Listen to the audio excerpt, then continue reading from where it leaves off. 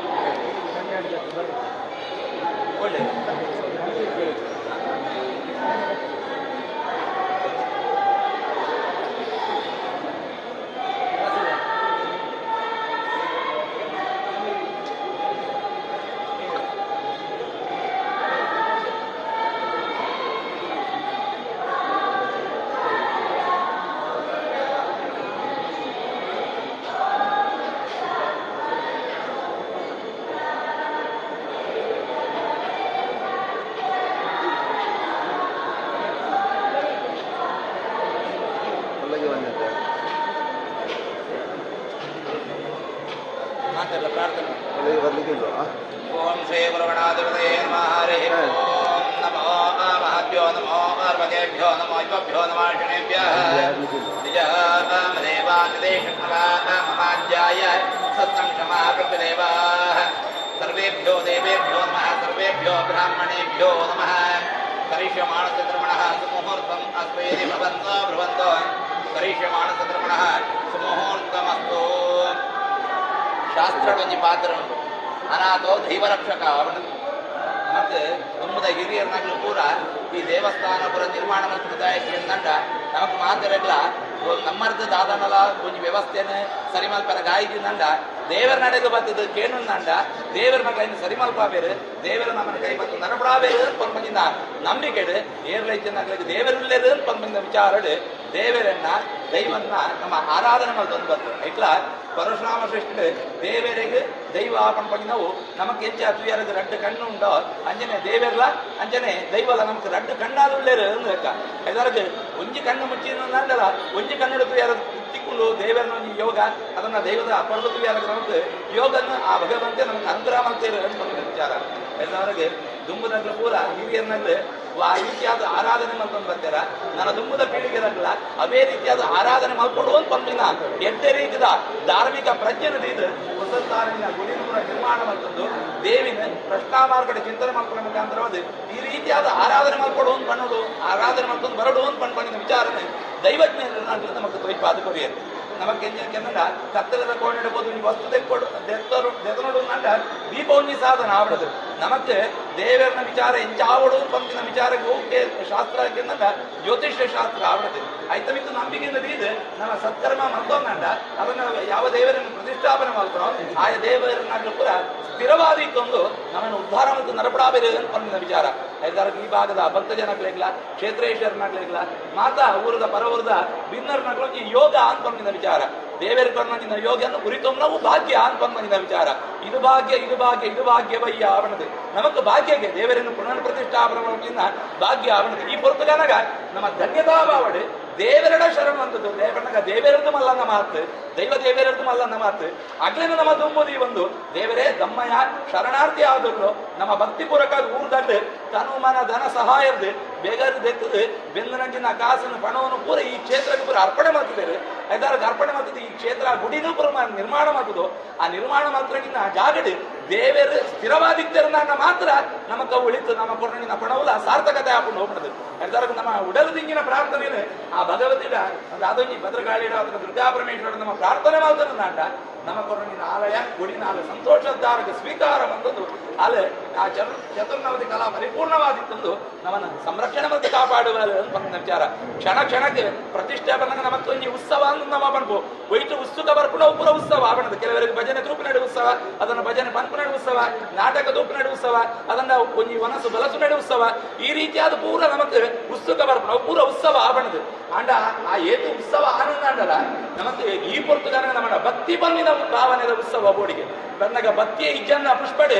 ನಮ್ಮ ದೇವರಿಗೆ ಅರ್ಪಣೆ ಮಾಡ್ತಂದಾಗ ಅವು ಭಜಕ್ಕಿರೇನೆ ಹಾಕೊಂಡು ಒಂದು ಬಂದ ನಮ್ಮ ಏಪಲ್ಲ ಪಾಡ್ನಂಜಿನ ಪೂ ಭಜಕ್ಕಿರಾವರೆಗೆ ಬಲ್ಲಿ ಈ ಕ್ಷೇತ್ರ ಅವು ದಾದಕ್ಕಂದ್ರ ಹೂವಾದ ಅರಳೊಂದಿತ್ತಂದು ಆ ಪೂತ ಕಮ್ಮೆನ ಮಾತೆರೆಗಳ ಪಸರಿಸೋಡಿಗೆ ಪೂತ ಕಮ್ಮೆನ ಪರಿಸರಿಸೋಡು ನಂಡ ಬಿಂಬೋಪಾದಿಟ್ಟು ವಿಶುದ್ಧ ಕಲಾ ಸಾನ್ನಿಧ್ಯ ಅಭಿವೃದ್ಧಿ ಆವಡು ನಮ್ಮ ವಿಚಾರ ಈ ಪೊರ್ತಗನ ನಮ್ಮ ಭಕ್ತಿಪೂರ್ವಕವಾದ ಪ್ರಾರ್ಥನೆ ಮಾತ್ರ ದೇವಿ ನಮ್ಮ ಭಕ್ತಿಪೂರ್ವಕವಾದ ಗುಡಿ ಈ ಸಂತೋಷದ ಸ್ವೀಕಾರ ಮಕ್ಕಳ ಪೂನಾಗಿ ನಮ್ಮ ಮುಹೂರ್ತ ನಮ್ಮ ಮಕ್ಕಳತೆ ನಮಗೆ ಈ ಇವೇ ಪೊರ್ತಲು ಬಿದಾಡೋಡು ಒಂದು ವಿಚಾರ ಇತ್ತು ಅಂಡ್ ಆ ಪೊರ್ತಲು ನಮಗೆ ಬಿದಾಡ್ರಾಗೆ ಕೆಲವು ಪೂರ ವಿಜ್ಞಾನ ಜೋಡಲು ಪೂರ ಬರ್ತದೆ ಸಹಜ ಅದಕ್ಕೋಸ್ಕರ ಅಂಚಿನ ವಿಜ್ಞಾನ ಪೂರ ಬರದಲ್ಲಿ ಬಂದು ಉದ್ದೇಶದಲ್ಲಿ ನಮ್ಮ ಇನ್ನಿಂದ ನಾಡು 156 ಗಣಪತಿ ಆಗಮನ ಮಾಡೋದು ಗಣಪತಿ ದೇವರೇ ಕುಮ್ಮದಿದ್ದು ನಮ್ಮ ಸಂದರ್ಭದಲ್ಲಿ ಪ್ರವೃತ್ತಿ ಆಗುವುದಿಲ್ಲ ಯಾಕಂದ್ರೆ ನಮ್ಮ ಪೂರ ನಾಯಕ ಏರಿಕೆಂದ್ರೆ ಗಣನಾಯಕ ಗಣಪತಿ ದೇವರೇ ನಾಯಕ ಇರ್ತದೆ ಒಬ್ಬರಿಗೆ ಇನ್ನ ಬಂದಿದ್ದಲ್ಲ ಆಡ ಪ್ರಾರ್ಥನೆ ಮಾಡ್ತಾನಲ್ಲ ದುಮ್ಮದ ಕೆಲಸಕ್ಕೆ ಹೇಳಿದೆ ಪರಿಸಮಾಪ್ತ ಮಾಡಬೇಕು ಹೇಳಬೇಕು ಆಯ್ತಾದ್ರೆ ಪೂರ್ಣ ನಮ್ಮ ಮುಹೂರ್ತಡೆ ಒಬ್ಬೇ ಇರ್ತದ ಗ್ರಹಚಾರ ದೋಷಗಳು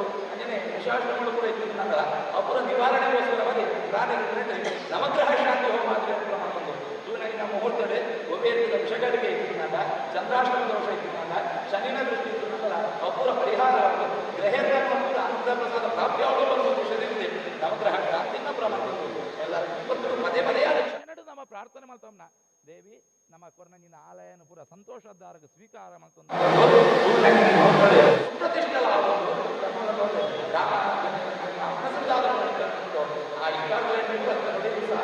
ಈ ಮುಹೂರ್ತ ಮಾಡ್ಕೊಂಡು ನಮಗೆ ಉಪಯುಕ್ತ ಬಿದ್ದ ಬರಬೇಕಂದ್ರೆ ಪೂರ ಪರಿಹಾರ ಮಾಡ್ಕೊಂಡು ನಮ್ಮ ಭಕ್ತಿ ಮಾತ್ರ ಭಕ್ತಿನ ಪುಷ್ಪ ನೀರಿಗೆ ಅರ್ಪಣೆ ಮಾಡ್ಕೊಂಡು ಅಲ್ಲಿ ಸಂತೋಷದಾರಗ ಸ್ವೀಕಾರ ಮಾಡಿ ಈ ದೇಹ ನಮಗೆ ದೇಹ ಶರೀರ ದೇವರಿಗೆ ಹೋಗ್ತದೆ ಗರ್ಭಭೂಮಿಯ ದೇಹ ಆಗಲಿಕ್ಕ ಆ ದೇಹ ಆದ ಪ್ರತಿಷ್ಠರ ಪ್ರಸನ್ನರಾದ ನಮ್ಮ ಮಾತರೆಲ್ಲ ಕೈ ಬಂದು ನರಪಡಾವಳು ನಮ್ಮ ಭಕ್ತಿಗೋಸ್ಕರ ಪ್ರಾರ್ಥನೆ ಸ್ವೀಕಾರ ಮಾಡಿಕೊಂಡು ಈ ಮುಹೂರ್ತದ ಸುಮುಹೂರ್ತ ದೇವಿನ ಸಂತಾನ ಪ್ರಾರ್ಥನೆ ಮಾಡ್ತಾರೆ.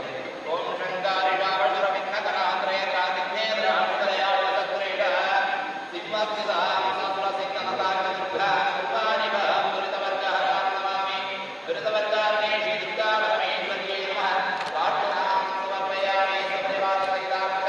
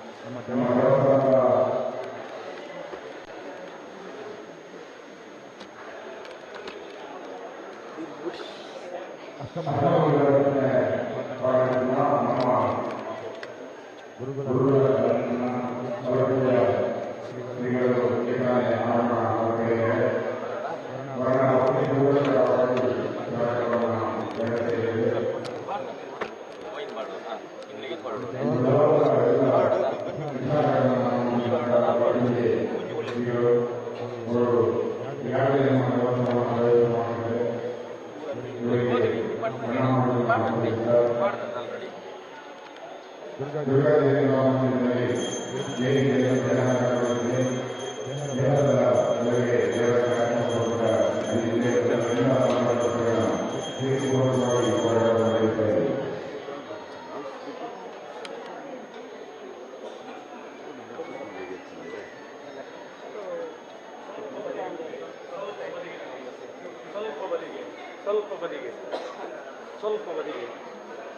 ಬದಿಗೆ ಸ್ವಲ್ಪ ದಾರಿ ಬನ್ನಿ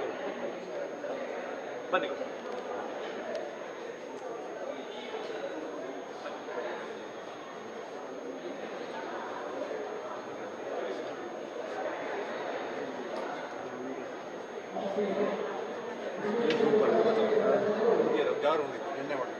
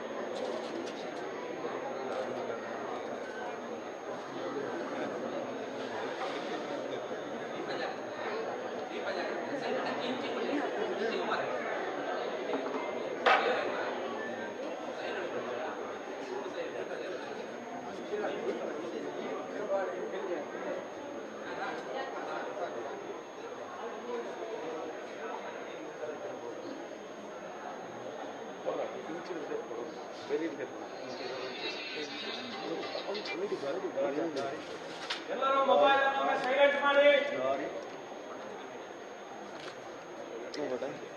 ಫೋಟೋ ತೆಗಿಬೇಡಿ, ಮೊಬೈಲ್ ಸೈಲೆಂಟ್ ಮಾಡಿ.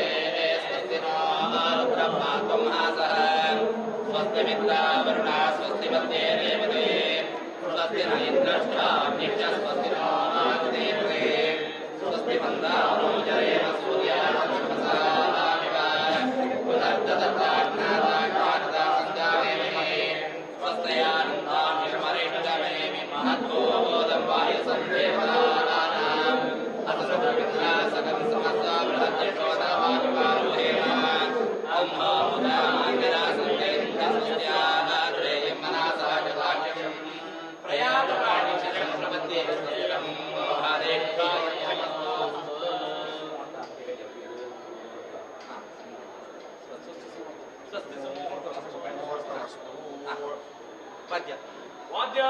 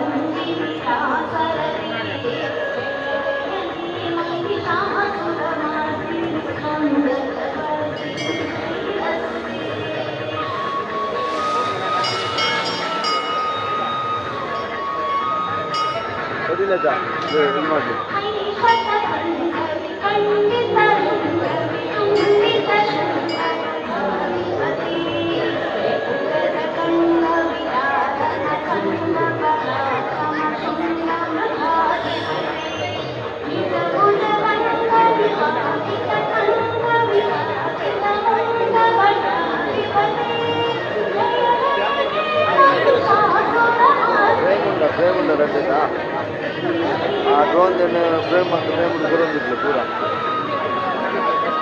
ಆ ಒಂದು ಫ್ರೇಮ್ ಡ್ರೋನ್ ಶಾಟ್ ಇದು ಬಿಡಲೆ ಒಂದಿದೆಲ್ಲ ಆಗ ಬಂದಿಲ್ಲ ಆಗ ಮೂರು ಇದ್ದಿದ್ದ ಓಪನ್ ಬಿಡಲೆ ಅದೆಲ್ಲ ಅವನಿಂದ ಫ್ರೇಮ್ ಬಿಡಲೆ ಅದೊಂದು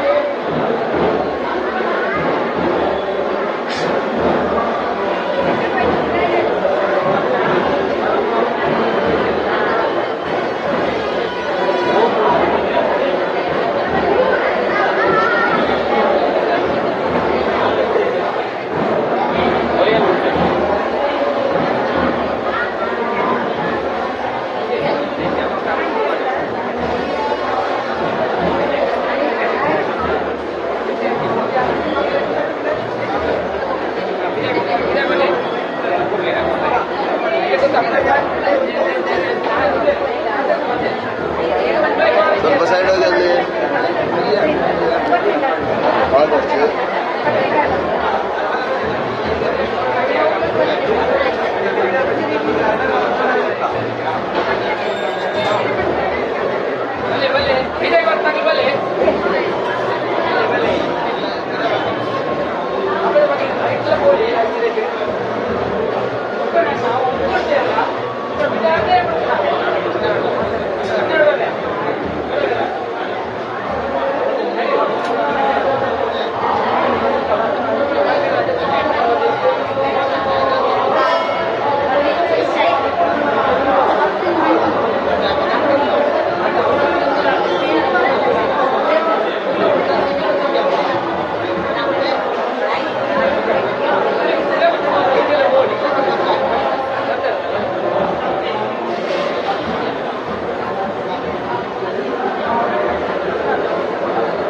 ಜಲ್ದಿ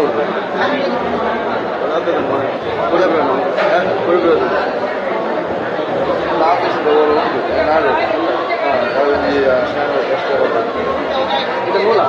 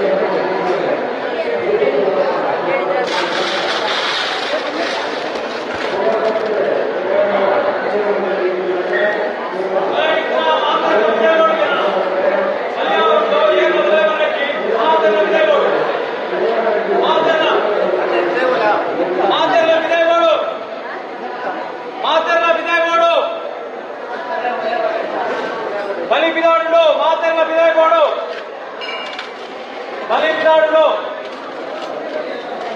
ಅರ್ಚಕರಿಗೆ ಮುಟ್ಟುವರು ಇದೇ ಬೋಲೆ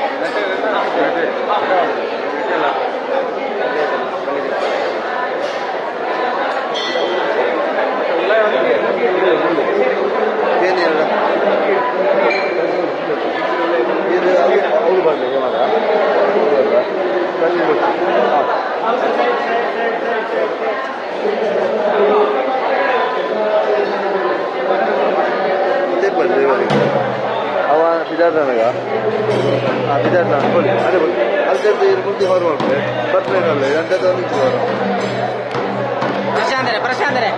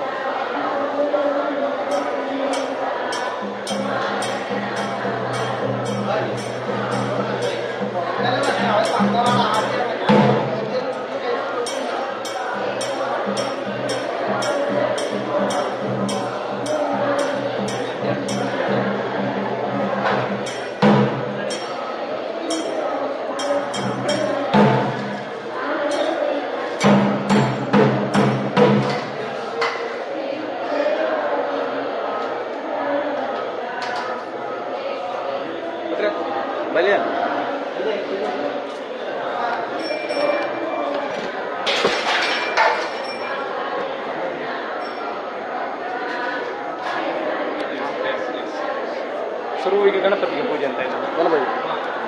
ಗಣಪತಿಗೆ ಶುರುವಿಗೆ ಚಿಕ್ಕಪ್ಪ ಗಣಪತಿಗೆ ಪೂಜೆ ಅಂತ ಗಣಪತಿಗೆ ಪೂಜೆ ಅಲ್ಲಿ ಕರೆಯುವುದು ಬೇಡ, ತುಂಬ ಜನ ಬರ್ತಾರೆ. ಬೇಡ ದಿನೇಶಣ್ಣ ಬೇಡ ಪೂಜೆ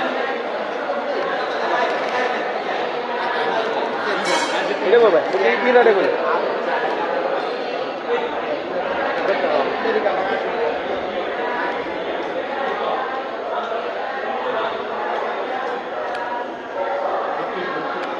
ಸಂಜೆ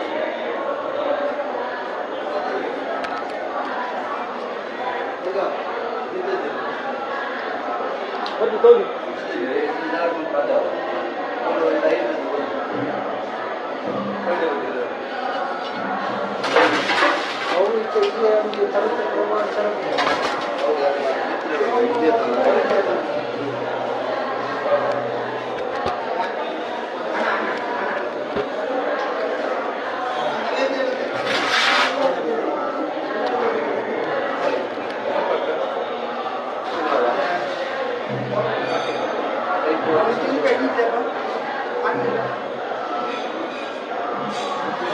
ಅವು ಲೈಟ್ ದೂರ ಬಂದು ಪೂಜೆ ಆನ ಮಾಡಿದ್ರು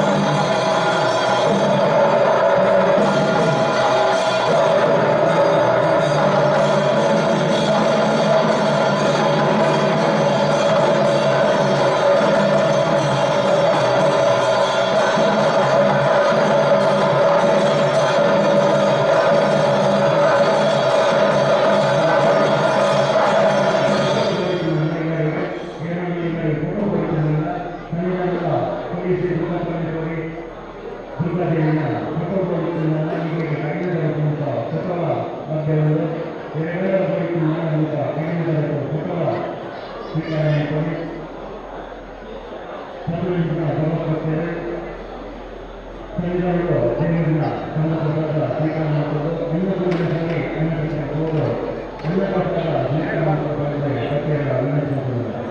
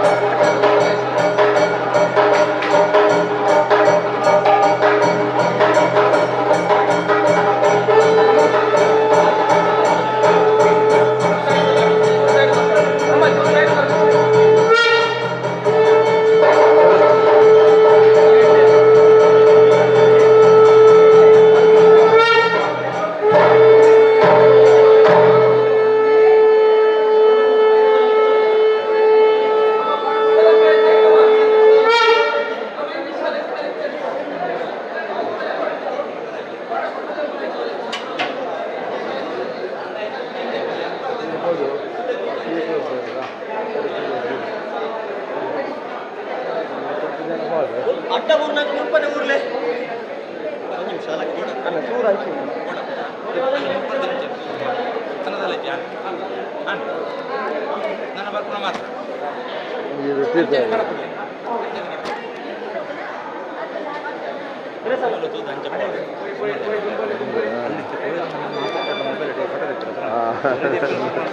ಪೂರ ಬಾಕಿ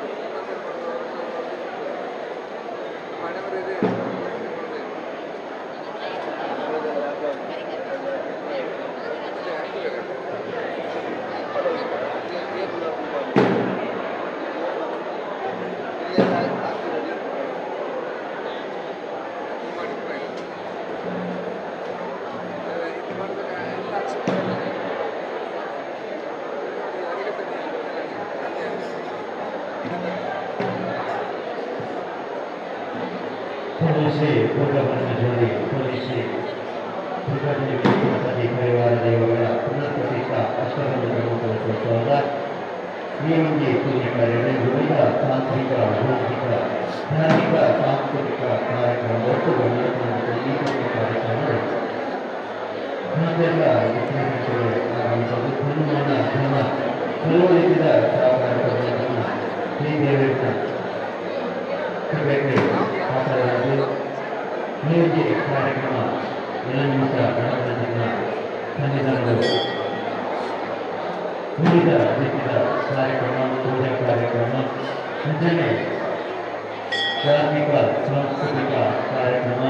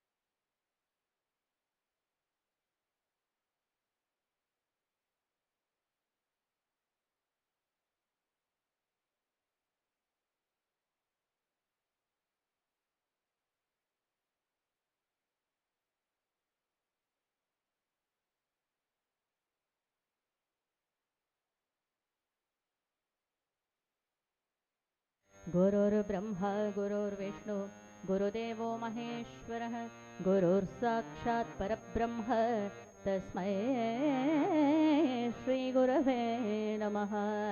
सरस्वती नमस्तुभ्यं वरदे कामरूपिणे विद्यारम्भं करिष्यामि सिद्धिर्भवतु मे सदा। बालाय नीलवपुषे नवकिङ्किणीकजादाभिरामजगणाय दिगम्बराय शार्दूल दिव्यनखभूषणभूषिताय नन्दात्मजाय नवनीतमुषे नमस्ते। गजमुख ಜ್ಞಾನನೋ ಭಜಿಸುವೆ ಸತತದಿಗೆ ನಿಜ ಮತೆಯನೆ ನೀಡು ಗಜಮುಖ ಜ್ಞಾನನು ಭಜಿಸುವೆ ಸತತದಿಗೆ ನಿಜ ಮತೆಯನೆ ನೀಡೋ ನೀಡೋ ನಿಜ ಮತೆಯನೆ ನೀಡೋ.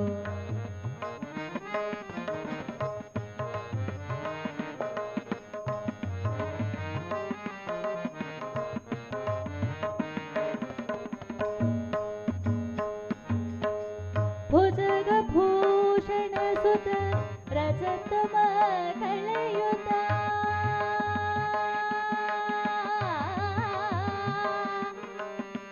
ಭುಜಗಭೂಷಣ ಸುತ ರಜತಮ ಕಳೆಯುತ ಜಗಬರದನ ನೀ ತೋರೋ ಗಜಮುಖ ಜ್ಞಾನನು ಭಜಿಸುವೆ ಸತತದೆ ನಿಜ ಮತೆಯನೆ ನೀಡೋ.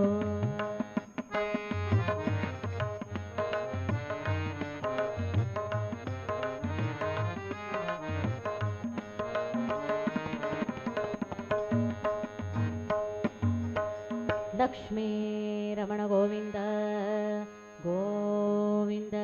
ಶ್ರೀ ದುರ್ಗಾ ಪರಮೇಶ್ವರಿ ಮಾತಾ ಕೇ ಜೈ.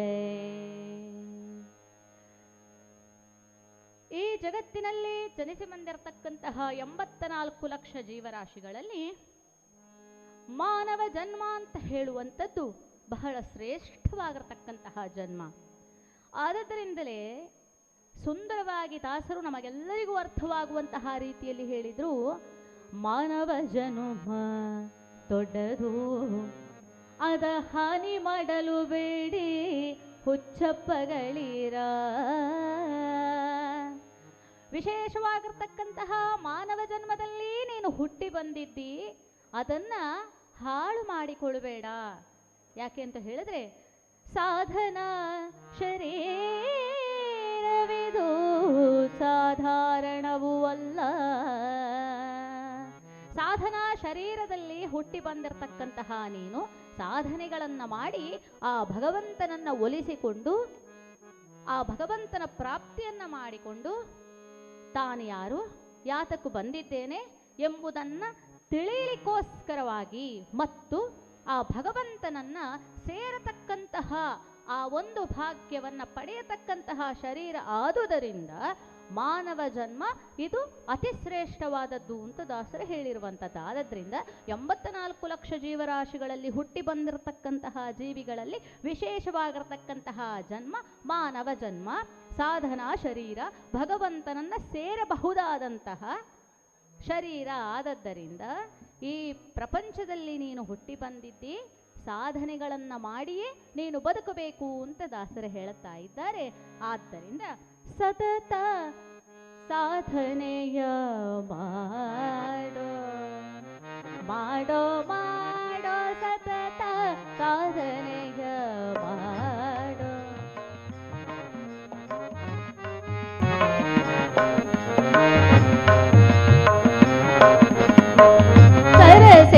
ಸರಸಿಜನಾಭನ ಸರ್ವದಾ ಪುಗಳುತ್ತ, ಸರಸಿಜನಾಭನ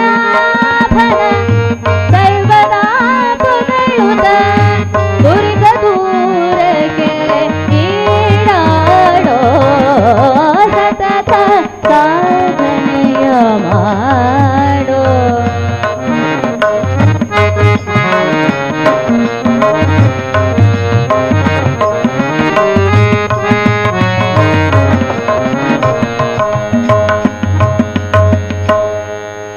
ಆದುದರಿಂದ ನಿನ್ನ ಜನ್ಮದಲ್ಲಿ ನೀನು ಸತತವಾದಂತಹ ಅದ್ಭುತವಾಗಿರತಕ್ಕಂತಹ ಸಾಧನೆಗಳನ್ನು ಮಾಡಿ ಬದುಕಬೇಕು ಅಂತ ಹೇಳ್ತಾ ಇದ್ದಾರೆ ದಾಸರು.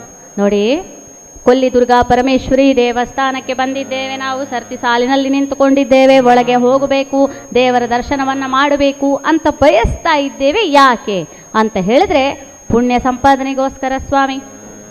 ನಾವು ಹೇಗೇಗೋ ಈ ಪ್ರಪಂಚದಲ್ಲಿ ಜೀವಿಸುವುದಲ್ಲ, ದೇವರನ್ನು ನೋಡಿಕೊಂಡು ಆ ದೇವರ ಕೆಲಸಗಳನ್ನು ಮಾಡಿಕೊಂಡು ಮಾಡತಕ್ಕಂತಹ ಇತರ ಯಾವುದೇ ಕೆಲಸಗಳಿದ್ದರೂ ಕೂಡ ಅದೆಲ್ಲವನ್ನ ಕೂಡ ಭಗವಂತನಿಗೆ ಅರ್ಪಣೆ ಮಾಡಿಕೊಂಡು ಸಕಲವನ್ನು ದೇವರಿಗೆ ಅರ್ಪಣೆ ಅಂತ ಹೇಳಿ ಬದುಕುವಂತಹ ನಿಟ್ಟಿನಲ್ಲಿ ಆ ಪುಣ್ಯ ಸಂಪಾದನೆಯ ದಾರಿಗೋಸ್ಕರವಾಗಿ ಇವತ್ತು ದೇವಸ್ಥಾನಕ್ಕೆ ನಾವು ಬಂದಿದ್ದೇವೆ.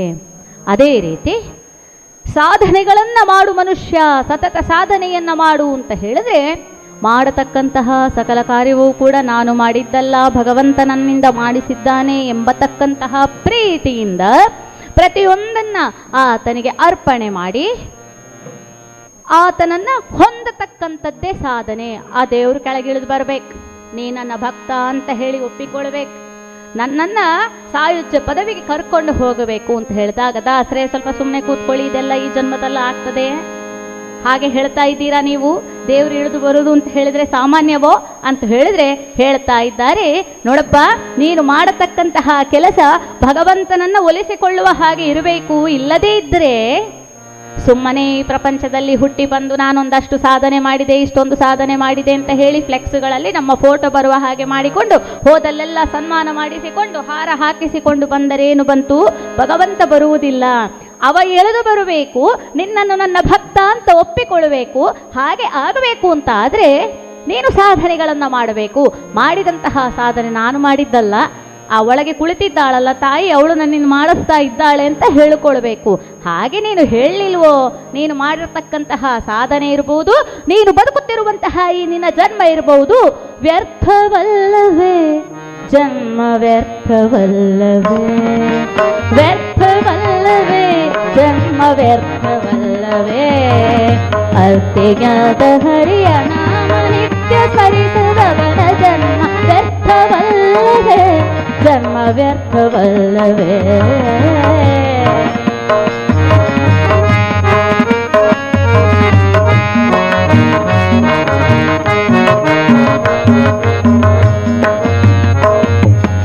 ಅಳುತ್ತಾ ಬಂದು ಅಳುತ್ತಾ ಇದ್ದು ಅಳುತ್ತಾ ಹೊರಟು ಹೋಗುವಂಥದ್ದು ನಮ್ಮ ಕೆಲಸ. ನೋಡಿ, ಮಕ್ಕಳು ಹುಟ್ಟಿದಾಗ ಹತ್ತುಕೊಂಡೇ ಪ್ರಪಂಚಕ್ಕೆ ಬರ್ತಾರೆ. ಬಂದ ಮೇಲೆ ಏನಾದರೂ ಸ್ವಾಮಿ ಸುಖ ನೋಡಿದ್ದೀರಾ ನೀವು? ಇಲ್ಲೂ ಕೂಡ ಅಳುವುದೇ, ಅಯ್ಯೋ ನನಗೆ ಹಾಗಾಗಲಿಲ್ಲ, ಅಯ್ಯೋ ನನಗೆ ಹೀಗಾಗಲಿಲ್ಲ ಅಂತ. ಆದರೆ ಅಳುವಾರ್ದು, ನಿಜವಾಗಿ ಅಳಬೇಕಾದವಳು ನಾನೀಗ. ಯಾಕೆ ಅಂತ ಹೇಳಿದ್ರೆ ರಾತ್ರಿ 8 ಗಂಟೆಗೆ ಇದ್ದಿದ್ದು ನನ್ನ ಹರಿಕತೆ. ಪಾಪ ಕಾರ್ಯದ ಒತ್ತಡದಿಂದ ಮಧ್ಯಾಹ್ನಕ್ಕೆ ಮಾಡ್ರಿ ಅಂತ ಹೇಳಿದ್ದಾರೆ. ಸಂತೋಷದಲ್ಲಿ ವೇದಿಕೆಯನ್ನು ಕೊಟ್ಟಿದ್ದಾರೆ. ಇಲ್ಲಿ ಕೂತ್ಕೊಂಡು ನಾನು ಅಳುತ್ತಾ ಇಲ್ಲ. ಯಾಕೆ ಅಂತ ಹೇಳಿದ್ರೆ ನನಗೆ ಭಾರಿ ಸಂತೋಷ ಆಯಿತು. ಇಲ್ಲಿ ಹರಿಕತೆ ಮಾಡೋದೇ ಖುಷಿ. ಯಾಕೆ ಅಂತ ಹೇಳಿದ್ರೆ ಅಷ್ಟು ದೊಡ್ಡ ವೇದಿಕೆಯಲ್ಲಿ ಮಾಡ್ತಿದ್ರೆ ದೇವರಿಂದ ದೂರ ಹೋಗಿ ನಾನು ಮಾಡಬೇಕಾಗಿತ್ತು. ಆದ್ದರಿಂದ ಇವತ್ತು ನನಗೆ ಈ ವೇದಿಕೆ ಕೊಟ್ಟಿದ್ದಾರೆ ಅಂದರೆ ಅಲ್ಲಿ ಒಳಗೆ ಕೂತಿದ್ದಾಳೆ ತಾಯಿ, ಕೂತ್ಕೊಂಡು ಕೇಳ್ತಾ ಇದ್ದಾಳೆ. ಆದ್ದರಿಂದ ಅಳುತ್ತಾ ಬಂದು ಅಳುತ್ತಾ ಇದ್ದು ಅಳುತ್ತಾ ಹೊರಟು ಹೋಗುವುದಾಗಬಾರದು. ಸಿಕ್ಕಿದ್ರಲ್ಲಿ ತೃಪ್ತಿ ಪಡ ನೀನು. ಯಾಕಂತ ಹೇಳಿದ್ರೆ ನಮ್ಮಿಂದ ಚೆನ್ನಾಗಿ ದೇವರಿಗೆ ಗೊತ್ತಿದೆ ನಮ್ಮನ್ನು ಹೇಗೆ ನಡೆಸಬೇಕು ಅಂತ. ಆದ್ದರಿಂದ ಸಿಕ್ಕಿದಂತಹ ಯಾವ ಒಂದು ಅವಕಾಶ ಇದೆಯೋ ಅದು ಯಾವುದು ಕೂಡ ವ್ಯರ್ಥ ಅಲ್ಲ. ದೇವರೇ ನೀನೇ ಮಾಡಿಸಿರುವಂಥದ್ದು ಅಂತ ಹೇಳಿಕೊಂಡು ಮಾಡಿಕೊಂಡು ಹೋಗು, ಆಗ ನಿನ್ನ ಜನ್ಮಕ್ಕೆ ಬೆಲೆ ಬರ್ತದೆ ಅಂತ ದಾಸರು ಹೇಳುತ್ತಾರೆ. ಆದ್ದರಿಂದ ನಮ್ಮ ಉದ್ದೇಶ ಭಗವಂತನನ್ನು ಧರೆಗಿಳಿಸುವಂಥದ್ದು ಅಥವಾ ನಾವು ಅವನನ್ನು ಸೇರುವಂಥದ್ದೇ ಆಗಿರಬೇಕು. ಆಗ ಹೇಳ್ತಾರೆ ನಮ್ಮ ಜನರು, ದಾಸರೇ ಯಾರಾದರೂ ಹಾಗೆ ಇದ್ದಾರಾ, ದೇವರನ್ನು ಸೇರಿದವರಿದ್ದಾರಾ ಅಂತ ಕೇಳಿದ್ರೆ ಇದ್ದಾರಪ್ಪ.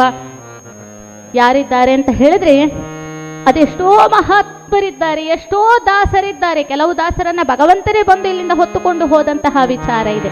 ಆದರೆ ವಿಶೇಷವಾಗಿ ಇವತ್ತು ಕೇಶವ ಪಡ್ಕೆಯವರು ಬಹಳ ಆಸ್ಥೆಯಿಂದ, ಬಹಳ ಪ್ರೀತಿಯಿಂದ, ಬಹಳ ಮುತುವರ್ಜಿಯಿಂದ ಇವತ್ತು ಈ ಕೊಲ್ಲಿ ದೇವಸ್ಥಾನದಲ್ಲಿ ಕಾರ್ಯಕ್ರಮವನ್ನು ಮಾಡಿಸುವಾಗ ಅವರು ಹೇಳಿರುವಂಥದ್ದು ಒಂದು ವಿಚಾರ ನೋಡಿ.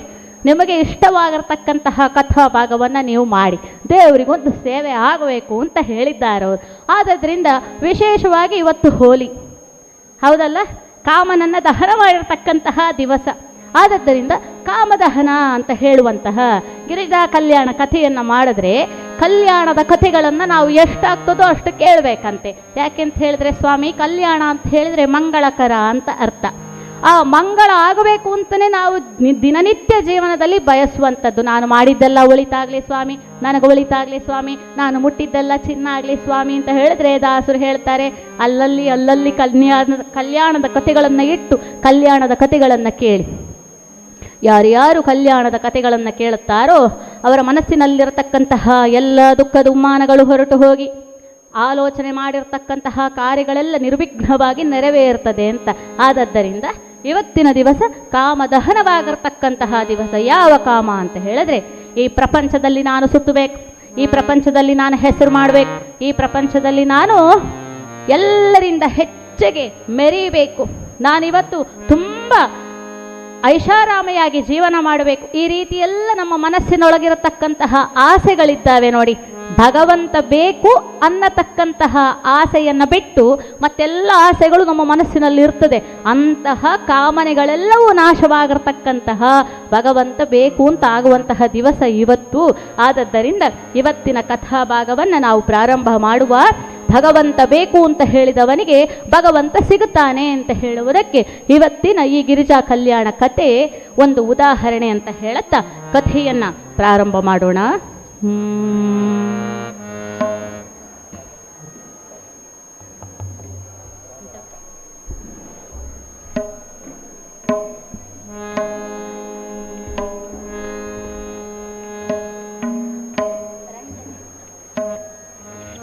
ತಾಯಿ ದುರ್ಗಾದೇವಿಯ ಸನ್ನಿಧಾನದಲ್ಲಿ ನಾವೆಲ್ಲರೂ ಕುಳಿತಿದ್ದೇವೆ ನೋಡಿ.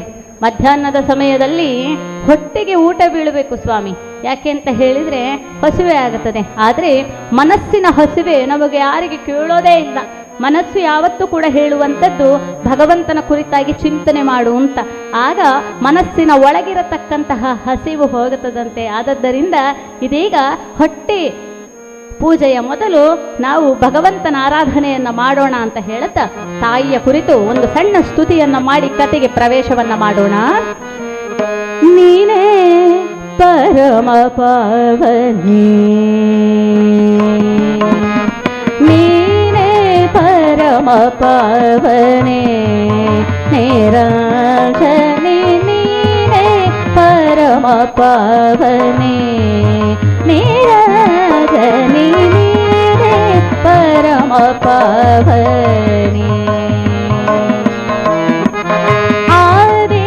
ಆದಿನಾರಾಯಣಿ ಸಾಧು ಜನವಾದಿನಿ, ಆದಿನಾರಾಯಣಿ ಸಾಧು ಜನವಾದಿನಿ, ಸದಾನಂದ ರೂಪಿಣಿ ಸದ್ಗತಿ ಸುಖದಾಯಿನಿ, ಸದಾನಂದ ರೂಪಿಣಿ ಸದ್ಗತಿ ಸುಖದಾಯಿನಿ, ನೀನೇ ಪರಮ ಪಾವನಿ.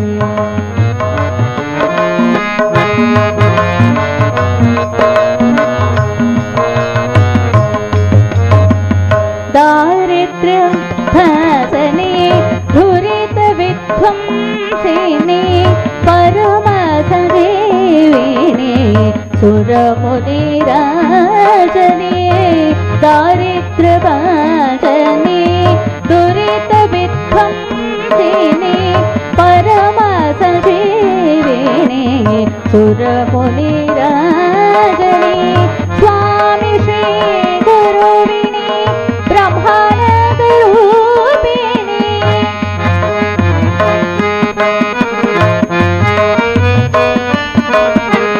ಮಹೇಪತಿ ಕುಲ ಸ್ವಾಮಿನಿ, ಮಹೇಪತಿ ಕುಲ ಸ್ವಾಮಿನಿ, ನೀ ಪರಮ ಪಾವನಿ, ಮಹೇಪತಿ ಕುಲ ಸ್ವಾಮಿನಿ, ನೀ ಪರಮ ಪಾವನಿ, ನೀನೇ ಪರಮ ಪಾವನಿ, ನೀರಾಜನಿ ನೀನೇ ಪರಮ ಪಾವನಿ.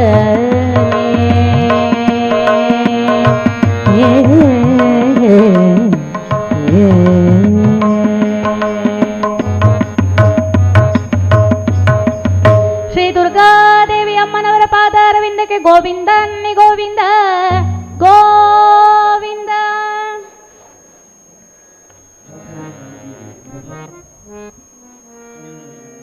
ಪ್ರಾಚೀನದಲ್ಲಿ ಪರಶಿವನ ಸತಿಯಾಗಿರ್ತಕ್ಕಂತಹ ದಾಕ್ಷಾಯಿಣಿ ತನ್ನ ತಂದೆಯಾಗಿರ್ತಕ್ಕಂತಹ ದಕ್ಷ ಪ್ರಜೇಶ್ವರ ಮಾಡತಕ್ಕಂತಹ ಆ ಒಂದು ಯಾಗದಲ್ಲಿ ನನ್ನ ಗಂಡನಾಗಿರ್ತಕ್ಕಂತಹ ಪರಮೇಶ್ವರನಿಗೆ ಯಾವುದೇ ರೀತಿಯ ಆಹ್ವಾನವನ್ನು ನೀಡದೆ ಮರ್ಯಾದೆಯನ್ನು ಕೂಡ ನೀಡದೆ ಅದಕ್ಕೆ ಬದಲಾಗಿ ಹೇಳಿಕೆ ಇಲ್ಲದೆಯೂ ಕೂಡ ನನ್ನ ತಂದೆಯವರ ಮನೆ ಎಂಬುದಾಗಿ ಬಂದಿರತಕ್ಕಂತಹ ಈ ದಾಕ್ಷಾಯಿಣಿಯ ಎದುರು ತನ್ನ ಗಂಡನಾಗಿರುವಂತಹ ಪರಶಿವನನ್ನ ಬೈದು ಆತನನ್ನ ಹಂಗಿಸಿ ಅವಮಾನ ಮಾಡಿದ ಎಂಬಂತಹ ಕೋಪದಿಂದ ಆ ಮಾಡುತ್ತಿರುವಂತಹ ಯಾಗಾಗ್ನಿಯಲ್ಲಿಯೇ ತನ್ನ ತೇಜಾಗ್ನಿಯಿಂದ ದೇಹವನ್ನ ಸುಟ್ಟುಕೊಂಡು ನೀನು ಕೊಟ್ಟಿರುವಂತಹ ಈ ಶರೀರ ಈ ದಾಕ್ಷಾಯಣಿಗೆ ಬೇಡ ಅಂತ ಹೇಳಿ ತನ್ನ ತಂದೆಯಿಂದ ಬಂದಿರತಕ್ಕಂತಹ ದೇಹವನ್ನ ತೊರೆದು ಮತ್ತೆ ಶಿವನನ್ನ ಸೇರಬೇಕು ಅಂತ ಹೇಳುವಂತಹ ಮನಸ್ಸು ಮಾಡ್ತಾ ಇದ್ದಾಳೆ. ಆಗಲೇ ಹೇಳಿದ ಪೀಠಿಕಾ ವಿಭಾಗದಲ್ಲಿ ಸಾಧನ ಶರೀರವಿದು, ಸಾಧನಾ ಶರೀರ, ಒಂದು ಸಲ ಭಗವಂತ ಕೊಟ್ಟಿರ್ತಕ್ಕಂತಹ ಈ ಶರೀರ ಇದು ನನಗೆ ಬೇಡ ಅಂತ ಹೇಳಿದಾಗ ಬಿಡುವಂತಹ ಆ ಒಂದು ಸ್ವಾತಂತ್ರ್ಯ ನಮ್ಮಂತಹ ಮಾನವರದ್ದಲ್ಲ ಅಂತ. ಆ ತಾಯಿ ಅವಳು ಜಗಜ್ಜನನಿ, ನನಗೆ ದಕ್ಷನಿಂದ ಬಂದಿರುವಂತಹ ಈ ದೇಹ ಬೇಡ ಅಂತ ಹೇಳಿದಾಗ ಆ ದೇಹವನ್ನ ಬಿಟ್ಲು ಮತ್ತೆ ಶಿವನನ್ನ ಸೇರಬೇಕು ಅಂತ ಹೇಳಿ ಇನ್ನೊಂದು ದೇಹಕ್ಕೆ ಅವಳು ಬರ್ತಾಳೆ ಅಂತ ಹೇಳಿ ನಮಗೆಲ್ಲ ಇಲ್ಲಿ ಆಲೋಚನೆ ಆಗ್ಲಿಕ್ಕೆ ಉಂಟು. ನಾವೇನು ಮಾಡ್ತೇವೆ, ನಮಗೆ ಕಷ್ಟ ಬಂದಾಗ ಈ ದೇಹ ಬೇಡಪ್ಪ ಅಂತ ಆಗ್ತದೆ, ನಮಗೆ ಹೋಗಿ ಎಲ್ಲಿಯಾದ್ರೂ ಬಾವಿಗೋ ಫ್ಯಾನಿಗೋ ನೇಣು ಹಾಕೊಂಡು ಸತ್ತು ಹೋಗುತ್ತೇವೆ. ಮತ್ತೆ ಬರಬೇಕು ಅಂತ ಹೇಳಿದ್ರೆ ನಮಗೂ ಬರ್ಲಿಕ್ಕೆ ಆಗುವುದಿಲ್ಲ. ಮತ್ತೆ ಅನಾಥ ಪ್ರೇತವಾಗಿ ಎಷ್ಟರವರೆಗೆ ಜನ್ಮ ಬರ್ತಿದ್ದಾರೋ ಅಷ್ಟು ವರ್ಷ ಪ್ರೇತ ಆಗಿ ಸುತ್ತಿಕೊಂಡು ಇದ್ದ ಸಂಸಾರಕ್ಕೆಲ್ಲ ಕಷ್ಟ ಕೊಟ್ಟುಕೊಂಡು ಮನೆಯವರು ಮತ್ತೆ ಇದ್ದ ಜ್ಯೋತಿಷಿಗಳ ಹತ್ರ ಹೋಗಿ ಭಾರಿ ಕಷ್ಟ ಆಗ್ತದೆ ಅವರಿಗೆ ಅದಕ್ಕೆ ನಿವೃತ್ತಿ ಮಾಡಿಸ್ಲಿಕ್ಕೆ. ಹೌದೋ ಅಲ್ವೋ? ಸತ್ತವನಿಗೂ ಸುಖ ಇಲ್ಲ, ಇದ್ದವನಿಗೂ ಸುಖ ಇಲ್ಲ ಅಂತ ಹೇಳುವ ಪರಿಸ್ಥಿತಿಯನ್ನು ತಂದಿಡ್ತೇವೆ. ಆದರೆ ತಾಯಿ ದಾಕ್ಷಾಯಿಣಿ ಹಾಗಲ್ಲ. ತನ್ನ ಗಂಡನಿಗೆ ಸಿಗದಂತಹ ಮರ್ಯಾದೆ ಅಂತಹ ಜಾಗೆಯಲ್ಲಿ ನಾನು ಇರುವುದಿಲ್ಲ, ಅಂತಹ ಶರೀರ ನನಗೆ ನೀನು ಕೊಟ್ಟದ್ದು ಬೇಡ ಅಂತ ಹೇಳಿ ಮತ್ತೆ ಹಿಮವಂತ ಮತ್ತು ಮೇನಕಾ ದೇವಿಯರ ಕುಮಾರಿಯಾಗಿ ಪರ್ವತರಾಜನ ಮಗಳಾಗಿ ಪಾರ್ವತಿ ಎಂಬಂತಹ ಹೆಸರಿನಿಂದ ಮತ್ತೆ ಹುಟ್ಟಿ ಬಂದಿದ್ದಾಳೆ ನೋಡಿ. ಒಂದೇ ಇರುವಂಥದ್ದು ಮನಸ್ಸಿನಲ್ಲಿ, ಏನು, ನನ್ನ ಜನ್ಮ ಆಗಿದೆ ಅಂತ ಹೇಳಿದ್ರೆ ನಾನು ಭಗವಂತನನ್ನ ಸೇರ್ಲಿಕ್ಕೋಸ್ಕರವಾಗಿಯೇ ಬಂದಿದ್ದೇನೆ, ನಾನು ದೇವರನ್ನ ಸೇರಬೇಕು, ಅವನನ್ನ ಸೇರುವಂತಹ ಮಾರ್ಗ ಹೇಗೆ ಅಂತ ಹೇಳಿ ಹುಟ್ಟಿ ಬಂದಿರತಕ್ಕಂತಹ ದಾಕ್ಷಾಯಣಿ ಪುನರ್ಜನಿಸಿದಳ ದಾಕ್ಷಾಯಣಿ ದೇವಿ, ಪುನರ್ಜನಿಸಿದ್ದಾಳೆ ದಾಕ್ಷಾಯಣಿ ದೇವಿ. ಹಿಮವಂತ ಮೇನಕೆಯರ ಮಗಳಾಗಿ ಹುಟ್ಟಿದ್ದರಿಂದ, ಹಿಮವಂತ ಹೇಳಿದ್ರೆ ಅವ ಪರ್ವತರಾಜನ ಪುತ್ರಿ ಆದ್ದರಿಂದ ಅವಳು ಪಾರ್ವತಿ. ಪರ್ವತರಾಜ ಅಂತ ಹೇಳಿದ್ರೆ ಒಬ್ಬ ಗಿರಿಗಳಿಗೆ ಒಡೆಯ, ಗಿರಿಪುತ್ರಿ ಆದ್ದರಿಂದ ಗಿರಿಜೆ ಎನ್ನುವಂತಹ ನಾಮಧೇಯಗಳನ್ನು ಹೊತ್ತುಕೊಂಡು ತಾಯಿ ಮತ್ತೆ ಹುಟ್ಟಿ ಬಂದಿದ್ದಾಳೆ, ಬೆಳೆದು ಬರ್ತಾ ಇದ್ದಾಳೆ. ಚಿಂತನ ಮಂಥನಗಳಿಗೆ ಬರೀ ಶಿವ ಶಿವ ಶಿವ ಶಿವ ಎಂಬುದಾಗಿ ಶಿವನ ಆಲೋಚನೆಯನ್ನೇ ಮಾಡುತ್ತಾ ಬೆಳೆಯುತ್ತಾ ಇದ್ದಾಳಂತೆ. ಎಷ್ಟು ಹೊತ್ತಿಗೂ ನೋಡಿದ್ರು ಶಿವನಾಮ ಸ್ಮರಣೆಯನ್ನ ಮಾಡ್ತಾ ಇದ್ದಾಳವಳು. ಹೇ ಶಿವ, ನಾನು ನಿನ್ನನ್ನೇ ಹೊಂದಬೇಕು ಅಂತ ಹೇಳುವಂತಹ ಚಿಂತನೆಯನ್ನ ಅತಿ ಚಿಕ್ಕಂದಿನಿಂದಲೂ ಕೂಡ ಮನಸ್ಸಿನಲ್ಲಿ ಬೆಳೆಸಿಕೊಂಡು ಬಂದವಳು ಎಂಬುದಾಗಿ ಶಿವ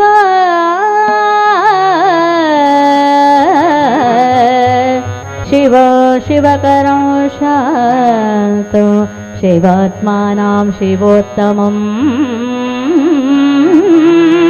ಶಿವಮಾರ್ಗ ಪ್ರಣೇತಾರಂ ಪ್ರಣತೋಸ್ಮಿ ಸದಾ ಶಿವ ಹೇ ಶಿವ. ಹೇ ಶಿವ, ಎಂದಾದರೊಂದು ದಿನ ನಿನ್ನನ್ನು ಸೇರಬೇಕು ಎನ್ನುವಂತಹ ಮನಸ್ಸು ನನ್ನದು ಅಂತ ಹೇಳಿ ಆ ಶಿವನನ್ನೇ ಚಿಂತನ ಮಂಥನೆಗಳಿಗೆ ವಿಚಾರ ಮಾಡಿಕೊಂಡು ಆಕೆ ಬೆಳೆಯುತ್ತಾ ಬರುತ್ತಿರಬೇಕಾದ್ರೆ ಇತ್ತ ಕಡೆಯಲ್ಲಿ ಅದು ಯಾರದು? ಮಹತಿಯ ಪತಿ ಪಿತನ ಪಿತನಾದ ನಮ್ಮಯ ನಾರಾಯಣ, ಮಹತಿಯ ಪತಿ ಪಿತನ ಪಿತನಾದ ನಮ್ಮಯ ವೈಕುಂಠಪತಿ ರಕ್ಷಿಸು ಅಕ್ಷಯದ ಭಯ ನಾರಾಯಣ ನಾರಾಯಣ ಲಕ್ಷ್ಮೀ ನಾರಾಯಣ ನಾರಾಯಣ ಶ್ರೀಮಹಾರಾಯಣ ನಾರಾಯಣ ನಾರಾಯಣ ನಾರಾಯಣ ನಾರದ ಮಹರ್ಷಿಗಳು ಬಂದರು, ಹಿಮವಂತನ ಮನೆಗೆ ಬಂದಿದ್ದಾರೆ. ಪಾರ್ವತಿಯಾದರೂ ಆ ಶಿವನನ್ನೇ ಸ್ಮರಣೆ ಮಾಡ್ತಾ ಇದ್ದಾಳೆ. ಈ ಸಮಯದಲ್ಲಿ ಬಂದಿರತಕ್ಕಂತಹ ನಾರದ ಮಹರ್ಷಿಗಳನ್ನು ಆದರದಿಂದ ಸತ್ಕರಿಸ್ತಾ ಇದ್ದಾನೆ ಹಿಮವಂತ. ಆ ಸಮಯದಲ್ಲಿ ನೋಡಿ ಅಲ್ಲೇ ಬಂದಳು ಪಾರ್ವತಿ. ಅವಳನ್ನು ನೋಡಿದ್ರಂತೆ ನಾರದ ಮಹರ್ಷಿಗಳು, ಅರೆ ಯಾರೀಕೆ? ರಾಜ ತನ್ನ ಎದುರೇ ಅತ್ತಿತ್ತ ಓಡಾಡಿದಂತಹ ಪಾರ್ವತಿಯನ್ನ ಕೇಳ್ತಾ ಇದ್ದಾರೆ ನಾರದ ಮಹರ್ಷಿಗಳು, ಯಾರೀಕೆ? ಹಿಮವಂತ ಹೇಳಿದ, ನನ್ನ ಮಗಳು ಸ್ವಾಮಿ ಪಾರ್ವತಿ. ಆಹಾ, ಏನು ಚೆನ್ನಾಗಿದ್ದಾಳೆ. ರಾಜ ರಾಜಕ್ಕೆ ನಿನ್ನ ಕೊವರಿಯೋ ಗೈದ ಪೂರ್ವದ ಪುಣ್ಯ ಫಲಿಸಿದೆ. ಸೋಜಿಗದೆ ಕೈ ಬಿಡೆಯುವಳು ಕೈಲಾಸನಾಥನದು. ಹೇ ರಾಜ, ಒಂದು ಎಂತಹ ಪುಣ್ಯ ಮಾಡಿ ಹುಟ್ಟಿ ಬಂದಿದ್ದಾಳೆ ಇವಳು. ನೋಡು ನೋಡು ನೋಡು ನೋಡು, ನಯನ ಶೋಭಿತವಾದ ಚೆಂದುಡಿಗೆಯನ್ನು ಹುಟ್ಟಿರ್ತಕ್ಕಂತಹ ಈ ತಾಯಿ ಸಾಮಾನ್ಯಳಾದವಳಲ್ಲ. ಕೈಲಾಸೇಶ್ವರನಾದಂತಹ ಪರಮೇಶ್ವರನನ್ನೇ ಇವಳು ಮದುವೆ ಆಗುತ್ತಾಳೆ ಅಂತ ಹೇಳಿದಾಗ ಈ ಮಾತನ್ನ ಕೇಳಿದಂತಹ ಪಾರ್ವತಿಗೆ ಸಂತೋಷ ಆಯ್ತಂತೆ ಹೇಳ್ತಾ ಇದ್ದಾಳೆ. ಆಹಾ, ಇದೆಂತ ವಿಚಾರ? ನಾರದರಿ ಬಂದು ಹೇಳಿದ್ರಲ್ಲ, ನನ್ನ ಮನಸ್ಸಿನಲ್ಲಿರುವಂತಹ ಆಸೆ ನೆರವೇರುವ ಎಲ್ಲ ಲಕ್ಷಣಗಳು ಕಾಣಿಸ್ತಾ ಇದೆ ಅಂತ ಹೇಳಿ, ಸರ್ವೇಶ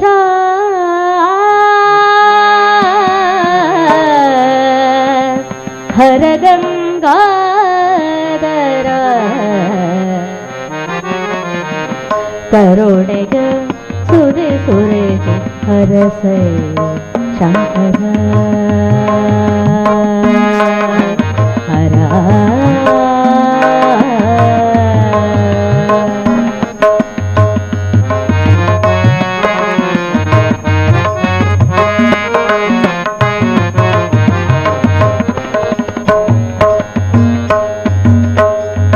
ನಿನ್ನ ಪಾವನ ಚರಣ ಭಜಿಪೆದರೋ ಕ್ಷಣ, ನಿನ್ನ ಕರಗಳೇ ಮೋಕ್ಷಕ್ಕೆ ಕಾರಣ, ನಿನ್ನ ಭಯವೇ ನನಗೆ ರಕ್ಷಣ, ನಿನ್ನ ಸ್ಮರಿಸಲು ದೂರ ಸಂಕಷ್ಟ ದಾರುಣ ಶಿವ.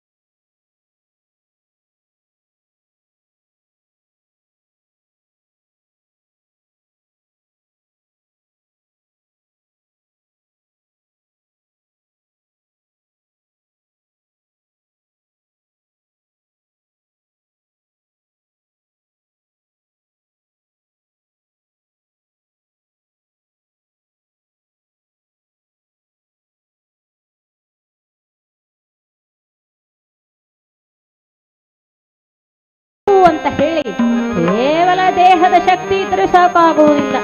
ಯಾಕೆಂತ ಹೇಳಿದ್ರೆ ಆ ದೇವತೆಗಳು ಮಾಯಾವಿಗಳು.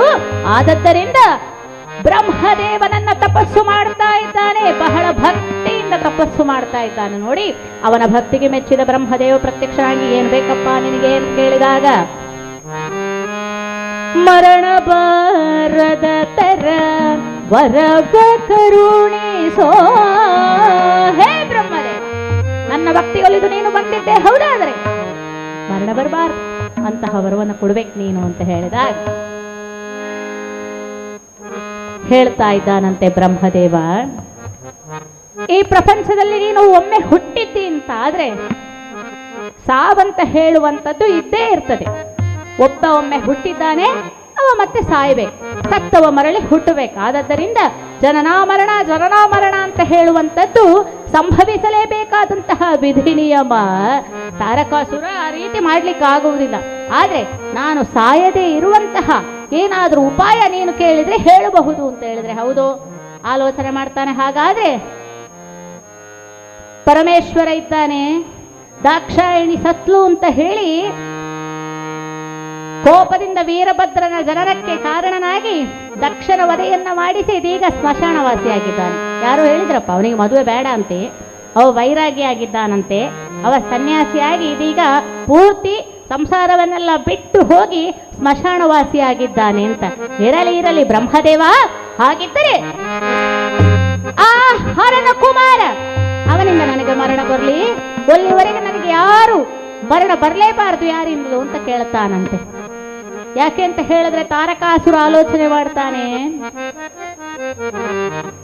ಮದುವೆ ಬೇಡ ಅಂತ ಹೇಳಿ ಸ್ಮಶಾನವಾಸಿಯಾಗಿ ಕುಳಿತಿರ್ತಕ್ಕಂತಹ ಕುತ್ತಿಗೆಯಲ್ಲಿ ಯಾವತ್ತೂ ಕೂಡ ಹಾವುಗಳೊಂದಿಗೆ ಇರುವಂತಹ ಉಡ್ಲಿಕ್ಕೆ ಒಂದು ಸರಿಯಾದ ಬಟ್ಟೆ ಇಲ್ಲ ಅವನಿಗೆ, ಭಸ್ಮಲೇಪಿತನಾಗಿದ್ದಾನೆ, ಮುದುಕನಾಗಿದ್ದಾನೆ, ಜಟಾಜೂಟ ಆಗಿದ್ದಾನೆ. ಅವನನ್ನು ನೋಡಿದ್ರೆ ಯಾವ್ದಾದ್ರು ಒಂದು ಹೆಣ್ಣು ಒಪ್ಲಿಕ್ಕುಂಟ ಮಾರ್ರೆ ಅಂತ ಅವನ ತಲೆಯಲ್ಲಿ. ಆದ್ದರಿಂದ ತಲೆಬಿಸಿ ಮಾಡುವುದೇ ಬೇಡ, ಶಿವ ಯಾವತ್ತಿಗೂ ಮದುವೆ ಆಗೋದಿಲ್ಲ, ಮತ್ತೆ ಮಕ್ಕಳು ಹುಟ್ಟೋದೆಲ್ಲಿಂದ, ಆದ್ದರಿಂದ ಅವನ ಮಗನಿಂದ ನನಗೆ ಮರಣ ಬರಲಿ ಅಂತೇಳಿ ಮುಂದಾಲೋಚನೆ. ಬ್ರಹ್ಮದೇವ ತಥಾಸ್ತು ಅಂತ ಹೋಗಬಿಟ್ಟ. ಇಷ್ಟು ಹೊತ್ತಿಗೆ ಇತ್ತ ಕಡೆಯಲ್ಲಿ ತುರುಳದೈದ್ಯನು ಒಟ್ಟಹಾಸವನ್ನಿತ್ತ ಕ್ಷಣ ಮಾತ್ರದಲ್ಲಿ ದೇವನಗರಿಗೆ ದಾಳಿಯಿಟ್ಟ, ಸುರಲೋಕ ಭುವನಂಗಳಿಗೆ ಕಿಚ್ಚನಿಟ್ಟ, ಸುರನಿಟ್ಟ ಹೃದಯದೊಳಗಿನ ದಿಟ್ಟ ಧೈರ್ಯವನ್ನು ಸುಟ್ಟ ಬಳದಾಳಿಗಿಟ್ಟ.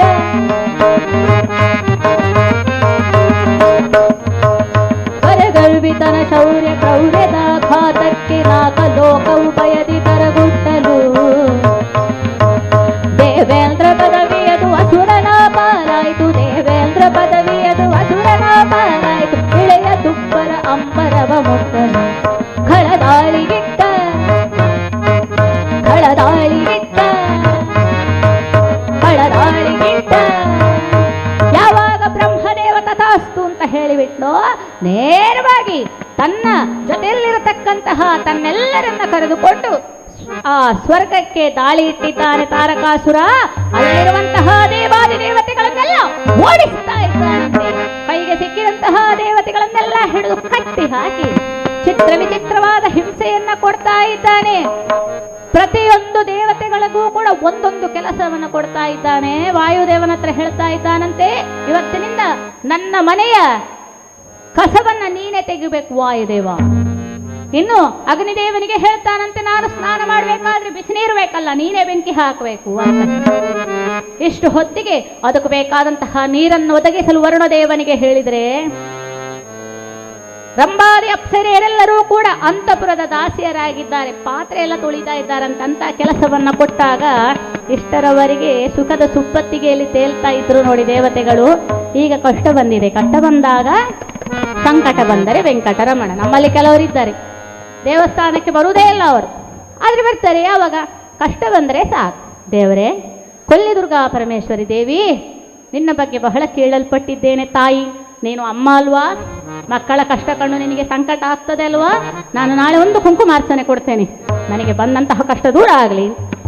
ದೇವ್ರೇನಾದ್ರೂ ಅಷ್ಟು ಅಂತ ಹೇಳಿಬಿಟ್ರೆ ಮತ್ತೆ ಮರದೇಶದಿಂದ ದೇವಸ್ಥಾನಕ್ಕೆ ಬರಲಿಕ್ಕಿಲ್ಲ, ಮತ್ತೆ ಕಷ್ಟ ಬಂದಾಗ ಮತ್ತೆ ಬರುದು. ಆದ್ದರಿಂದ ಸಂಕಟ ಬಂದಾಗ ವೆಂಕಟರಮಣ ಅಂತ ನಮ್ಮ ಹಿರಿಯರು ಇದಕ್ಕೆ ಹೇಳಿರೋದು. ಆದ್ರೆ ಹರಿದಾಸರು ಹೇಳ್ತಾ ಇದ್ದಾರೆ, ದಾಸರೆಲ್ಲರೂ ಹೇಳಿದ್ದಾರೆ, ಕಷ್ಟ ಬಂದಾಗ ಮಾತ್ರ ದೇವರನ್ನು ಕೂಗುವುದಲ್ಲಪ್ಪ. ಸುಖ ದುಃಖೇ ಸಮೇ ಕೃತ್ವ ಲಾಭೋ ಲಾಭ ಜಯಾಜಯೋ.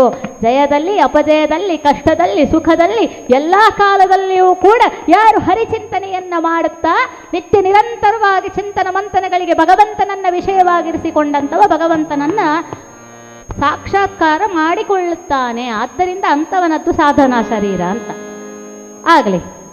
ಈಗ ಇಲ್ಲಿ ಏನಾಯಿತು? ತಾರಕಾಸುರ ಎಲ್ಲ ದೇವತೆಗಳನ್ನು ಹಿಡಿದು ಪಟ್ಟಿ ಹಾಕಿ ಒಬ್ಬೊಬ್ಬರಿಗೆ ಒಂದೊಂದು ಕೆಲಸವನ್ನು ಕೊಟ್ಟಾಗ ದೇವೇಂದ್ರ ದೇವತೆಗಳ ನಾಯಕ ನೇರವಾಗಿ ಬ್ರಹ್ಮದೇವನ ಬಳಿಗೆ ಹೋದನಂತೆ. ಅಲ್ಲಪ್ಪ ಬ್ರಹ್ಮದೇವ, ಹೀಗೂ ಒಂದು ಕಷ್ಟ ಕೊಡುದ ನೀನು? ಅಲ್ಲ, ಯಾವನೋ ಒಬ್ಬ ಬಂದು ಕೇಳಿದನಂತೆ, ನನಗೆ ಮರಣ ಬರಬಾರದು, ಬರುವುದಿದ್ದರೆ ಹರನ ಮಗನಿಂದ ಬರಲಿ ಅಂತ ಹೇಳಿದ್ರೆ, ಆ ಹರನಿಗೆ ಕುಮಾರ ಇಲ್ಲ ಅಂತ ಗೊತ್ತುಂಟಲ್ಲ ನಿನಗೆ, ವರ ಕೊಡ್ಲಿಕ್ಕೆ ಯಾಕೆ ಹೋದೆ ನೀನು ಅಂತ ಕೇಳುವಾಗ ಬ್ರಹ್ಮದೇವ ನಗುತ್ತಾ ಹೇಳ್ತಾ ಇದ್ದಾನಂತೆ, ಬೆದರುವ ಕಾರಣಗಿಲ್ಲ ದೇವೆ ಜರೇ. ಯಾರು ಕೂಡ ಚಿಂತೆ ಮಾಡಬೇಕಾಗಿಲ್ಲ. ಯಾಕೆ? ದುರುಳನ ವಿಜಯದಿ ಮರಣದ ಬೀಜವಿದೆ, ಸಾಧಿಸಬೇಕು ಉಪಾಯವ ಜತನದಿ ಬೆದರುವ ಕಾರಣಗಿಲ್ಲ.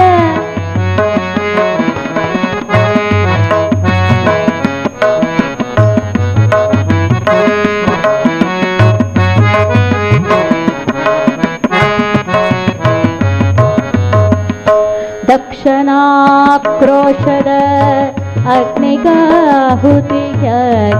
ಆಸತಿ ದೇವಿಯು ದೇಹವನಿಗೆ ಪರ್ವತ ಮೇಲೆಗೆ ಸುಕುಮಾರಿಯಾಗಿ ಜನಿಸಿದ್ದಾಳವಳು. ಪರ್ವತ ಮೇಲೆಗೆ ಸುಕುಮಾರಿಯಾಗಿ ಜನಿಸಿದಳು ಪಾರ್ವತಿ ನಾಮಾಂಗಿತಳಾಗಿ. ತನ್ಮಯ ಚಿತ್ತಲಿ ಹರನ ಸೇವೆಯನ್ನು ಕೈಗೊಳ್ಳುವರಗಾಗಿ, ತನ್ಮಯ ಚಿತ್ತಲಿ ಹರನ ಸೇವೆಯನ್ನು ಕೈಗೊಳ್ಳುವರಗಾಗಿ, ಬಾಲ್ಯದ ಭಕುತೆಯು ಪ್ರೇಮದ ರೂಪವ ತಳೆದಿದೆ ನಮಗಾಗಿ. ಸಮಯ ಕಾದು ಶಶಿಧರನ ಮೋಹವನ್ನು ಕೆರಳಿಸಬೇಕೆಂದು ಹರಗಿರಿ ಜಯರ ಸಂಗಮದಲ್ಲಿ ಪರಮವೀರ ಸುಕುಮಾರ ಧರಿಸುವರು, ಬೆದರುವ ಕಾರಣ ಇಲ್ಲ. ಯಾರು ಕೂಡ ಹೆದರಬೇಕಾಗಿಲ್ಲ. ಆ ಹರನ ಪತ್ನಿಯಾಗಿರ್ತಕ್ಕಂತಹ ದಾಕ್ಷಾಯಿಣಿ ದಕ್ಷನ ಕೋಪಕ್ಕೆ, ಆ ದಕ್ಷನ ಮೇಲೆ ಕೋಪಗೊಂಡು ತಾನು ತೇಜಾಗ್ನಿಯಿಂದ ತನ್ನ ದೇಹವನ್ನು ನಾಶ ಮಾಡಿದ್ರೂ ಕೂಡ ಹರನನ್ನ ಮತ್ತೆ ಸೇರಬೇಕು ಎನ್ನುವಂತಹ ಉದ್ದೇಶದಿಂದ ಪರ್ವತರಾಜನ ಮಗಳಾಗಿ ಪಾರ್ವತಿ ಅಥವಾ ಗಿರಿಜೆ ಎನ್ನತಕ್ಕಂತಹ ಹೆಸರಿನಿಂದ ಹುಟ್ಟಿ ಬಂದಿದ್ದಾಳಪ್ಪ. ಇನ್ನೇನಿಲ್ಲ ಕೆಲಸ.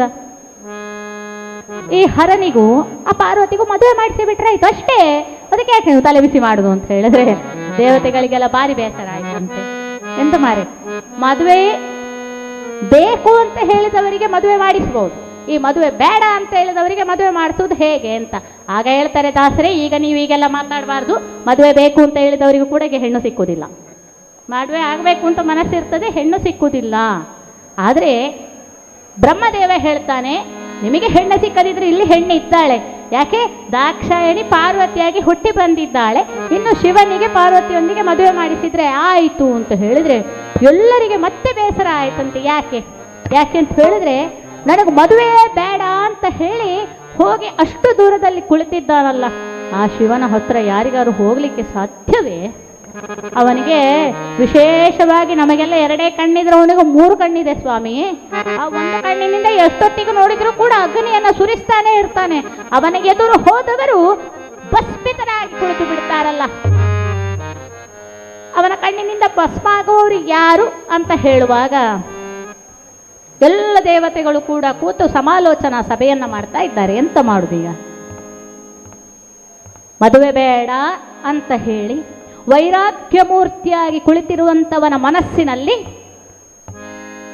ಆ ರಾಗವನ್ನು ಹುಟ್ಟು ಹಾಕುವಂಥದ್ದು. ಅವ ವಿರಾಗಿಯಾಗಿದ್ದಾನೆ. ಅವ ಈಗ ಮದುವೆ ಆಗಬೇಕು ಅನ್ನುವಂತಹ ಚಿಂತನೆಯನ್ನ, ಆ ಆಸೆಯನ್ನ ಅವ ಹೊತ್ತುಕೊಳ್ಬೇಕು.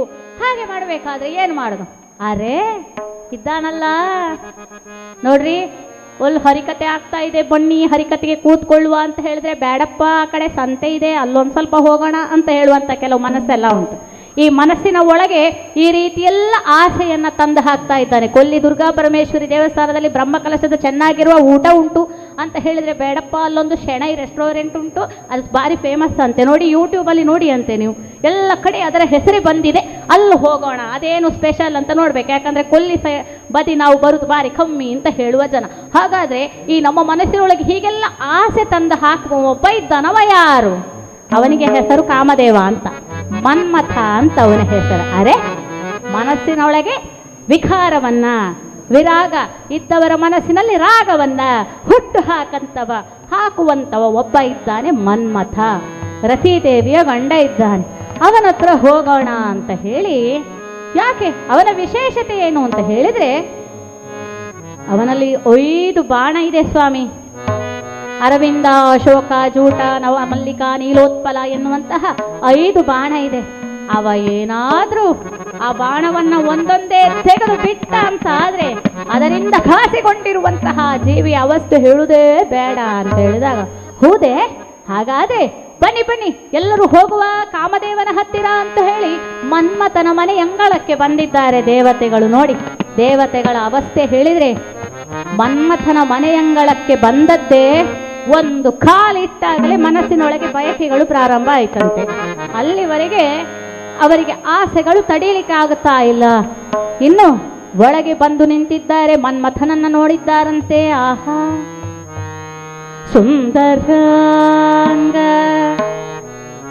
ಕೋಮಲಾಂಗ ಸುಖೇಶಿ ಸುದೃಢಕಾಯ ಸುಮನಸ ಪಂಚಶರಧಾರನು ಪರಾಕ್ರಮಿ ವೀರಮನ್ಮಥನ ಊಟದಟ್ಟಿಗೆ ಬಿಗಿದ ಚಲ್ಲಣ ಸುಂದರಾಭರಣ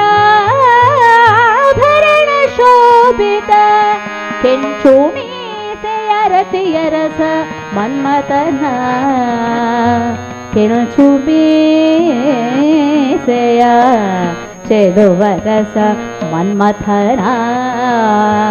ಮನ್ಮಥನನ್ನ ಕಂಡು ರತಿ ದೇವಿಯೊಂದಿಗೆ ಕುಳಿತಿರುವಂತಹ ಆತನಿಗೆ ನಮಸ್ಕರಿಸಿ ಹೇಳುತ್ತಾ ಇದ್ದಾರಂತೆ.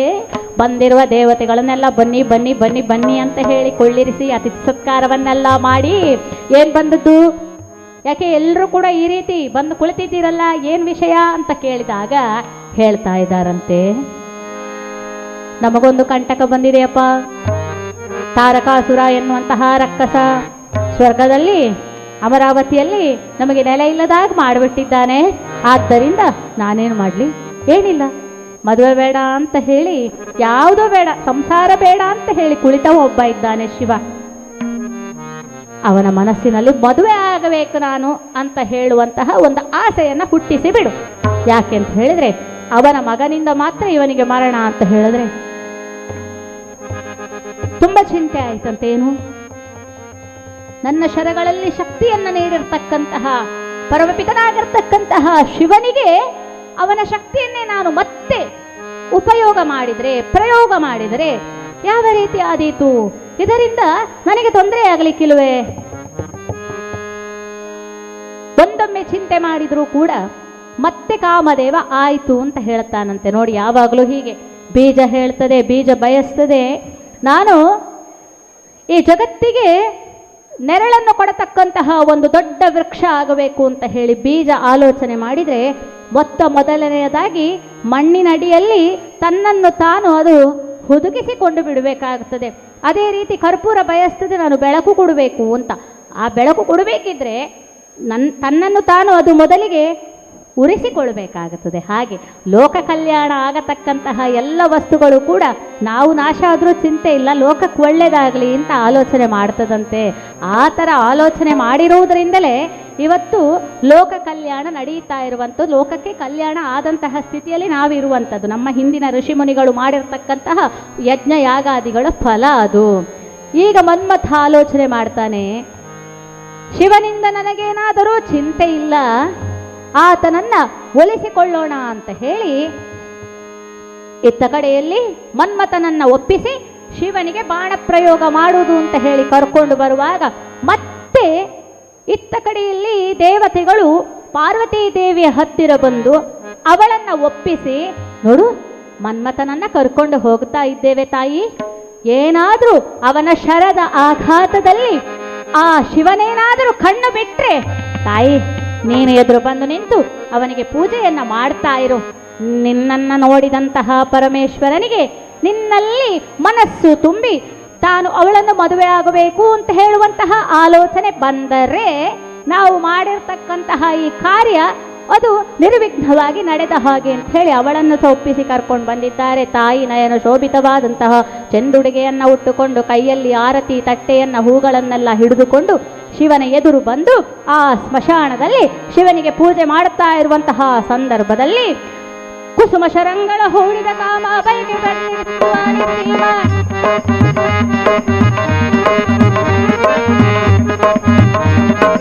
ಮಸಣವಾಯ್ತು ರಸ ಪೀಡೆಯ ದಾಮ ಪುಳಕಗೊಂಡು ನಿಮಿರೆತ್ತಿದು ರೋಮ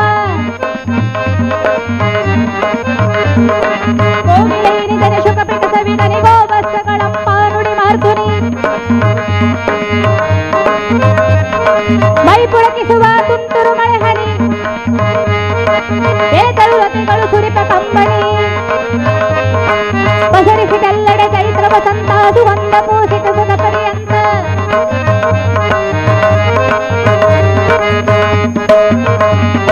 ಧ್ವನಿಮಾರ್ದನಿಸಿತು ಶುಭ ಸಂಕೇತ ಶ್ಯಾಮ ವರ್ಣಮಯವಾಯ್ತು ದಿಗಂತ ಕುಸುಮ ಶರಂಗಳ ಹೂಡಿದ ಕಾಮ ಕುಸುಮ ಶರಂಗಳ ಹೂಡಿದ ಕಾಮ ಆ ಕಾಮದೇವ ತನ್ನ ಕೈಯಲ್ಲಿರತಕ್ಕಂತಹ ಶರದಿಂದ ಒಂದೊಂದೇ ಬಾಣವನ್ನ ಬಿಡ್ತಾ ಇದ್ದಾನಂತೆ. ಮರದ ಎಡೆಯಲ್ಲಿ ಮರೆಯಾಗಿ ನಿಂತು ಆ ಶಿವನ ವಕ್ಷಸ್ಥಲಕ್ಕೆ ತನ್ನ ಕೈಯಲ್ಲಿರತಕ್ಕಂತಹ ಒಂದೊಂದೇ ಬಾಣವನ್ನ ಒಗೆಯುತ್ತಾ ಇರುವಂತಹ ಸಂದರ್ಭದಲ್ಲಿ ಪಕ್ಕನೆ ಕಣ್ಣನ್ನ ಬಿಟ್ಟಿದ್ದಾನೆ ಆ ಪರಮಾತ್ಮ. ಇದೀಗ ತಾನು ಕಣ್ಣನ್ನ ಬಿಟ್ಟಾಗುವಾಗ ತನ್ನ ಎದುರುಗಡೆ ಕುಳಿತಿರ್ತಕ್ಕಂತಹ ಹೆಣ್ಣನ್ನ ನೋಡಿದ್ದಾನೆ. ಪಾರ್ವತಿಯನ್ನ ಕಂಡು ಎದ್ದು ನಿಂತಿರುವಂತಹ ಶಿವ ಇನ್ನೇನು ಅವಳ ಹತ್ತಿರ ಬರ್ತಾನೆ, ಅವಳನ್ನ ಒಪ್ಪುತ್ತಾನೆ ಅಂತ ಹೇಳಿ ಎಲ್ಲಾ ದೇವತೆಗಳು ಆಲೋಚನೆ ಮಾಡುತ್ತಿರುವಂತಹ ಹೊತ್ತಿಗೆ ನಮ್ಮ ಕೆಲಸ ಎಲ್ಲ ನಿರ್ವಿಘ್ನವಾಗಿ ನೆರವೇರಿತು ಅಂತ ಹೇಳುವಂತಹ ಸಮಯದಲ್ಲಿ ಪುಳಕಗೊಂಡನ ಬೃಢ ಮುಕ್ಕಣ್ಣ ದಿಟ್ಟಿಸಿದನ ಅನುರೂಪದ ಹೆಣ್ಣ ಸುತ್ತ ಬಯಗೆ ದುಮ್ಮಿಕ್ಕೆ ಚಿಮ್ಮಿ ಅನುರಾಗ ಹೊಮ್ಮಿದ ಸಮಯದಲ್ಲಿ ಮೂರ್ಛದ ಕಾತರದಲ್ಲಿ ನಿರೀಕ್ಷಿತ ಶಿವಗಿರಿಜ ಸಂಯೋಗ ಚಿತ್ತ ಚಂಚಲಿಸಿ ಗಲಿಬಿಲಿಗೊಳ್ಳಲು ಆಯ್ತು ತಪೋಭಂಗ.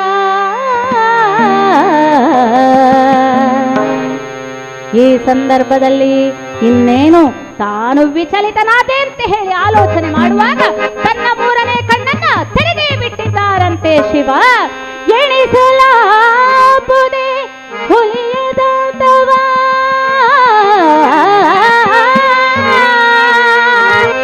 ಕೆಣಕಲುಂಟೆ ಹರನ ಕ್ರೋಧವ ಧಗಧಗಿ ಪದಳ್ಳುರಿಯ ಮಧ್ಯೆ ಪತಂಗ ಉಳಿಯುವುದೇ. ಇದೇನಾಗಿ ಹೋಯಿತು ನನಗೆ ಅಂತ ಹೇಳಿ ತನ್ನ ಮೂರನೇ ಕಣ್ಣನ್ನ ಬಿಟ್ಟಾಗ ದೂರದಲ್ಲಿ ಇನ್ನೊಂದು ಬಾಣವನ್ನ ಹಿಡಿದು ಸಿದ್ಧನಾಗಿದ್ದಾನಲ್ಲ ಕಾಮದೇವ.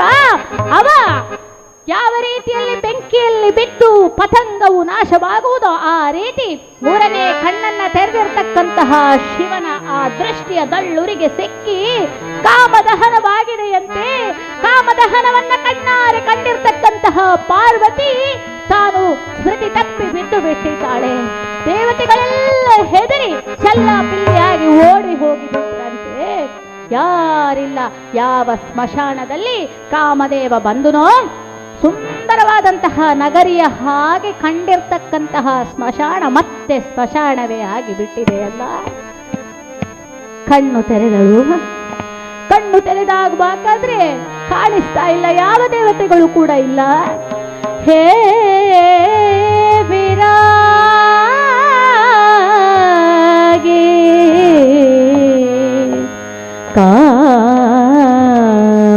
ಕಾಮಬೇರೆ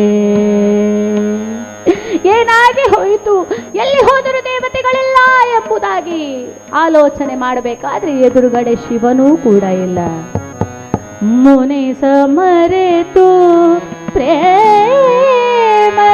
ಬೆರೆತು ನೀಡೋ ದರುಶನ. ಅಳ್ತಾ ಇದ್ದಾಳಂತೆ ಪಾರ್ವತಿ, ಅಳ್ತಾ ಅಳ್ತಾ ಮಂಚ ಸೇರಿಬಿಟ್ಟಿದ್ದಾಳೆ. ಪರಮೇಶ್ವರ ಇನ್ನು ನನ್ನ ವಶ ಆಗುತ್ತಾನೆ ಅಂತ ಆಲೋಚನೆ ಮಾಡುವಂತಹ ಸಂದರ್ಭದಲ್ಲಿ ನನ್ನನ್ನು ಬಿಟ್ಟು ಹೋಗಿ ಬಿಟ್ಟೆನಲ್ಲ ಎಂಬುದಾಗಿ ತಾಯಿ ಅನ್ನ ಆಹಾರಗಳನ್ನು ತೊರೆದು ಮಂಚ ಸೇರಿದಾಗ ಇತ್ತ ಕಡೆಯಲ್ಲಿ ಪರಮೇಶ್ವರ ತಪಸ್ಸಿನಿಂದ ಎದ್ದಿದ್ದಾನೆ. ಪರಿಸ್ಥಿತಿಯ ಅರಿವಾಗಿದೆ. ಇನ್ನು ಪಾರ್ವತಿಯನ್ನ ವಿವಾಹ ಆಗಬೇಕು ಎನ್ನುವಂತಹ ಮನಸ್ಸು ಮಾಡಿದರೂ ಆಕೆಯನ್ನು ಪರೀಕ್ಷೆ ಮಾಡಬೇಕಲ್ಲ. ಸಪ್ತರ್ಷಿಗಳನ್ನ ಪರೀಕ್ಷೆಗೆ ಅಂತ ಕಳಿಸ್ತಾಳೆ. ನೋಡಮ್ಮ ರಾಜ್ಕುಮಾರಿ, ನೀನು ಆ ಜಟಾಜೂಟನಾಗಿರುವಂತಹ ಸ್ಮಶಾನವಾಸಿಯಾದಂತಹ ಮೈಗೆಲ್ಲ ಭಸ್ಮ ತಳೆದಿರುವಂತಹ ಮುದುಕನಾಗಿರುವಂತಹ ಒಮ್ಮೆ ಮದುವೆ ಆಗಿರುವಂತಹ ಆ ವಿದುರನನ್ನ ನೀನು ಯಾಕೆ ಮದುವೆ ಆಗ್ತೀಯಾ ಅಂತ ಹೇಳಿ ಅವ್ರು ಬಂದು ಹೇಳಬೇಕಾದ್ರೆ ಸುಮ್ಮನೆ ಇರಿ ನೀವು, ನಿಮಗೇನು ಗೊತ್ತಿದೆ ನನ್ನ ಪ್ರೀತಿ, ನೀವು ಯಾರು ಕೂಡ ನನಗೆ ಶಿವನ ಬಗ್ಗೆ ಏನು ಕೆಟ್ಟದಾಗಿ ಹೇಳಿಕೊಡಬೇಕಾಗಿಲ್ಲ ಅಂತ ಹೇಳಿ ಬೈದು ಭಂಗಿಸಿ ಇನ್ನು ವಿಧ ವಿಧವಾಗಿ ಪರೀಕ್ಷೆಯನ್ನು ಮಾಡುತ್ತಾ ಇದ್ದಾರೆ.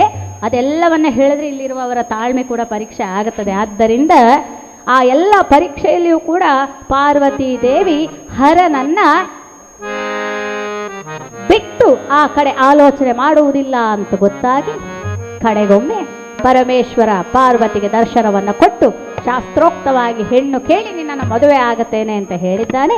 ಅದೇ ರೀತಿಯಲ್ಲಿ ನಟವೇಷಧಾರಿಯಾಗಿ ತಾಯಿ ಮೇನಕಾದೇವಿಯ ಎದುರು ಭಾಗದಲ್ಲಿ ಬಂದು ತಾನು ವಿವಿಧ ನಾಟ್ಯವನ್ನಾಡಿ, ಏನು ಬೇಕು ನಿನಗೆ, ನಿನ್ನ ನಾಟ್ಯಕ್ಕೆ ನಾನು ಸೋತಿದ್ದೇನೆ ಹೇಳು ಅಂತ ಹೇಳಿದಾಗ ನಿನ್ನ ಮಗಳನ್ನೇ ಮದುವೆ ಮಾಡಿಕೊಡು ಅಂತ ಹೇಳಿ. ಆದರೆ ಕೋಪಗೊಂಡಿರುವಂತಹ ಮೇನಕಾದೇವಿ ನಟವೇಷಧಾರಿಯನ್ನ ಬೈದಾಗ ಅಲ್ಲಿಂದ ಅಂತರ್ಧಾನನಾಗಿದ್ದಾನೆ ಶಿವ. ಮತ್ತೆ ಬಂದವರು ಯಾರು ಅಂತ ಹೇಳುವಂಥದ್ದು ಅರ್ಥ ಆಗಿ ಕೈಲಾಸೇಶ್ವರನಾದಂತಹ ಪರಮೇಶ್ವರನೇ ಮಗಳನ್ನ ಮದುವೆಯಾಗಬೇಕು ಅಂತ ಹೇಳಿ ನಟವೇಷಧಾರಿಯಾಗಿ ಬಂದಿದ್ದಾನೆ ಅಂತ ತಿಳಿದು ಇದೀಗ ಆ ಹಿಮವಂತ ಮದುವೆಗೆ ಒಪ್ಪಿಗೆಯನ್ನ ಕೊಟ್ಟಿದ್ದಾನೆ. ಒಟ್ಟಿನಲ್ಲಿ ಶಿವಗಣಗಳನ್ನು ಸೇರಿಕೊಂಡು ದೇವಾನು ದೇವತೆಗಳೆಲ್ಲರೂ ಸೇರಿ ಹಿಮವಂತನ ಅರಮನೆಗೆ ಬರ್ತಾ ಇದ್ದಾರೆ. ಇತ್ತ ಕಡೆಯಲ್ಲಿ ಪಾರ್ವತೀ ದೇವಿಯೂ ಕೂಡ ಶಿವ ಒಪ್ಪಿದ್ದಾನೆ ಮದುವೆಗೆ ಎನ್ನುವಂತಹ ಸಂತೋಷದಲ್ಲಿ ತಾನು ಕೂಡ ನಯನ ಶೋಭಿತವಾದಂತಹ ಚೆಂದುಡುಗೆಯನ್ನ ಒಟ್ಟು ಮಧುವಣಗಿತ್ತಿಯಂತೆ ಶೋಭಿಸುತ್ತಾ ಇರುವಂತಹ ಸಮಯದಲ್ಲಿ ಸುಹುಮುಹೂರ್ತದಲ್ಲಿ ವೈಭವ ವಿಧಿಯಲ್ಲಿ ದಡಗಿತು ಕಲ್ಯಾಣ, ಹರಗಿರಿ ಜಯರ ಕಲ್ಯಾಣ, ವೈಭವ ವಿಧಿಯಲ್ಲಿ ದಡಗಿತು ಕಲ್ಯಾಣ, ಪಾರ್ವತಿ ದೇವಿಯ ಕಲ್ಯಾಣ.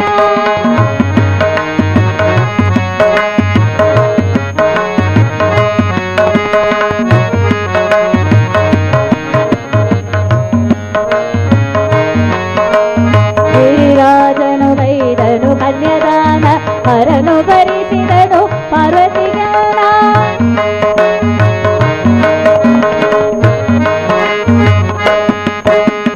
ಗಿರಿರಾಜನು ಗೈದನು ಕನ್ಯದಾನ, ಹರನು ಭರಿಸಿದನು ಪಾರ್ವತಿ ಜ್ಞಾನ.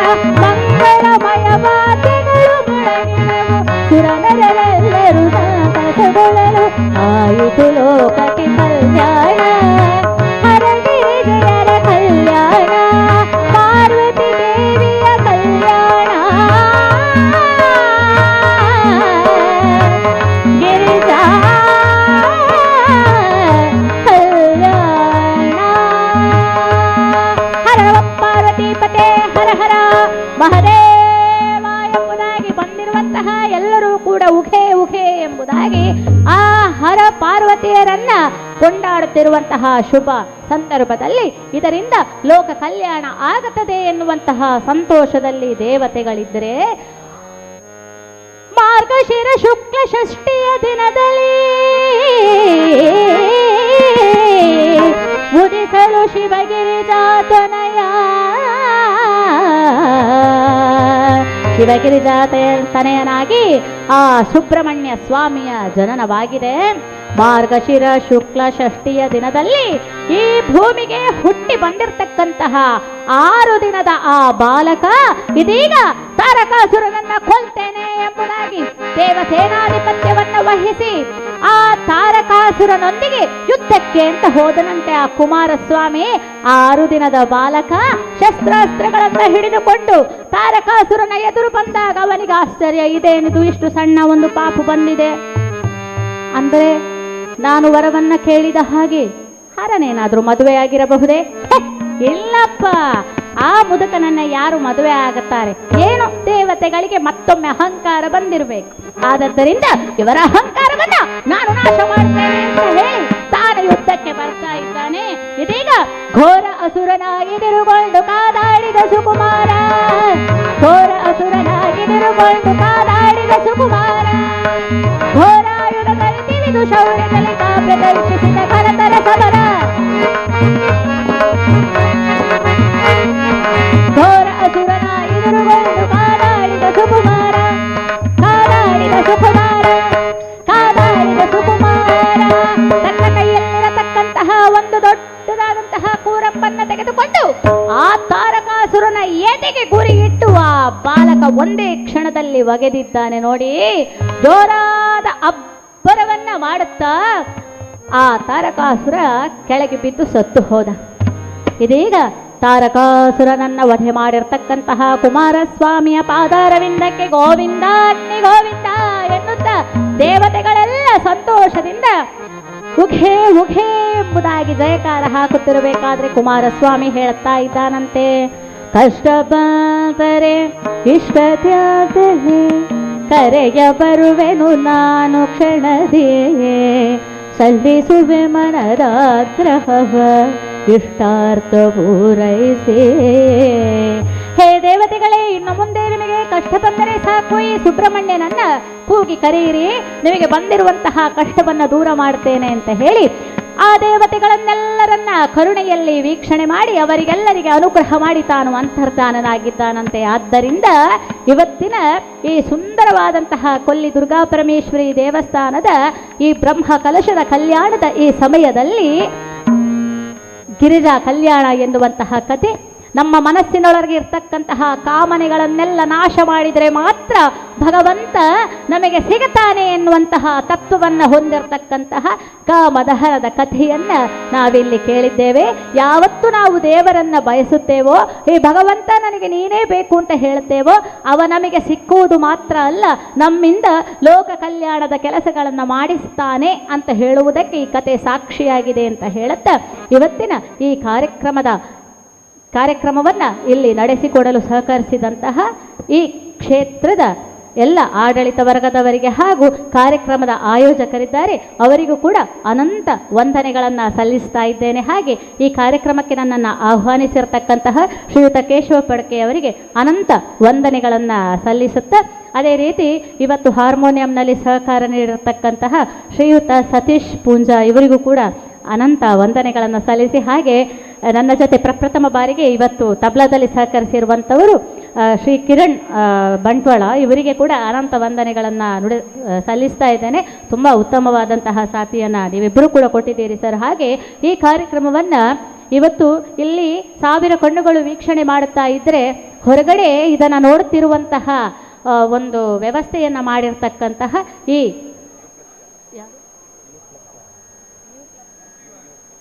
ಯು ಪ್ಲಸ್ ಬೆಳ್ತಂಗಡಿ ಇವರಿಗೆ ಕೂಡ ಧನ್ಯವಾದಗಳನ್ನು ಸಲ್ಲಿಸ್ತಾ ಇದ್ದೇನೆ. ಹಾಗೆ ಉತ್ತಮ ಧ್ವನಿವರ್ಧಕದ ವ್ಯವಸ್ಥೆಯನ್ನು ಮಾಡಿದ ಮಹನೀಯರಿಗೆ ಕೂಡ ಅನಂತ ವಂದನೆಗಳನ್ನು ಸಲ್ಲಿಸುತ್ತಾ ಕಥೆಗೆ ಮಂಗಲ ಹಾಡಲಿಕ್ಕೆ ನಿಮ್ಮ ಅನುಮತಿಯನ್ನು ನಾನು ಕೇಳ್ತಾ ಇದ್ದೇನೆ. ಆತ್ಮೀಯರೇ, ಸಾಂಸ್ಥಿಕ ಕಾರ್ಯಕ್ರಮದ ಅಂಗವಾಗಿ ಕೊಲ್ಲಿ ಶ್ರೀ ದುರ್ಗಾಪರಮೇಶ್ವರಿ ವೇದಿಕೆಯಲ್ಲಿ ರಾತ್ರಿ 7 ಗಂಟೆಗೆ ನಡೆಯಬೇಕಾಗಿದ್ದ ಹರಿಕಥಾ ಕಾರ್ಯಕ್ರಮ ಅನಿವಾರ್ಯ ಕಾರಣಗಳಿಗೆ ಇದೀಗ ನಡೆದು ಮುಕ್ತಾಯವನ್ನುಗೊಂಡಿದೆ. ಈ ಕಾರ್ಯಕ್ರಮವನ್ನು ನಡೆಸಿಕೊಟ್ಟವರು ಮಂಜುಳಾ ಕುಡುಪುಯವರಿಂದ ಹರಿಕತೆ ಕಾರ್ಯಕ್ರಮ. ಇದರ ಪ್ರಾಯೋಜಕರು ಶ್ರೀ ರಾಜೇಶ್ PPM ಮಲವಂತಿ ಹಾಗೂ ಶ್ರೀಮತಿ ಲತಾ ಶ್ರೀ ಸುರೇಶ್ ಪೂಜಾರಿ ಮತ್ತು ಮಕ್ಕಳು ಅಡ್ಕದಕರೆ ಕೊಲ್ಲಿ. ಸುಮಾರು 2 ಗಂಟೆಗಳ ಕಾಲ ಒಂದು ಹರಿಕತೆಯ ಕಾರ್ಯಕ್ರಮವನ್ನು, ಬಹುಶಃ ಹರಿಕತೆಯ ಕಾರ್ಯಕ್ರಮಗಳೀಗ ಅಪರೂಪವಾಗುವಂಥ ಕಾಲಘಟ್ಟದಲ್ಲಿ ಇಲ್ಲಿಗೆ ಬಂದು ಬಹಳಷ್ಟು ಸುಂದರವಾಗಿ ಈ ಒಂದು ಕಾರ್ಯಕ್ರಮವನ್ನು ನಡೆಸಿಕೊಟ್ಟ ಶ್ರೀಮತಿ ಮಂಜುಳಾ ಕುಡುಪಿಯವರಿಗೆ ಮತ್ತು ಅವರ ಹೆಮ್ಮೇಳ ವರ್ಗದವರಿಗೆ ನಾನು ಕಾರ್ಯಕ್ರಮದ ಪರವಾಗಿ ಮತ್ತು ಎಲ್ಲರ ಪರವಾಗಿ ಪ್ರೀತಿಪೂರ್ವಕವಾದ ಧನ್ಯವಾದವನ್ನು ಅರ್ಪಿಸ್ತೇನೆ. ಅದೇ ರೀತಿ ಕಾರ್ಯಕ್ರಮವನ್ನು ಪ್ರಯೋಜಕರಾಗಿ ಮಾಡಿದ ಶ್ರೀ ರಾಜೇಶ್ PPM ಮಲವಂತಿ ಹಾಗೂ ಶ್ರೀಮತಿ ಲತಾ ಶ್ರೀ ಸುರೇಶ್ ಪೂಜಾರಿ ಮತ್ತು ಮಕ್ಕಳು ಇವರಿಗೂ ಕಾರ್ಯಕ್ರಮದ ಪರವಾಗಿ ಅನಂತ ವಂದನೆಗಳು.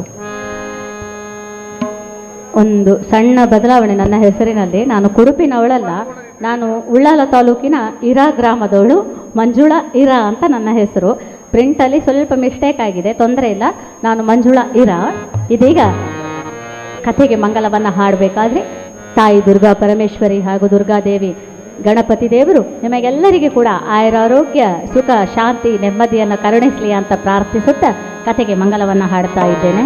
ಭುವನ ಪ್ರಳಯದಲ್ಲಿ ಜಗವೇ ನಶಿಸಿ ವಟಪತ್ರದಲ್ಲಿ ಸುಖವಾಗಿ ಪಗಡಿಸಿದ ಮಹಿಮನಿಗೆ ವ್ಯೋಮ ಸದೃಶಗೆ ಮಂಗಲೋ ಜಯ ಮಂಗಲೋ ಜಯ ಮಂಗಲೋ ಜಯ ಮಂಗಲೋ.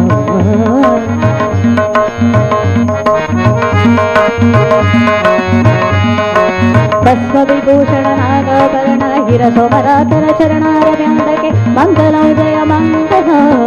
ಅತ್ತವತಾರದಿ ಬಕುತರ ಸಲಹುವ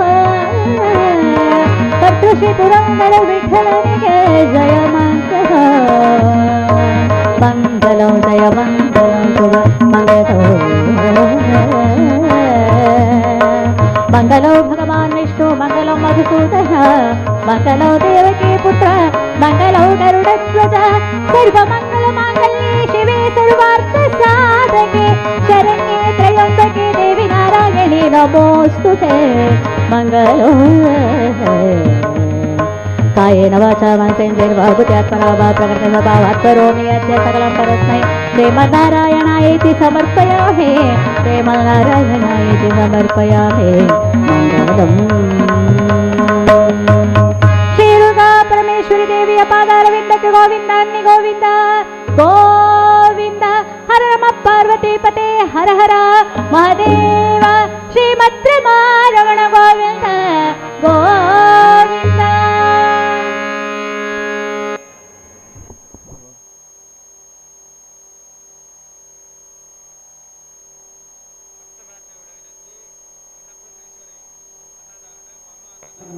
ಹಲೋ ಹಲೋ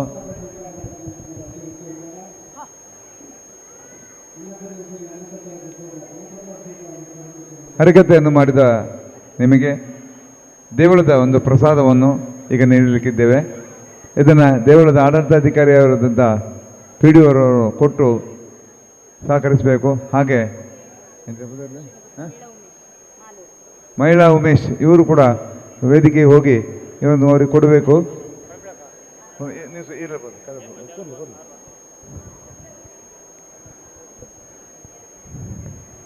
ನಿಮ್ಮ ಹೆಸರಿನಲ್ಲಿ ಮುದ್ರಣ ಮಾಡುವಾಗ ವ್ಯತ್ಯಾಸವಾಗಿದ್ದ ಬಗ್ಗೆ ಕ್ಷಮೆ ಇರಲಿ. ಹಾಗೆ ನೀವೊಂದು ದೇವರ ಪ್ರಸಾದದಿಂದ ನಿಮ್ಮ ಉತ್ತರೋತ್ತರ ಅಭಿವೃದ್ಧಿಯಾಗಲಿ, ಇನ್ನೂ ಹೆಚ್ಚಿನ ಕಾರ್ಯಕ್ರಮಗಳು ನಿಮಗೆ ಸಿಕ್ಕುವಂತಾಗಲಿ. ಆ ದುರ್ಗಾದೇವಿಯ ಸಂಪೂರ್ಣ ಅನುಗ್ರಹ ನಿಮ್ಮ ಮೇಲೆ ಸದಾ ಇರಲಿ ಅಂತೇಳಿ ಆ ದೇವಿಯಲ್ಲಿ ಪ್ರಾರ್ಥಿಸುತ್ತಾ ನಿಮಗೆ ಧನ್ಯವಾದವನ್ನು ಅರ್ಪಿಸ್ತೇವೆ.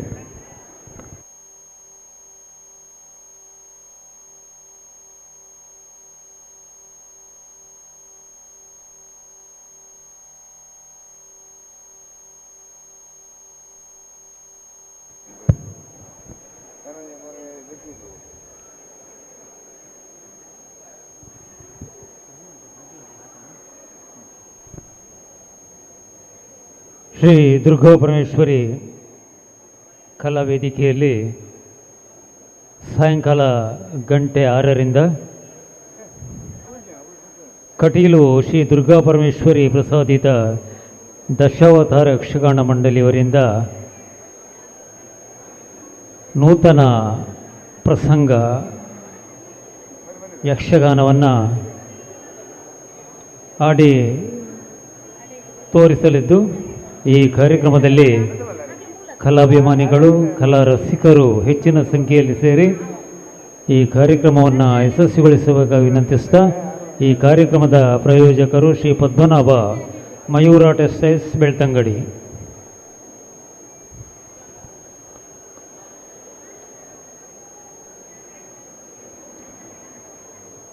ಸಭಾಚಪ್ಪರದಲ್ಲಿರುವ ಶ್ರೀ ದುರ್ಗಾದೇವಿ ವೇದಿಕೆಯಲ್ಲಿ ಸಂಜೆ ಗಂಟೆ 6ರಿಂದ ಶ್ರೀಮತಿ ಸುಮನಾರಾವ್ ಪುತ್ತೂರು, ಕುಮಾರಿ ಸುಪ್ರಜಾರಾವ್ ಪುತ್ತೂರು ಬಳಗದವರಿಂದ ಸಂಗೀತ ಸೌರಭ,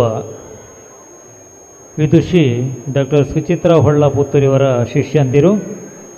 ರಾತ್ರಿ ಗಂಟೆ 7:30ರಿಂದ ಶ್ರೀ ವಿಷ್ಣು ಕಲಾವಿದರು ಮದ್ದಡಕ ಅಭಿನಯದ ಶ್ರೀ ಅನಂತ ಎಸ್ ಇರ್ವತ್ರಾಯ ತಂಗೋಯಿ ರಚನೆಯ ಬ್ರಹ್ಮದಂಡ ಎಂಬ ಸಾಂಸಾರಿಕ ಭಕ್ತಿ ಪ್ರಧಾನ ತುಳು ಹಾಸ್ಯಮಯ ನಾಟಕ ಜರುಗಲಿಕ್ಕಿದೆ. ಈ ಎಲ್ಲ ಕಾರ್ಯಕ್ರಮಗಳಲ್ಲಿ ಕಲಾಭಿಮಾನಿಗಳು, ಪ್ರೇಕ್ಷಕರು ಹೆಚ್ಚಿನ ಸಂಖ್ಯೆಯಲ್ಲಿ ಬಂದು ಭಾಗವಹಿಸಿ ಈ ಕಾರ್ಯಕ್ರಮಗಳನ್ನು ಯಶಸ್ವಿಗೊಳಿಸಿ ಶ್ರೀ ದೇವಿಯ ಕೃಪೆಗೆ ಪಾತ್ರರಾಗಬೇಕಾಗಿ ವಿನಂತಿಸ್ತೇವೆ.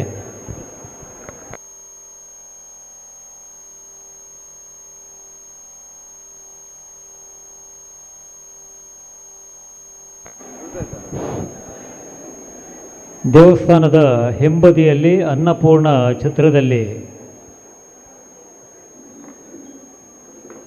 ಅನ್ನ ದಾಸೋಹ ಕಾರ್ಯಕ್ರಮ ನಿರಂತರವಾಗಿ ನಡೀತಾ ಇದೆ.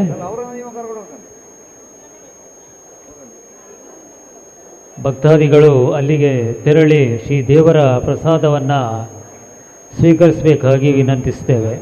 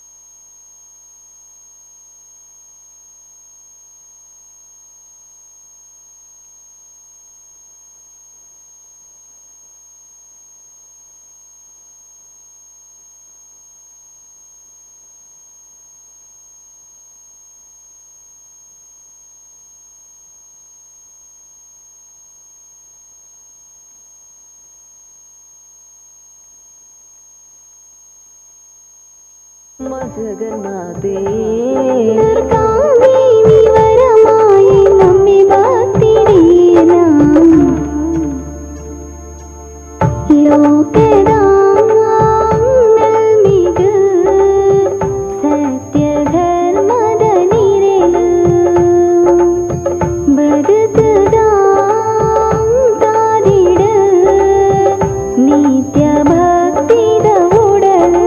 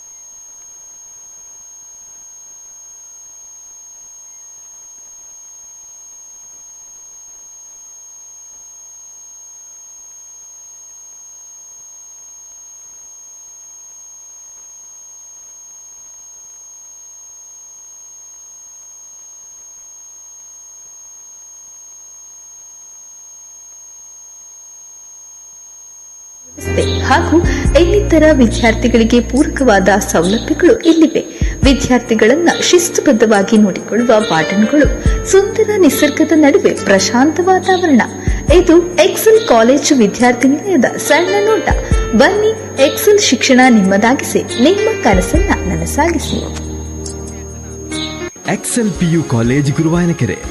ನುರಿತ ಶಿಕ್ಷಕ ವರ್ಗ, ಅತ್ಯುತ್ತಮ ವಸತಿ ನಿಲಯ, ಆಧುನಿಕ ಪ್ರಯೋಗಾಲಯ, ವೈದ್ಯಕೀಯ ತಾಂತ್ರಿಕ ವಿದ್ಯಾಭ್ಯಾಸದ ಕನಸನ್ನು ನನಸಾಗಿಸಲು ಎಕ್ಸೆಲ್ ಪಿಯು ಕಾಲೇಜ್ ಗುರುವಾಯನಕೆರೆ. 2024-25ನೇ ಸಾಲಿನ ಪಿಸಿಎಂಬಿ ಪಿಸಿಎಂಸಿ ನೋಂದಣಿ ಪ್ರಾರಂಭವಾಗಿದೆ. Mahaveer silks textiles and readymades. ನಿಮ್ಮ ಮಹಾವೀರ ಸಿಲ್ಕ್ಸ್ ನಿಮಗಾಗಿ ನೀಡುತ್ತಿದೆ ಆಷಾಢ ಡಿಸ್ಕೌಂಟ್ ಸೇಲ್. ಪುರುಷರ, ಮಕ್ಕಳ, ಮಹಿಳೆಯರ ಮನಕುಪ್ಪುವ ಎಲ್ಲಾ ರೀತಿಯ ವಿಭಿನ್ನ ಶೈಲಿಯ ಜವಳಿಗಳು, ಮದುವೆ ಹಾಗೂ ಶುಭ ಸಮಾರಂಭಗಳಿಗೆ ಹೊಸ ವಿನ್ಯಾಸದ ಸೀರೆಗಳು, ಮಕ್ಕಳ ಉಡುಪು, ಪುರುಷರ ಉಡುಪು, ಮದುವೆ ಸೀರೆಗಳು ಪ್ರತ್ಯೇಕ ವಿಭಾಗದಲ್ಲಿ. ಲಿಫ್ಟ್ ಸೌಕರ್ಯದೊಂದಿಗೆ ಸಂಪೂರ್ಣ ಹವಾನಿಯಂತ್ರಿತ ಕೊಠಡಿಯಲ್ಲಿ ಎಲ್ಲಾ ವಯೋಮಾನದವರಿಗೂ ಬೇಕಾಗುವ ನಿಮ್ಮ ಮನಕುಪ್ಪುವ ಪ್ರತಿಷ್ಠಿತ ಕಂಪನಿಗಳ ಉತ್ಕೃಷ್ಟ ಬ್ರ್ಯಾಂಡ್ನ ಸಾಂಪ್ರದಾಯಿಕ ಮತ್ತು ಆಕರ್ಷಕ ಎಲ್ಲಾ ಶೈಲಿಯ ಉಡುಗೆಗಳು ಕೈಗೆಟುಕುವ ದರದಲ್ಲಿ. ಇಂದೇ ಭೇಟಿ ನೀಡಿ Mahaveer silks textiles and readymades, Sharvari complex, Mahaveer super market ಹತ್ತಿರ, ಕಾಲೇಜು ರಸ್ತೆ, ಉಜಿರೆ. ಸಂಪರ್ಕಿಸಿ 7760636889.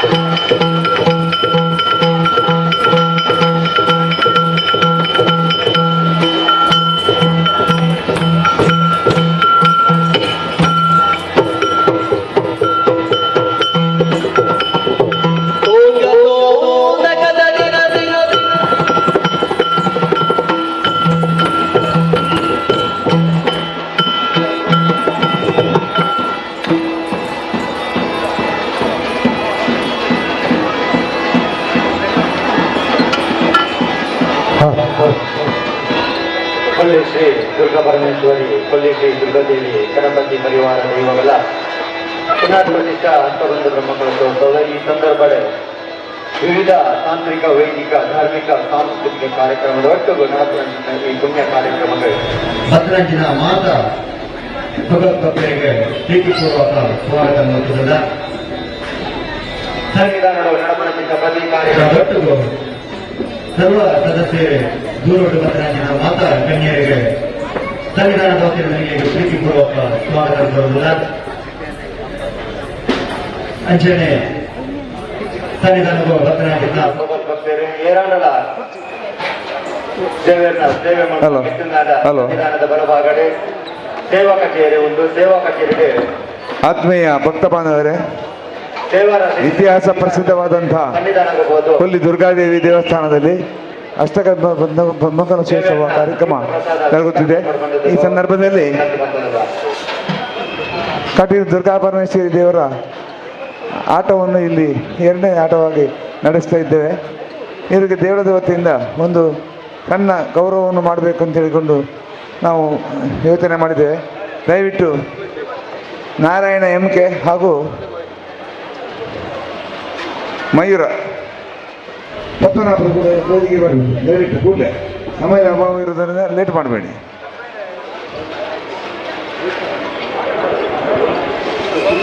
ನಾರಾಯಣ 𝐴 ಕಜಕ್ಕೆ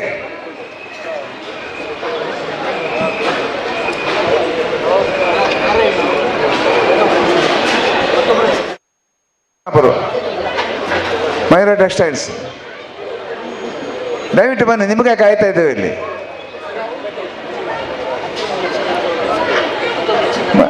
ಆಟದ ಮ್ಯಾನೇಜರ್ ಕೂಡ ದಯವಿಟ್ಟು ಬರಬೇಕು. ಹಾಗೆ ಧನಂಜಯ ಸರ್ ಕೂಡ ವೇದಿಕೆ ಬರಬೇಕಂತ ಹೇಳೋದು ಕೇಳಿಕೊಳ್ತೇನೆ. ಮ್ಯಾನೇಜರ್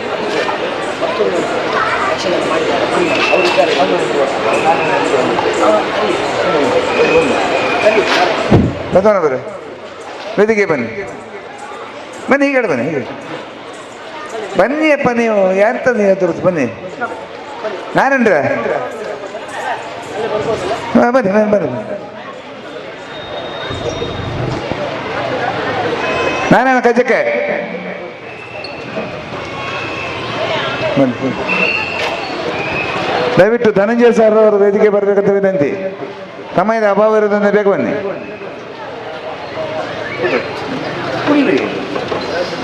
ನಮ್ಮ ಒಟ್ಟಿಗೆ ಬನ್ನಿ ಒಟ್ಟಿಗೆ ಒಟ್ಟಿಗೆ ಸಾಕು.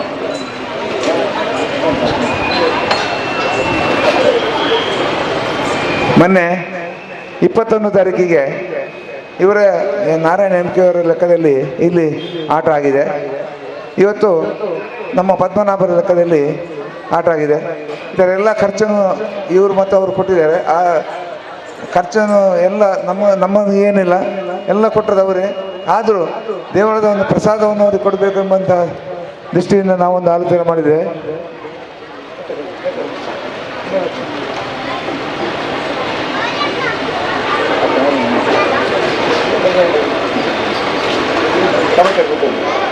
ದಯವಿಟ್ಟು ಧನಂಜಯ ಸರ್ ಅವ್ರ ಮೇಲೆ ಬರಬೇಕು. ಅದೇ ರೀತಿ ಆಟದ ಮ್ಯಾನೇಜರ್ ಕೂಡ ದಯವಿಟ್ಟು ಬರಬೇಕು.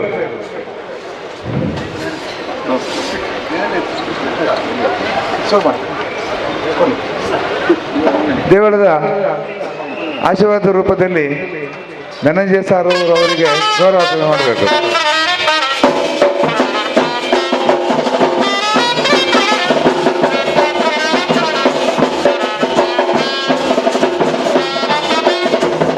ಆಟದ ಮ್ಯಾನೇಜರು ದಯವಿಟ್ಟು ಬರಬೇಕು.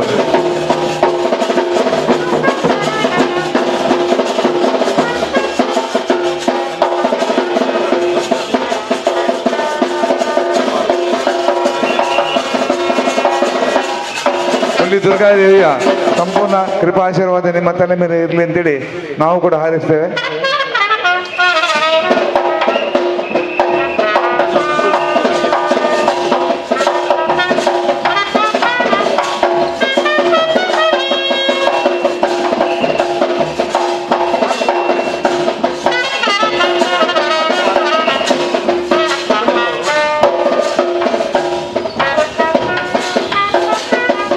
ಐದನೇ ಮೇಳದ ವ್ಯವಸ್ಥಾಪಕರು ಅವರನ್ನು ಕೂಡ ಈ ಸಂದರ್ಭದಲ್ಲಿ ನಾವು ಗೌರವಿಸ್ತಾ ಇದ್ದೇವೆ.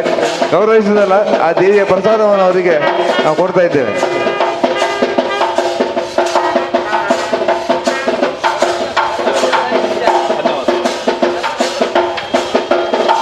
ನಮ್ಮ ಬ್ರಹ್ಮಕಲಶೋತ್ಸವ ಸಮಿತಿಯ ಅಧ್ಯಕ್ಷರಾದ ಧನಂಜಯ ಸರ್ ಅವರು ಇವರನ್ನು ಶುಭ ಹಾರೈಸಬೇಕು ಅಂತೇಳಿ ಅವರಲ್ಲಿ ಕೇಳ್ಕೊಳ್ತೇನೆ.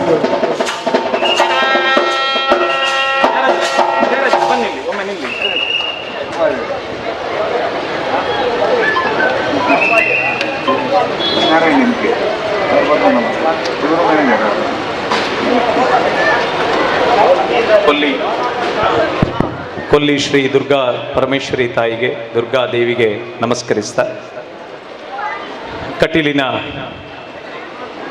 ಕಟಿಲೇಶ್ವರಿ ಮಹಾದೇವಿಗೆ ನಮಸ್ಕರಿಸ್ತಾ, ಈ ಮೇಳದಲ್ಲಿ ಆರಾಧಿಸಲ್ಪಡ್ತಾ ಇರುವಂತಹ ದೇವರಿಗೆ ನಮಸ್ಕರಿಸ್ತಾ, ಎಲ್ಲ ಗೌರವಾನ್ವಿತ ಗಂಡು ಕಲೆ ಯಕ್ಷಗಾನದ ಧೀಮಂತ ಕಲಾವಿದರುಗಳಿಗೆ ನಮಿಸ್ತಾ, ವೇದಿಕೆಯ ಮೇಲೆ ಆಸೀನರಾಗಿರುವಂತಹ ಎಲ್ಲ ಗೌರವಾನ್ವಿತರೆ, ವೇದಿಕೆಯ ಮುಂಭಾಗದಲ್ಲಿ ಆಸೀನರಾಗಿರುವ ಎಲ್ಲ ಕಲಾ ಪೋಷಕರೇ, ಕಲಾ ಪ್ರೇಕ್ಷಕರೇ, ದೇವಿಗೆ ಅತ್ಯಂತ ಪ್ರಿಯವಾದಂಥದ್ದು ಹೇಳಿದರೆ ಅದು ನಾಟ್ಯ ಮತ್ತು ಯಕ್ಷಗಾನ.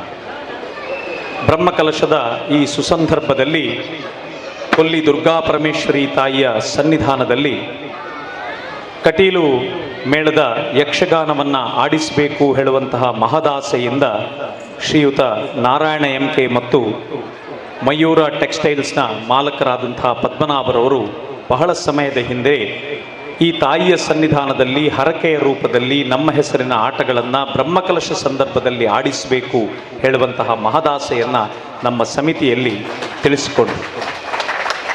ಆ ಪ್ರಕಾರ ನಮಗೆ ಯಾವುದೇ ಆರ್ಥಿಕವಾದಂತಹ ಹೊರೆಯನ್ನು ನೀಡದೆ ಸ್ವತಃ ತಾವೇ ಸೇವಾ ರೂಪದಲ್ಲಿ ತಾಯಿಯ ಸನ್ನಿಧಾನದಲ್ಲಿ ಈ ಕಲಾಕುಸುಮವನ್ನು ತಾಯಿಯ ಸೇವೆಗಾಗಿ ಮುಡಿಪಾಗಿಡಬೇಕು ಅಂತ ಹೇಳಿ ನಾರಾಯಣ 𝐴𝐻 ಮತ್ತು ಪದ್ಮನಾಭರವರು ಬಹಳ ಸುಂದರವಾದಂಥ ಕಟೀಲಿನ ಈ ಆಟಗಳನ್ನು ಸಂಘಟಿಸಿದ್ದಾರೆ. ಇವರಿಗೆ ಇಬ್ಬರಿಗೂ ಕೂಡ ಸೇರಿರುವ ಸರ್ವರ ಪರವಾಗಿ, ಬ್ರಹ್ಮಕಲಶ ಸಮಿತಿಯ ಪರವಾಗಿ, ಜೀರ್ಣೋದ್ಧಾರ ಸಮಿತಿಯ ಪರವಾಗಿ ಸೇರಿರುವ ಸರ್ವರ ಪರವಾಗಿ ಹಾರ್ದಿಕವಾದಂತಹ ಅಭಿನಂದನೆಗಳನ್ನು ಸಲ್ಲಿಸ್ತಾ ಇದ್ದೇನೆ. ದೇವರಲ್ಲಿ ನನ್ನ ಪ್ರಾರ್ಥನೆ ಇಷ್ಟೇ, ನಾರಾಯಣ 𝐴𝐻 ಅವರಿಗೆ ಮತ್ತು ಪದ್ಮನಾಭರವರಿಗೆ ಅವರು ಮಾಡುವಂಥ ವೃತ್ತಿಯಲ್ಲಿ ಇನ್ನಷ್ಟು ಅವರು ಪ್ರಗತಿಯನ್ನು ಹೊಂದುವಂತಾಗಲಿ. ಅದೇ ರೀತಿ ದೇವಿ ಅವರ ಮನಗಳಲ್ಲಿ ಸುಖ, ಶಾಂತಿ, ನೆಮ್ಮದಿ, ಸಂತತಿ, ಐಶ್ವರ್ಯವನ್ನು ಸದಾ ನೆಲೆ ನಿಂತು ಅವರು, ಅವರ ಮನೆಯವರು, ಅವರ ಮಕ್ಕಳು, ಅವರ ಮೊಮ್ಮಕ್ಕಳು ಸರ್ವರಿಗೂ ಕೂಡ ಸನ್ಮಂಗಳವನ್ನು ಉಂಟು ಮಾಡಲಿ ಅಂತ ಹೇಳಿ ತಾಯಿ ದುರ್ಗಾ ಪರಮೇಶ್ವರಿಯಲ್ಲಿ ನಾವೆಲ್ಲರೂ ಪ್ರಾರ್ಥನೆಯನ್ನು ಮಾಡ್ತಾ ಸರ್ವರು ಒಂದು ಜೋರಾದ ಚಪ್ಪಾಳೆಯೊಂದಿಗೆ ಈ ವಿಶೇಷ ಸೇವಾಕರ್ತರಿಗೆ ನಮ್ಮ ಅಭಿವಂದನೆಗಳನ್ನು ಸಲ್ಲಿಸಬೇಕು ಅಂತ ವಿನಂತಿಸಿಕೊಳ್ತಾ, ನಮ್ಮ ಈ ಕಾರ್ಯಕ್ರಮದಲ್ಲಿ ಮತ್ತೋರ್ವರನ್ನು ನಾವು ಅಭಿನಂದಿಸಿದ್ದೇವೆ.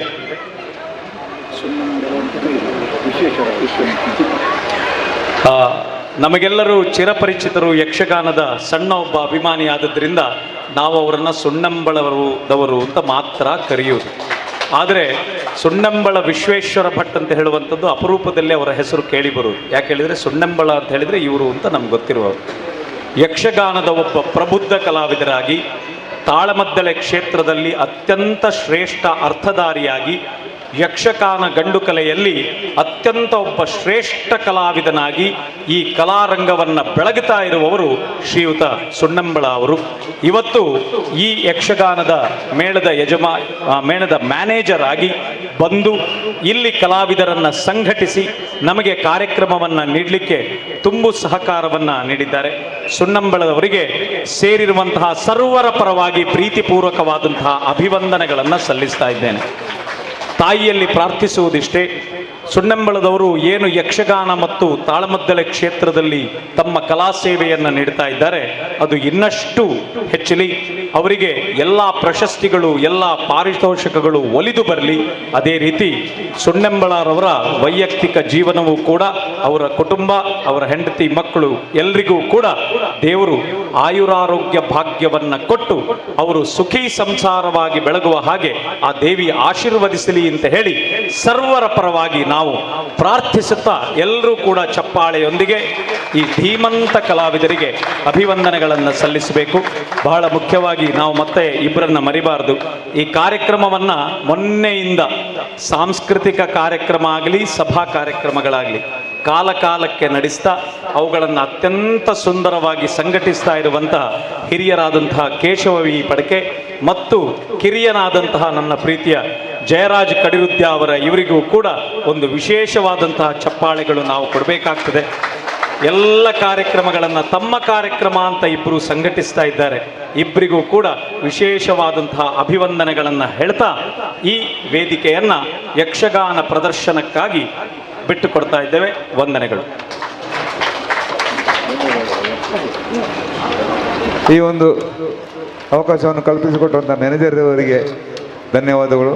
ಹಾಗೆ ನೀವು ಬಂದಿದ್ದು ಕೂತ ನಿಮಗೂ ಕೂಡ ಧನ್ಯವಾದವನ್ನು ಹೇಳ್ತಾ, ಇವತ್ತಿನ ಎಲ್ಲ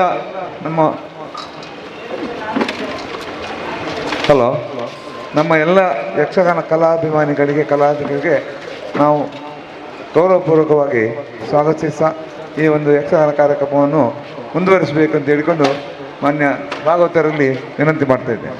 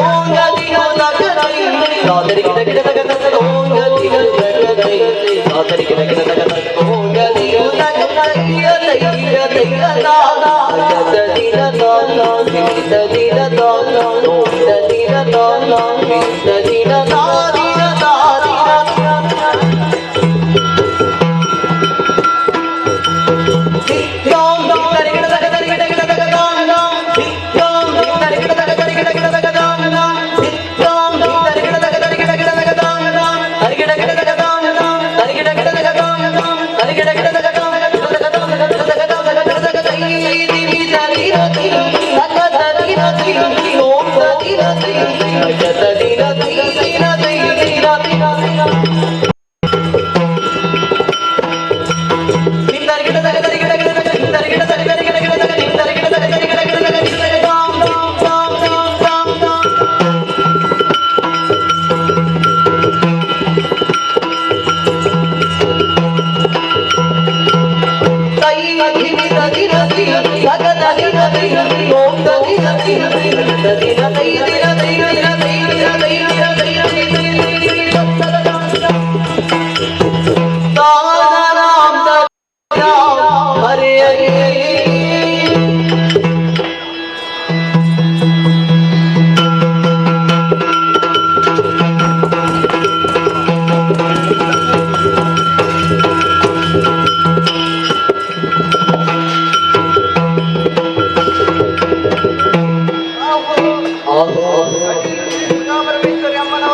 ಕಟೀಲು ಶ್ರೀ ದುರ್ಗಾ ಪರಮೇಶ್ವರಮ್ಮನವರು ಮತ್ತು ಕಟೀಲು ಶ್ರೀ ದುರ್ಗಾ ಪರಮೇಶ್ವರಮ್ಮನವರು ಸರ್ವಮಂಗಳ ಮಂಗಲ್ಯ ಶಿವೆ ಸರ್ವಾರ್ಥ ಸಾಧಿಕೆ ಶರಣ್ಯೇ ತ್ರ್ಯಂಬಕೆ ಗೌರಿ ನಾರಾಯಣಿ ನಮೋಸ್ತುತೆ ಎಂಬುದಾಗಿ ನಂಬಿದಂತಹ ಭಕ್ತರ ಮೇಲೆ ಪ್ರೀತಿ ಇಟ್ಟುಕೊಂಡಿರುವಂತಹ ಸಿರಿಮುಡಿಗಂಧ ಪ್ರಸಾದ ಶಿವಾರ್ಪಣಮಸ್ತು.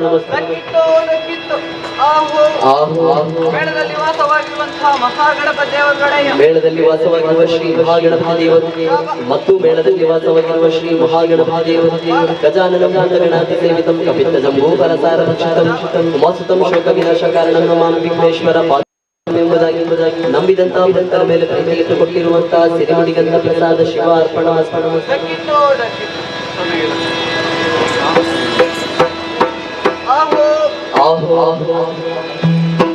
ಕೊಲ್ಲಿ ದುರ್ಗಾ ಪರಮೇಶ್ವರಮ್ಮನವರು ಮತ್ತು ಕೊಲ್ಲಿ ಶ್ರೀ ದುರ್ಗಾ ಪರಮೇಶ್ವರಮ್ಮನವರು ನಂಬಿದಂತಹ ಭಕ್ತರ ಮೇಲೆ ಪ್ರೀತಿ ಇಟ್ಟುಕೊಟ್ಟಿರುವಂತಹ ಸಿರಿಮುಡಿಗಂಧ ಪ್ರಸಾದ ಶಿವ ಅರ್ಪಣ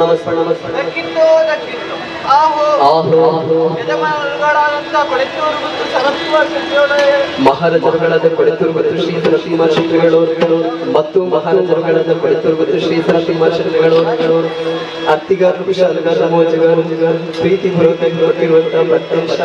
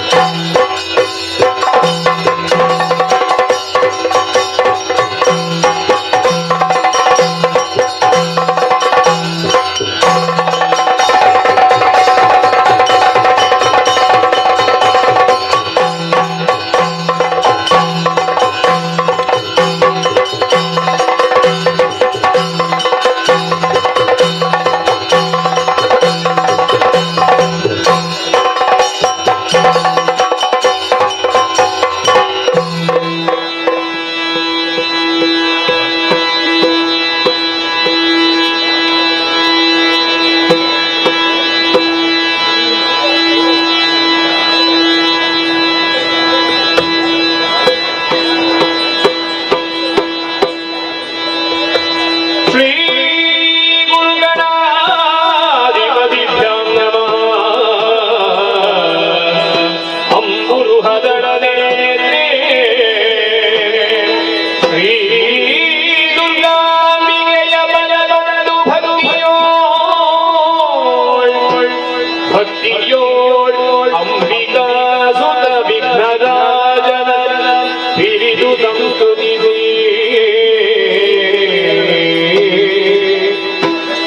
ಅಂಬುನಿಧಿಯ ಕೈ ಮುಗಿದ ಪಾದ ಮುಲಗೆ ಬಡ ಬಡದ ಬಡಿ ಬಡಿ ಕಥಾ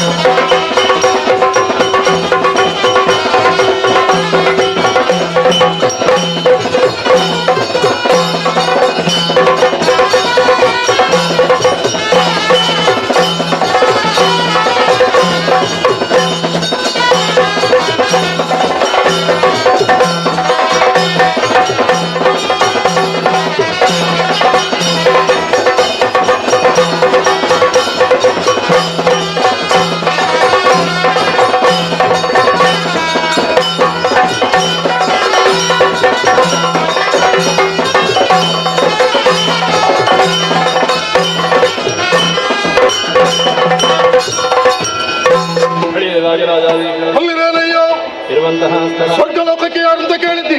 ದೇವೇಂದ್ರ ಎಂದುಕೊಂಡಿದ್ದೇವೆ. ಹಾಗೆಂದುಕೊಳ್ಳಬಹುದು. ಓಲಗವಿದ್ದಂತಹ ವಿಚಾರ ಅನೇಕವಿದೆ, ಆಲಿಸಬೇಕು, ಆಲಿಸಬೇಕು.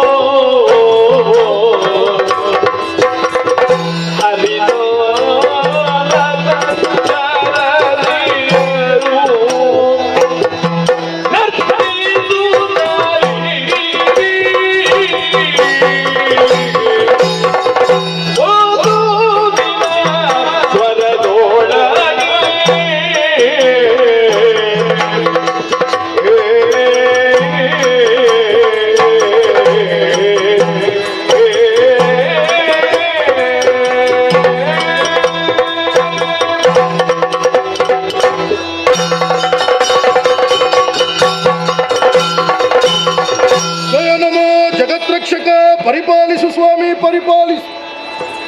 ದೇವತೆಗಳ ವ್ಯಕ್ತಿಯಾದವ ತನ್ನ ಜೀವನದಲ್ಲಿ ಸಾಧನೆಯನ್ನು ಮಾಡುವುದರ ಮುಖೇನವಾಗಿ ಉನ್ನತವಾದ ಎತ್ತರವನ್ನು ಶಿಖರವನ್ನು ಏರಬಹುದು ಅನ್ನುವುದಕ್ಕಾಗಿ ಪ್ರತ್ಯಕ್ಷ ಸಾಕ್ಷಿ ಆ ನಿದರ್ಶನ ಕೊಡುವುದಿದ್ರೆ ಅದು ಈ ದೇವೇಂದ್ರನನ್ನು.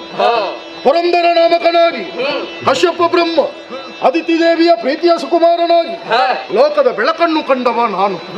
ಭೂಲೋಕದಲ್ಲಿ ಹುಟ್ಟಿದವ ಒಂದಲ್ಲ ಒಂದು ದಿವಸ ಏನಾದರೂ ಸಾಧನೆಯನ್ನು ಮಾಡಬೇಕು. ಇಲ್ಲದಿದ್ದರೆ ವ್ಯಕ್ತಿಯಾದವನ ಜೀವನದಲ್ಲಿ ಏನುಂಟು? ಹುಟ್ಟು ಅನ್ನುವುದು ಆಕಸ್ಮಿಕ, ಜೀವನ ಅನ್ನುವುದು ಅನಿವಾರ್ಯ, ಸಾವು ಅನ್ನುವುದು ಖಚಿತವಾಗಿ ವ್ಯಕ್ತಿಯಾದವನಿಗೆ ಬಂದೇ ಬರುತ್ತದೆ. ಆದ್ರೆ ಪುರಂದರ ನಾಮಕನಾಗಿ ಹುಟ್ಟಿದಂತಹ ನಾನು ಮೇಘವಂತ ಪರ್ವತವನ್ನು ಏರಿ 100 ಯಾಗಗಳನ್ನು ಭಕ್ತಿಪೂರ್ವಕವಾಗಿ ನಿಷ್ಠೆಯಿಂದ ಮಾಡಿ 3 ಮೂರ್ತಿಗಳನ್ನು ಮೆಚ್ಚಿಸಿದ್ದೇನೆ. ಅದಕ್ಕಾಗಿ ಒಲಿದು ವರವನ್ನು ಕೊಟ್ಟವರು ದೇವರು, ಪ್ರಸಾದ ರೂಪವಾಗಿ ಸ್ವರ್ಗದ ಅಧಿಕಾರ, ಇಂದ್ರ ಪದವಿಯನ್ನು ದೇವರ ಅನುಗ್ರಹದಿಂದ ಸಂಪಾದಿಸಿದವ ನಾನು. ಇಲ್ಲದಿದ್ದರೆ ಲೋಕದಲ್ಲಿ ಅದೆಷ್ಟೋ ಮಂದಿ ಹುಟ್ಟುತ್ತಾರೆ, ಏನು ಸಾಧನೆಯನ್ನು ಮಾಡುವುದಿಲ್ಲ. ಯಾಕಂದ್ರೆ ಅದಕ್ಕೂ ದೇವರ ಅನುಗ್ರಹ ಅನ್ನೋದು ಪ್ರಧಾನವಾಗಿ ಬೇಕು. ಅಂತಹ ಅನುಗ್ರಹ ವಿಶೇಷತೆ ದೇವರು ನನಗೆ ಅನುಗ್ರಹಿಸಿದ್ದಾರೆ ಅನ್ನುವುದರಲ್ಲಿ 2 ತಪ್ಪಿಲ್ಲ. ಎಲ್ಲರೂ ಹೇಳುವುದಕ್ಕುಂಟು 14 ಲೋಕಗಳಲ್ಲಿ ಶ್ರೇಷ್ಠವಾದ ಲೋಕ ಯಾವುದು ಅಂತ ಕೇಳಿದ್ರೆ ಅದುವೇ ನಮ್ಮದಾದ ಸ್ವರ್ಗಲೋಕ. ಇಲ್ಲಿ ಏನುಂಟು ಏನಿಲ್ಲ ಅಂತ ಹೇಳುವುದಕ್ಕಿಲ್ಲ, ಎಲ್ಲವೂ ಉಂಟು. ತುಂಬಿದಂತಹ ಸ್ವರ್ಗಲೋಕದ ಈ ಸಭೆಯನ್ನು ಕಾಣುವುದಕ್ಕೆ ಒಂದು ಬಲು ಚಂದ. ಕಾಣುವುದಕ್ಕಾಗಿ ಅದೆಷ್ಟೋ ಮಂದಿ ಹಪಹಪಿಸುತ್ತಾರೆ, ಆದ್ರೆ ಎಲ್ಲರಿಗೆ ಬರುವುದಕ್ಕೆ ಅವಕಾಶ ಉಂಟೆ ಹೇಳಿ? ತಮ್ಮ ಉಸಿರನ್ನು ಬಿಟ್ಟು ಸ್ವರ್ಗಲೋಕವನ್ನು ಸೇರಿಕೊಳ್ಳುವವರು ಅದೆಷ್ಟೋ ಮಂದಿ ಇದ್ದಾರೆ. ಪುಣ್ಯ ವಿಶೇಷತೆಯನ್ನು ಮಾಡಿ ತಮ್ಮ ಜೀವನದಲ್ಲಿ ದೇವರನ್ನು ಅರ್ಚಿಸಿ ಮೆಚ್ಚಿಸಿ ಮೋಕ್ಷವನ್ನು ಪಡೆದು ಸ್ವರ್ಗಲೋಕವನ್ನು ಸೇರುವವರು ಅದೆಷ್ಟೋ ಮಂದಿ. ಆದ್ರೆ ಸಶರೀರವಾಗಿ ಸೇರುವುದಕ್ಕೆ ಬಹಳ ಕಷ್ಟ. ಅದಕ್ಕೂ ಒಂದು ಸಾಧನೆ ಅನ್ನೋದು ಪ್ರಧಾನವಾಗಿ ವ್ಯಕ್ತಿಯಾದವ ಮಾಡಬೇಕು. ಅಂತಹ ಸ್ವರ್ಗದ ಅಧಿಕಾರವನ್ನು ಮಾಡುತ್ತಿರುವವ ಈ ದೇವೇಂದ್ರ. ಅಗ್ನಿ, ವಾಯು, ವರುಣ, ಕುಬೇರ, ನಿರುತಿ, ಯಮ ಮೊದಲಾದವರು ನಿಮಗೆ ಒಂದೊಂದು ದಿಕ್ಕು ಅನ್ನುವುದಿದ್ದೇ ಇದೆ. ನಿಮಗೊಂದೊಂದು ವಾಹನ, ನಿಮ್ಮ ಅರಸಿಯರನ್ನು ಕೂಡಿಕೊಂಡು ನಿಮ್ಮ ಪುರದಲ್ಲಿಯೇ ಇರುವವರು ನೀವು. ಅಗ್ನಿ ಆಗ್ನೇಯ ದಿಕ್ಕು, ವಾಯು ವಾಯುವ್ಯ ದಿಕ್ಕು. ಆದರೆ ಸ್ವರ್ಗಲೋಕದ ಸಭೆ ನಡೆಯುವಾಗ ಆ ಸಭೆಗೆ ಮಾನ್ಯತೆಯನ್ನು ಕೊಟ್ಟು ಈ ಸಭೆಯನ್ನು ಎಲ್ಲರೂ ಬಂದು ಸೇರಿಕೊಳ್ಳುವವರು ಗುರುಗಳಾದ ಬೃಹಸ್ಪತಿ ಆಚಾರ್ಯರು. ಇವರೆಲ್ಲರೂ ಸಭೆಯಲ್ಲಿ ಕುಳಿತಿರುವುದನ್ನು ನೋಡುವಾಗ ಮನಸ್ಸಿಗೆ ಆನಂದವಾಗುತ್ತದೆ. ಅದರ ಜೊತೆಯಲ್ಲಿ ನಮ್ಮ ಮನಸ್ಸನ್ನು ತಣಿಸುವುದಕ್ಕಾಗಿ ರಂಬೆ, ಊರ್ವಶಿ, ಮೇನಕೆ, ತಿಲೋತ್ತಮೆ ಮೊದಲಾದ ಅಪ್ಸರ ಸ್ತ್ರೀಯರ ನಾಟ್ಯ ಈ ಸ್ವರ್ಗಲೋಕದಲ್ಲಿ ದೇವೇಂದ್ರನಿಗೆ ವಿಹರಿಸುವುದಕ್ಕೆ ನಂದನಾವನದಲ್ಲಿ ಐರಾವತ ಉಚ್ಚೈಶ್ರವಶ್ ಅನ್ನುವುದು ಇದ್ದೇ ಇದೆ ಅಲ್ವೋ? ಹಾಗಂತ ಈ ಸಂದರ್ಭದಲ್ಲಿ ಹೊಡೆಯುವುದಕ್ಕೆ ಪೀಯೂಷ ಈ ಸ್ವರ್ಗದ ಅಧಿಕಾರವನ್ನು ಮಾಡುತ್ತಿರುವಂತಹ ಕಾಲದಲ್ಲಿ ದೇವತೆಗಳೇ, ದಿನನಿತ್ಯವೂ ನಿಮ್ಮಲ್ಲಿ ಒಂದು ಕೇಳುವಂತಹ ಪ್ರಶ್ನೆ ನಾನು ಕೇಳಬೇಕು. ನೀವೆಲ್ಲರೂ ಅಂದು ಮೈ ಮರೆಸಿದ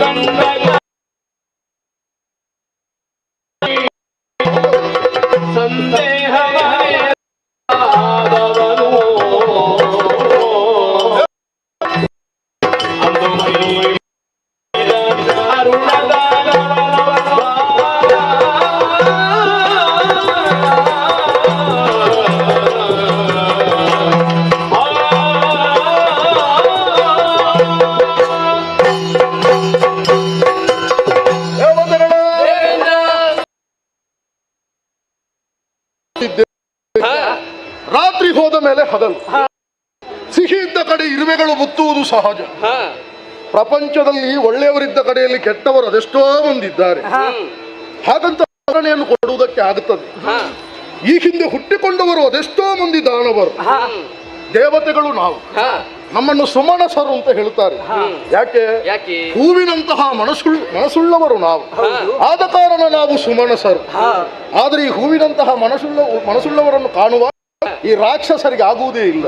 ಒಮ್ಮೆ ಸ್ವರ್ಗವನ್ನು ಏರಬೇಕು, ಒಮ್ಮೆ ಮೇಲೆ ಹೋಗಬೇಕು, ದೇವೇಂದ್ರನನ್ನು ಪೀಠದಿಂದ ಹೊಡೆದೋಡಿಸಬೇಕು, ಆ ಅಧಿಕಾರವನ್ನು ನಮ್ಮದಾಗಿಸಿಕೊಳ್ಳಬೇಕನ್ನುವಂತಹ ಉದ್ದೇಶದಿಂದ ಈ ಹಿಂದೆ ಅದೆಷ್ಟೋ ಮಂದಿ ರಾಕ್ಷಸರು ಬಂದಿದ್ದಾರೆ. ಆ ಸಂದರ್ಭದಲ್ಲಿ ನಮ್ಮ ಸಾಮರ್ಥ್ಯವನ್ನು ನಾವು ತೋರ್ಪಡಿಸಿದವರು. ಒಂದೊಮ್ಮೆಗೆ ಪಲಾಯನವನ್ನು ಗೈದರೂ ಕೂಡ 3 ಮೂರ್ತಿಗಳ ದಯೆಯಿಂದ ಸ್ವರ್ಗದ ಅಧಿಕಾರವನ್ನು ಮರಳಿ ಪಡೆದವರು ನಾವು. ಆದರೆ ಈ ಹಿಂದೆ ನಡೆದ ಪ್ರಸಂಗಗಳು ಸ್ವಲ್ಪ ನೆನಪಾಗುತ್ತದೆ ನನಗೆ. ಮಹಿಷನೆಂಬ ದಾನವ ಬ್ರಹ್ಮದೇವನಿಂದ ವರವನ್ನು ಸಂಪಾದಿಸಿ ಲೋಕದಲ್ಲಿ ಅಜಯನಾಗಿ ಮೆರೆದ ಕಾಲದಲ್ಲಿ ದುರುಳನಾದ ಮಹಿಷನ ವಧೆಗಾಗಿ ನಮ್ಮಲ್ಲಿರುವಂತಹ ತೇಜವನ್ನು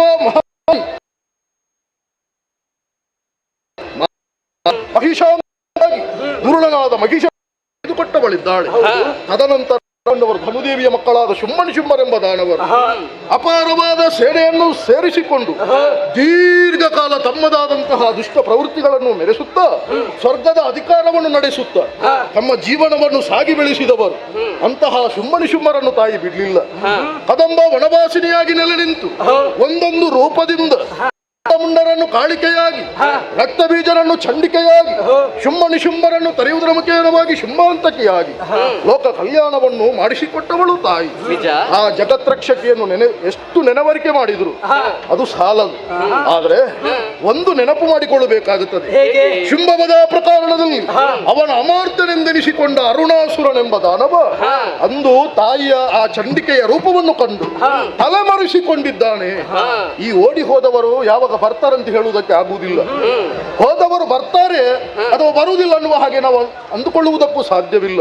ಯಾಕೆಂದ್ರೆ ಒಂದು ವೇಳೆ ಓಡಿ ಹೋದ ಅರುಣಾಸುರ ಇನ್ನು ಮುಂದಕ್ಕೆ ಬ್ರಹ್ಮದೇವನಿಂದ ವರವನ್ನು ಸಂಪಾದಿಸಿ ಪ್ರಬಲನಾಗಿ ಸೇನಾ ಪರಿವಾರವನ್ನು ಕೂಡಿಕೊಂಡು ಸ್ವರ್ಗಲೋಕಕ್ಕೆ ದಾಳಿಯನ್ನೇ ಮಾಡಿದ್ದೆ. ಹೌದಾದ್ರೆ ನಾವೇನು ಮಾಡೋಣ ದೇವತೆಗಳು?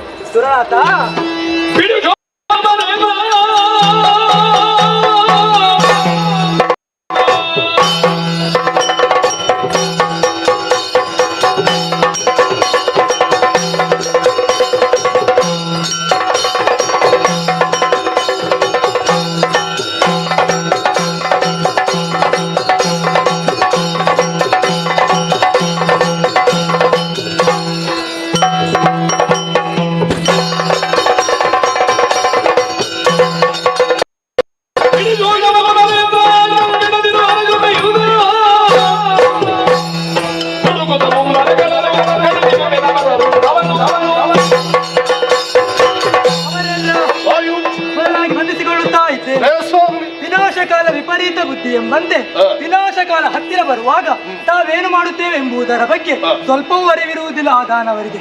ಒಂದು ವೇಳೆ ಈ ಹಿಂದಕ್ಕೆ ತಲೆಮರೆಸಿಕೊಂಡಂತ ಅರುಣ ದೈತ್ಯ ನಮ್ಮ ಲೋಕಕ್ಕೆ ದಾಳಿಯನ್ನು ಮಾಡಿದ್ದೇ ಹೌದಾದರೆ ಚಿಂತಿಸುವ ಅಗತ್ಯವಿಲ್ಲ. ಬರುವಂತ ಅರುಣಾಸುರನನ್ನು ನಾನು ಓದಿಸಿಕೊಡುತ್ತೇನೆ.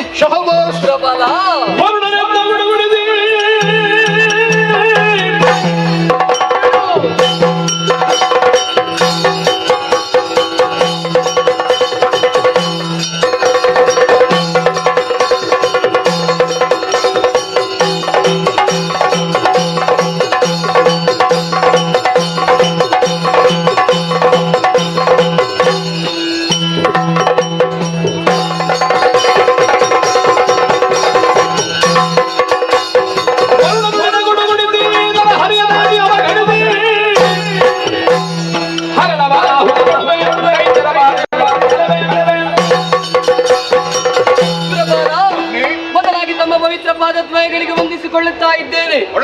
ಸಂಪತ್ತನ್ನು ಗಳಿಸುವುದು ಮುಖ್ಯವಲ್ಲ, ಗಳಿಸಿದಂತಹ ಸಂಪತ್ತನ್ನು ಉಳಿಸಿಕೊಳ್ಳುವುದು ಮುಖ್ಯ. ಈ ಹಿಂದೆ ಓಡಿ ಹೋದಂತಹ ಅರುಣಾಸುರ ಪುನರಪಿ ನಾಲ್ಕದ ಲೋಕ ಬಿಡಿಸಿದ ಎಂಬ ಚಿಂತೆಯನ್ನು ಬಿಡು. ಬಂದಂತಹ ದಾನವ ಎಷ್ಟೇ ಬಲಿಷ್ಠನಾಗಿದ್ದರು ಆತನನ್ನು ಯುದ್ಧದಲ್ಲಿ ನಾನು ಸೋಲಿಸುತ್ತೇನೆ ನಿಶ್ಚಿಂತೆಯಿಂದ.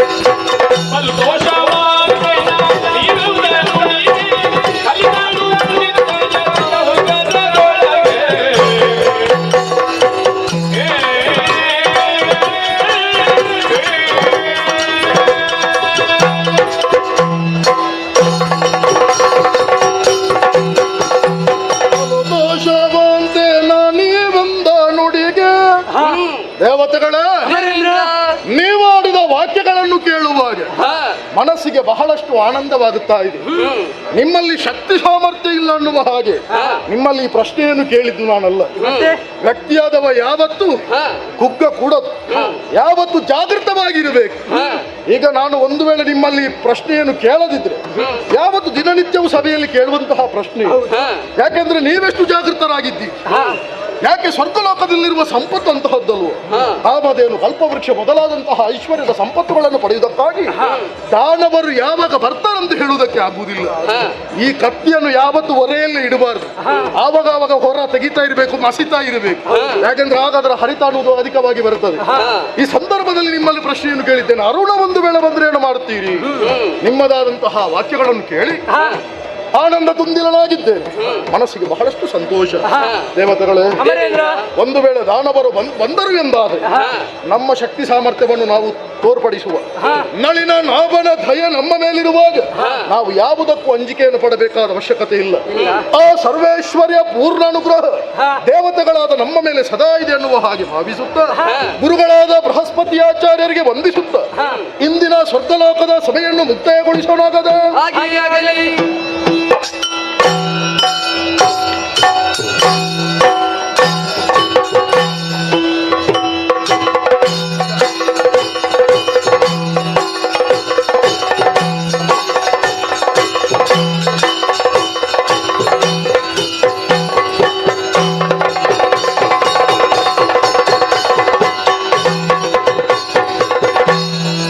ಯಕ್ಷ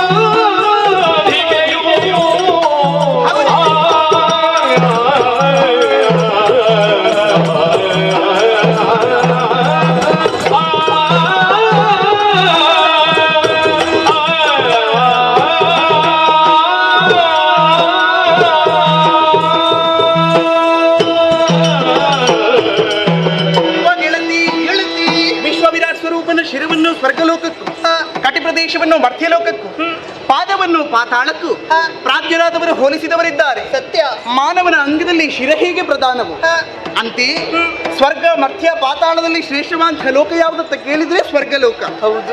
ಅದರಲ್ಲಿ ಹಲವಾರು ಪಂಗಡಗಳಿವೆ. ನಿಜ. ಯಕ್ಷರರು, ಕಿನ್ನರರು, ಕಿನ್ಪುರುಷರು, ಉರಗರು, ಸಿದ್ಧರು, ಸಾಧ್ಯರು, ಗರುಡರು ಮುಂತಾದವರು.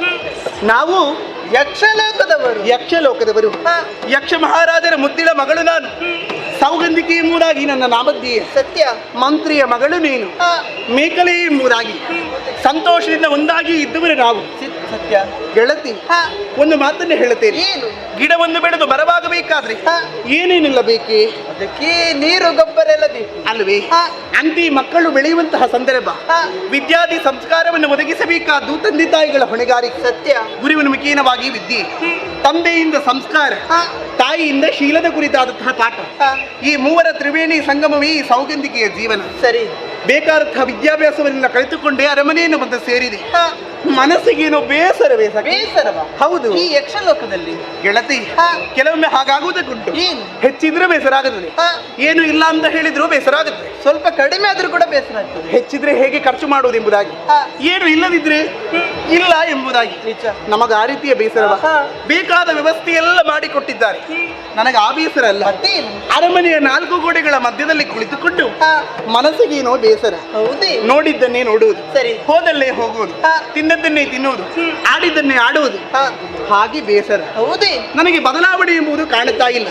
ಆದ್ರೆ ಒಂದು ಮಾತು ಕೇಳಿದ್ದೆ, ಬಾರಿ ಬಾರಿಗೆ ಬದಲಾವಣೆ ಅಂತ ಲೋಕ ಯಾವುದಂತ ಕೇಳಿದ್ರೆ ಭೂಲೋಕ ಬಂತು. ಭೂಲೋಕವ? ನಿತ್ಯ ನೂತನವಾದಂತಹ ಪ್ರಪಂಚ ಯಾವುದಂತ ಕೇಳಿದ್ರೆ ಭೂಲೋಕ ಎಂಬುದಾಗಿ ಹೇಳುತ್ತಾರೆ. ಸತ್ಯ.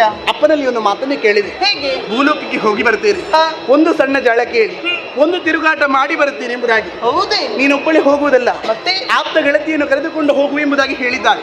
ಹಾಗಾಗಿ ನಿನ್ನಲ್ಲಿ ಕೇಳುವುದು, ಏನು ಹೇಗೆ ನನ್ನೊಟ್ಟಿಗೆ ಬರ್ತೀಯ? ಗೆಳತಿ, ನಿನ್ನ ಮಾತನ್ನು ಕೇಳೋದು ತುಂಬಾ ಸಂತೋಷವಾಯ್ತು. ಎಷ್ಟೋ ದಿವಸದಿಂದ ನಾನು ಆಸೆಯನ್ನು ಕಟ್ಟಿಕೊಂಡವಳು, ಏನು ನಿನ್ನ ಜೊತೆಯಲ್ಲಿ ಒಬ್ಬ ತಿರುಗಾಟ ಮಾಡಬೇಕೆಂಬುದು. ಹೌದಾ? ಹೀಗೆ ಹೋಗುದಾ? ಹೌದು. ತಲುಪಲೆ ಉಂಟ? ಏನು ನಮಗೆ ಬೇಕಾದಂತ ವ್ಯವಸ್ಥೆಯನ್ನು ಮಾಡಿಕೊಟ್ಟಿದ್ದಾರೆ. ಅದೇ ನೋಡಂತೆ ಪುಷ್ಪಕ ವಿಮಾನ, ಅದನ್ನು ಏರಿಕೊಂಡು ಹೋಗುವುದು. ಹೇಗೆ ಬರ್ತೀಯ ವಿಮಾನದಲ್ಲಿ? ನಾನು ಇಲ್ಲಿವರೆಗೆ ಕೊಡ್ತಿರ್ಲಿಲ್ಲ, ಯಾಕೆಂದ್ರೆ ಮೊದಲ ಬಾರಿಗೆ ನಾನು ವಿಮಾನವನ್ನು ಏರ್ತಾ ಇರುವುದು. ಹೌದಾ? ನನ್ನ ಕೈಯನ್ನು ಗಟ್ಟಿಯಾಗಿ ಹಿಡಿದುಕೊಂಡು ನಮ್ಮ ಪ್ರಯಾಣ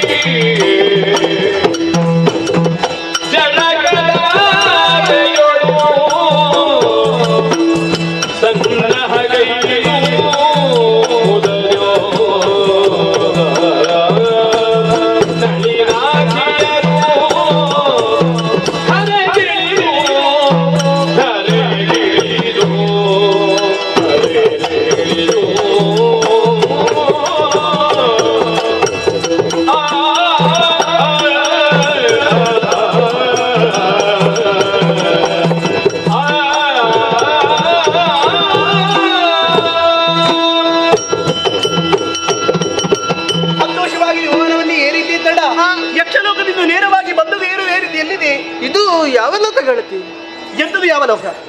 ನಾವು ಹೊರಟದ್ದಿಲ್ಲಿಗೆ ಮೇಲೆಯಿಂದ ಬಂದದ್ದು ಭೂಲೋಕಕ್ಕೆ ಬಂದು ಸೇರಿದ್ದು ಭೂಲೋಕ. ನೋಡಂತೆ ಎಂತಹ ಸುಂದರವಾದಂತಹ ಪರಿಸರ ಗೆಳತಿ. ಮೇಲೆ ನೋಡು, ನಮ್ಮನ್ನು ನೋಡುದಕ್ಕೆ ಎಷ್ಟು ಮಂದಿ ಬಂದಿದ್ದಾರೆ ಅಲ್ವಾ? ನೀನು ಸುಂದರಿ ಅಲ್ವಾ?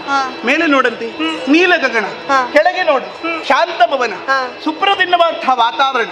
ಹೂವ ಬಿಟ್ಟಿದೆ, ಹೂವ ತಟ್ಟಿದೆ, ಹೂವ ಲತೆಗಳು. ಚೈತ್ರ ಯಾತ್ರೆಗೆ ಹೊರಟು ನಿಂತಿದೆ 100 ಸಾಲಿನ ಲತೆಗಳು. ಸತ್ಯ ನೋಡುವಾಗ ಮನಸ್ಸಿಗೆ ಸಂತೋಷ. ಅಯ್ಯೋ ಇದೇನೆ ಬೆವರುತ್ತಾ ಉಂಟು. ಕಣ್ಣು ಬಿಡುತ್ತಾ ಇದ್ದಿ, ಮುಚ್ಚುತ್ತಾ ಇದ್ದಿ, ನೆಲ ಸ್ಪರ್ಶ ಮಾಡ್ತಾ ಇದ್ದಿ. ನಮ್ಮಲ್ಲಿ ಹಾಗೆಯಾ? ಬಿಡುಗಣ್ಣುವವರು ನಾವು. ಕಣ್ಣು ಬಿಟ್ಟರೆ ಅದನ್ನು ಬಿಟ್ಟು ಹಾಗೆ ನೆಲವನ್ನು ಸ್ಪರ್ಶಿಸುವಂತಿಲ್ಲ. ನೋಡಂತೆ ಇದು ಬದಲಾವಣೆ. ಸತ್ಯ ಬಂದದ್ದು ಯಾಕೆ? ಜನ ಕೇಳಿ ಆಡುವುದಕ್ಕೆ. ಶರತಿ ಕೈ ಬೀಸಿ ಕರೆಯುತ್ತಾ ಉಂಟು. ಬಾ ಜಿಗಿಯೋ.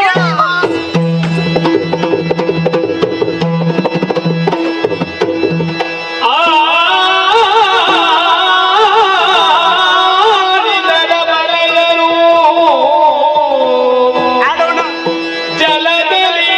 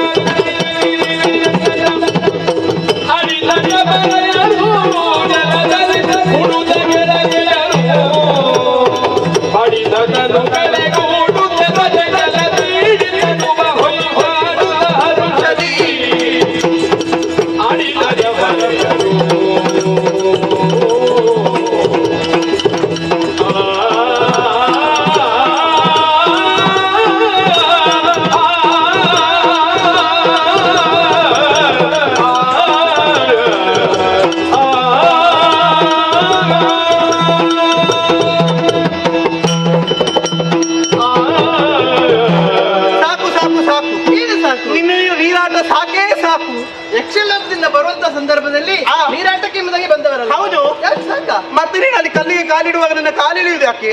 ಅದು ಮರದ ಬೇರನ್ನು ಎಳೆದದ್ದು ನಾನು. ನನ್ನ ಕಾಲಂತ ಮರದ ಬೇರೆ ಎಳೆದ ಏ ದೇವರೇ ಕಾಲ. ಮತ್ತೆ ಅದರಲ್ಲೂ ಒಂದು ಉಪಾಯ ಆಯ್ತು. ನಾ ಜಾರಿ ಬೀಳುತ್ತಾ ಇದ್ದೆ, ನನ್ನ ಪ್ರಾಣ ರಕ್ಷಣೆ ಮಾಡಿದ್ವಿ. ಖಂಡಿತ ಬಂದದ್ದು ಯಾಕೆ? ಜಲಕೀಳಿಯುವುದು ಆಡುವುದಕ್ಕೆ. ಸತ್ಯ. ಮನ ಮುದ ನೀಡುವಷ್ಟು ಜಲಕೀಳಿಯನ್ನಾಡಿದ್ದಾಯಿತು. ದೇಹದ ಜಾಡಿ ಎಲ್ಲ ಹೋಯಿತು ಎಲ್ಲ ಹೋಯಿತು. ನಿನ್ನ ತಲೆ ಸರಿ ಇಲ್ಲ. ನನ್ನ ತಲೆ ಸರಿ ಉಂಟು, ನಿನ್ನ ತಲೆ ಸರಿ ಇಲ್ಲ. ಹಾಗೆ ಹೇಳಿದಲ್ವೇ? ನೀರಲ್ಲಿ ಆಟ ಆಡಿ ತಲೆಯೆಲ್ಲ ಕೆದರಿಕೊಂಡಿದೆ, ಹೂವೆಲ್ಲ ಬಾಡಿ ಹೋಗಿದೆ. ಸತ್ಯ. ಹೆಣ್ಣು ಮಕ್ಕಳ ಶೃಂಗಾರ ಪೂರ್ಣವಾಗುವುದು ಹೂ ಎಂಬುದು ಮುಡಿಯನ್ನು ಸೇರಿದಾಗ. ನೋಡುತ್ತೆ ಎಷ್ಟು ಬಗೆ ಬಗೆಯ ಹೂವುಗಳು ಬಿಟ್ಟಿದೆ. ನಿಜ. ಅದನ್ನೆಲ್ಲ ಕೊಯ್ಯುತ್ತಾ ಹೋಗಬೇಕು. ನಿನಗೆ ಯಾವ ಹೂವು? ನನಗೆ ಸಂಪಿಗೆ. ಮರ ಏರ್ತೀರಿ? ಮರ ಏರ್ಬಾರ್ದಂತ ಹೇಳಿ ಹೆಣ್ಣು ಮಕ್ಕಳು. ಕೆಳಗೆ ಗಂಡು ಮಕ್ಕಳು ಇಲ್ಲ ಅಂತ ನೋಡಿಕೊಂಡು ಏರಬೇಕು. ನೋಡಿ ನಾನು ಮಲ್ಲಿಗೆ ಕೊಯ್ಯುತ್ತೇನೆ. ಮೆಲ್ಲಗೆ ಕೊಯ್ಯುತ್ತಾ ಮೆಲ್ಲಗೆ ಬರಬೇಕು. ಅದೆಂತದೆ ಅಲ್ಲಿದ್ದು ಹೋಗಿ ಕಾಣುವುದು. ಗೆಳತಿ, ಈ ಕಾಡಿಗೆ ಬೆಂಕಿ ಬಿದ್ದಿದೆ, ಬಾ ಓಡುವ. ಯಾರು ನಿನ್ನ ಮಾವ ಕಾಡಿಗೆ ಬೆಂಕಿ ಹೊಡುದು? ಇಲ್ಲಿ ಬಾ.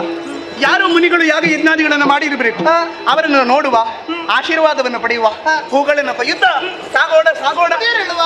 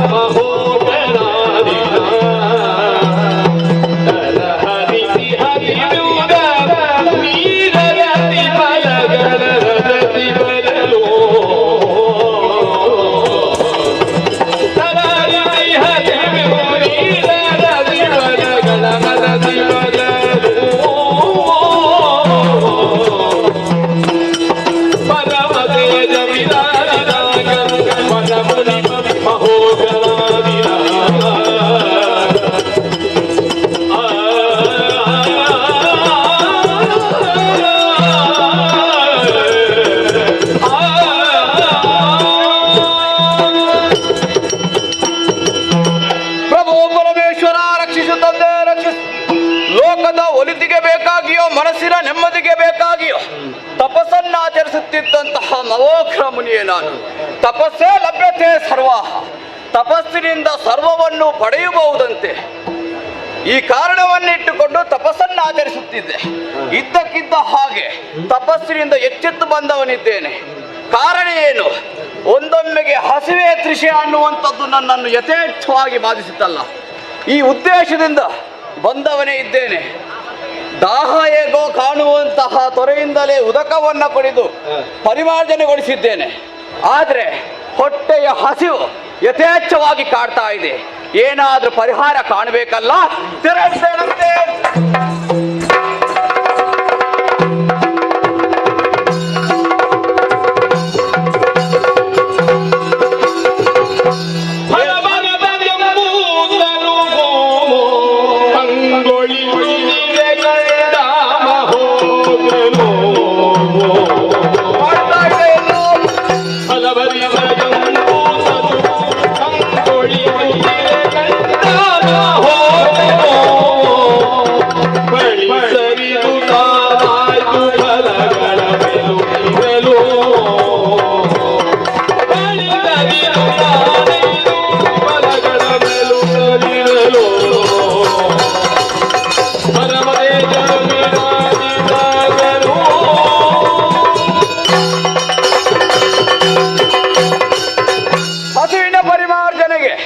ಏನಾದ್ರೂ ಪರಿಹಾರ ಕಾಣಬಹುದು ಅನ್ನುವ ಹಾಗೆ ಹೊರಟು ಮುಂದೆ ಬಂದೆಂತಾದ್ರೆ ದೂರದಲ್ಲಿ ವೃಕ್ಷವೊಂದರಲ್ಲಿ ಹಣ್ಣೊಂದು ವಾಸವಾಗ್ತಾ ಇದೆ.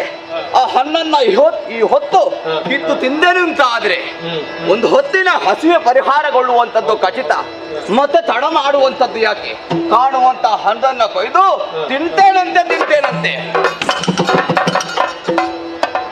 ಹೋಯ್, ಹಣ್ಣನ್ನ ತಿನ್ನಬೇಕು ಅನ್ನುವ ಹಾಗೆ ಬಂದೆನಂತಾದ್ರೆ ಇರುವೆಯೊಂದು ನನ್ನ ಗಡ್ಡವನ್ನು ಸೇರಿಕೊಂಡಿತ್ತು. ಈ ಹೊತ್ತು ಅದನ್ನು ನಾನು ಬಲಾತ್ಕಾರದಿಂದ ತೆಗೆದಿನಿಂತಾದ್ರೆ ಅದನ್ನ ಕೊಂದ ಹಾಗೆ ಆಗ್ತದೆ. ನಮ್ಮಂತಹ ಋಷಿ ಮುನಿಗಳು ಹಿಂಸೆ ಮಾಡುವಂತದ್ದಲ್ಲ.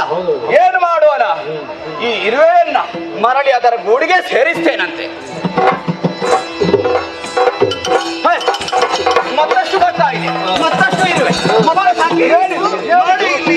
ಇವರು ಮಾಡುವುದು ನೋಡು, ಇವರ ಬಗ್ಗೆ ವೇದಾಂತ ಬಂತೆ, ಇಕ್ಕುವುದು ಗಾಳ, ಇವರ ಬಗ್ಗೆ ಎಲ್ಲರೂ ಒಳ್ಳೆಯ ಕಾರ್ಯ ಮಾಡುವುದು, ಯಾಗ ಯಜ್ಞಾದಿ ಮಾಡುವುದಂತೆ. ಇಲ್ಲದಿದ್ರೆ ಒಂದು ಇರುವೆಯನ್ನು ಬದುಕಿಸುವುದಕ್ಕೆ ಬೇಕಾಗಿ ಅಷ್ಟು ಇರುವೆಗಳನ್ನು ಹಿಸುಕಿಸಿ ಸಾಯಿಸ್ತಾರಲ್ಲ, ಏನು ನೋಡುವುದೆಲ್ಲ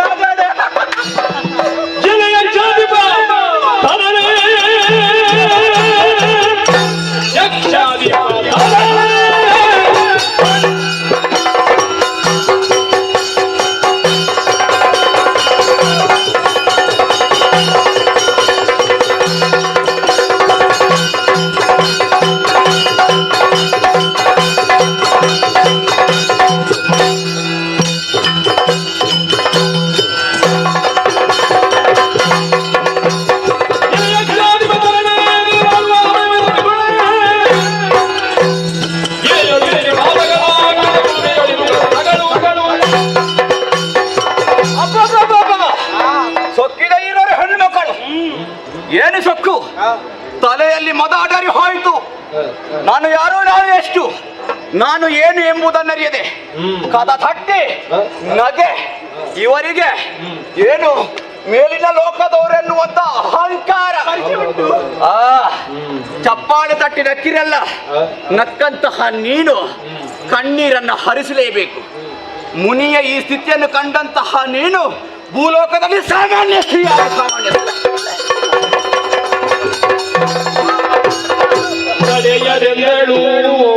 ತಮ್ಮ ಮಹಿಮೆಯ ಬಡ ಕುರಿಗಳ ಮನೆಗೆ ನೋಡುವುದು ಗಡಿಗಡಿಗೆ ತಿಳಿದೇವ ಕುಲದೊಡೆಯ ತರವೇ ಗಡಿಗಡಿಗೆ ತಿಳಿದೇವ ಕುಲದೊಡೆಯ ತರವೇ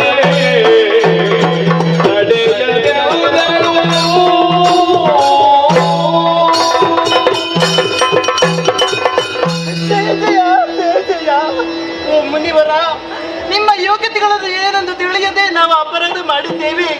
ಹರ ಮುನಿದರೆ ಹರಿ ಕಾಯುವನಂತೆ, ಹರಿ ಮುನಿದರೆ ಗುರು ಕಾಯುವ, ಗುರುವೇ ಮುನಿದರೆ ಕಾಯುವರು ಜಗತ್ತಿನಲ್ಲಿ ಯಾರಿದ್ದಾರೆ? ನಾವು ಬಡ ಕುರಿಗಳಿಗೆ ಸಮಾನರು. ನಮ್ಮ ಶಾಪವನ್ನು ಪರಿಹರಿಸಿ ಉತ್ತರಿಸಿ ಮುನಿವರ. ಎಷ್ಟು ಕೈ ಜೋಡಿಸಿ ಬೇಡಿಕೊಂಡೆ ನಮ್ಮ ಅಪರಾಧವನ್ನು ಮನ್ನಿಸು ಎಂಬುದಾಗಿ ಮುಖವನ್ನು ತಿರುಗಿಸಿದಾನಲ್ಲ. ಏ ಗಡ್ಡ ಬಿಟ್ಟ ಗುಡ್ಡ ಬಿಡಿ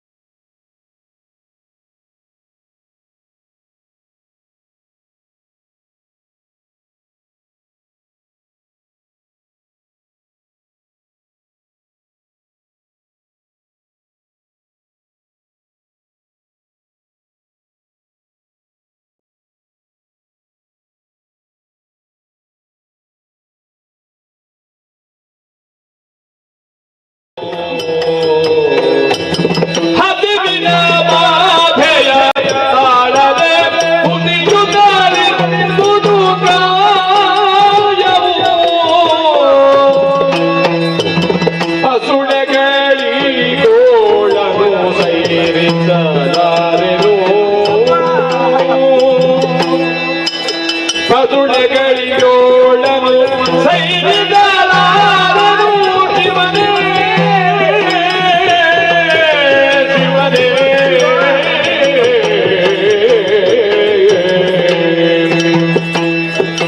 ಹಸುವಳಿದುದು ಮಾಂಸವ ಕರುಣಿದ ಬೇಹುದು ಮಾನುಡಿಯದೆ ಅದು ಒಳಿದುದು ಮಾಂಸವ ಕರುಣಿದ ಬೇಹುದೇ ಮಾನುಡಿಯದೆ ತೃಷೆ ಹಸಿವುದೆಮ್ಮನು ಬದುಕಿಸುವುದು ನೀವಿರುವುದು ತೃಷೆ ಹಸಿವೆಮ್ಮನು ಬದುಕಿಸುವುದು ನೀವೆಂದು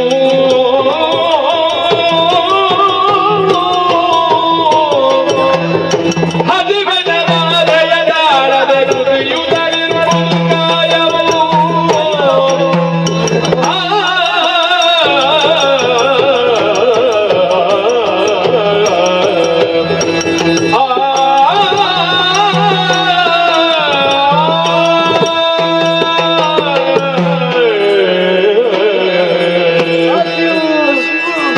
ಹಸಿವು ಅಂತ ಬೊಬ್ಬೆ ಹೊಡೆಯುತ್ತಿದ್ದೀರಿ. ಎಷ್ಟು ಮಂದಿನ ಹೊರಟವರು ಹಸಿವಿನಿಂದ ಕಂಗೆಟ್ಟು ಕುಡಿಯುವುದಕ್ಕೆ ನೀರಿಲ್ಲದೆ ಉಣ್ಣುವುದಕ್ಕೆ ಅನ್ನವಿಲ್ಲದೆ ದರಿಯಲ್ಲಿ ಬೀಳುತ್ತಾ ಇದ್ದಾರೆ. ಕೆಲವರು ಬೀಳುತ್ತಾ ಇದ್ದಾರೆ. ಎದ್ದು ನಿಲ್ಲುವುದಕ್ಕೂ ತ್ರಾಣ ಇಲ್ಲಪ್ಪ, ತ್ರಾಣ ಇಲ್ಲ. ಹಸಿವು ನಮಗೆ ಗೊತ್ತಿರೋ ಶಬ್ದ ಹಸಿವು. ಹಸಿವು ಹಸಿವು ಏನಾದರೂ ಕೊಡಿ ಅಂತ. ಏನು ಕೊಡ್ಲಿ ಮಗನೇ? ಇಲ್ಲಿ ಏನುಂಟು ಅಂತ ಹೇಳು. ತಿನ್ನುವುದಕ್ಕೆ ಏನು ಸಿಗುತ್ತಾ ಇಲ್ಲ, ಕುಡಿಯುವುದಕ್ಕೆ ಒಂದು ತೊಟ್ಟು ನೀರಿಲ್ಲ ಮಗನೇ. ಮತ್ತೆ ನಾನೇನು ಕೊಡ್ಲಿ ಅಪ್ಪ ನಿನಗೆ? ನಾನೇನು ಕೊಡ್ಲಿ? ಅಯ್ಯೋ ದೇವರೇ, ನಮಗೆ ಆಕ್ಕಿಂತ ಶಿಕ್ಷೆಯನ್ನು ಕೊಟ್ಟ ದೇವರೇ. ನಾನು ಸಾಯ್ತೇನಂತ ಈಗ. ಬಿದ್ದು ಸಾಯುವುದಕ್ಕಿಂತ ಮುಂಚೆ ತಿನ್ನುವುದಕ್ಕೆ ಏನಾದರೂ ಕರುಣಿಸು ದೇವರೇ, ಕರುಣಿಸು ಕರುಣಿಸು ಕರುಣಿಸು. ಅದೇನೋ ಏನೋ ಪರಿಮಳ, ಅಲ್ಲಿ ವಾಸನೆ ಏನೋ ಬಿದ್ದು ಸತ್ತಿದೆ, ಅದನ್ನೇ ತಿನ್ನುವ ತಿನ್ನುವ ಎಂದುಂಟು. ಬನ್ನಿ ಬನ್ನಿ ಬನ್ನಿ.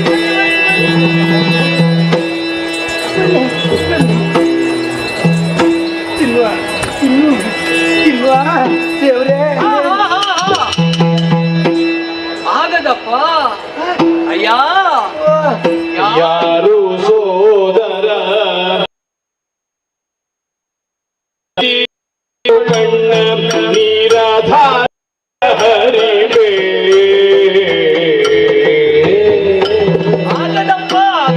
ಯಾರು ಸೋದರ ಬೇಡು ನೀರಿದೆಯೊಡು ಕಣ್ಣ ನೀರಾಧಾರೆಯ ಹರಿವೆ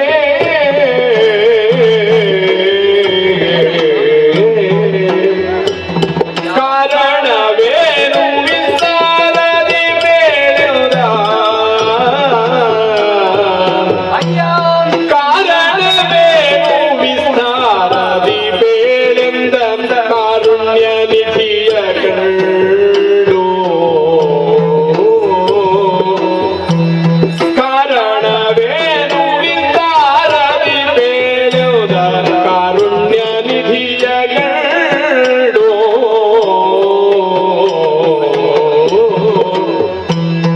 ಯಾರು ಸೋದರ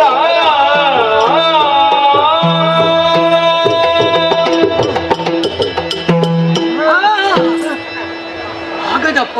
ಯಾಕೆ ಆಗದು? ಅದನ್ನು ತಿಂದೆಂತಾದ್ರೆ ಧರ್ಮ ಕೆಟ್ಟು ಹೋಗ್ತದೆ, ಧರ್ಮ ಹಾಳಾಗಿ ಹೋಗ್ತದೆ.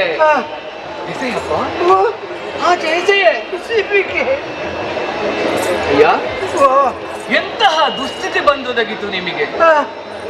ಯಾವ ವಸ್ತು ತಿನ್ನುವುದಕ್ಕೆ ಅಯೋಗ್ಯವು ಅಂತಹ ಸತ್ತು ಕೊಳೆತು ನಾರುತ್ತಿರುವಂತಹ ನಾಯಿಯ ಮಾಂಸವನ್ನು ಮೆಲ್ಲುವುದಕ್ಕೆ ಮನವಾಡಿದವರು ನೀವು. ಹೌದು ಸ್ವಾಮಿ. ಒಬ್ಬರಲ್ಲ ಇಬ್ಬರಲ್ಲ, ಬಹಳಷ್ಟು ಮಂದಿ ನೀವು ಜೊತೆಯಾಗಿದ್ದೀರಿ. ಹೌದು. ಅವನನ್ನು ಕಂಡ್ರೆ ಅವನ ಹೊಟ್ಟೆ ಬೆನ್ನಿಗೆ ಅಂಟಿಕೊಂಡಿದೆ. ಸತ್ಯ.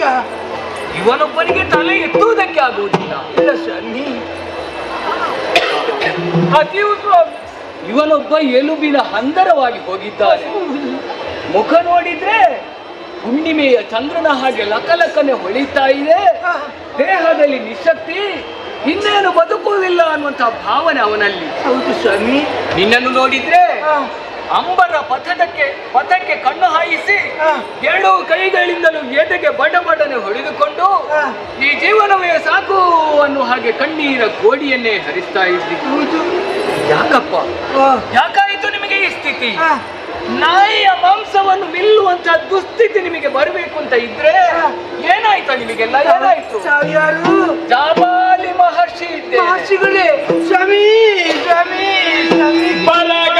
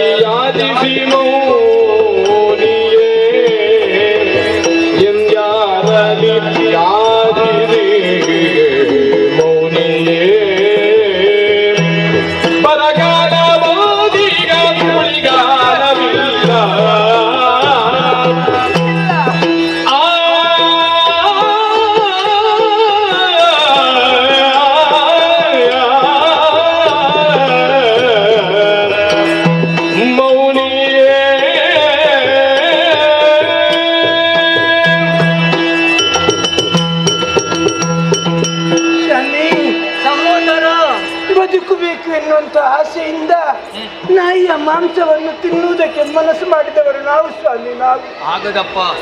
ಎಷ್ಟೋ ವರ್ಷಗಳ ಪುಣ್ಯದ ಫಲವಾಗಿ ಕರ್ಮ ಪ್ರಪಂಚದಲ್ಲಿ ಮಾನವನಾಗಿ ಕಾಣಿಸಿಕೊಳ್ಳುವುದಕ್ಕೆ ಸಾಧ್ಯ ಉಂಟು. ಹೌದು. ಮಾನವನ ಜೀವನಕ್ಕೂ ಒಂದು ನಿಯಮ ಅಂತ ಇದೆ.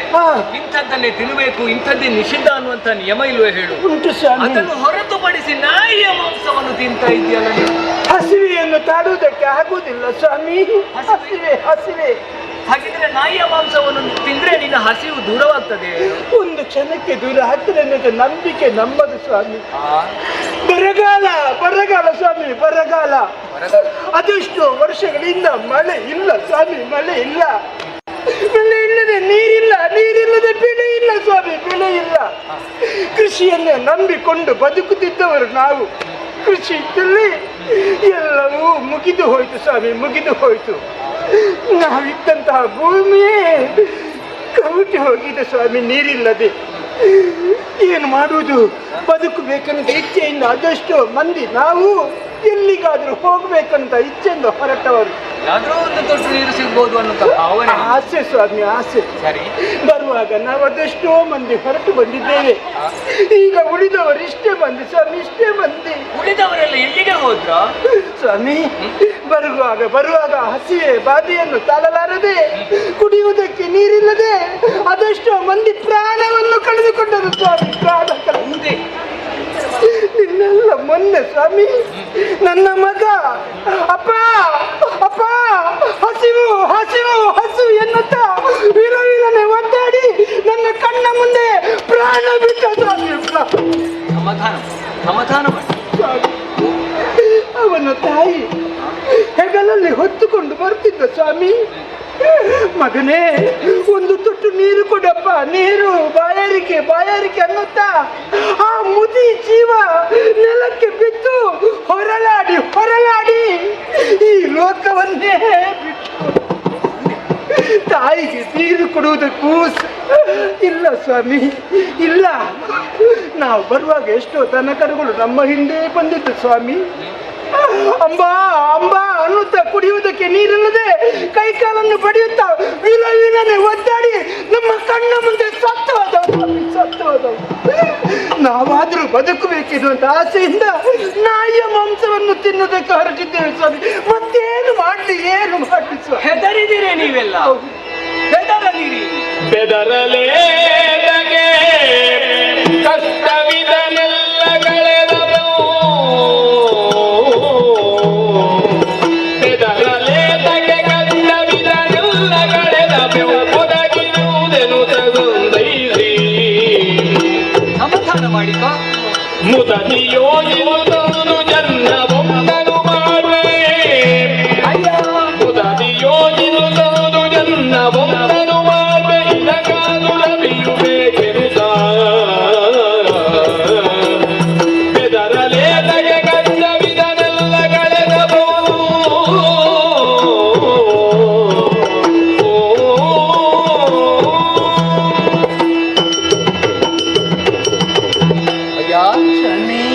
ಹಾಗೆ ಹೋದಂತ ವಿದ್ಯಮಾನಗಳನ್ನೆಲ್ಲ ಚೆನ್ನಾಗಿ ಕಂಡು ಅನುಭವಿಸಿ ಕಣ್ಣೀರ ಕೋಡಿಯನ್ನೇ ಹರಿಸ್ತಾ ಇದ್ದೀಯ. ಹೌದು ಸ್ವಾಮಿ. ಪುಣ್ಯಲೋಕವಾದಂತಹ ಭೂಲೋಕಕ್ಕೆ ದೀರ್ಘಕಾಲದ ಕ್ಷಾಮ ಬಂದೊದಗಿದೆ. ಹೌದು. ಕುಡಿಯುವುದಕ್ಕೆ ನೀರಿಲ್ಲ, ತಿನ್ನುವುದಕ್ಕೆ ಆಹಾರ ಇಲ್ಲ. ಇಲ್ಲ ಸ್ವಾಮಿ. ಪ್ರಾಣಿಗಳ ಹಾಹಾಕಾರ ಕೇಳಿ ಬರ್ತಾ ಇದೆ. ಹೌದು. ಅಯ್ಯ, ಕರ್ಮಲೋಕಕ್ಕೆ ಈ ರೀತಿಯಾದಂತಹ ಅನುಭವ ಯಾಕಾಯಿತು ಅನ್ನೋ ಹಾಗೆ ಯೋಚನೆ ಮಾಡಿದ್ರೆ ಇದಕ್ಕೆ ಕಾರಣೀಕರ್ತರು ಬೇರೆ ಯಾರೂ ಅಲ್ಲವಪ್ಪ.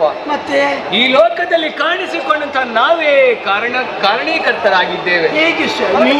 ನಾವು ಮಾಡಬೇಕಾದಂತಹ ದಿನನಿತ್ಯದ ಕರ್ತವ್ಯಗಳು ಏನುಂಟೋ ಅದೆಲ್ಲದರಿಂದ ನಾವು ಹಿಂದೆ ಉಳಿದ ಪರಿಣಾಮದಿಂದಲಾಗಿ ಭೂಲೋಕಕ್ಕೆ ಈ ರೀತಿಯ ಸ್ಥಿತಿ ಬಂದೊದಗಿದೆ. ಅಯ್ಯ, ಈ ಪ್ರಪಂಚದಲ್ಲಿ ಎಷ್ಟೇ ಕಠಿಣವಾದಂತಹ ಸಮಸ್ಯೆ ಇದ್ರೂ ಕೂಡ ಅದಕ್ಕೆ ಪರಿಹಾರ ಅನ್ನುವುದಿದೆ.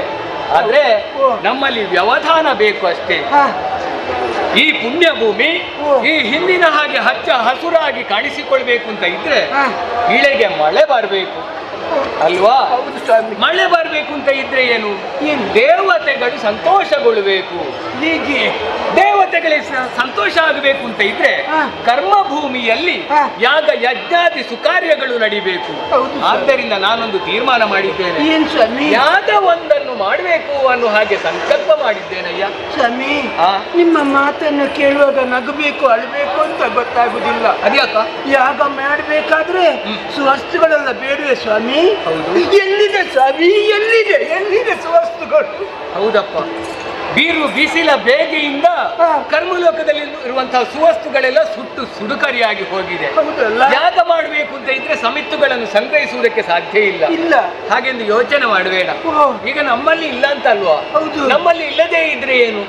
ಯಾರಲ್ಲಿ ಉಂಟೋ ಅವರಿಂದ ನಾವು ಕೇಳಿ ಪಡ್ಕೊಳ್ಬೇಕಾಗ್ತದೆ. ಯಾರಲ್ಲಿ ಉಂಟು ಸ್ವಾಮಿ? ಕರ್ಮಲೋಕದ ಕ್ಷೇಮ ಚಿಂತನೆಯನ್ನು ಯೋಚನೆ ಮಾಡುವವರು ಯಾರು ಅಂತ ಕೇಳಿದ್ರೆ ದೇವತೆಗಳು. ದೇವಲೋಕವನ್ನು ಸೇರಿಕೊಳ್ಬೇಕು. ಅಲ್ಲಿರುವಂತಹ ಕಾಮಧೇನು, ಕಲ್ಪಿಸಿದ್ದನ್ನು ಈವವಳು ಕಾಮಧೇನು, ಅವಳನ್ನು ನಾವು ಧರೆಗೆ ಇಳಿಸಿದೆ ಉಂಟಾದ್ರೆ ನಮ್ಮ ಸಮಸ್ಯೆ ಏನುಂಟೋ ಅದೆಲ್ಲವೂ ಪರಿಹಾರ ಆಗುವುದಕ್ಕೆ ಸಾಧ್ಯ ಉಂಟಪ್ಪ. ಹೌದು ಸ್ವಾಮಿ. ಆದ್ರೆ ದೇವಲೋಕಕ್ಕೆ ಹೋಗುವವರು ಯಾರು ಸ್ವಾಮಿ? ಎಲ್ಲರಿಂದಲೂ ಸಾಧ್ಯ ಉಂಟಾ? ಇಲ್ಲವಲ್ಲ. ಹೋಗುವುದಕ್ಕೆ ನಿನಗೆ ಹೋಗ್ಬೋದು, ಆದ್ರೆ ಬರುವುದಕ್ಕೆ ಸಾಧ್ಯ ಉಂಟು ಹೇಳು? ಸಾಧ್ಯ ಇಲ್ಲ. ಯೋಚನೆ ಮಾಡಬೇಡ. ಮಹಾ ತಪಸ್ವಿ ಎನಿಸಿಕೊಂಡವನು ನಾನು. ದೇವಲೋಕಕ್ಕೆ ನಾನೇ ಹೋಗ್ತೇನೆ. ನಮ್ಮ ಕಷ್ಟವನ್ನು ಪರಿಹಾರ ಮಾಡ್ತೇನೆ ಸ್ವಾಮಿ. ಅತಿ ಶೀಘ್ರದಲ್ಲಿ ನಿಮ್ಮ ಸಮಸ್ಯೆಯನ್ನು ನಾನು ಪರಿಹರಿಸುವುದಕ್ಕೆ ಪ್ರಯತ್ನ ಮಾಡ್ತೇನಪ್ಪ. ಆದಿತ್ತು ಸ್ವಾಮಿ. ಆದ್ರೆ ಅಷ್ಟರವರೆಗೆ ನಾವೇನು ಮಾಡ್ಲಿ ಸ್ವಾಮಿ? ಅಯ್ಯ, ಒದಗಿದಂತಹ ಕಷ್ಟ ಕಾರ್ಪಣ್ಯಗಳು ಏನುಂಟೋ ಅದೆಲ್ಲವೂ ಅತಿ ಶೀಘ್ರದಲ್ಲಿ ಪರಿಹಾರವಾಗಿ ಹೋಗ್ಲಿ ಅನ್ನುವ ಹಾಗೆ ಅಮ್ಮ ಚಂಡಿಕಾಂಬ, ಅಮ್ಮ ಕಾಳಿಕಾಂಬ ಅನ್ನುವ ಹಾಗೆ ಆ ಅಮ್ಮನನ್ನೇ ನುತಿಸುತ್ತಾ ಕಾಲವನ್ನು ಕಳೆಯಿರಿ. ನಿಮ್ಮ ಸಮಸ್ಯೆ ಅತಿ ಶೀಘ್ರದಲ್ಲಿ ಪರಿಹಾರ ಇಟ್ಟುಕೊಳ್ಳಿ.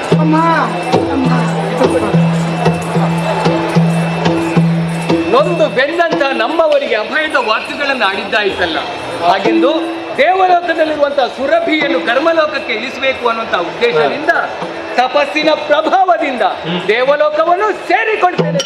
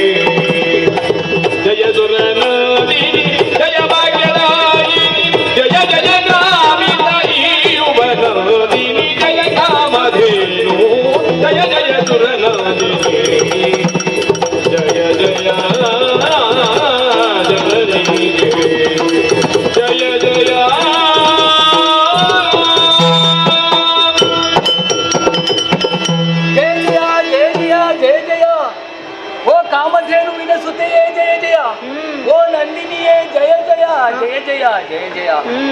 ಅಮ್ಮ, ಏನು ಕಾಣಿಸಿಕೊಂಡಂತ ನಿನ್ನನ್ನು ಬಹಳಷ್ಟು ನಮ್ರತೆಯಿಂದ ನುತಿಸಿದವನು. ಸರಿ, ನಿನ್ನ ಪಾದಗಳನ್ನು ತೊಳೆದು ಅದನ್ನೇ ತೀರ್ಥ ಅನ್ನುವ ಹಾಗೆ ಸ್ವೀಕರಿಸಿದೆ. ನಿನ್ನ ಮಂಗಳಕರವಾದಂತಹ ಮುಖಕ್ಕೆ ಒಂದು ಅಂದವಾದಂತಹ ಮಂಗಳಾರತಿಯನ್ನು ಬೆಳಗಿದೆ. ನಮ್ಮ ಕರ್ಮಲೋಕದಿಂದ ದೇವಲೋಕವನ್ನು ಸೇರಿಕೊಂಡಂತಹ ನಾನು ಬಗೆ ಬಗೆಯಾಗಿ ನಿನ್ನನ್ನು ಅರ್ಚಿಸಿದೆ, ಮೆಚ್ಚಿಸಿದೆ. ಸರಿ, ನಾನು ಮಾಡಿದಂತಹ ಸತ್ಕಾರ್ಯದಲ್ಲಿ ಏನಾದ್ರೂ ಲೋಪ ದೋಷಗಳು ನಿನಗೆ ಕಂಡು ಬಂತುಂತಾದ್ರೆ ಅದನ್ನು ಮನಸ್ಸಿನಲ್ಲಿ ಇರಿಸಿಕೊಳ್ಳದೆ ಕರ್ಮಲೋಕದ ಮಂದಿಗಳನ್ನು ಹರಸಬೇಕಮ್ಮ, ಹರಸಬೇಕು. ಮಹರ್ಷಿ, ಸುರಲೋಕ ನಂದನವೇನು ಮನ ಇದು? ಇಲ್ಲಿಯವರೆಗಾಗಿ ಬಂದಂತ ನೀವು ಈ ನಂದನವನದಲ್ಲಿ ಹಾಯಾಗಿ ತಿರುಗುತ್ತಿರುವಂತ ಈ ನಂದಿನಿಯ ಬಳಿಗೆ ಬಂದು ಪೂಜಿಸ್ತಾ ಇದ್ದೀರಿ. ಹೌದಮ್ಮ, ಭಜಿಸ್ತಾ ಇದ್ದೀರಿ. ನಿಮ್ಮ ಪೂಜೆ ಪುರಸ್ಕಾರಗಳಿಂದ ಸಂತುಷ್ಟಗೊಂಡವಳಿದ್ದೇನೆ, ಸಂತೋಷವಾಗಿ. ಆದ್ರೆ ಒಂದು ವಿಚಾರ, ಏನಮ್ಮ? ಕಾರ್ಯ ಕಾರಣಗಳಿಲ್ಲದೆ ಇಲ್ಲಿಯವರೆಗಾಗಿ ಬರುವವರು ನೀವಲ್ಲ. ಬಂದ ಕಾರಣವನ್ನು ಕೇಳಬಹುದೇ? ಕಾರಣವಿಲ್ಲದೆ ಕಾರ್ಯ ಉಂಟೇನಮ್ಮ? ಏನು? ಕರ್ಮಲೋಕದಲ್ಲಿ ಕಾಣಿಸಿಕೊಂಡಂತ ನಾನು ಶರೀರಿಯಾಗಿ ದೇವಲೋಕವನ್ನು ಸೇರಿಕೊಳ್ಬೇಕು ಅಂತ ಇದ್ರೆ ಬಲವಾದಂತಹ ಕಾರಣ ಉಂಟು. ಏನದು? ನಮ್ಮದಾದಂತಹ ವಸುಂಧರೆಗೆ ದೀರ್ಘಕಾಲದ ಕ್ಷಾಮ ಒದಗಿದೆ. ಕುಡಿಯುವುದಕ್ಕೆ ನೀರಿಲ್ಲ, ತಿನ್ನುವುದಕ್ಕೆ ಆಹಾರವಿಲ್ಲ. ಎಷ್ಟೋ ಜೀವಿಗಳು ವಿಲ್ಲನೆ ಒದ್ದಾಡಿ ತನ್ನ ಜೀವನವನ್ನು ಕೊನೆಗೊಳಿಸ್ತಾ ಇವೆ ಅಮ್ಮ. ಆದ್ದರಿಂದಲೇ ಅವರೆಲ್ಲರನ್ನು ರಕ್ಷಣೆ ಮಾಡಬೇಕು ಅನ್ನುವಂತಹ ಉದ್ದೇಶದಿಂದ ಕರ್ಮಲೋಕದಲ್ಲಿ ಯಾಗ ಯಜ್ಞಾದಿ ಸುಕಾರ್ಯವನ್ನು ಮಾಡಬೇಕು ಅನ್ನುವ ಹಾಗೆ ಯೋಚನೆ ಮಾಡಿದವನು. ಆದ್ರೆ ಏನು ಮಾಡೋಣ ಹೇಳು? ಬೀರು ಬೀಸಿನ ಬೇಗೆಯಿಂದ ಎಲ್ಲವೂ ಸುಟ್ಟು ಕರಕಲ ಆಗಿ ಹೋಗಿದೆ. ಯಾಗವನ್ನು ಮಾಡುವುದಕ್ಕೆ ಸಾಧ್ಯ ಇಲ್ಲ. ಹಾಗೆಂದು ಮಾಡದೆ ದೇವೇಂದ್ರ ಸಂತೋಷಗೊಳ್ಳುವುದಕ್ಕೆ ಸಾಧ್ಯ ಇಲ್ಲ. ಆದ್ದರಿಂದ ಯಾಗ ಮಾಡುವಂತಹ ಉದ್ದೇಶದಿಂದ ನೀನು ಕರ್ಮಲೋಕಕ್ಕೆ ಇಳಿದು ಬರಬೇಕಮ್ಮ, ಒಲಿದು ಬರಬೇಕು, ನಲಿದು ಬರಬೇಕಮ್ಮ, ಆಶ್ಚರ್ಯವಾಯ್ತಲ್ಲ. ಭೂಲೋಕದ ಸ್ಥಿತಿ ಗತಿಗಳನ್ನು ನಿನ್ನಲ್ಲಿ ವಿಸ್ತರಿಸಿದ ಕಾಲಕ್ಕೆ ತನ್ನ ಮುಖವನ್ನೇ ತಿರುಗಿಸಿದೆ ಅಲ್ಲ ಅಮ್ಮ. ನಾನು ಮಾಡಿದಂತಹ ಸತ್ಕಾರ್ಯದಲ್ಲಿ ಏನಾದ್ರೂ ಲೋಪದೋಷಗಳನ್ನು ಕಂಡೆಯೇನಮ್ಮ? ಖಂಡಿತ ಇಲ್ಲ. ಮತ್ತೆ ನೀವು ಹೇಳಿದಿರಲ್ಲ, ಭೂಮಿಯ ಬರಗಾಲವನ್ನು ನೀಗಿಸುವುದಕ್ಕಾಗಿ ಭೂಮಿಗೆ ಬರಬೇಕು ಎನ್ನುವುದಾಗಿ. ಹೌದು, ಅದನ್ನು ಕೇಳಿಯೇ ಮುಖ ತಿರುಗಿಸಿದ್ದ ನಾನು. ಅದ್ಯಾಕಮ್ಮ? ಕೃತಜ್ಞರು, ಕಾಮುಕರು, ಹುಡುಕರು, ಸ್ವಾರ್ಥಿಗಳು ಇರುವಂತ ಈ ಭೂಲೋಕಕ್ಕೆ ನಾನು ಬರಬೇಕು ಅಂತ ಆಲೋಚನೆ ಮಾಡ್ತಾ ಇದ್ದೇನೆ ಅಮ್ಮ. ಏನು? ಭೂಲೋಕದ ಬಗ್ಗೆ ನೀನು ಅಷ್ಟು ನಿಷ್ಕೃಷ್ಟವಾಗಿ ಮಾತಾಡಬಾರ್ದಮ್ಮ. ಯಾಕೆ ಬಲ್ಲೆಯ? ಹೆಚ್ಚು ಕಡಿಮೆ ಮೇಲು ಕೀಳು ಅದು ಕರ್ಮಲೋಕದಲ್ಲಿ ಆಗುವಂತದ್ದೇ. ಯಾಕೆ? ಎಷ್ಟೋ ವರ್ಷದ ಎಷ್ಟೋ ಸಮಯದ ಜೀವನವನ್ನು ಸಾಗಿಸಿದಂತಹ ಮಂದಿಗಳು ಲೋಕದಲ್ಲಿದ್ದಾರೆ. ಸರಿ, ಆದ್ರೆ ಏನು ಮಾಡೋಣ ಹೇಳು? ಏನು? ಒಬ್ಬ ಕೆಟ್ಟದ್ದು ಮಾಡಿದ್ರೆ ಅಲ್ಲಿ ಅದಕ್ಕೆ ತಕ್ಕ ಪ್ರಾಯಶ್ಚಿತ್ತವಾಗುತ್ತದೆ. ಹಾಗೆಂದು ಪ್ರಾಯಶ್ಚಿತ್ತ ಆಗದೇ ಇರುವಂತಹ ಒಂದು ಘಟನೆಯನ್ನು ನೀನು ವಿಸ್ತರಿಸಿದೆ ಅಂತ ಆದ್ರೆ ಎತ್ತಿ ಬಂದಂತಹ ಶಿರವನ್ನು ಬಾಗಿಸಿ ಹಾಗೆ ನಡೆದು ಬರ್ತೇನಮ್ಮ. ಒಂದು ಕತೆ ಹೇಳಬೇಕು ನೀನು. ಒಂದು ಕತೆ ಬೇಕೇ? ಹೌದು. ಹಾಗಾದ್ರೆ ಕೇಳಿ. ಏನಮ್ಮ?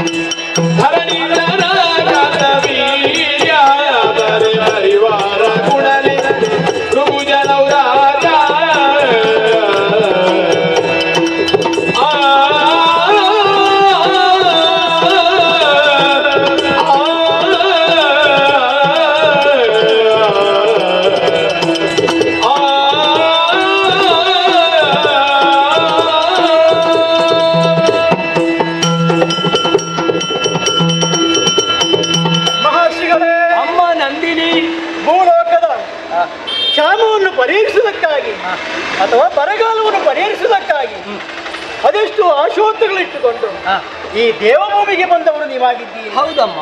ಆದ್ರೆ ನೀವೇನೋ ಬರಬೇಕಿರುವುದಾಗಿ ಕೇಳಿಕೊಳ್ಳುತ್ತಾ ಇದ್ದೀರಿ. ಹೌದು. ಹೋಗಬೇಕಾದ್ರೆ ಇಲ್ಲಿರುವಂತ ನಾವು ಸ್ವಲ್ಪ ಆಲೋಚನೆ ಮಾಡಬೇಕು. ಹೌದೇ? ನಿಮ್ಮ ಭೂಲೋಕದಲ್ಲೇ ಒಂದು ಮಾತುಂಟು. ಏನಮ್ಮ? ಕಾಲಿಡುವ ಮೊದಲು ಕಣ್ಣಿಡ್ಬೇಕಂತೆ. ಯಾವುದೇ ಕಾರ್ಯದಲ್ಲಿ ತೊಡಗಿಕೊಳ್ಳುವಾಗ ಬಹಳಷ್ಟು ಚಿಂತನೆ ಮಾಡಿಯೇ ತೊಡಗಿಕೊಳ್ಬೇಕಾಗ್ತದೆ. ಹೌದು. ಆದ ಕಾರಣ ನಾನು ಈ ಹೊತ್ತಿನಲ್ಲಿ ಭೂಮಿಗೆ ಕಾಲಿಡುವುದಕ್ಕೆ ಮೊದಲು ಕಣ್ಣಿಡ್ತಾ ಇದ್ದೇನೆ. ಅಂದ್ರೆ ಹೋಗುವುದರ ಬಗ್ಗೆ ಆಲೋಚನೆ ಮಾಡ್ತಾ ಇದ್ದೇನೆ. ಹೋಗುವುದಕ್ಕೆ ಮನಸ್ಸೇ ಬರ್ತಾ ಇಲ್ಲ. ಮನಸ್ಸು ಹೌದು. ಯಾಕಮ್ಮ?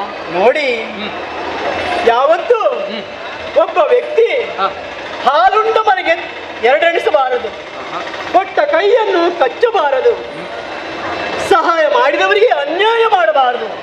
ಇದನ್ನು ಸಾಮಾನ್ಯ ಪ್ರಾಣಿಯಾದರೂ ಅನುಸರಿಸುವಂತಹ ನೀತಿ ಇದು.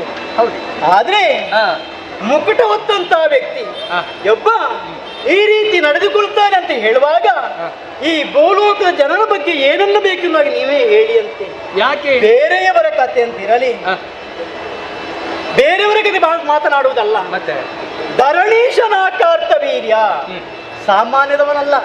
ಪ್ರಜಾ ಪರಿವಾರವನ್ನು ಪೊರೆಯಬೇಕಂತ ಹೊಣೆಗಾರಿಕೆಯನ್ನು ಹೊತ್ತಂತ ಧೀಮಂತ ವ್ಯಕ್ತಿ ಎನಿಸಿಕೊಂಡವ. ಸರಿ. ಕೃತವೀರ ಸುತ ಕಾರ್ತವೀರ್ಯ ಭೇಟಿಗಾಗಿ ಜಮದಗ್ನಿಮಾರ್ಷಿಗಳ ಆಶ್ರಮದ ಪರಿಸರಕ್ಕೆ ಹೋದಂತ ಸಂದರ್ಭದಲ್ಲಿ ಬೇಟೆ ಆಯಿತು. ದಣಿ ಮಾರಿಸಿಕೊಳ್ಳುತ್ತಿರುವಂತಹ ಸಮಯದಲ್ಲಿ ಜಮದಗ್ನಿಮಾರ್ಷಿಗಳ ಒಟ್ಟೊಬ್ಬ ಬಂದು ಹೇಳಿದರಂತೆ, ಆಶ್ರಮದಡಿಗೆ ಬರಬೇಕು, ಆತಿಥ್ಯವನ್ನು ಸ್ವೀಕಾರ ಮಾಡಿ ಹೋಗಬೇಕು ಎಂದಾಗಿ. ಒಟ್ಟುಗಳ ಮಾತಿನಂತೆ ತನ್ನ ಪರಿವಾರವನ್ನು ಕೂಡಿಕೊಂಡು ಆಶ್ರಮದಡಿಗೆ ಹೋದ. ಯಾರು? ಕಾರ್ತವೀರ್ಯ. ಹೋದಂತ ಕಾರ್ತವೀರ್ಯನಿಗೆ ಜಮದಗ್ನಿಗಳು ಆತಿಥ್ಯವನ್ನೇ ಕೊಟ್ಟರು. ಯಾಕೆ?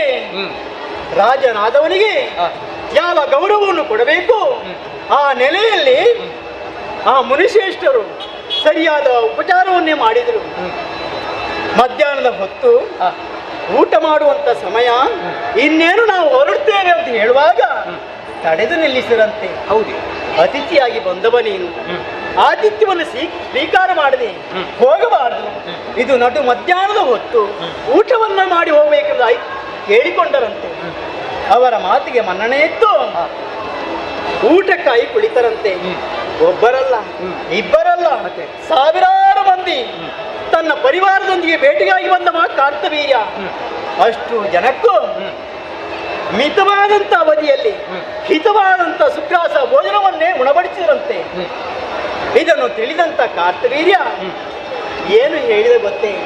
ಊಟವನ್ನು ಮಾಡಿ ಅವರ ಆಶೀರ್ವಾದವನ್ನು ಪಡೆದು ಹೋಗಬೇಕಾ ಅಂತ ಆ ಕಾರ್ತವೀರ್ಯ ದೌಷ್ಟ್ಯವನ್ನೇ ಮೆರೆದ ಹೊತ್ತಿನಲ್ಲಿ ಇಷ್ಟೂ ಜನಕ್ಕೆ ನೀವು ಈ ಹೊತ್ತಿನಲ್ಲಿ ಈ ಸುಗ್ರಾಸ ಭೋಜನವನ್ನು ಸಿದ್ಧಪಡಿಸಿ ಹೇಗಾಯ್ತು ಅಂತ ಪ್ರಶ್ನೆಯನ್ನು ಕೇಳಿದರಂತೆ.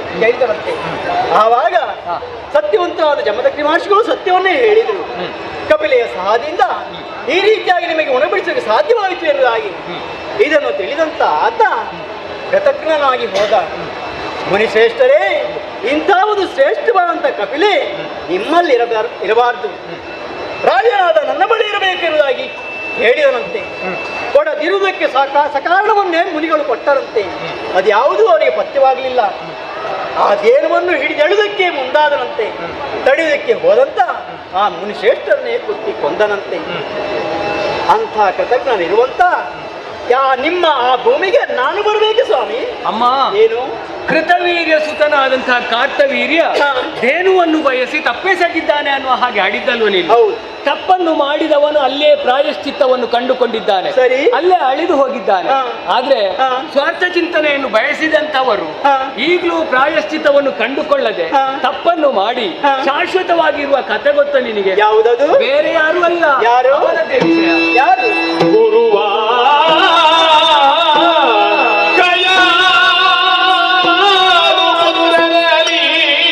ನಿಮ್ಮ ದುರಪಾದ ಶಿಷ್ಯನಾಗಿರುತ್ತಲದ್ಯದಲ್ಲಿ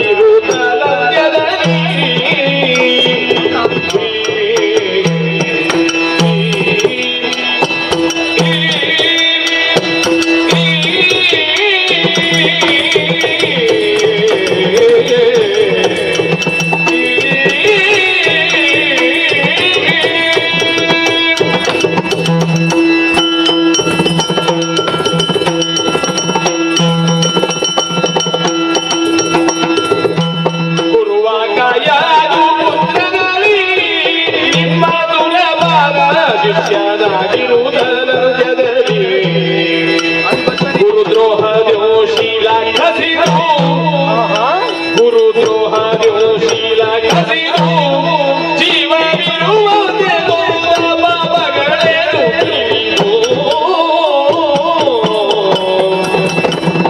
ಗುರುವಾಗ್ಯದ ನಿಮ್ಮ ಸುರಬಾಲ ಶಿಷ್ಯನಾಗಿರುತ್ತಾನಂದರಲ್ಲಿ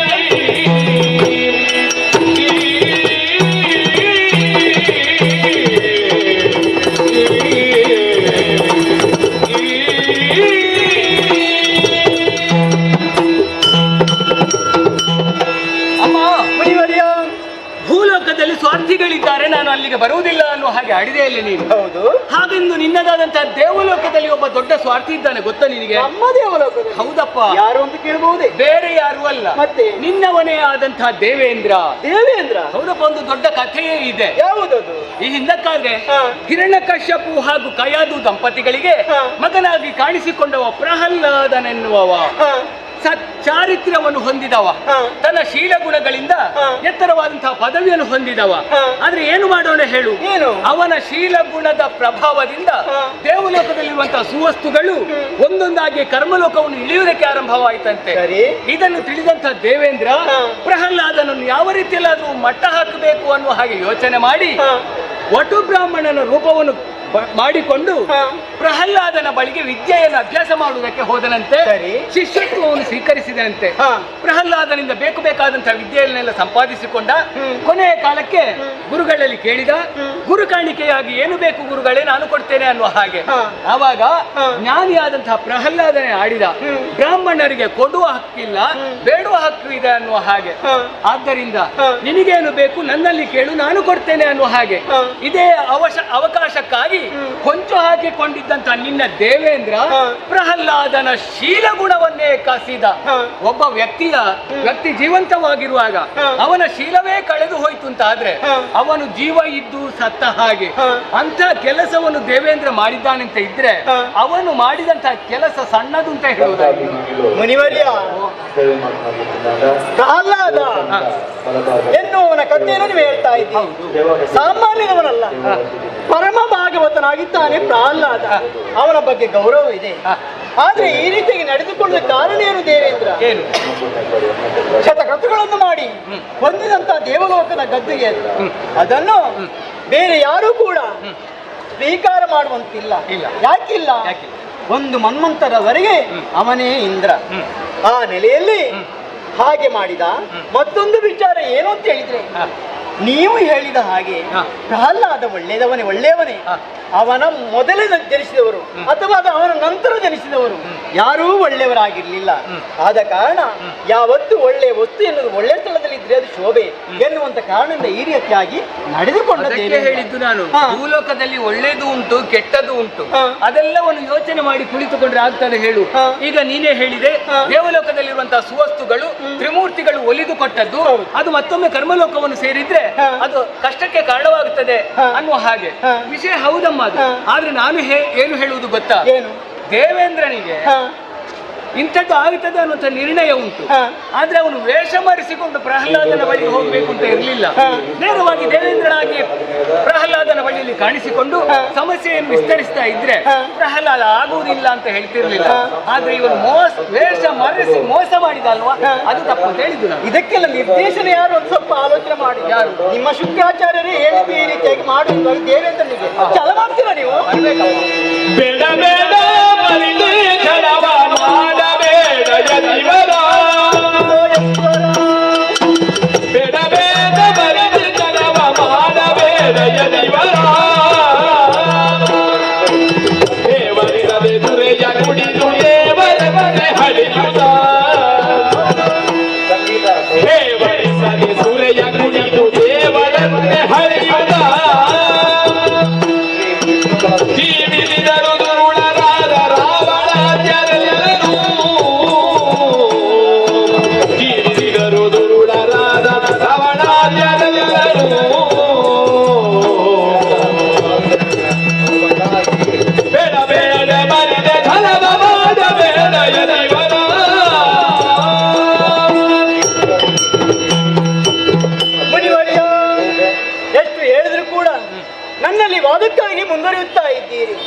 ಆದರೆ ನಾನು ಹೇಳಬೇಕಾದನ್ನು ಹೇಳಿಯೇ ಮುಗಿಸುವವರು.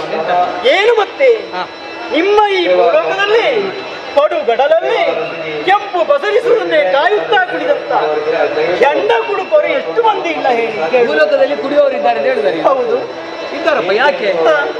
ಈಗಿನ ಬಿಸಿಲು ಗೊತ್ತುಂಟಲ್ವ? ಹೌದಾ? ಆ ಬಿಸಿಲಿನ ಧಗೆಯಲ್ಲಿ ಕೆಲಸವನ್ನು ಮಾಡಿ ಬಂದವರಿಗೆ ಸ್ವಲ್ಪ ನಿದ್ರೆ ಬರಬೇಡ. ಅದೇನು ಎಷ್ಟು ತಗೊಳ್ಳೋರು ಇದ್ದಾರೆ. ಅದು ಅದನ್ನೇ ಕುಡಿಬೇಕಂತ ಏನು ಎಳನೀರಿಲ್ವಾ ಅಥವಾ ತಂಪಾದ ಪಾನೀಯ ಇಲ್ವಾ? ದುಡಿಮೆಯ ಮೈ ಕೈ ಹೋಗ್ಬೇಕು ಅಂತ ಇದ್ರೆ ಎಳನೀರು ಆಗುವುದಿಲ್ಲ. ಅದರಲ್ಲಿ ನೀವು ತಿಳಿದುಕೊಂಡದ ತಪ್ಪು ಕಲ್ಪನೆ. ಯಾವತ್ತು ಎಳನೀರು ಎನ್ನುವುದು ಅಮೃತಕ್ಕೆ ಸಮಾನ. ನಿಮ್ಮ ಈ ಹೆಂಡ ಕುಡಿದದ್ದರಿಂದ ನಿಮ್ಮ ಶರೀರದಲ್ಲಿ ಯಾವ ಶಕ್ತಿ ಬೆಳೆಯುವುದಿಲ್ಲ. ನೀವು ಎಳನೀರು ಕುಡಿದು ನೋಡಿ, ಅದು ನಿಮಗೆ ಹೇಳ್ಬೇಕು ಅಂತ ನೀವು ಕುಡಿಯುವವರೇ. ಆದ್ರೆ ನಿಮ್ಮ ಈ ಭೂಲೋಕದ ಕೆಲವು ಮಂದಿ ಗೊತ್ತಿಲ್ಲ ಅಂತ ಹೇಳುದು ನಾನು. ಯಾಕೆ ಹೇಳಿದೆ? ಈಗ ನೀನು ಯಾರನ್ನು ಗುರುತಿಸಿದೆ? ಬಹಳಷ್ಟು ಮಂದಿ ಇದ್ದಾರೆ. ಅಲ್ಲ, ಅವರು ಮಾಡುವಂತ ಅನ್ಯಾಯವಾದ್ರು ಏನು? ಸರಿಯಾಗಿ ಹೆಂಡ ಕುಡಿಯುವುದು, ಕಂಡಲ್ಲಿ ಬೀಳುವುದು, ಹೆಂಡಿನ ಮಕ್ಕಳನ್ನು ಹೊಡೆಯುವುದು, ಅವರು ಕಣ್ಣೀರು ಗರಿಯುವುದು, ಅಷ್ಟು ಮಾತ್ರವಾ? ಅದು ಅವರ ಪ್ರಭಾವ ಅಲ್ಲ, ಮತ್ತೆ ಒಳ ಸೇರಿಕೊಂಡವನ ಪ್ರಭಾವ. ಅದೇ ಹೇಳಿದ್ದು ನಾನು, ಅಂತವರು ಇದ್ದಾರೆ ಅಂತ ಹೇಳುದು ನಾನು. ಭೂಲೋಕದಲ್ಲಿ ಕುಡಿದು ಹೋಗಿ ಗಟ್ಟಿಯಾಗಿ ಮಲಗುವುದಲ್ವಾ, ಅದನ್ನು ಮಾಡುವುದಿಲ್ಲ. ಮತ್ತೆ ಇನ್ನೊಬ್ಬರಲ್ಲಿ ಹೋಗಿ ಹೇಳುವುದು ನನಗೆ ಇಂಥ ಅನ್ಯಾಯವಾಯಿತು, ಎಲ್ಲ ದೇವರಿಂದ ಆಗಿತ್ತು ಅಂದ್ರೆ ದೇವರನ್ನು ಹೊಡೆಯುವುದು. ಅಂತ ಕುಡುಕರು ನಿಮ್ಮ ಈ ಭೂಲೋಕದಲ್ಲಿ ಇದ್ದಾರೆ. ಅದರಲ್ಲಿ ಒಬ್ಬ ಅಗ್ರಗಣ್ಯ ಇದ್ದಾನೆ, ರಾವಣ. ಹೌದು, ಆತ ಹೇಳಿಕೊಳ್ಳುವುದಕ್ಕೆ ಬಹಳ ಶ್ರೇಷ್ಠ ವ್ಯಕ್ತಿಯನ್ನಾಗಿ ಗುರುತಿಸಿಕೊಂಡವ. ಮಾಡಿದ್ದೆಲ್ಲವೂ ಕೆಟ್ಟ ಕಾರ್ಯಗಳೇ. ರಾಮನ ಅರಸಿ ಅಂತ ಸೀತಾದೇವಿಯನ್ನು ಅಪಹರಿಸಲಿಕ್ಕೆ ಮುಂದಾಗಿ ಅದೆಷ್ಟೋ ಕಷ್ಟ ಕೋಟಲೆಗಳನ್ನು ಅನುಭವಿಸಿದ. ಅವ ಮಾಡಿದಂತ ಕೆಟ್ಟ ಕಾರ್ಯ ಉಂಟಲ್ಲ, ಈ ನಿಮ್ಮ ಭೂಲೋಕದಲ್ಲಿ ಎಲ್ಲರಿಗೂ ಕೂಡ ಒಂದು ದಾರಿಯಾಗಿ ಹೋಗಿದೆ. ಅವ ಮಾಡ್ತಾರೆ, ನಾವೇಕೆ ಮಾಡಲಿಲ್ಲ ಅಂತ ಆ ದಾರಿಯನ್ನು ಅನುಸರಿಸ್ತಾರೆ. ಅಂತ ಬುದ್ಧಿಗೆ ನಾನು ಬರ್ಲಿಕ್ಕಿಲ್ಲಪ್ಪ. ನೀನು ಅಲ್ಲಿ ಕುಡುಕರಿದ್ದಾರೆ ಅಂತ ಹೇಳುದು. ಈಗ ನಿನ್ನ ಜೊತೆಯಿಂದ ಕುಡುಕರು ಕುಡಿದ ವಾಸನೆ ಬರಲಿಲ್ಲ. ಯಾರು?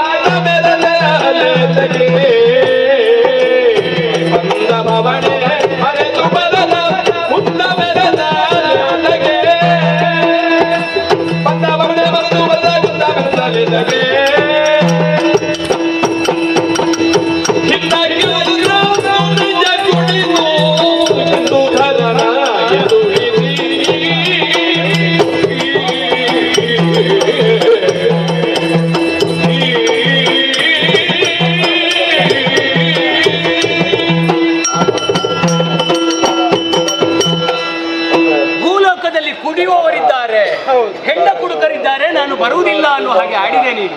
ಆದ್ರೆ ನಾನು ಯೋಚನೆ ಮಾಡುವುದು ಅದಲ್ಲ. ಮತ್ತೆ ನಿನ್ನ ದೇವಲೋಕದಲ್ಲಿ ನಿನ್ನ ಜೊತೆ ಇರುವವರೇ ಕುಡಿದ್ರು ನಿನ್ಗೆ ಅದರ ಪರಿಮಳ ವಾಸನೆ ಬರ್ಲಿಲ್ವಾ? ನನ್ನ ಜೊತೆ ಇರುವ ಕುಡಿದಂತ ವ್ಯಕ್ತಿಯ ಯಾರು ಅಂತ ಬೇಕಲ್ಲ, ಬೇರೆ ಯಾರು ಅಲ್ಲ, ನಿನ್ನವನಾದಂತ ದೇವೇಂದ್ರ ಕುಡಿಲಿಲ್ವಾ? ದೇವಲೋಕ ಅವ ದೊಡ್ಡ ಕುಡುಕ. ಅದು ಹೇಗೆ ಹೇಳ್ತೀರಾ ನೀವು? ಆಧಾರ ಇದ್ದುಕೊಂಡೇ ಮಾತಾಡಿದ. ಯಾವ ಆಧಾರ? ಒಂದು ದೊಡ್ಡ ಕಥೆಯೇ ಇದೆ. ಏನು? ಪರಮ ಪ್ರದೋಷ ಕಾಲ, ಒಂದು ದಿನ ಪರಮೇಶ್ವರನನ್ನು ಅರ್ಚಿಸಬೇಕು, ಮೆಚ್ಚಿಸಬೇಕು ಅನ್ನುವಂತ ಉದ್ದೇಶದಿಂದ ದೇವೇಂದ್ರ ಕೈಲಾಸಗಿರಿಯಾಗಿ ಹೊರಟು ನಿಂತಾನಂತೆ. ಅವಾಗ ಅವನ ಮಡದಿಯಾದಂತಹ ಶಚಿ ಹೇಳಿದ್ಲು, ಸ್ವಾಮಿ ದೇವರನ್ನು ಅರ್ಚಿಸುವಾಗ ನೀವು ಒಬ್ಬರೇ ಅರ್ಚಿಸುವುದಲ್ಲ, ಸತಿಪತಿಯರ ಜೊತೆಯಾಗಿ ದೇವರನ್ನು ಅರ್ಚಿಸಿದ್ರೆ ಅತಿ ಶೀಘ್ರದಲ್ಲಿ ದೇವರ ಉಳುಮೆ ಆಗ್ತದೆ ಅನ್ನೋ ಹಾಗೆ ಆಡಿದ್ಲಂತೆ. ಸರಿ. ಅವಾಗ ದೇವೇಂದ್ರ ಹೇಳುದು, ನೀವು ಈ ಸಲ ಬರುವುದು ಬೇಡ, ಇನ್ನೊಮ್ಮೆ ಕರ್ಕೊಂಡು ಹೋಗ್ತೇನೆ ಅಂತ. ಆಯ್ತು, ಬೇಡ ಬಿಡೋಣ. ಮತ್ತೆ ಎಲ್ಲ ಕಡೆಗೆ ಹೆಂಡತಿಯನ್ನು ಗಂಡನಿಗೆ ಕರ್ಕೊಂಡು ಹೋಗ್ಲಿಕ್ಕೆ ಆಗುದಿಲ್ಲ, ಒಮ್ಮೊಮ್ಮೆ ಹಾಗೆ ಮಾಡ್ಬೇಕಾಗ್ತದೆ, ಅನಿವಾರ್ಯ ಅದು. ಎಲ್ಲ ಕಡೆಗೂ ಹೋಗುವಾಗ ಕರ್ಕೊಂಡು ಹೋಗುವ ಕ್ರಮ ಇಲ್ಲ. ದೇಗುಲಕ್ಕೆ ದೇವರನ್ನು ಅರ್ಚಿಸುವುದಕ್ಕೆ ಹೋಗುವಾಗ ಕರ್ಕೊಂಡು ಹೋಗುವ ಕ್ರಮ ಉಂಟ ಇಲ್ವಾ? ಒಂದು ಹೇಳಿದ್ದಾನಲ್ಲ, ಇನ್ನೊಮ್ಮೆ ಕರ್ಕೊಂಡು ಹೋಗ್ತೇನೆ ಅಂತ. ಇನ್ನೊಮ್ಮೆ ಕರ್ಕೊಂಡು ಹೋಗ್ತೇನೆ ಅಂತ ಹೇಳಿದ. ಕಾರಣ ಇಟ್ಟುಕೊಂಡೇ ಹೇಳಿದ್ದು. ಯಾಕೆ? ನೀನು ಯೋಚನೆ ಮಾಡು. ಏನು ಆದೀತು, ಹೆಂಡತಿಯನ್ನು ಸಮಾಧಾನ ಮಾಡಿ ಕೈಲಾಸಗಿರಿಗೆ ಹೋಗ್ತಾನೆ ಅಂತ ಯೋಚನೆ ಮಾಡಿದ್ರೆ ಅವನು ಹೋದದ್ದು ಎಲ್ಲಿಗೆ ಗೊತ್ತುಂಟ? ನಮ್ಮ ಭೂಲೋಕವನ್ನು ಸೇರಿಕೊಂಡ. ಹೌದು, ಭೂಲೋಕಕ್ಕೆ ಸೇರಿಕೊಂಡವನಿಗೆ ಬಾಯಾರಿಕೆ ಆಯ್ತಂತೆ. ಕುಡಿಯೋದಕ್ಕೆ ಅವನಿಗೆ ಬೇರೆ ಏನು ಸಿಗ್ಲಿಲ್ಲ. ಹೆಂಡ ಕುಡಿದ, ಕಳ್ಳು ಕುಡಿದ, ಹೌದಾ? ಸ್ವಲ್ಪ ಕುಡಿದದಲ್ಲ, ಕಂಠ ಪೂರ್ತಿ ಕುಡಿದ. ನೀನು ಯೋಚನೆ ಮಾಡು, ಏನು ಈಗ ಹೇಗೂ ಕುಡಿದ, ತಪ್ಪು ಮಾಡಿದ, ಅವನು ಬರ್ಬೇಕಾದೆಲ್ಲಿಗೆ? ನೇರವಾಗಿ ದೇವಲೋಕವನ್ನೇ ಸೇರಿಕೊಳ್ಬೇಕಿತ್ತು. ಆದ್ರೆ ಅವನು ಹಾಗೆ ಮಾಡಲಿಲ್ಲ. ಅಲ್ಲಿಂದ ನೇರವಾಗಿ ಕೈಲಾಸಗಿರಿಯನ್ನು ಸೇರಿಕೊಂಡ. ಪರಮೇಶ್ವರನನ್ನು ಅರ್ಚಿಸಬೇಕಾದವನು ತನ್ನ ಕೈಯಲ್ಲಿರುವಂತಹ ಕುಲುಷದಿಂದ ಪರಮೇಶ್ವರನ ತಲೆಗೆ ಬಾಡಿದ. ಈಗ ನೀನೇ ಯೋಚನೆ ಮಾಡು, ಏನು ಭೂಲೋಕದಲ್ಲಿ ಕುಡಿಯುವಂತಹ ಮಂದಿಗಳು ಶ್ರೇಷ್ಠರ, ದೇವಲೋಕದಲ್ಲಿ ಕುಡಿಯುವ ಮಂದಿಗಳು ಶ್ರೇಷ್ಠರ? ಮುನಿವರಿಯ, ನಿಮ್ಮಲ್ಲೇ ಒಂದು ಕೇಳ್ತೇನೆ, ಏನು ಈ ದೇವೇಂದ್ರ ಬಂದದ್ದೆಲ್ಲಿಗೆ? ಭೂಲೋಕಕ್ಕೆ. ಹೆಂಡ ಕುಡ್ದದ್ದೆಲ್ಲಿ? ಭೂಲೋಕದಲ್ಲಿ. ತಲೆಗೆ ಹೊಡಲಿಕ್ಕೆ ಹೋದದ್ದೆಲ್ಲಿಗೆ? ಎಲ್ಲಿಂದ? ಕೈಲಾಸಕ್ಕೆ. ಇದೆಲ್ಲ ವಾದದ್ದೆಲ್ಲಿ? ಎಲ್ಲಿ? ಭೂಲೋಕದಲ್ಲಿ. ಹೌದು. ಒಂದನೇ ಹಾಗೆ. ಮತ್ತೆ ಎರಡನೇದಾಗಿ ಈ ಕುಡಿಯುವುದರಲ್ಲಿ ಎರಡು ಕ್ರಮ ಉಂಟಂತೆ. ಯಾವುದೆಲ್ಲ ಉಂಟಂತೆ? ಗೊತ್ತಿಲ್ಲ, ಅದು ಹೇಗೆ ಹೇಳುದನ್ನು ಕೇಳಿದ್ದೇನೆ. ಒಂದು ಕುಡಿಯುವುದು, ಇನ್ನೊಂದು ಕುಡಿಸುವುದು. ಅದು ಕುಡಿಸುವುದಂದ್ರೆ ಹೇಗೆ ಅಂತ ಆಗಬೇಕು. ಕುಡಿಸುವುದಂದ್ರೆ ಹೀಗೆ, ಹೇಗೆ ನೀವು ಹೇಳಿದ್ದೀರಲ್ಲ, ಎರಡು ಕೈ ಕಾಲುಗಳನ್ನು ಮಲಗಿಸಿ ಬಾಯಿಗೆ. ಮತ್ತೆ ಹಾಗೆಲ್ಲ ಕುಡಿಸುವ ಕ್ರಮ ಹೀಗೆ. ಹೇಗೆ ಅಂತ ಹೇಳಿದ್ರೆ, ಅವನಾಗಿ ಕುಡಿದದ್ದಲ್ಲ, ದೇವಿಂದ ತಾನಾಗಿ ಹೋಗಿ ಕುಡಿದದ್ದಲ್ಲ, ಅವ ಬಾಯಾರಿಕಿಂದ ಬಳಲಿದ್ದೇನೋ. ಒಂದು ಹೊಯ್ದದ. ಹಾಗಂತ ಹೇಳ್ಬಹುದು. ಕುಂಭ ನಿಕುಂಭರ್ ಎನ್ನುವಂತ ರಾಕ್ಷಸರು ಆ ಹೊತ್ತಿನಲ್ಲಿ ಈ ಇಂದ್ರ ಯಾವಾಗ ಸಿಗುತ್ತಾನೆ ಅನ್ನುವಂತ ನಿರೀಕ್ಷೆಯಲ್ಲಿ ಇದ್ರು. ಅದೇ ಸಮಯದಲ್ಲಿ ಆದಾಡಿಯಾಗಿ ದೇವೇಂದ್ರ ಬಂದ. ಇದೇ ಒಳ್ಳೆ ಸಮಯ ಇವನನ್ನು ತೋರಿಸುವುದಕ್ಕೆ ಎನ್ನುವುದಾಗಿ ಕುಂಭ ನಿಕುಂಭರ್ ಇಬ್ಬರು ರಾಕ್ಷಸರು. ಒಬ್ಬ ಏನು ಮಾಡಿದ, ಹೆಂಡ ಮಾರುವವನಾಗಿ ಹೋದ. ಇನ್ನೊಬ್ಬ ಹೆಂಡವಾಗಿ ಅನುರೂಪವಾಗಿ ಹೆಂಡದೊಳಗೆ ಅನುರೂಪವಾಗಿ ಸೇರಿಕೊಂಡ. ಇಷ್ಟು ಕಾರ್ಯ ಮಾಡಿದ್ದು ದೇವೇಂದ್ರ ಅಲ್ಲ, ಒಳಗೆ ಹೋದಂತಹ ರಾಕ್ಷಸ. ಗೊತ್ತಾಯ್ತಾ? ಪರಮೇಶ್ವರನ ತಲೆಗೆ ಬಡಿಯುವುದಕ್ಕೆ ಕಾರಣ ಒಳ ಸೇರಿಕೊಂಡ ರಾಕ್ಷಸ. ಹೌದು. ಅದು ಕುಡಿದ ಮೇಲೆ ಆದ ಘಟನೆ. ಹೌದು. ಈಗ ಕುಡಿಯುವುದಕ್ಕೆ ಮೊದಲು ದೇವೇಂದ್ರನಿಗೆ ಗೊತ್ತಿರ್ಲಿಲ್ವ ಇದು ಕಳ್ಳು, ಇದು ಹೆಂಡ, ಇದನ್ನು ಕುಡಿಬಾರ್ದು ಅಂತ ಗೊತ್ತಿರ್ಲಿಲ್ವ? ಬಾಯಾರಿಕೆಯಲ್ಲಿ ಇದ್ದ. ಏನು ಮಾಡೋಣ, ಬಾಯಾರಿಕೆಯಲ್ಲಿ ಹಾಗೆ ಏನು ಕುಡಿದು ಕುಡಿಯುವಂತ ಮನಸ್ಸಿಗೆ ಅನಿಸ್ತದೆ. ನಮ್ಮ ಲೋಕದ ಮಂದಿಗಳು ಕುಡಿದ್ರೆ ಅದಕ್ಕೆ ಕ್ಷಮೆ ಅನ್ನುವುದಿದೆ. ಆದ್ರೆ ದೇವೇಂದ್ರ ಮೂರು ಲೋಕದಲ್ಲೂ ಶ್ರೇಷ್ಠ ಎನಿಸಿಕೊಂಡಂತ ದೇವಲೋಕದ ಅಧಿಕಾರಿ ಅವನು ಕರ್ಮಲೋಕದಲ್ಲಿ ಕುಡಿದಿದ್ದಾನಂತ ಇದ್ರೆ ಅವನೇ ಆದರ್ಶ ನಮ್ಮವರಿಗೆಲ್ಲ. ಗೊತ್ತಾನೆ ನಿಮ್ಮ ಭೂಲೋಕದಲ್ಲಿ ಆಗಿದೆ, ದೇವಲೋಕದಲ್ಲಿ ಆದ್ದಲ್ಲ. ದೇವಲೋಕದಲ್ಲಿ ಆಗ್ತಿದ್ರೆ ಅದು ಆರ್ಸ್ ಅಂತ ಹೇಳ್ಬಹುದು. ಇದು ಆಗಿದ್ದು ನಿಮ್ಮ ಭೂಲೋಕದಲ್ಲಿ. ಅಂತವ್ರು ಮಾತ್ರ ಅಲ್ಲ, ಸತಿಯರ ವ್ರತಗಳ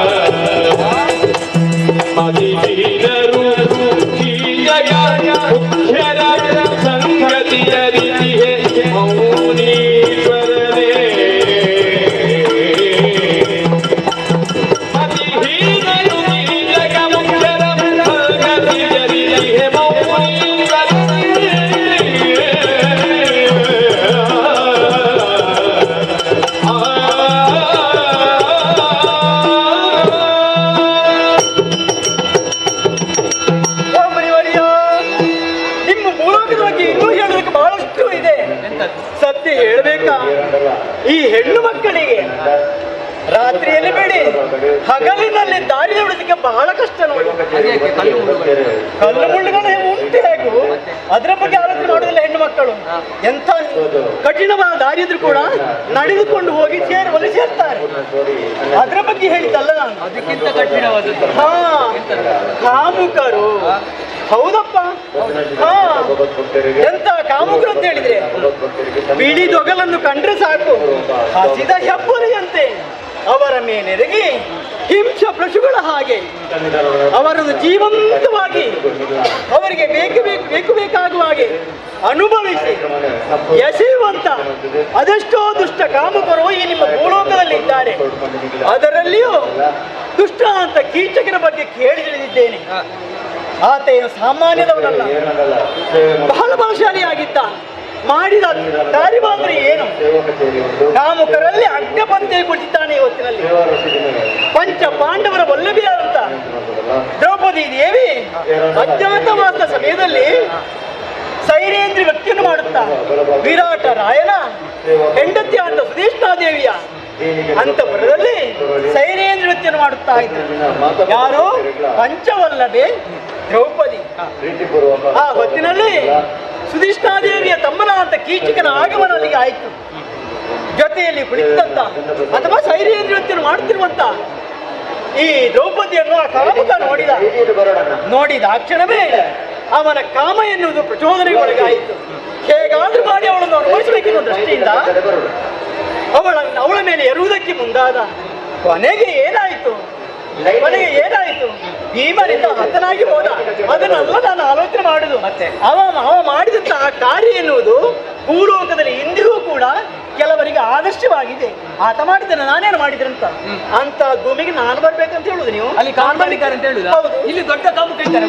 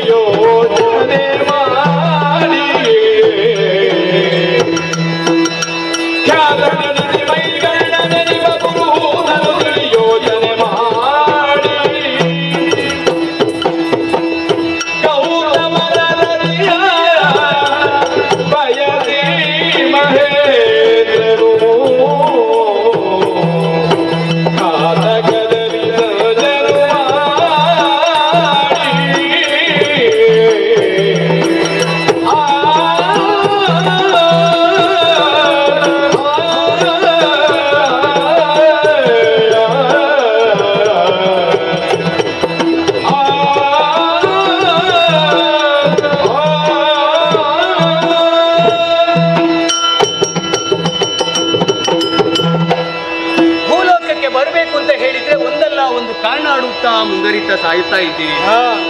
ಈಗ ಹೇಳ್ತಿ ಕಾಮುಕರಿದ್ದಾರೆ ಭೂಲೋಕದಲ್ಲಿ, ನಾನು ಬರುವುದಿಲ್ಲ ಅನ್ನುವ ಹಾಗೆ. ನಿಜ, ದೇವಲೋಕದಲ್ಲಿ ಒಬ್ಬ ದೊಡ್ಡ ಕಾಮುಕ ಇದ್ದಾನೆ, ಗೊತ್ತಾ ನಿನಗೆ? ಯಾರಾತ? ದೇವೇಂದ್ರ.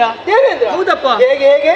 ಗೌತಮನ ಅರಸಿಯಾದಂತಹ ಅಹಲ್ಯೆಯನ್ನು ಬಯಸಿ ಶಾಪಗ್ರಸ್ತನಾಗಿ ಮೈಯೆಲ್ಲ ಕಣ್ಣಾದಂತಹ ಘಟನೆ ನಿನಗೆ ತಿಳಿದಿದ್ರು ಕೂಡ ಅಲ್ಲಿ ಕಾಮುಕರಿದ್ದಾರೆ ಅನ್ನೋ ಹಾಗೆ ಆಡಿದ್ರೆ ಅದು ತಪ್ಪಮ್ಮ. ಚೆನ್ನಾಗಿ ಯೋಚನೆ ಮಾಡು. ಏನು? ನಮ್ಮ ಮನೆಯ ಅಂಗಳದಲ್ಲಿ ಬೇಕಾದಷ್ಟು ಕಸ ಕೊಳಕನ್ನು ತುಂಬಿಕೊಂಡು ಆಚೆಯ ಮನೆಯ ಅಂಗಳದಲ್ಲಿ ಕಸ ಉಂಟು ಅಂತ ಯೋಚನೆ ಮಾಡಿದ್ರೆ ಅದಕ್ಕೆ ಅರ್ಥ ಇರುವುದಿಲ್ಲ. ಒಮ್ಮೆ ಹೇಳ್ತಿ ಸ್ವಾರ್ಥಿಗಳಿದ್ದಾರೆ ಅನ್ನುವ ಹಾಗೆ, ಮತ್ತೊಮ್ಮೆ ಹೇಳ್ತಿ ಕುಡುಕರಿದ್ದಾರೆ ಅನ್ನುವ ಹಾಗೆ, ಮತ್ತೊಮ್ಮೆ ಹೇಳ್ತಿ ಕಾಮುಕರಿದ್ದಾರೆ ಅನ್ನುವ ಹಾಗೆ. ಭೂಲೋಕದಲ್ಲಿದ್ದಾರೆ, ದೇವಲೋಕದಲ್ಲಿಯೂ ಇದ್ದಾರೆ. ಆವಾಗಲೇ ಹೇಳಿದ್ದೇನೆ, ಹೆಚ್ಚು ಕಡಿಮೆ ಮೇಲು ಕೀಳು ಅನ್ನುವುದು ಕರ್ಮಲೋಕದಲ್ಲಿ ಸದಾ ಇರ್ತದೆ.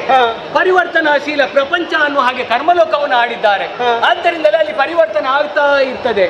ಅದನ್ನೇ ಶಾಶ್ವತ ಅನ್ನುವ ಹಾಗೆ ತಿಳಿಯುವುದಕ್ಕೆ ಸಾಧ್ಯ ಇಲ್ಲ. ಅಮ್ಮ, ನೀನು ಮತ್ತು ನಾನು ವಾದವನ್ನು ಮಾಡ್ತಾ ಹೋದ್ರೆ ಬಹಳಷ್ಟು ಸಮಯಗಳು ಕಳೆದು ಹೋಗ್ತದೆ. ಒಮ್ಮೆ ಕರ್ಮಲೋಕದತ್ತ ಕಣ್ಣು ಹಾಯಿಸು. ಎಷ್ಟೋ ಮಂದಿಗಳು ಕುಡಿಯುವುದಕ್ಕೆ ನೀರಿಲ್ಲದೆ, ತಿನ್ನುವುದಕ್ಕೆ ಆಹಾರ ಇಲ್ಲದೆ ಈಗಲೂ ಮಕ್ಕಳು ಸಾಯುವ ಸ್ಥಿತಿಯಲ್ಲಿದ್ದಾರೆ. ಆದ್ದರಿಂದ ಅದನ್ನೆಲ್ಲ ಮನಸ್ಸಿನಲ್ಲಿ ಇಟ್ಟುಕೊಳ್ಳದೆ ಬರಬೇಕಮ್ಮ. ಅವರು ಮಾಡಿದ್ದನ್ನು ಅವರು ತಿಂತಾರೆ ನಿಮಗೆ ಯಾಕೆ ಚಿಂತೆ, ನನಗೆ ಯಾಕೆ ಚಿಂತೆ? ಅಮ್ಮ, ಈಗ ನಾನು ಹೇಳಿದ್ರೆ ನೀನು ಬರುವುದಿಲ್ಲ ಅಂತ ಆಯ್ತು. ಹೌದು, ಬರುವುದಿಲ್ಲ. ಈಗ ದೊಡ್ಡ ದೊಡ್ಡ ವ್ಯಕ್ತಿಗಳಲ್ಲಿ ಹೇಳಿಸಿದ್ರೆ ನೀನು ಬರ್ತೀಯ? ಯಾರಂತ ದೊಡ್ಡ ವ್ಯಕ್ತಿಗಳು ಬೇಕಲ್ಲ? ಸೃಷ್ಟಿಗೆ ಅಧ್ಯಕ್ಷನಾದಂತಹ ಬ್ರಹ್ಮದೇವ ಬಂದು ಆಡಿದ್ರೆ ಬರ್ತೀಯ ನೀನು? ಬರುವುದಿಲ್ಲ. ಖಂಡಿತ. ಕಾಲನ ಅಧ್ಯಕ್ಷನಾದಂತಹ ಶ್ರೀಹರಿ ಬಂದು ಆಡಿದ್ರೆ ಬರ್ತೀಯ? ಆಗ್ಲಿಕ್ಕೆ ಇಲ್ಲ. ಅದು ಆಗ್ಲಿಕ್ಕಿಲ್ಲ. ಖಂಡ ಪರಶು ಬರಲಿ. ಬಳಿಕ ಖಂಡವನ್ನು ನುಡಿದಿರಲಿ. ಮಂಡಲಕ್ಕೆ ಬರ ಚಂಡಿ ಗೊಡವೆ ಆಡುತ್ತ ಮಗದಿರುವೆ.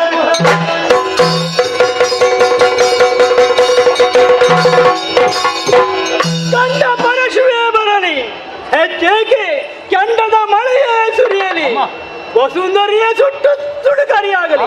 ಬರಲಾರೆ ಬರಲಾರೆ ಬರಲಾರುವುದಲ್ಲ ಕೆಂಡಗಾರದ ಕಂಗಳಲ್ಲಿಯೇ ಹದಿಗೊಂಡು ಮುರಿಯು ಪ್ರಚಂಡ ವಿಲಯದ ಬ್ರಹ್ಮಾಂಡ ಮಾಲನ ಬೆರದಿ ಗದ್ದಿತು ಎಂದು ನಂದಿನಿಗೆ.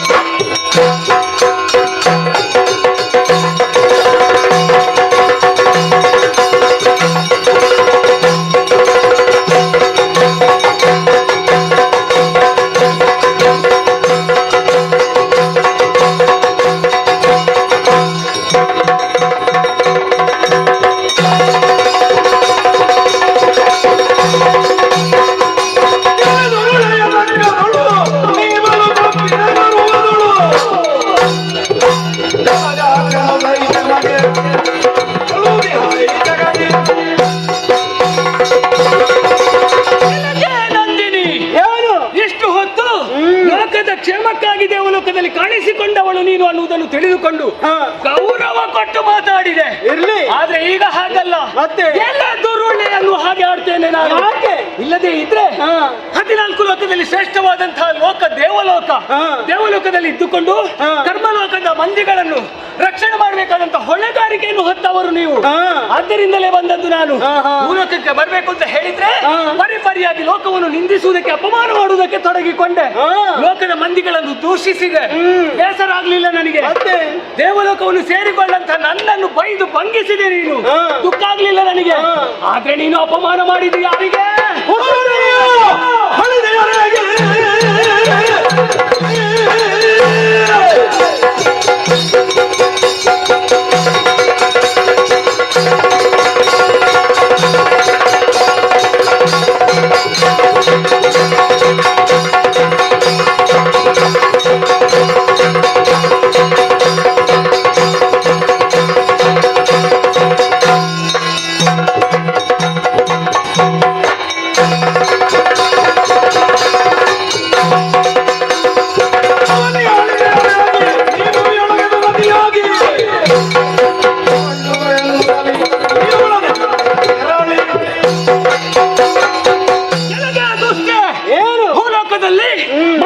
ಕಾಣಿಸಿಕೊಳ್ಬೇಕು ಅಂತ ಇದ್ರೆ ಎಷ್ಟೋ ಜನ್ಮದ ಪುಣ್ಯದ ವಿಶೇಷತೆಯಿಂದ ಕಾಣಿಸಿಕೊಳ್ತಾನೆ ಅಂತ ಭೂಲೋಕವನ್ನು ಜರೆಯುವುದಕ್ಕೆ ಆರಂಭ ಮಾಡಿದ್ದೇನೆ. ಹೌದು, ಭೂಲೋಕದ ಯೋಗ್ಯತೆ, ನಮ್ಮ ಭಾರತ ಭೂಮಿಯ ಯೋಗ್ಯತೆ ನೀನೆಷ್ಟು ತಿಳಿಯುವುದಕ್ಕೆ ಸಾಧ್ಯ?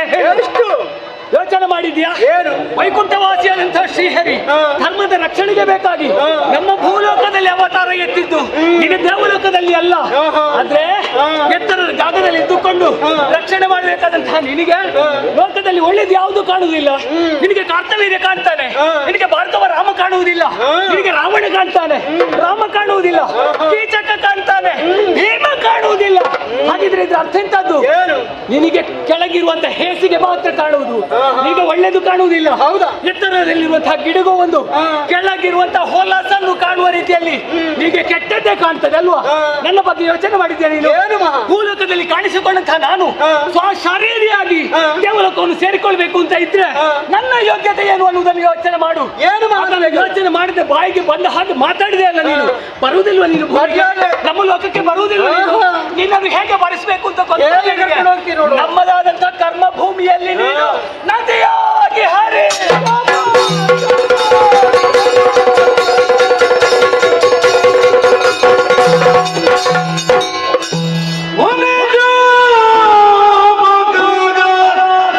ನ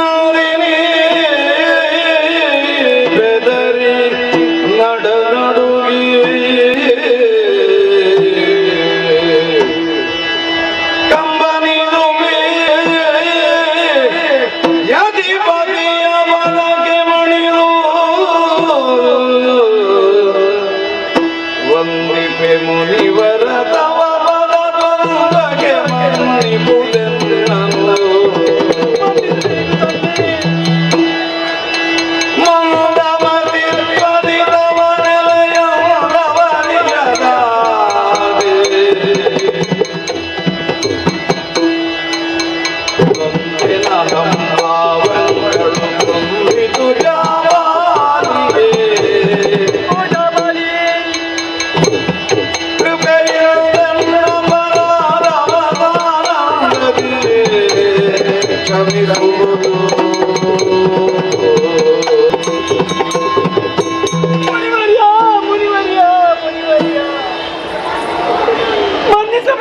ಮನ್ನಿಸಬೇಕಿರುವಾಗಿ ತಮ್ಮ ಪಾದವನ್ನು ಹಿಡಿದು ಬೇಡಿಕೊಳ್ಳುತ್ತಾ ಇದ್ದೇನೆ. ನೀವೇನು ಸಾಮಾನ್ಯದವರಲ್ಲ.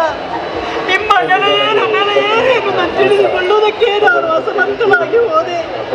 ಕಾರಣ ನಾನು ದೇವಲೋಕದ ನಂದಿನಿ ಎನ್ನುವಂತ ಅಹಂಕಾರ ನನ್ನ ತಲೆಗೆ ಈ ಹೊತ್ತಲ್ಲಿ ನನ್ನ ಅಹಂಕಾರವೆಲ್ಲ ಇಳಿದು ಹೋಯಿತು.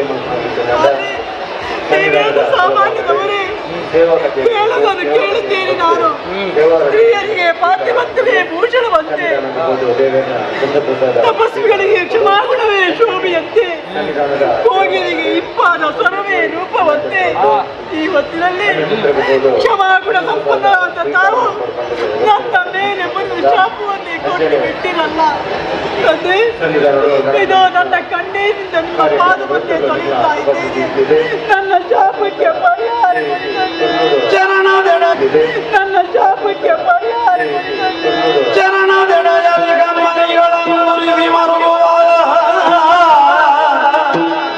ನಂದಿನಿಯ ಮುನಿವರನು ಕಾಣುತ್ತ ಮಗಳೇ ನಂದಿನಿಯೇ ಛೇದಗಳೇ ವನವಲ್ಲಿಯೇ ಸುಗುಣಿ ಸಾಧಿಗಳು ನೀನಿರುವೆ ಮರುಳೆ ಶಾಪವೇ ಕಾಲ ಗತಿಗೆಂಬರಿದಕ್ಕೆ ಮುಗುದೆಯ ಕಣ್ಣೀರಾರದೆ ತುಂಬಿದ ಸಿರಿಯಿಂದ ಕುಂಬಿನಿ ಮೆರೆವಂತೆ ತುಂಬಿದ ನದಿಯಾರು ಮಗುವೆ ಕಂಬು ಕಂಡಿನಿ ಕಾವಳ ನಂಬಿಕೆ ಪಡೆಯಲ್ಲ ನಂಬು ಮುಕ್ತಿಯ ನೀನು ಮಡವೆ ಮಗಳೇ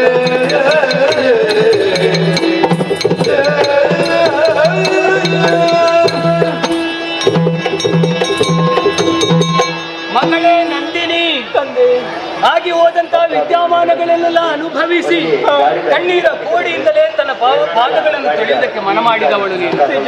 ಯಾಕೆ ಹೀಗಾಯಿತು ಅಂತ ಕೇಳಿದ್ರೆ ಉತ್ತರ ನನ್ನಲ್ಲಿ ಇಲ್ಲವಮ್ಮ. ಒಬ್ಬ ಮುನಿಯಾದವನು ಕಾಮ ಕ್ರೋಧ ಲೋಭ ಮೋಹ ಮದಮಾತ್ಸರ್ಯವನ್ನು ತೊರೆದು ತಪಸ್ಸಿನಲ್ಲಿ ತೊಡಗಿಕೊಳ್ಬೇಕಾದವನು. ಆದ್ರೆ ನೀನು ಆಡಿದಂತಹ ಬಿರು ನುಡಿಗಳನ್ನು ಕೇಳಿ ನನ್ನ ಬಾಯಿಂದ ಬಂದಂತಹ ಮಾತುಗಳು ನಿನ್ನ ಪಾಲಿಗೆ ಶಾಪದ ವಾಕ್ಯಗಳಾಗಿ ಪರಿಣಮಿಸಿತು. ಯಾಕೆ ಹೀಗಾಯ್ತು ಅಂತ ಕೇಳಿದ್ರೆ ಉತ್ತರ ನನ್ನಲ್ಲಿಲ್ಲ.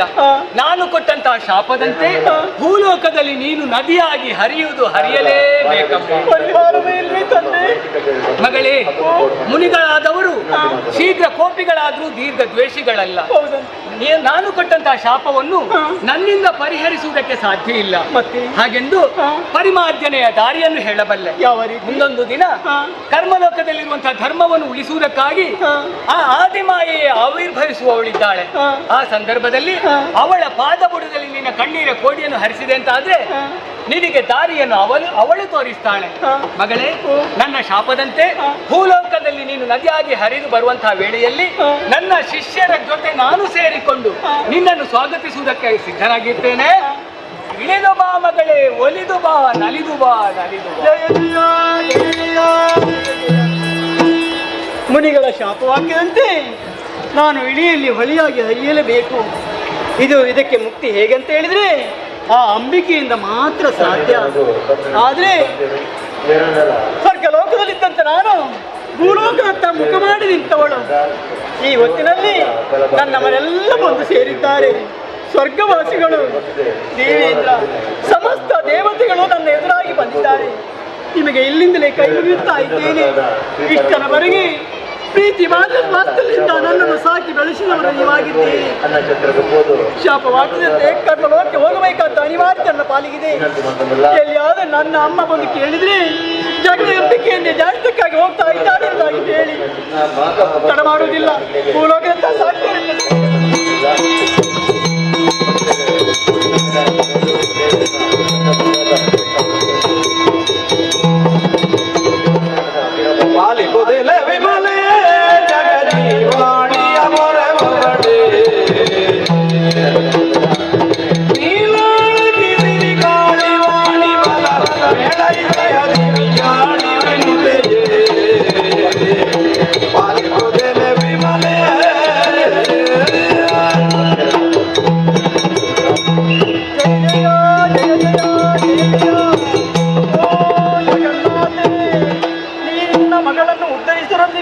ನನಗೆ ಕೊಟ್ಟಂತ ಶಾಪವನ್ನು ಪರಿಹಾರ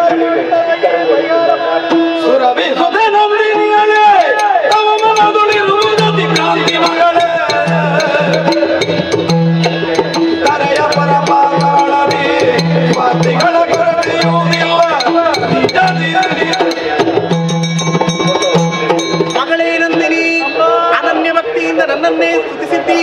ಇದೋ ನಿನ್ನ ಭಕ್ತಿಗೆ ಉಳಿದು ಪ್ರತ್ಯಕ್ಷಳಾಗಿದ್ದೀನಿ. ಮುನಿಗಳ ಮಾತಿನಿಂದ ವಿರುದ್ಧವಾಗಿ ಜರೆಯನ್ನು ನಿಂದಿಸಿದೆಯಾ ಮಗಳೇ? ಸ್ವಾರ್ಥ ಎಲ್ಲಿಲ್ಲ ಹೇಳು? ಸ್ವರ್ಗ ಮರ್ತ್ಯ ಪಾತಾಳ ಇದೆಲ್ಲ ಸ್ವಾರ್ಥದಿಂದಲೇ ಕೂಡಿದೆ. ಮುನಿಗಳು ಕೊಟ್ಟಂತಹ ಶಾಪ ಎಂದು ಹುಸಿಯಾಗದು ಕಂದ.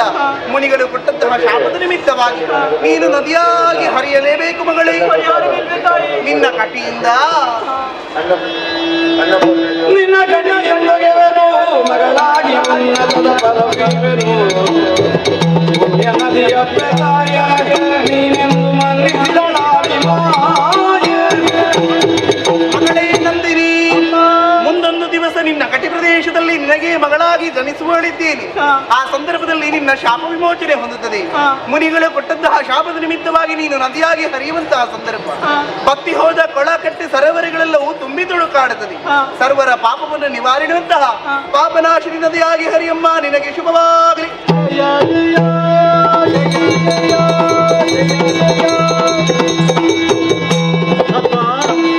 ನಾನಂತ ಭಾಗ್ಯವಂತೆ, ಜಗನ್ಮಾತೆಗೆ ತಾಯಿಯಾಗುವಂತೆ ಯೋಗ ನನ್ನ ಪಾಲಿಗೆ ಲಭಿಸಿದೆ. ಆಕೆ ಹೇಳಿದಂತ ಮಾತೇನು? ಕನಕಾದ್ರಿಯನ್ನು ಸೇರಿ ಅಲ್ಲಿಂದ ಅದರ ಮೂಲದಿಂದ ಉದ್ಭವಿಸಿ ಪಡೆಗಳನ್ನು ಸೇರಿರುವುದಾಗಿ. ತಡ ಮಾಡುವುದಿಲ್ಲ, ಕನಕಾದ್ರಿಯನ್ನು ಸೇರಿಕೊಡ್ತೇನೆ.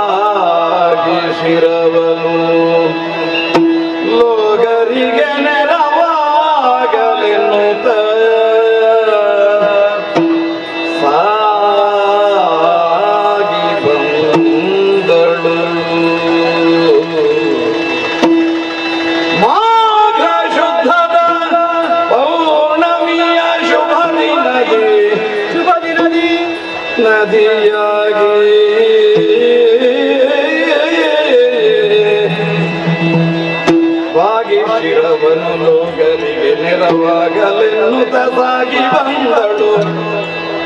ಮಾಘ ಶುದ್ಧದ ಪೌರ್ಣಮಿಯ ಶುಭ ದಿನದಿ ನದಿಯಾಗಿ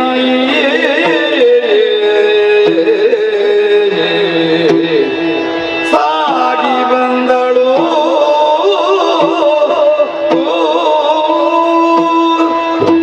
ಆಕಾಶವೇ ಬಿಡುಗಡೆಯಾಗಿ ಶೋಭಿಸ್ತಾ ಇದೆ.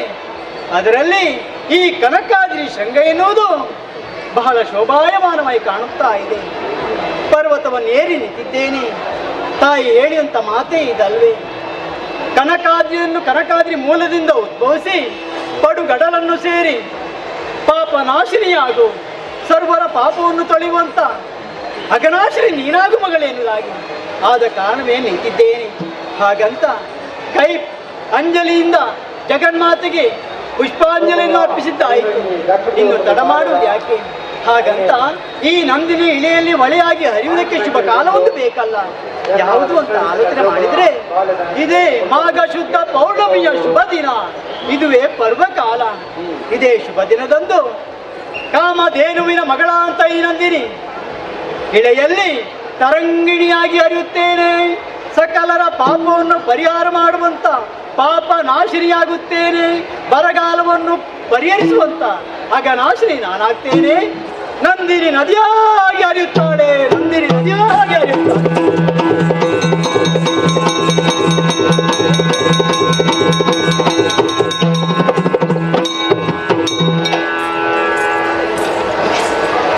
ಸಹೃದಯ ಕಲಾ ಅಭಿಮಾನ ವಿಜ್ಞಾಪನೆ. ಇಂದಿನ ಸೇವೆ ಆಟವನ್ನು ಆಡಿದಂತಹ ಸೇವಾದಾರರಿಗೆ ನಮ್ಮ ಮೇಳದ ಪರವಾಗಿ ಹೃತ್ಪೂರ್ವಕವಾದ ಧನ್ಯವಾದಗಳನ್ನು ಅರ್ಪಿಸ್ತಾ ಇದ್ದೇವೆ. ಅಲ್ಲದೆ ಸೌಮ್ಯತೆಯಿಂದ ಈ ಕಾರ್ಯಕ್ರಮವನ್ನು ನೋಡ್ತಿರೋ ತಮಗೆಲ್ಲರಿಗೂ ನಮ್ಮ ಮೇಳದ ಪರವಾಗಿ ಅನಂತ ಧನ್ಯವಾದಗಳು. ತಮಗೆಲ್ಲರಿಗೂ ಕಟೀಲು ಶ್ರೀ ದುರ್ಗಾಪರಮೇಶ್ವರಿ ಅಮ್ಮನವರು ಆಯುಷ್ಯ ಆರೋಗ್ಯ ಸೌಭಾಗ್ಯವನ್ನು ಕರುಣಿಸಲು ಶ್ರೀದೇವಿ ಪ್ರಾರ್ಥಿಸ್ತಾ ಇದ್ದೇವೆ. ನಾಳೆ ಸಂಜೆ 5:45ರಿಂದ ಶ್ರೀ ರಕ್ತೇಶ್ವರಿ ಭಕ್ತವೃಂದ ಬಣಕಲ್ ಮೂಡಿಗೆರೆ ಇವರ ಬಾಪ್ತು ಶ್ರೀ ದೇವಿ ಮಹಾತ್ಮೆ ಎಂಬ ಕಥಾಭಾಗವನ್ನು ಆಡಿ ತೋರಿಸಲಿಕ್ಕಿದ್ದೇವೆ. ಈ ಕಾರ್ಯಕ್ರಮಕ್ಕೂ ಹೆಚ್ಚಿನ ಸಂಖ್ಯೆಯಲ್ಲಿ ಭಾಗ ಚಂದ ಕಾಣಿಸ್ಕೊಡ್ಬೇಕಾಗಿ ಕೇಳಿಕೊಳ್ತಿದ್ದೇವೆ. ಅಲ್ಲದೆ ನಮ್ಮ ಮೇಳು ನಿಮ್ಮೂರಿಗೆ ಬಂದಾಗ ಅಥವಾ ಇನ್ನಿತರ ಯಾವುದೇ ಮೇಳು ನಿಮ್ಮೂರಿಗೆ ಬಂದಾಗ ಸಕಲ ವಿಧದ ಸಹಕಾರವನ್ನು ಕೊಟ್ಟು ಸಹಕರಿಸಿ ಕೇಳಿಕೊಳ್ತಾ ಮುಂದಿನ ಗತಿಗೆ ಅನು ಕೇಳ್ಕೊಳ್ತಿದ್ದೇನೆ. ಜೈ ಹಿಂದ್, ಯಕ್ಷಗಾನಂ ಕಿಲ್ಪೆ.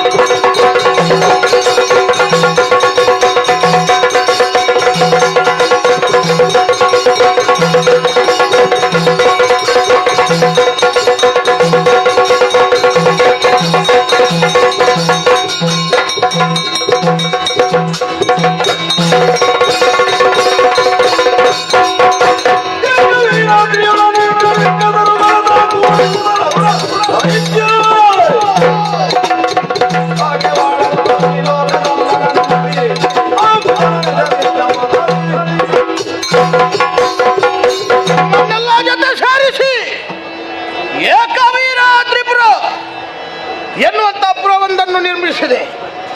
ಅನೇಕ ರಕ್ತಸರರೆಲ್ಲ ಜೊತೆ ಸೇರಿಸಿ ಅವರಿಗೆಲ್ಲ ಪ್ರಭುವಾಗಿ ವಿಭುವಾಗಿ ಮೆರೆಯುತ್ತಾ ಇದ್ದೇನೆ. ಆದ್ರೆ ನಮ್ಮ ಲಕ್ಷ್ಯ ಇರುವುದು ಸ್ವರ್ಗಲೋಕಕ್ಕೆ. ಸ್ವರ್ಗವನ್ನು ಏರಬೇಕು ಎನ್ನುವ ಹಾಗೆ ನಮ್ಮವರಲ್ಲಿ ಅಭಿಪ್ರಾಯವನ್ನು ತಿಳಿಸಿದ ಕಾಲಕ್ಕೆ ಆಡಿದ್ರಲ್ಲ ಪ್ರಭು, ಸ್ವರ್ಗವನ್ನು ಏರುವುದು, ದೇವತೆಗಳನ್ನು ಬಡಿದಾಡಿಸುವುದು ನಿನಗೆ ಲಕ್ಷ್ಯ ಅಲ್ಲ. ಅವರ ಪಕ್ಷವನ್ನು ವಹಿಸಿ ಒಬ್ಬ ಬರುತ್ತಾನೆ, ದೈತ್ಯ ಕುಲ ಕುಟ್ಟಾರಕನಿಸಿದಂತ ನಾರಾಯಣ ಅಥವಾ ಚಂಡಿಕೆ. ಅವರನ್ನು ಎದುರಿಸಬೇಕು ಅಂತಾದ್ರೆ ಕೇವಲ ದೇಹ ಬಲ ಇದ್ರೆ ಸಾಕಾಗುವುದಿಲ್ಲ, ದೈವ ಬಲವೂ ಬೇಕಾಗುತ್ತದೆ ಎನ್ನುವ ಹಾಗೆ. ಆದುದರಿಂದಲೇ ಒಂದು ಮಾತನ್ನಾಡಿದರು, ನೇರವಾಗಿ ಕಾನನನ್ನು ಸೇರಿಕು, ಅಜನನ್ನು ಭಜನೆ ಮೂಲಕ ಮೆಚ್ಚಿಸಿ ಅಜೇಯವಾದಂಥವರನ್ನು ಸಂಪಾದಿಸಿಕೋ ಎನ್ನುವ ಹಾಗೆ. ಅವರಾಡಿದಂಥ ಮಾತಿನಲ್ಲಿ ಅರ್ಥ ಉಂಟು ಎನ್ನುವ ಹಾಗೆ ತಿಳಿದು ಪುರದ ಲಕ್ಷಣೆಯನ್ನು ಮಂತ್ರಿಗೆ ವಹಿಸಿದ್ದಾನೆ. ತಡ ಮಾಡುವುದಲ್ಲ, ಯೋಗ್ಯವಾದಂಥ ಸ್ಥಳವನ್ನು ಹರಿಸುತ್ತಾ ಸಾಗುತ್ತಾನೆ.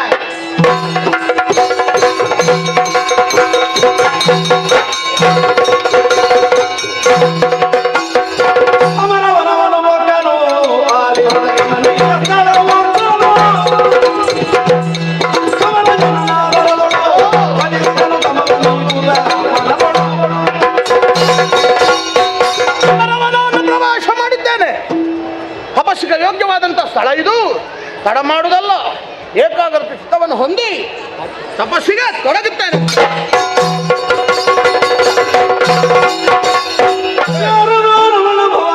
ನೀನು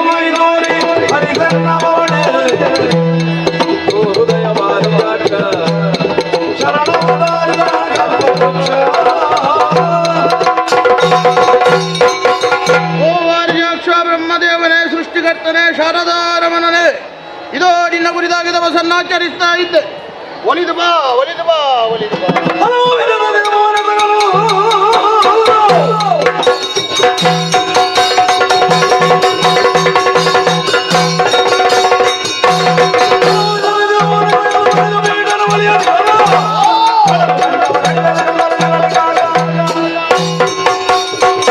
ಏನಾಶ್ಚರ್ಯವಿದು, ಹಲವು ವಿಧದಲ್ಲಿ ತಪಸ್ಸನ್ನಾಚರಿಸಿದರು ನನ್ನ ತಪಸ್ಸಿಗೆ ಬ್ರಹ್ಮದೇವ ಒಲಿಯುತ್ತಾ ಇಲ್ಲ. ಹಾಗಾದ್ರೆ ಅರ್ಥ ಏನು? ದೇವರಿಗೆ ಬೇಡವಾದಂಥ ಭಕ್ತನಾದರೆ ಹೇ ಹಿಂದೆ ಹೋಗಿ ಪುರದಲ್ಲಿ ಮುಖವನ್ನು ಹೇಗೆ ತೋರಿಸುವುದು? ದೇವರಿಗೆ ಬೇಡವಾದಂಥ ಭಕ್ತನಾಗಿ ಪ್ರಪಂಚದಲ್ಲಿ ಉಳಿಯುವುದಲ್ಲ. ಅದಕ್ಕಾಗಿ ಹಿಡಿದ ಕಾಟಾರಿಂದ ನನ್ನ ತಲೆಯನ್ನು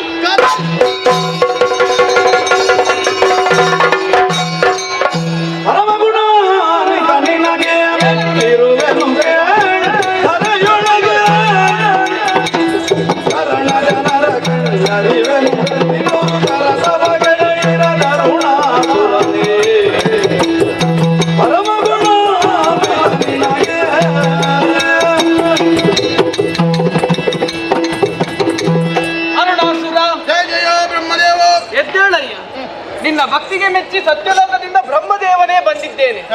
ಶಿರವನ್ನು ಕಡಿಯುವುದಕ್ಕೆ ಮುಂದಾದೆಯ ಮಗನೇ, ನಿನ್ನ ಭಕ್ತಿಗೆ ಮೆಚ್ಚಿದ್ದೇನೆ. ಏನು ವರ ಬೇಕು ಕೇಳಿಕೊ. ಓ ದೇವರ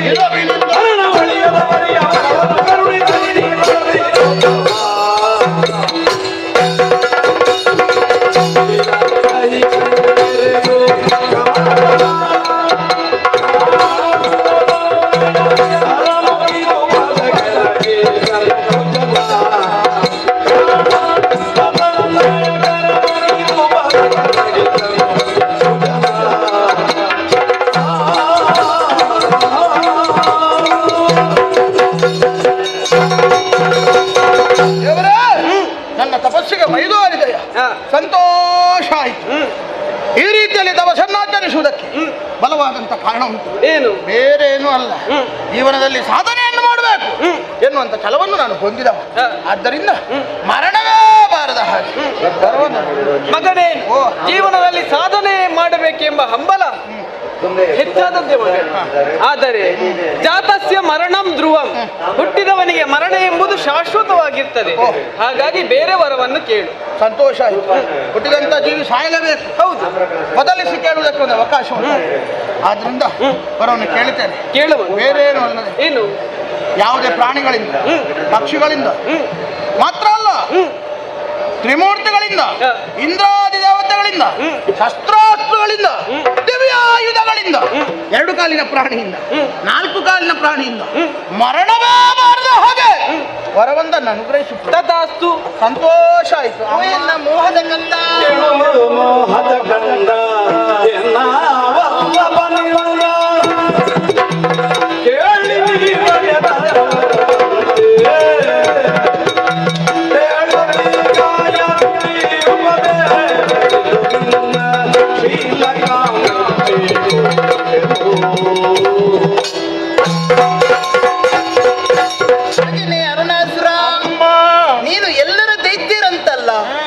ನನ್ನ ಮೋಹದ ಕಂದ, ನನ್ನ ವಲ್ಲಭನಿಂದ ಬೇಕಾದಂತ ವರವನ್ನು ನೀನು ಕೇಳಿ ಪಡೆದುಕೊಂಡೇ ಇಲ್ಲ ಮಗನೇ.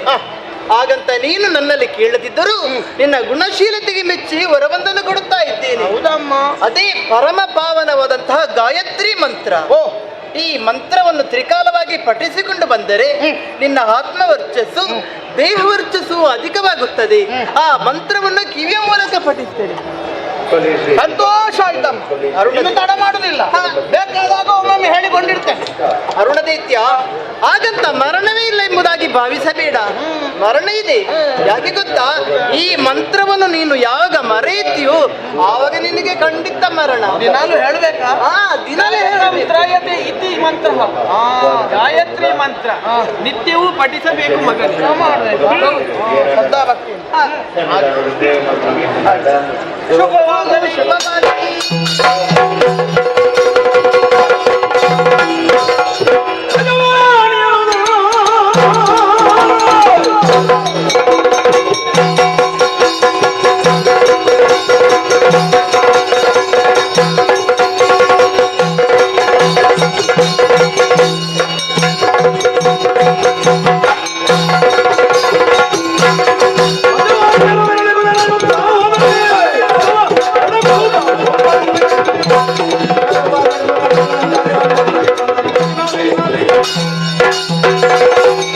ದೇವರಿಂದ ವರವನ್ನು ಪಡೆದ ಹಾಗಾಯಿತು. ತಡ ಮಾಡುವುದಲ್ಲ, ಸಂತೋಷದ ವಿಚಾರ ನಮ್ಮಲ್ಲಿ ತಿಳಿಸಬೇಕು. ಸಾಗುತ್ತೇನೆ ಪುರ.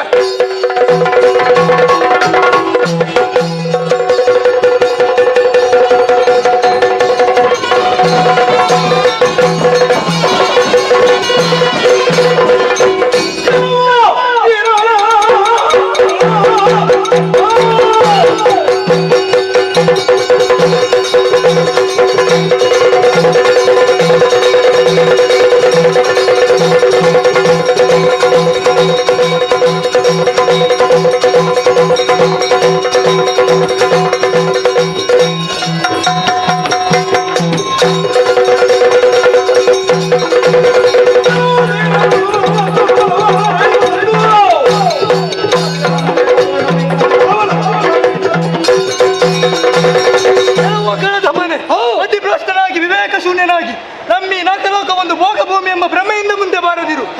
ಸಜ್ಜನರ ಒಳಿತನ್ನು ಕಾಪಾಡುವ ಹೊಣೆಗಾರಿಕೆ ನಮಗುಂಟು. ಆ ಕಾರಣದಿಂದ ಹೇಳುತ್ತಿದ್ದೇನೆ, ಹೇಗೆ ಬಂದೆ ಹಾಗೆ ಹೋದರಳೆತ್ತು, ಎಲ್ಲ ಹೋದೆ ಪ್ರಾಣ. ಸ್ವರ್ಗವನ್ನು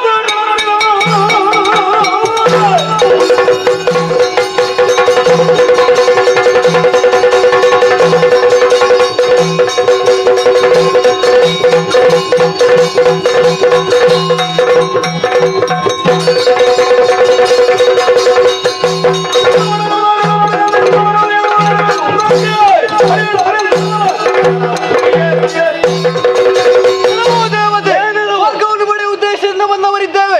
ಆದ್ದರಿಂದ ಹೇಳುವುದಿಷ್ಟೇ, ಒಳ್ಳೆ ಮಾತಿನ ಸ್ವರ್ಗದ ಬೀಡವನ್ನು ಬಿಟ್ಟುಕೊಟ್ಟರೆ ಸರಿ. ತಾಲೆ ಬಿಡಿ ನೋಡೋಣ.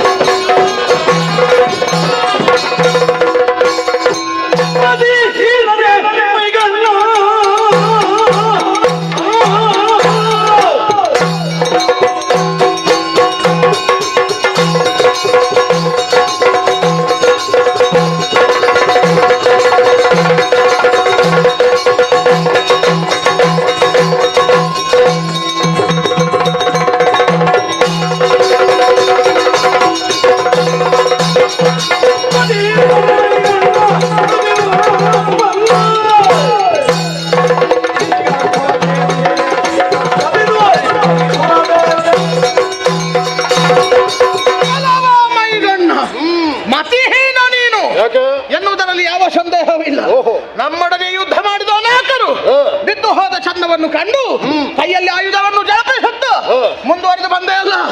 ನಮ್ಮ ಸಾಮಾನ್ಯನು ಹಾಗೆ ಭಾವಿಸಬೇಡ. ಅರುಣಾಖ್ಯನಿದ್ದಾನೆ ವರಬಲ ಸಂಪನ್ನ. ಆದ್ದರಿಂದ ಸ್ವರ್ಗದ ಬೀಟವನ್ನು ಬಿಟ್ಟು ನಡೆ. ಪಾತಕಿ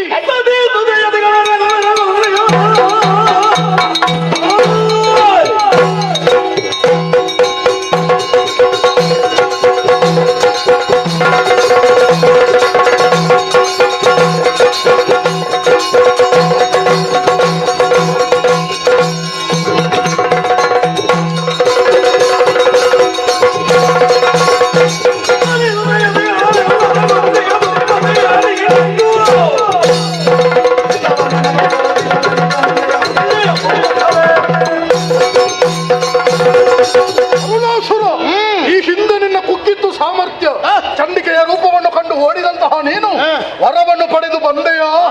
ಭೂಲೋಕದಲ್ಲಿ ಪಂಚಮಹಾಪಾತಕಗಳನ್ನು ಮಾಡಿ ಲೋಕದಲ್ಲಿ ನೀನೇ ಮೆರೆದಾಡುತ್ತಾ ಇದ್ದಿ. ಓಡಿದಲ್ಲಿಗೆ ಅರುಣಾಖ್ಯ ಮುಗಿಯಿತು ಅಂತ ಭಾವಿಸಬೇಡ. ಹಾಗೆ ವಾರ್ತೆ ಬಂದಿದೆ. ನಾವು ಬಿದ್ದಲ್ಲಿಂದಲೇ ಹೇಳುವ ಸ್ತ್ರೀಯರನ್ನು ಋಷಿಮುನಿಗಳನ್ನು ಕೊಂದೆಯ. ನಿನಗೆ ಉಂಟಲ್ವಾ ಹಿಡಿದಿರುವ ವಜ್ರ ಇದನ್ನ ತಲೆ ಹುಡಿ ಮಾಡ್ತಾನೆ. ತಲೆ ಹುಡಿ ಮಾಡುವ.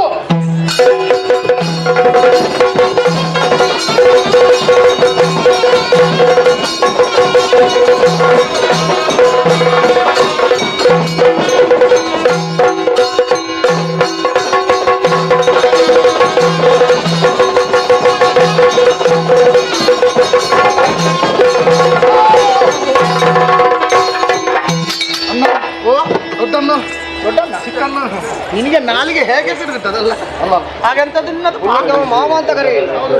ನನಗಿಂತ ನೀನು ಸ್ವಲ್ಪ ದೊಡ್ಡ ಅಧಿಕಾರ ನಮ್ಮ ಸ್ವಾಧೀನ ಆಗಿದೆ.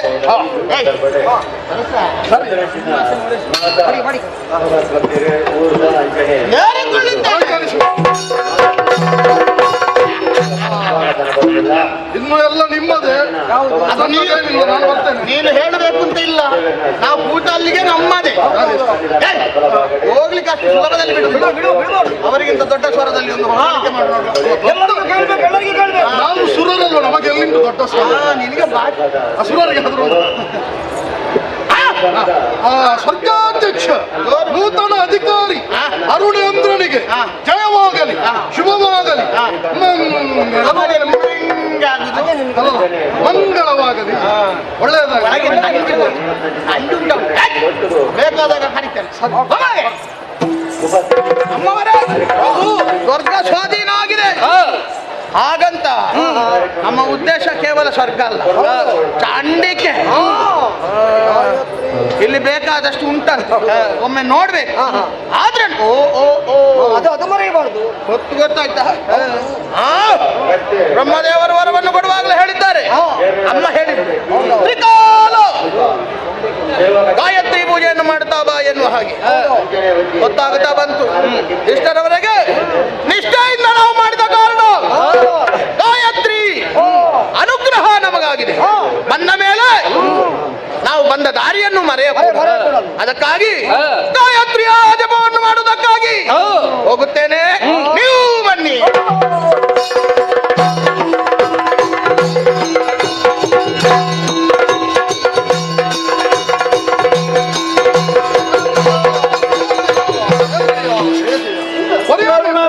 ಕೇಳು ಭಿನ್ನಪವ ವಾಣಿವರನೇ ಕಾಯಬೇಕಮ್ಮವ ಕರುಣಾಪುರನು ಎನ್ನುವ ಕಣ್ಣನು ಕೈಜನ ರವಿಯ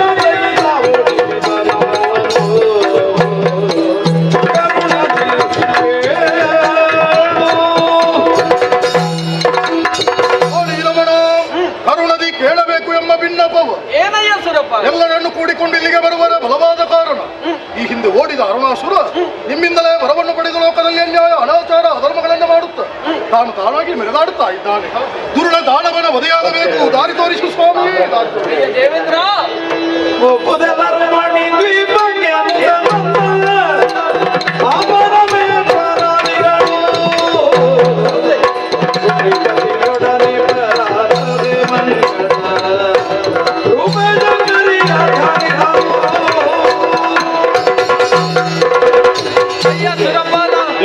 ಅರುಣಾಸುರನಿಗೆ ವರವನ್ನು ಕೊಟ್ಟವನು ನಾನೇ ಇದ್ದೆ. ಇದ್ದೇನೆ, ಆದರೆ ಆ ವರವನ್ನು ಹಿಂಪಡೆಯುವುದಕ್ಕೆ ಸಾಧ್ಯವಿಲ್ಲ.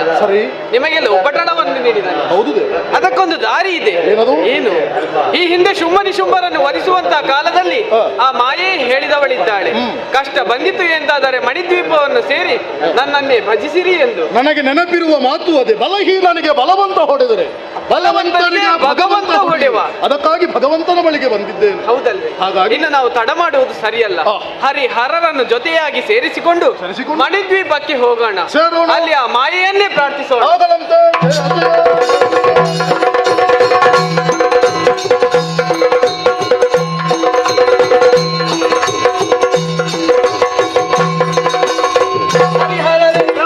ಮಣಿದ್ವೀಪವನ್ನು ಸೇರಿದ್ದಾಗಿದೆ. ಇನ್ನು ನಮ್ಮದಾದಂತಹ ಏನು ಕಷ್ಟ ಉಂಟು ಅದನ್ನು ಆ ಮಾಯೆಯಲ್ಲಿ ಅರುಹಬೇಕು. ಹಾಗಾಗಿ ಆ ಜಗದಂಬೆಯನ್ನೇ ಸ್ತುತಿಸೋಣ.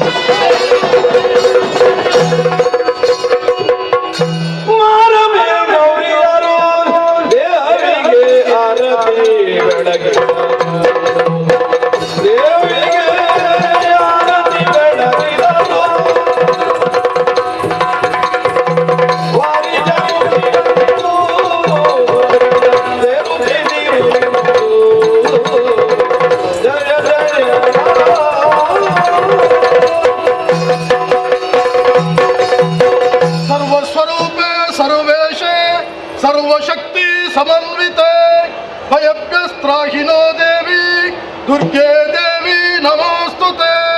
ಜಯ ಜಯ ಜಯ ಜಯ ಜಯ ಜಯ ಲಕ್ಷ್ಮೀ ರಮಣ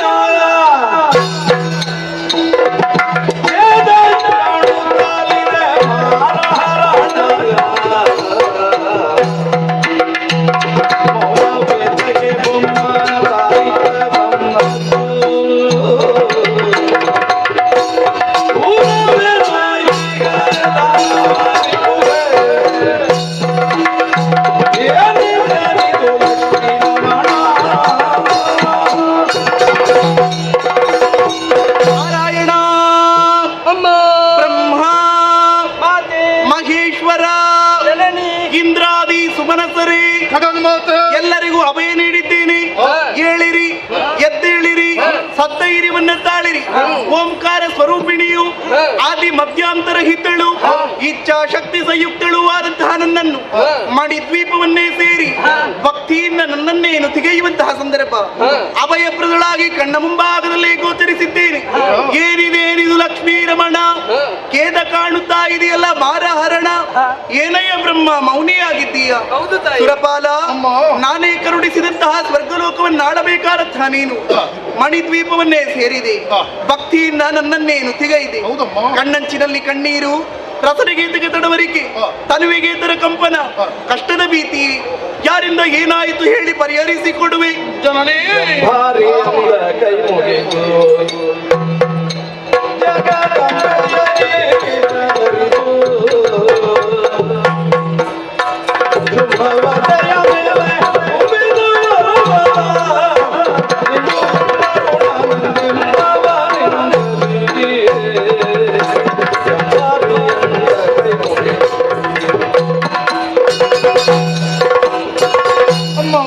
ಮಹೇಶ್ವರಿ ಪ್ರಪಾಲ ಪರಿಪರಿಯಾಗಿ ನಿನ್ನನ್ನು ನುತಿಸುವರೆ ಬಲವಾದ ಕಾರಣ ಇದೆ. ಏನಾಯಿತು? ಈ ಹಿಂದೆ ದುರುಳರನ್ನು ವಧಿಸುವುದರ ಮುಖೇನವಾಗಿ ಲೋಕಕ್ಕೆ ಹಿತವನ್ನು ಕಲ್ಯಾಣವನ್ನು ಒದಗಿಸಿಕೊಟ್ಟವಳು ನೀನು.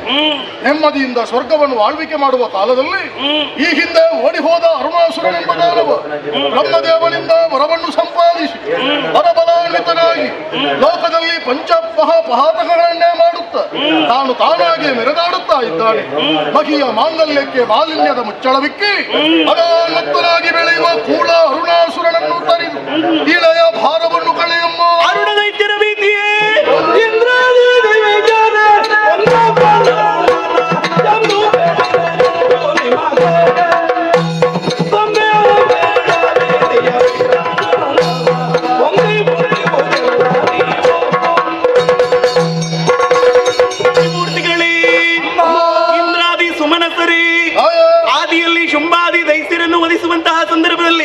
ರಣಕ್ಷೇತ್ರದಲ್ಲಿ ತಲೆಮರೆಸಿಕೊಂಡಂತಹ ಅರುಣ ದೈತ್ಯನು ವಿಧಿಯ ಮುಖೇನವಾದ ವರವನ್ನು ಪಡೆದು ಗೋಬ್ರಾಹ್ಮಣರನ್ನು ಹಿಂಸಿಸಿದನೇ, ಯಾಗ ಯಜ್ಞಾದಿಗಳನ್ನು ಹಾಳಿಸಿಗದನೇ, ದೇವತೆಗಳನ್ನೇ ಸ್ಥಾನ ಭ್ರಷ್ಟರನ್ನಾಗಿಸಿದ್ದಾನೆ.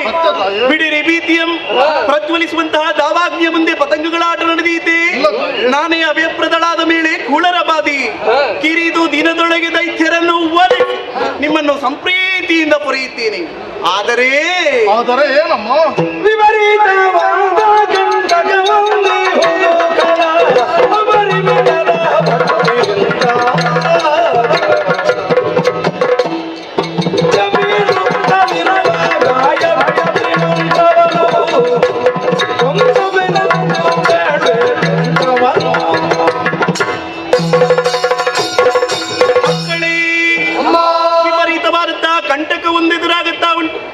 ವಿಧಿಯ ಮುಖೇನವಾಗಿ ವರವನ್ನು ಪಡೆಯುವಂತಹ ಸಂದರ್ಭದಲ್ಲಿ ಶಾರದಾದೇವಿ ಒಲಿದಿದ್ದಾಳೆ ಗಾಯತ್ರಿ ಮಂತ್ರ. ಅದನ್ನು ತ್ರಿಸಂಧ್ಯಾಕಾಲದಿಂದ ಪಠಿಸುವುದರಿಂದ ಆತನ ಆತ್ಮವರ್ಚಸ್ಸು ದೇಹ ವರ್ಚಸ್ಸು ವೃದ್ಧಿಯಾಗುತ್ತಾ ಇದೆ. ಅದಕ್ಕಾಗಿ ದೇವೇಂದ್ರ ನಿನ್ನ ಗುರುಗಳಾದ ಬೃಹಸ್ಪತಿ ಆಚಾರ್ಯನನ್ನು ಆತನ ಬಳಿಗೆ ಕಳುಹಿಸಿಕೊಡು. ಮಾತಿನ ಮೋಡೆಯಿಂದಲಾಗಿ ತಪವನ್ನು ಬಿಡುವಂತೆ ಮಾಡಲಿ. ಆ ಸಂದರ್ಭದಲ್ಲಿ ಕೂಳನಾದಂತಹ ಅರುಣ ದೈತ್ಯರನ್ನು ಅವನ ನೆತ್ತರಿಂದಲೇ ಪೃಥ್ವಿಯನ್ನೆಲ್ಲ ತೃಪ್ತಿಗೊಳಿಸುತ್ತೀರಿ. ಧೈರ್ಯವನ್ನು ತಾಳಿರಿ, ಧೈರ್ಯವನ್ನು ತಾಳಿರಿ, ಕೊಳ್ಳಾದಿರಿ.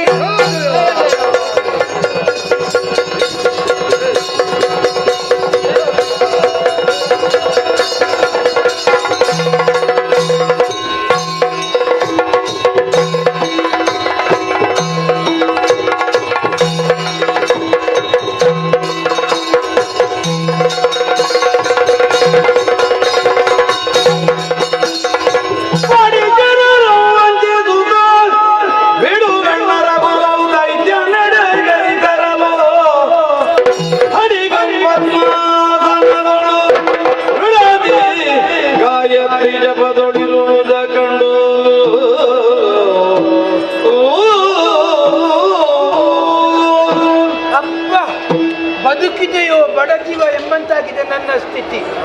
ಅಮ್ಮನೇ ಕರೆದು ಹೇಳಿದ ಮಂತ್ರ, ಹೇಳಿದಂತಹ ಮಾತು, ಅರುಣನು ಗಾಯತ್ರಿ ಮಂತ್ರವನ್ನು ಬಿಟ್ಟ ಎಂದಾದರೆ ನಾನೇ ಕೊಂದು ಕೊಡುತ್ತೇನೆ. ಅದಕ್ಕಾಗಿ ಗುರುಗಳಾದ ಬೃಹಸ್ಪತಿಯನ್ನು ಕಳುಹಿಸಿ ಅಂತ ಬಂದಿದ್ದೇನೆ. ಅದು ವೃದ್ಧಾನ ವೇಷದಲ್ಲೇ ಬಂದದ್ದು. ನಾನು ನೋಡಬಾರ್ದೆ, ಬಿಚ್ಚು ಗತ್ತಿಯ ರಾಕ್ಷಸರು, ಕೆಂಪು ಕಣ್ಣಿನವರು, ಅವರನ್ನು ವಂಚಿಸುತ್ತಾ ಒಳಗೆ ಬರುವುದಕ್ಕೆ ಎಷ್ಟು ಕಷ್ಟ ಆಯಿತು. ಮಹಾರಾಜರ ಕೊಟ್ಟದರಲ್ಲಿ ಅರ್ಧ ಕೊಡುತ್ತೇನೆ ಅಂತ ಆಸೆ ಹುಟ್ಟಿಸಿದ್ರೆ ಬಿಟ್ಟಿದ್ದಾರೆ ಒಳಗೆ. ಒಬ್ಬ ಕೊಪ್ಪಿದ ಕುರಿಯೊಂದು ಕಟುಕನ ಮನೆ ಬಾಗಿಲಿಗೆ ಬಂದಂತಾಗಿದೆ ನನ್ನ ಸ್ಥಿತಿ. ಬಂದು ಪೂಜಾಗೃಹದ ಹತ್ತಿರ ಬಂದಿದ್ದೇನೆ. ನೋಡ್ಬಾರ್ದೆ, ಮೂಗಿನ ಮೇಲೆ ಬೆರಳಿಟ್ಟು ಕಣ್ಣನ್ನು ಮುಚ್ಚಿ ಗಾಯತ್ರಿ ಮಂತ್ರವನ್ನು ಜಪಿಸ್ತಾ ಇದ್ದಾರೆ. ನಾನು ಬಂದದ್ದು ಗೊತ್ತಾಗಬೇಕಲ್ಲ, ಒಮ್ಮೆ ಎಬ್ಬಿಸ್ತೇನೆ, ತಪ್ಪಳ ಹೆಸರು ತರ್ತೇನೆ, ಸದ್ದಾದ್ರೂ ಅಡುಗೆ ಮಾಡಿದ್ದು ಕೈಯನ್ನು ಹೋದ್ರೆ ಅವರಿಗೆ ಗೊತ್ತಾಗ್ತದೆ. ಕೈಯಲ್ಲಿ ಫೋನ್ ಉಂಟಲ್ಲ, ಅದನ್ನೇ ಬಡಿತೇನೆ ನನಗೆ.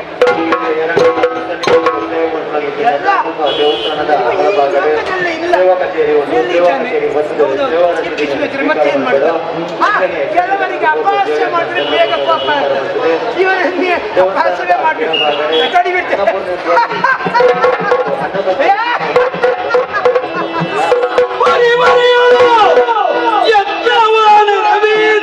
ಕೈಗೊಂಡು ಅಡೆಗನಗುದಿರಲು ಕಣ್ತೆರೆದು ಓಡ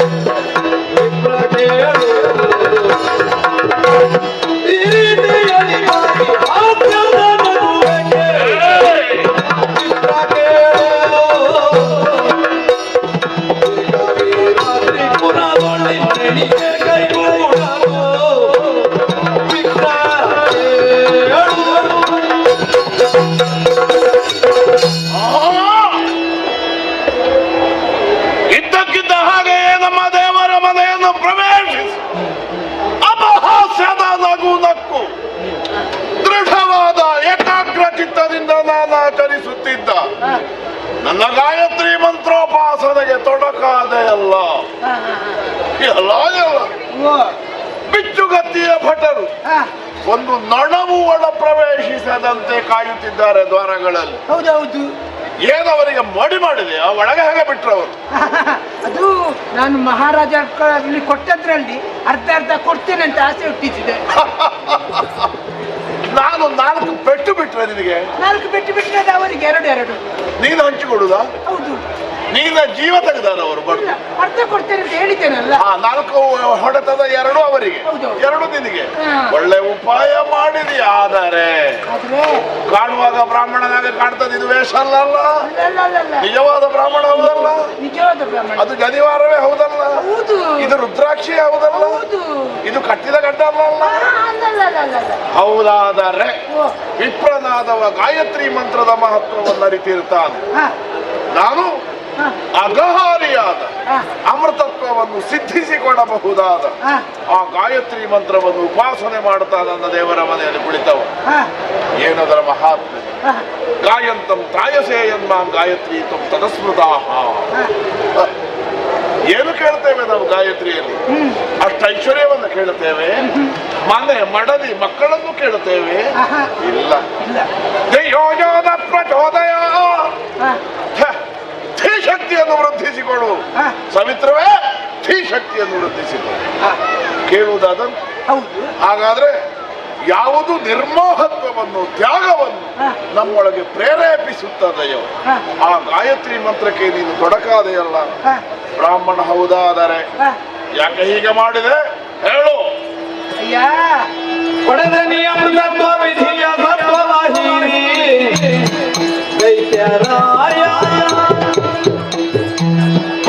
ಆಸೆ ಪಡೆದ ಪರಮುಖಬೇಕೆ ದೈತ್ಯರಾಯ ಗಡೆಯ ಮಣ್ಣಿಗೆ ಹಾಲು ಗಡಲೇನು ರಚಿಸುವುದೇ ದೈತ್ಯರಾಯ ಏಕೆ ಕೊಡಲ ದಂಡಿಸಿದಾಯ ಮಾರಿ ಭಕ್ತನು ದೈತ್ಯರಾಯ.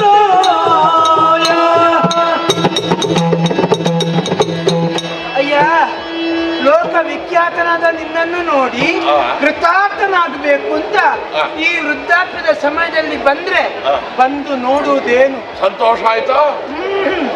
ತ್ರಿಲೋಕ ವಂದಿತ ಅರುಣದೇವ ಕಣ್ಣು ಮುಚ್ಚಿ ಮೂಗಿನ ಮೇಲೆ ದೃಷ್ಟಿಯನ್ನಿಟ್ಟು ಮನ ಮಠ ಅಂತ ಗಾಯತ್ರಿ ಮಂತ್ರವನ್ನು ಜಪಿಸ್ತಾ ಇದ್ದಾರೆ. ಕೇಳಿದ್ದನ್ನು ಕೊಡುವ ಕಲ್ಪವೃಕ್ಷ ಕೈಯೊಡ್ಡಿ ಬೇಡುವಂತಿದೆ ನಿನ್ನ ಸ್ಥಿತಿ. ಅದನ್ನು ಕಂಡು ನನಗೆ ನಗು ಬಂದದ್ದು. ಇಲ್ಲದೆ ಬ್ರಹ್ಮನನ್ನು ತಪಸ್ಸಿನ ಮೂಲಕ ಮೆಚ್ಚಿಸಿ ಅಮರತ್ವವನ್ನು ಪಡೆದ ನಿನಗೆ ಬ್ರಹ್ಮತ್ವವನ್ನು ಪಡೆಯುವ ಬಯಕೆ ಯಾಕೆ? ಒಂದು ಗಂಟೆಯನ್ನು ನಾವು ಹಾಲಿನ ಪಾತ್ರೆಗೆ ಹಾಕಿದ್ರೆ ಅದರ ಸತ್ವವನ್ನು ತಿಳಿದುಕೊಟ್ಟದ? ಇಲ್ವಲ್ಲ. ನೀನು ಹಾಗೆ ಎಲ್ಲವನ್ನೂ ಪಡೆದು ಆಗಿದೆ, ಇನ್ನು ಪಡೆಯುವಂಥದ್ದು ಏನೂ ಇಲ್ಲ. ಈಗ ನಿನ್ನ ಸ್ಥಿತಿ ಏನಾಗಿದೆ? ಹೆತ್ತ ತಾಯಿಯನ್ನು ಮಾರಿ ಒಂದು ಹೊತ್ತಿನ ತೃಪ್ತಿಗಾಗಿ ಸಾಕು ತಾಯಿಯಲ್ಲಿ ಕೈಯೊಡ್ಡಿ ಬೇಡುವಂತಿದೆ ನಿನ್ನ ಸ್ಥಿತಿ. ಅದು ಕಂಡು ನನಗೆ ನಗು ಬಂದದ್ದು. ಹೌದೇ? ಹೇಳುತ್ತಿರುವವ ಯಾರು?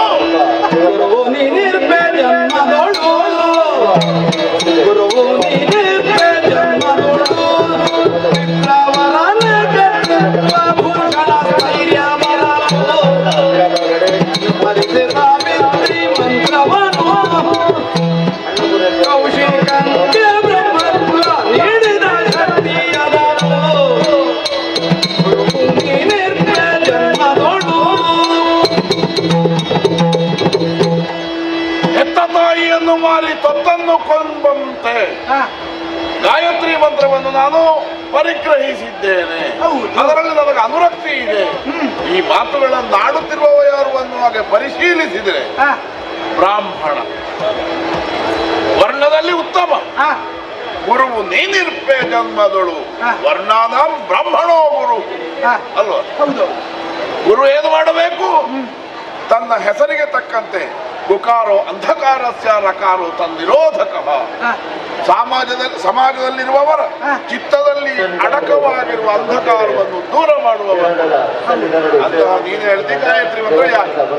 ಗಾಯತ್ರಿಯ ಮಹಾತ್ಮ ನಿನಗೆ ಗೊತ್ತಿಲ್ಲದೆ ಕೌಶಿಕನನ್ನುವ ಕ್ಷತ್ರಿಯ ವಸಿಷ್ಠನೊಡನೆ ಜಿದ್ದಿಗೆ ಬಿದ್ದು ದಿಗ್ಬಲಂ ಕ್ಷತ್ರಿಯ ಬಲಂ ಬ್ರಹ್ಮತೇಜೋ ಬಲಂ ಬಲಂ ಹೀಗೆ ಉದ್ಘೋಷ ಬ್ರಹ್ಮ ಋಷಿಯಾಗಬೇಕು ಅಥವಾ ಬ್ರಾಹ್ಮಣನಾಗಬೇಕು ಈ ಉದ್ದೇಶಕ್ಕೆ ಆಧಾರವಾಗಿ ಕೈಗೋಲಾಗಿ ಊರುಗೋಲಾಗಿ ಕೈಮಲವಾಗಿ ಉಪಯೋಗಿಸಿದ್ದು ಗಾಯತ್ರಿ ಮಂತ್ರ.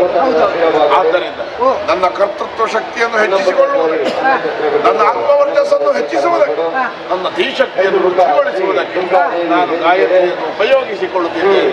ಏನು ಅಪರಾಧ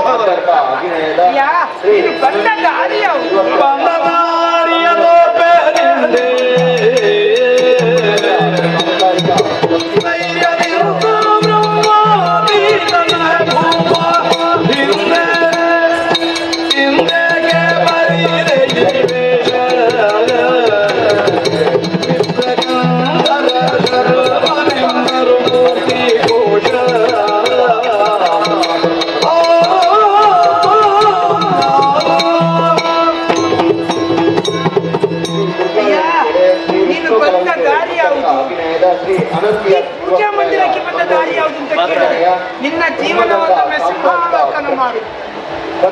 ಘೋರಾದಂತ ಅರಣ್ಯವನ್ನು ಸೇರಿ ಬ್ರಹ್ಮನನ್ನು ತಪಸ್ಸಿನ ಮೂಲಕ ಮೆಚ್ಚಿಸಿದೆ. ಆಗ ನಿನಗೆ ಗಾಯತ್ರಿ ಗೊತ್ತಿತ್ತ? ಗಾಯತ್ರಿ ಗೊತ್ತಿಲ್ಲದೆಯೂ ಬ್ರಹ್ಮ ನಿನಗೆ ಒಲಿದಿದ್ದಾನೆಂದಾದ್ರೆ ನಿನ್ನಲ್ಲಿ ಅಶ್ರೇಷ್ಠತೆ ಉಂಟು ಅಂತಲೇ ಅರ್ಥ. ಶ್ರೇಷ್ಠತೆ ಮತ್ತು ಜ್ಯೇಷ್ಠತೆ ಅದು ಬೇರೆಯವರಿಂದ ಬರುವಂಥದ್ದಲ್ಲ, ಅದು ನಮ್ಮಲ್ಲೇ ಇರ್ತದೆ, ನಮಗೆ ಗೊತ್ತಿರುವುದಿಲ್ಲ. ನೀನು ಹಾಗೆ ಕಸ್ತೂರಿ ಮೃಗದ ಹೊಕ್ಕುಳಲ್ಲೇ ಗಂಧವಿರ್ತದೆ, ಆದರೆ ಅದಕ್ಕೆ ಗೊತ್ತಿರುವುದಿಲ್ಲ. ಕಾಡಿನಲ್ಲಿ ಎಲ್ಲೋ ಪರಿಮಳ ಉಂಟು, ಏನೋ ಪರಿಮಳ ಬರ್ತದೆ, ನೀನು ಹಾಗೆ ನಮ್ಮನ್ನು ತಪಸ್ಸಿನ ಮೂಲಕ ಮೆಚ್ಚಿಸಿದ್ದಾನೆ. ಅವನು ಕೇಳಿ ಕೇಳಿದ ಅದು ಆಗುದಿಲ್ಲ ಇದು ಆಗುದಿಲ್ಲ ಅಂತ ಹೇಳಿದಾನ. ಯಾಕೆ ಹೇಳಿಲ್ಲ? ನೀನು ಅವನಿಗಿಂತ ಶ್ರೇಷ್ಠ ಅಂತ ಬ್ರಹ್ಮನಿಗೆ ಗೊತ್ತು. ಈಗ ನೀನು ಬ್ರಹ್ಮನಿಗಿಂತ ಶ್ರೇಷ್ಠನಾಗಿದ್ದಿ. ಅಯ್ಯೋ ಧೀವರ ಶ್ರೇಷ್ಠ,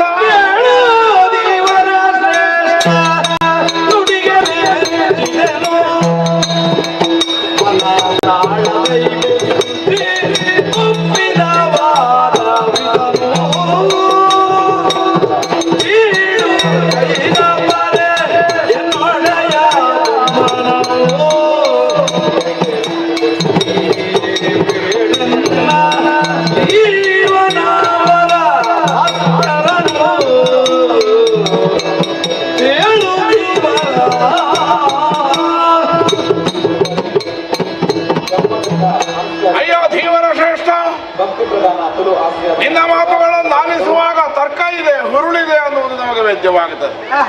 ಆದರೆ ಬುದ್ಧಿ ಒಪ್ಪಿದ ವಾದವನ್ನು ಮನಸ್ಸು ಒಪ್ಪುವುದಕ್ಕೆ ಹಿಂದೇಟು ಹಾಕುತ್ತದೆ. ಯಾಕೆ? ಮನಸ್ಸು ಭಾವನಾತ್ಮಕವಾಗಿ ಚಿಂತಿಸುತ್ತದೆ.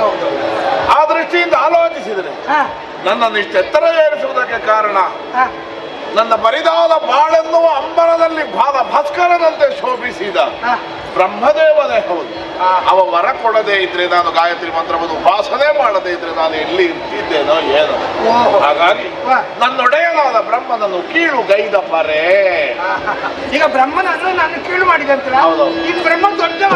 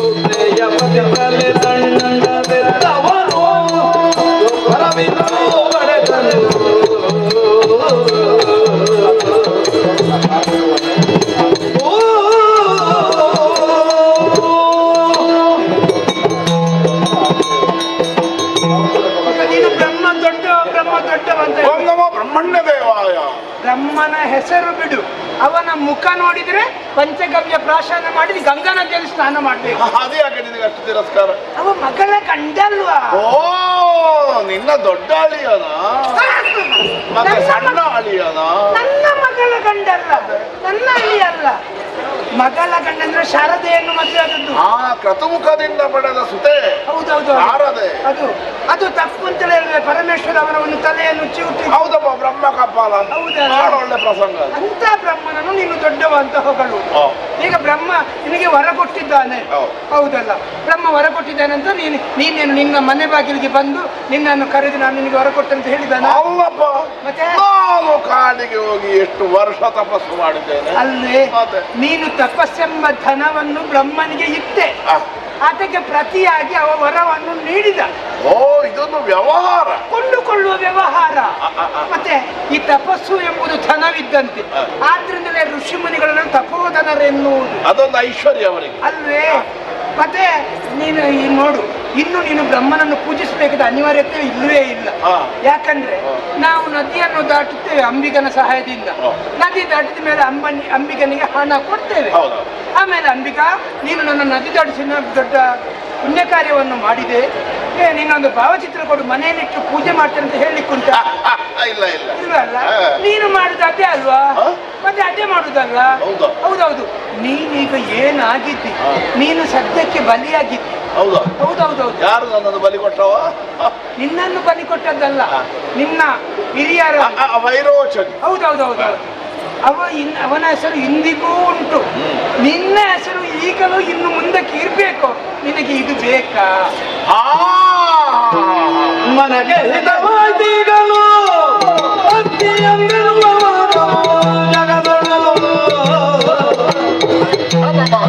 ಗಣಮಾನ್ಯ ವಿಹುಡು ನಿನ್ನ ಮದವ ಬೇಡನಾಗ ಭೀಷಣ.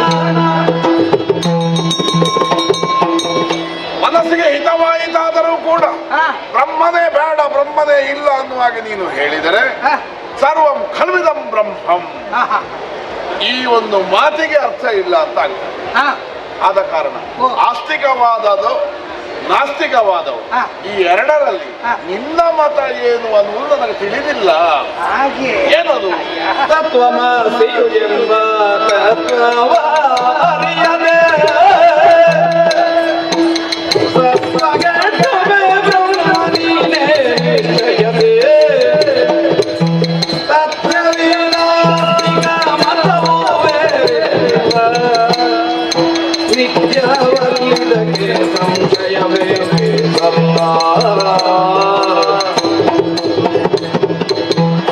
ಆಸ್ತಿಕವಾದ ನಾಸ್ತಿ ಎಂಬುದು. ನಾಸ್ತಿ ಅಂದ್ರೆ ಏನು ಇಲ್ಲ, ಆಸ್ತಿಕವಾದ ಅಂದ್ರೆ ಇದೆ, ಏನೋ ಇದೆ.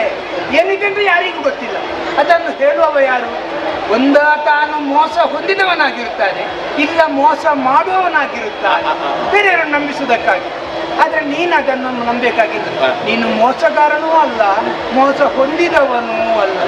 ಆದ್ರೆ ಜ್ಞಾನಿಗಳ ಪ್ರಕಾರ ಆಸ್ತಿಕವಾದ ಇದೆ ಅಂದ್ರೆ ಏನೋ ಇದೆ. ಏನು ಇದೆ ಅಂತ ಹೇಳಿದ್ರೆ ಅದು ನೀನಾಗಿದೆ, ನೀನೇ. ಯಾಕೆಂದ್ರೆ ತತ್ವಮಸಿ, ತತ್ವಮಸಿ ಎಲ್ಲವೂ ನೀನೇ ಆಗಿದ್ದಿ. ಈಗ ನೀನು ಪರಂಬ್ರಹ್ಮನಾಗಿದ್ದಿ. ಓಹೋ, ಇನ್ನೊಂದು ಪ್ರಶ್ನೆ ಉಂಟು. ಏನು?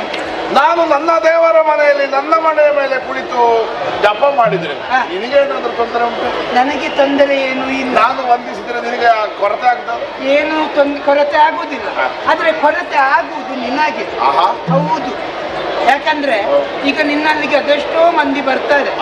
ಬರುವಾಗ ನಮ್ಮ ದೇವರು ಅಂತಲೇ ನಿನ್ನ ಬಳಿಗೆ ಬರುವುದು. ಬಂದಾಗ ನೀನು ಬೇರೆ ದೇವರನ್ನು ಪೂಜೆ ಮಾಡ್ತಾ ಇದ್ದೀಯಾ? ಪೂಜೆ ಮಾಡುವುದು ಯಾಕೆ? ನಿನ್ನನ್ನು ಶಾರದೆ ಕರೆದು ನಿನಗೆ ಈ ಮಂತ್ರವನ್ನು ಕೊಟ್ಟಿದ್ದಾಳೆ. ಹಿಂದೆ ಅದೆಷ್ಟೋ ಮಂದಿ ರಾಕ್ಷಸರು ಪೂಜೆ ಜಪ ಮಾಡುವಂತ ತಪಸ್ಸು ಮಾಡುವಂತ ಸಮಯದಲ್ಲಿ ಶಾರದೆ ಬಂದಿದ್ದಾಳ? ಇಲ್ಲ. ನೀನು ತಪಸ್ಸು ಮಾಡುವ ಶಾರದೆಯನ್ನು ಕರೆದಿದ್ದೀಯಾ? ಇಲ್ಲ. ಕರೆಯದೆ ಶಾರದೆ ಬಂದು ನಿನಗೆ ಗಾಯತ್ರಿ ಮಂತ್ರವನ್ನು ಉಪದೇಶ ಮಾಡಿದ್ದು ಯಾಕೆ? ನೀನು ಬ್ರಹ್ಮನಿಗಿಂತ ದೊಡ್ಡವನಾಗುತ್ತಿಂತ ಶಾರದೆಗೆ ಮೊದಲೇ ಗೊತ್ತಿತ್ತು. ನೀನು ಈ ಕೆಲವು ಹೆಂಡತಿಯರಿಗೆ ಹಾಗೆ ಎಲ್ಲ ಕಡೆಯೂ ನನ್ನ ಗಂಡನೇ ಕಾಣಬೇಕು, ಗಂಡನಿಗೆ ಮರ್ಯಾದೆ ಸಿಗ್ಬೇಕು ಅಂತ. ನೀನು ಬ್ರಹ್ಮನಾದ್ರೆ ತನ್ನ ಗಂಡನಿಗೆ ಏನು ಇಲ್ಲೂ ಅಲ್ಲ. ಅದಕ್ಕೆ ನಿನ್ನನ್ನು 3 ಹೊತ್ತು ಪೂಜಾಗ್ರಹದಲ್ಲಿ ಇರುವುದಕ್ಕೆ ಬೆಳಿಗ್ಗೆ ಮಧ್ಯಾಹ್ನ ಸಂಜೆ ಪೂಜೆ ಮಾಡುತ್ತಾ ಇರುವಂತ ಇಲ್ಲಿ ಬಂಧನದಲ್ಲಿ ಈಗ ಎಲ್ಲರೂ ಬರ್ತಾರೆ, ಪೂಜೆ ಮಾಡ್ತಾರೆ, ಹೋಗ್ತಾರೆ. ಹೋಗುವಾಗ ಅಲ್ಲಿ ಅವರು ಹೇಳುವುದೇನು, ನಾವು ಅರುಣನನ್ನು ದೇವರು ಅಂತ ಎನಿಸಿದ್ದು, ದೇವರು ಅರುಣ ಮತ್ತೊಂದು ದೇವರನ್ನು ಪೂಜಿಸ್ತಾ ಇದ್ದಾನೆ. ಹಾಗಾದ್ರೆ ಅರುಣ ದೇವರಲ್ಲಂತ ಕೈ ತಟ್ಟಿ ನಗಾಡ್ತಾರೆ. ಅದು ಗೊತ್ತುಂಟು ನಿನಗೆ? ಗಾಯತ್ರಿ ಮಂತ್ರೋಪಾಸನೆಯನ್ನು ಮಾಡಬಹುದಾದಂತಹ ನನ್ನ ನಿಷ್ಠೆ ಏನುಂಟು ಅದು ಜಗತ್ತಿನಲ್ಲಿ ಅಪಹಾಸ್ಯಕ್ಕೆ ಕಾರಣವಾಗಿದೆ. ಹಾಗಾದ್ರೆ ಭೂಸುರ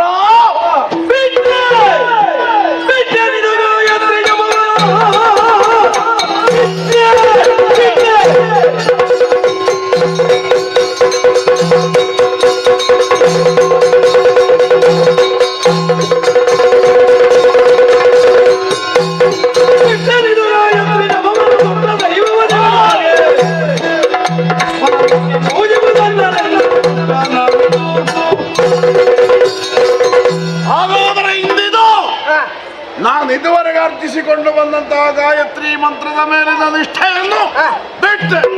ಸತ್ಯ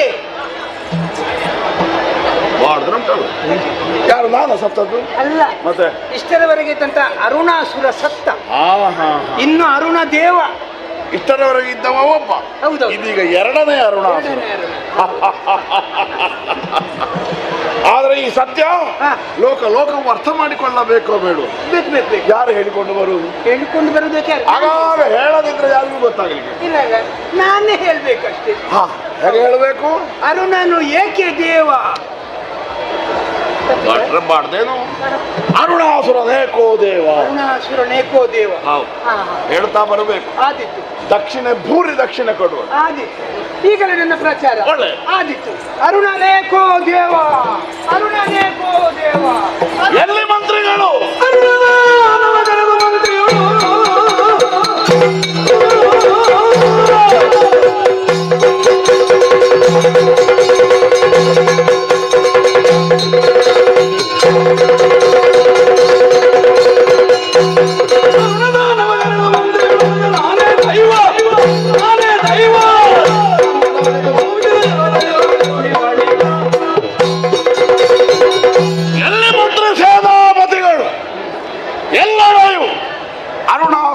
ದೇವರು ಅನ್ನುವಂತಹ ಯಥಾರ್ಥವನ್ನು ಪ್ರಚುರಪಡಿಸಿ ಯಾವ ದೇವಸ್ಥಾನದಲ್ಲಿಯೂ ಅರುಣಾಸುರನಲ್ಲದೆ ಇನ್ನೊಂದು ಬಿಂಬ ಪ್ರತಿಷ್ಠಾಪಿಸತಕ್ಕದ್ದಲ್ಲ.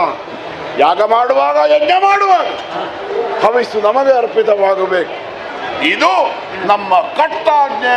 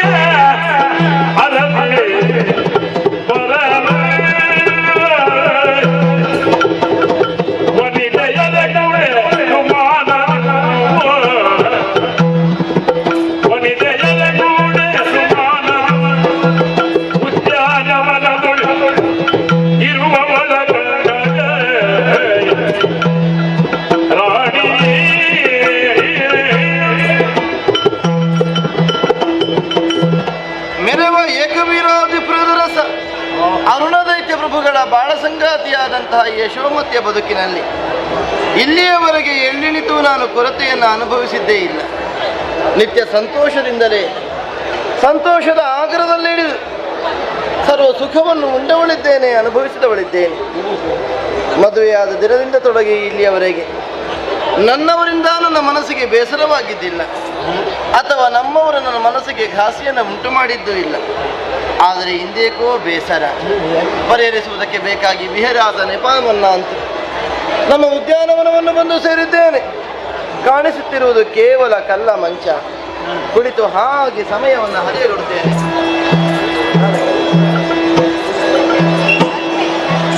ಒಡತಿಯನ್ನು ಹುಡುಕುತ್ತಾ ಬಂದವಳು ಈ ಮಾಲಿನಿ. ಎಲ್ಲಿ ನೋಡಿದ್ರೆ ನನ್ನ ಒಡತಿ ಕಾಣುತ್ತಿಲ್ಲ. ಬಲ್ಲ ಯಾವ ಕಡೆಗೆ ಹೋಗಿದ್ದಾರೆ ಎಂಬುದೇ ಗೊತ್ತಿಲ್ಲ. ಈ ಉಪವನದೆಡೆಗೆ ಬಂದಿದ್ದೇನೆ. ದೂರದಲ್ಲಿ ಕುಳಿತವರು ನಮ್ಮ ಒಡತಿಯಲ್ಲವೇ? ಅಮ್ಮ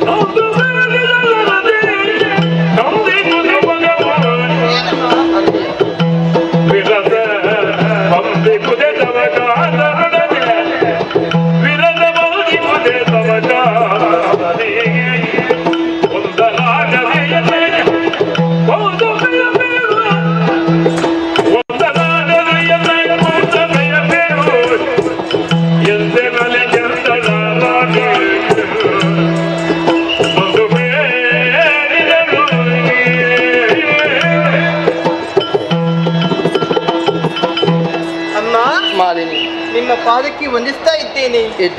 ಒಡತಿ, ನಿಮ್ಮನ್ನು ಹುಡುಕಿಕೊಂಡು ಅರಮನೆಲ್ಲ ಸುತ್ತಾಡಿದ್ದೆ. ಎಲ್ಲರಲ್ಲಿ ಕೇಳಿದೆ ಮಹಾರಾಣಿಯರು ಎಲ್ಲಿದ್ದಾರೆ ಎಂಬುದಾಗಿ. ಆ ಉತ್ತರಕ್ಕೆ ಪ್ರಶ್ನೆ ಇಲ್ಲಮ್ಮ. ಯಾರಲ್ಲಿಯೂ ನಾನು ಈ ಕಡೆಗೆ ಬರುವ ಸುದ್ದಿಯನ್ನು ಹೇಳಿದ್ದೇನೆ. ಮತ್ತೆ ಗೊತ್ತಾಗೋದು ಹೇಗೆ ಹೇಳು? ಹಾಗಂತ ನನ್ನ ಆಲೋಚನೆ ಹೊಳೆಯಿತು. ನನ್ನ ಒಡತಿ ಉಪವನಕ್ಕೆ ಹೋಗಿರ್ಬೋದು ಎಂಬುದಾಗಿ ಭಾವಿಸಿ ಈ ಕಡೆಗೆ ಬಂದು ನೋಡ್ತೇನೆ. ಏನಮ್ಮ ಇದು? ಕಲ್ಲ ಮಂಚದ ಮೇಲೆ ಕಲ್ಲಾಗಿ ಕುಳಿತಿದ್ದೀರಲ್ಲ. ನಮ್ಮವರು ನನಗಾಗಿ ಕಟ್ಟಿಸಿದ ಹಾಗೆ ಹಾಗೆ ಸುತ್ತು ಹೊತ್ತು ಇದ್ದು ಕಾಲ ಕಳೆಯೋಣ ಅಂತ ಬಂದೆ. ಒಡತಿ, ಯಾವತ್ತೂ ಕೂಡ ಮಾಲಿನಿ ಬರುವಂತಹ ಸಂದರ್ಭ, ಬಂದೆಯ ಮಗಳೇ ಮಾಲಿನಿ ಎಂಬುದಾಗಿ ಎರಡು ನುಡಿಯನ್ನು ಆಡುವಂತ ಸಂದರ್ಭ ಎಷ್ಟು ಸಂತೋಷವಾಗ್ತಾ ಇತ್ತು. ಇವತ್ತು ಹಾಗಲ್ಲಮ್ಮ, ನೀವು ನೆಲನೋಟಕರಾಗಿದ್ದೀರಿ. ಅಷ್ಟೇ ಅಲ್ಲ, ಕಣ್ಣಿನಲ್ಲಿ ಕಣ್ಣೀರು ಸುರಿತಾ ಇದೆ. ಏನಮ್ಮ ಇದು? ಯಾವತ್ತೂ ಕೂಡ ಕಣ್ಣಿನಲ್ಲಿ ಮಾಲಿನಿ ಕಣ್ಣೀರು ಕಂಡವಳಲ್ಲ. ಓಹೋ, ಈಗ ಅರ್ಥವಾಯ್ತು. ಏನು ಸತಿಪತಿಯರಲ್ಲಿ ಎಲ್ಲಿಯಾದರೂ ವಿರಸವಾಯ್ತು ಒಡತಿ? ಇಲ್ಲ.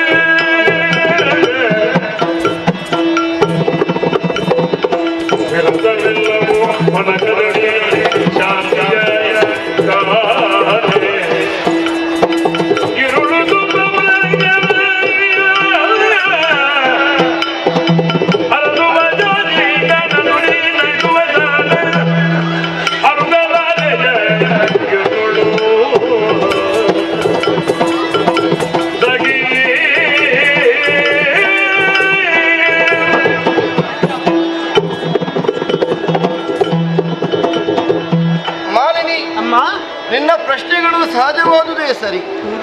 ಇಲ್ಲಿಯವರೆಗೆ ಆತ್ಮೀಯತೆಯಿಂದ ಬದುಕು ಕಳೆದವರು ನಾವೇ ಇರುವರು. ಸತ್ಯ. ನಿನ್ನನ್ನು ಉಳಿದು ಒಬ್ಬಂಟಿಗಳಾಗಿ ವಿಹಾರದ ನೆಪವನ್ನಂತೂ ನಾವು ಓರ್ವಳೆ ಸಾಗಿ ಬಂದವಳಲ್ಲ. ಹೌದು. ನೀನಾದರೂ ಅಷ್ಟೇ ಅದಕ್ಕೆ ಭಿನ್ನಳಾಗಿ ವ್ಯವಹರಿಸಿದವಳಲ್ಲ. ಸತ್ಯ ತಾಯಿ. ಆದರೆ ಈ ಹೊತ್ತಿಗೆ ನೀನು ಒಬ್ಬಂಟಿಗಳಾಗಿ ಬರುತ್ತಿರುವೆ.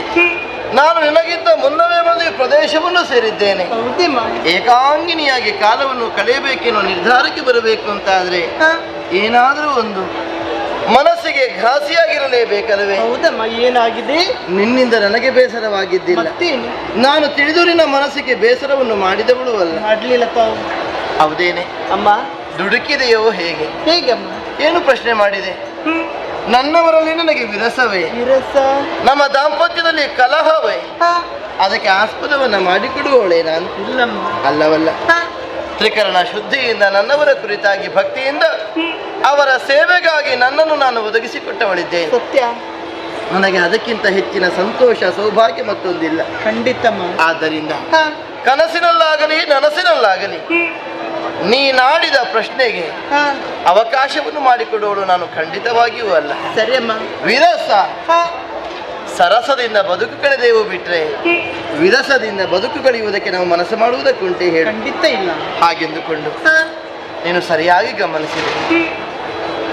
ಮನಸ್ಸಿಗೆ ಮುಖವೇ ಕನ್ನಡಿಯಂತೆ. ಸತ್ಯ. ನಾವು ಎಷ್ಟು ಬಚ್ಚಿಟ್ಟುಕೊಡುವುದಕ್ಕೆ ಪ್ರಯತ್ನ ಪಟ್ಟರು ನಮ್ಮ ಮುಖ ಕಣ್ಣುಗಳೆಂಬ ಚಿತ್ರಣದಿಂದ ಎಲ್ಲವನ್ನು ಸಾಧಿಸ್ತದೆ, ಪ್ರಕಟಪಡಿಸ್ತದೆ. ಸರಿಯಮ್ಮ. ನಿನ್ನನ್ನು ಕಾಣುವಾಗ ಒಳಗಿನ ದುಗುಡವನ್ನ ಅದು ಬಿಟ್ಟುಕೊಳ್ಳುವುದಕ್ಕೆ ನನಗೆ ಆಗಲಿಲ್ಲ ಸಖಿ. ಬೇಡ ಅನ್ನುವ ಹಾಗೆ ಹಠದಿಂದ ಅದು ಬಿಟ್ಟುಕೊಳ್ಳುವುದಕ್ಕೆ ಪ್ರಯತ್ನ ಪಟ್ಟರು ನನ್ನ ಪ್ರಯತ್ನದ ಎಲ್ಲೆಯನ್ನು ಮೀರಿ ಕಣ್ಣ ಅಂಚಿನಲ್ಲಿ ಕಣ್ಣೀರು ಸುರಿದು ಹೋಯಿತು. ಸರಿ, ಕಾರಣವಿದೆ. ಏನಮ್ಮ? ಹಿರಿಯರು ಒಂದು ಮಾತು ಹೇಳುತ್ತಾರೆ. ಹೇಗೆ? ನನ್ನ ಅನುಭವಕ್ಕೆ ಇಲ್ಲಿವರೆಗೆ ಬರಲಿಲ್ಲ, ಆದರೆ ಕೇಳಿ ಗೊತ್ತಿದೆ.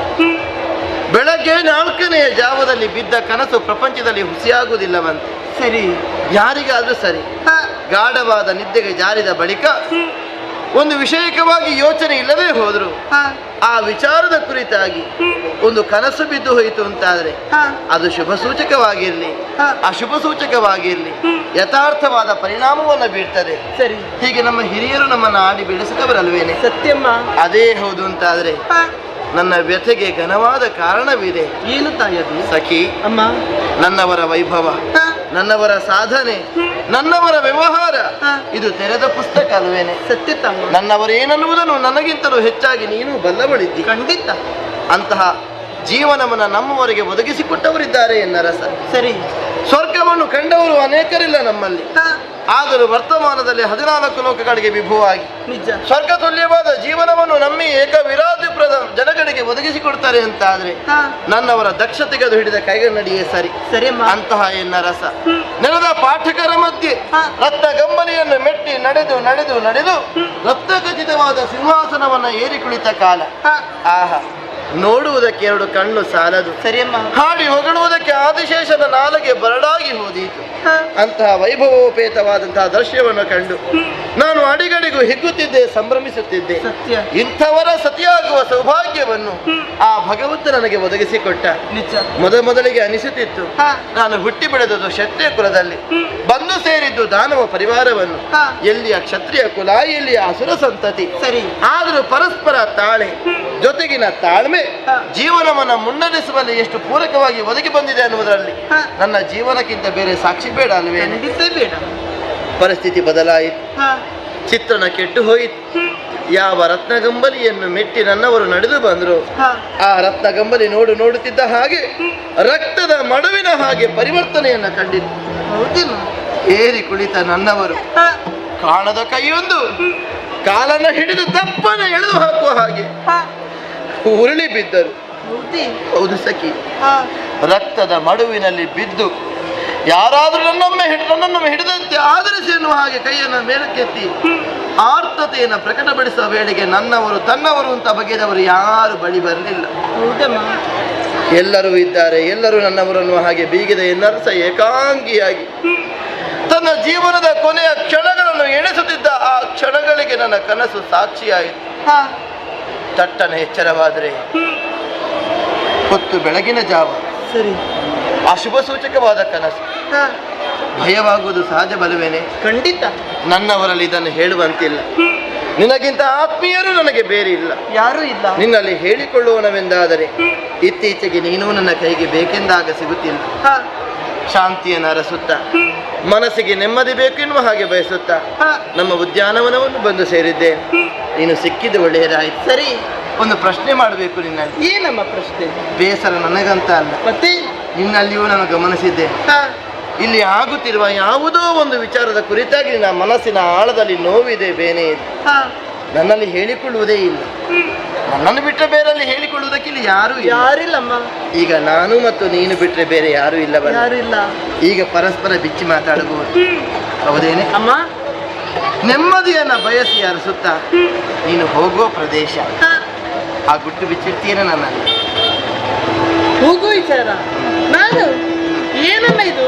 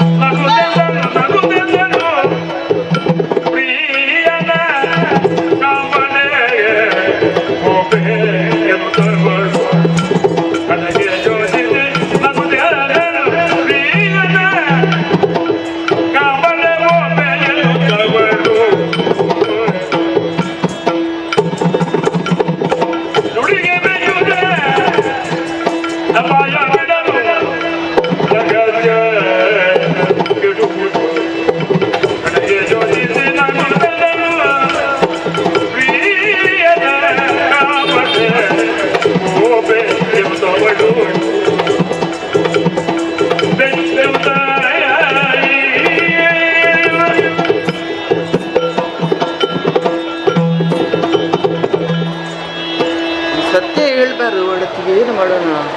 ಸತ್ಯ ಗೊತ್ತಾಗುದಿಲ್ಲ. ಈ ಹುಡುಗಿಗೆ ಏನಾಯ್ತು? ಎಂತದ್ದು ನಿನ್ನದು? ನಾನು ಸುತ್ತುವರೇ ಕೇಳಿದಲ್ಲ, ಒಂದು ಸುಲಭದಲ್ಲಿ ಪ್ರಶ್ನೆ ಕೇಳಿದ್ದೇನೆ, ನೇರವಾಗಿ ಹೇಳುದು ಬಿಟ್ಟು ಇನ್ನೊಂದು ಗಿಡ ಮರಗಳಲ್ಲಿ ಏನು ಮಾತಾಡ್ತೀನಿ? ಅಲ್ಲ, ನೀವು ಕೇಳಿದ ಪ್ರಶ್ನೆಗೆ ಒಡತಿಗೆ ಹೇಗೆ ಉತ್ತರಿಸುವುದೆಂಬುದಾಗಿ ನಾನು ಆಲೋಚನೆ ಮಾಡ್ತಾ ಇದ್ದೆ. ನನಗೆ ನೀನು ಮಾತಾಡುದು ಕೇಳುವುದೇ ಇಲ್ಲ.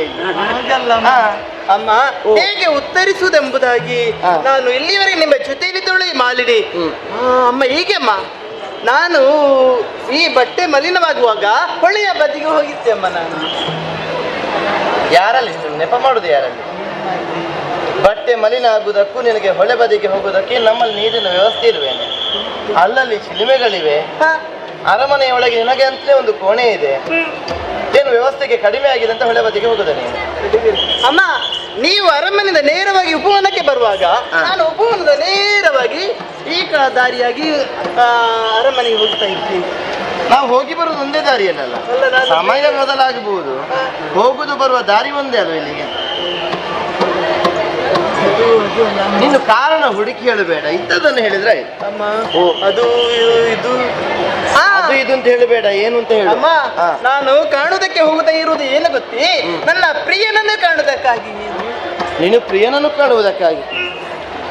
ಪ್ರಿಯಕರ ಪ್ರಿಯ ಪ್ರಿಯ ಹುಚ್ಚು ಹುಡುಗಿ, ಎಷ್ಟು ಸಲ ಹೇಳಿದ್ದೀನಿ. ಏನು? ನೋಡು ಮಾಲಿನಿ, ನನ್ನ ಮದುವೆ ಆಯಿತು, ದಾಂಪತ್ಯ ಜೀವನದಲ್ಲಿ ನಾನಿನ್ನು ಮುಂದೆ ಸಾಕ್ತೇನೆ. ನೀನು ಹೇಗೆ ಇರುವುದಲ್ಲ, ನೀನೂ ಒಂದು ಮದುವೆ ಆಗಬೇಕು, ನಿನಗೂ ಒಂದು ಯೋಗ್ಯತಾವಂತನಾದಂತಹ ಗಂಡು ಸಿಗಬೇಕು. ಅಲ್ಲ, ಹುಡುಗಿಯರು ತಮಗೆ ಬೇಕಾದವರನ್ನು ಆರಿಸಿಕೊಡುವುದಕ್ಕಾಗುವುದಿಲ್ಲ. ಒಂದು ಮನೆಯವರು ಹುಡುಕಬೇಕಾಗ್ತದೆ, ತಪ್ಪಿದ್ರೆ ಹಿರಿಯರು ಯಾರು ಅಂತ ಸೂಚಿಸಬೇಕಾಗ್ತದೆ. ನಿನಗೆ ಆತ್ಮೀಯಳು, ನಿನ್ನ ಬಂಧು, ನಿನ್ನ ಸರ್ವಸ್ವವು ನಾನು. ಮುಚ್ಚುಮರೆ ಮಾಡಬೇಡ, ನಾಚಿಕೆ ಬೇಡ ಅಂತ ಆಡಿದ್ದು. ಸರಿ, ನೇರವಾಗಿ ನನ್ನಲ್ಲಿ ಬಂದು ಹೇಳು, ಅಮ್ಮ ಈಗ ಮದುವೆ ಆದ್ರೆ ಆದೀತು, ಹುಡುಗನನ್ನ ನಾನು ಹುಡುಕ್ತೇನೆ, ನಿನ್ನ ತಾಯಿಯ ಸ್ಥಾನದಲ್ಲಿ ನಿಂತು ಅಕ್ಕನಾಗಿ ನಾನು ನಿನಗೆ ಮದುವೆ ಮಾಡಿಸ್ತೇನೆ ಅಂತ ಆಡಿದ್ದೆ. ಹುಡುಗನನ್ನ ಹುಡುಕುವ ಚಿಂತೆ ಇಲ್ಲ, ನೀನು ಹುಡುಕಿ ಆಯಿತು. ಹಾಗಾದ್ರೆ ಒಂದು ವಿಷಯ ಹೇಳಿದ್ರೆ ಮುಗಿತು. ಏನಮ್ಮ? ಹುಡುಗ ಕಾಣುವುದಕ್ಕೆ ಹೇಗಿದ್ದಾನೆ? ಅಲ್ಲ, ಕೇಳಿದ್ದು ನಾನು, ಬೇಸರ ಮಾಡಿಕೊಡ್ಬೇಡ, ನಿನ್ನ ಆಯ್ಕೆಯಲ್ಲಿ ದೋಷ ಇರ್ಲಿಕ್ಕಿಲ್ಲ, ಆದ್ರೂ ನನ್ನ ಕುತೂಹಲ, ಕಾಣುವುದಕ್ಕೆ ಹೇಗಿದ್ದಾನೆ? ಊರು ಯಾವುದೇ? ಎಲ್ಲಿ ಅವನು? ಅವನ ಅಪ್ಪ, ಅವನ ತಂದೆ ತಾಯಿ, ಬಂಧು ಬಳಗ, ಒಡ ಹುಟ್ಟು, ಅವನು ಮಾಡುವ ಕೆಲಸ ಅಂದ್ರೆ ಉದ್ಯೋಗ ಎಲ್ಲವನ್ನ ಬಿಡಿಸಿ ಹೇಳ್ತೇನೆ. ಇಲ್ಲಮ್ಮ, ತಲೆ ಸಮೀಲು ನಿನಗೆ. ನೀನು ಹಿಂದೆ ಮುಂದೆ ಯಾರಂತ ಯೋಚನೆ ಮಾಡಲಿಲ್ವಾ? ಇದಕ್ಕೆ ಉತ್ತರ ನನ್ನಲ್ಲಿಲ್ಲ ತಾಯಿ. ಅವ ಯಾರು? ಅವ ಎಲ್ಲಿದ್ದಾನೆ? ಯಾವ ಊರು? ಅವನ ತಂದೆ ತಾಯಿಗಳು ಯಾರೆಂಬ ಪ್ರಶ್ನೆ ಓ ಶಿವನೇ, ಈ ಹುಡುಗಿ ಬಗ್ಗೆ ನಿನಗೆ ಗ್ರಾಚಾರ ಕೆಟ್ಟಿದೆ ಏನೇ? ಹುಡುಗನ ಅಪ್ಪ ಅಮ್ಮ ಯಾರು ಅಂತ ಗೊತ್ತಿಲ್ಲ, ಹುಡುಗನ ಊರು ಯಾವುದು ಅಂತ ತಿಳಿದಿಲ್ಲ, ಮಾಡುವ ಉದ್ಯೋಗದ ಕುರಿತಾಗಿ ನನಗೆ ಇನ್ನೂ ನಿರ್ದಿಷ್ಟವಾಗಿ ಇಂಥದ್ದು ಅಂತ ಎಣಿಕೆ ಇಲ್ಲ. ಇಲ್ಲಮ್ಮ. ಮತ್ತೆ ಇಂಥದ್ದು ಕಣ್ಣು ಮುಚ್ಚಿ ಪ್ರೀತಿ ಮಾಡಿದ್ದ? ಮೋಸ ಹೋಗಬೇಡ್ವೆ? ಇಲ್ಲಮ್ಮ, ಕೇಳಬಾರ್ದಮ್ಮ ತಾವು. ಸಿಟ್ಟು ಬರೆಸಬೇಡ, ನಾನು ಕೇಳಬಾರ್ದ? ಹಾಗಾದ್ರೆ ಕೇಳುವ ಅಧಿಕಾರ ನನಗಿಲ್ಲ ಅಂತ ಆಡುದು ನೀನು ಪರೋಕ್ಷವಾಗಿ. ನಿನ್ನ ಮಾತು ಬದಲಿಸುವುದು ಬೇಡ. ಇತ್ತೀಚೆಗೆ ನೀನು ಬದಲಾಗಿದ್ದಿ, ನಿನ್ನ ಗುಣದಲ್ಲಿಯೂ ವ್ಯತ್ಯಾಸ ಬಂದಿದೆ. ಯಾವಾಗ ನಾನು ಕೇಳಿದ ಪ್ರಶ್ನೆಗೆ ಉತ್ತರವನ್ನು ಕೊಡುವುದಕ್ಕೆ ನಿನಗೆ ಮನಸ್ಸಿಲ್ಲ ಅಂತ ಆದ್ರೆ ನಿನ್ನ ಮುಖ ನನಗೆ ತೋರಿಸಬೇಡ. ಹೋಗಿಲ್ಲ ಅಥವಾ ನೋಡ, ಹೋಗಿಲ್ಲ ಅಮ್ಮ ಅಂತ. ಅಮ್ಮ ಅಲ್ಲ, ಗುಮ್ಮ. ಎಂತ ಮಾತನ್ನು ನನ್ನ ಒಡತಿಯ ಬಾಯಿಂದ ಕೇಳುತ್ತಾ ಇದ್ದೀರಿ. ಮುಖವನ್ನು ತೋರಿಸದೆ ನಡೆ ಎಂಬುದೇ ಹೇಳುತ್ತಾ ಇದ್ದೀರಲ್ಲ. ಪ್ರಪಂಚ ಎಂಬುದು ವಿಶಾಲವಾಗಿ ಕಾಣುತ್ತಾ ಉಂಟು.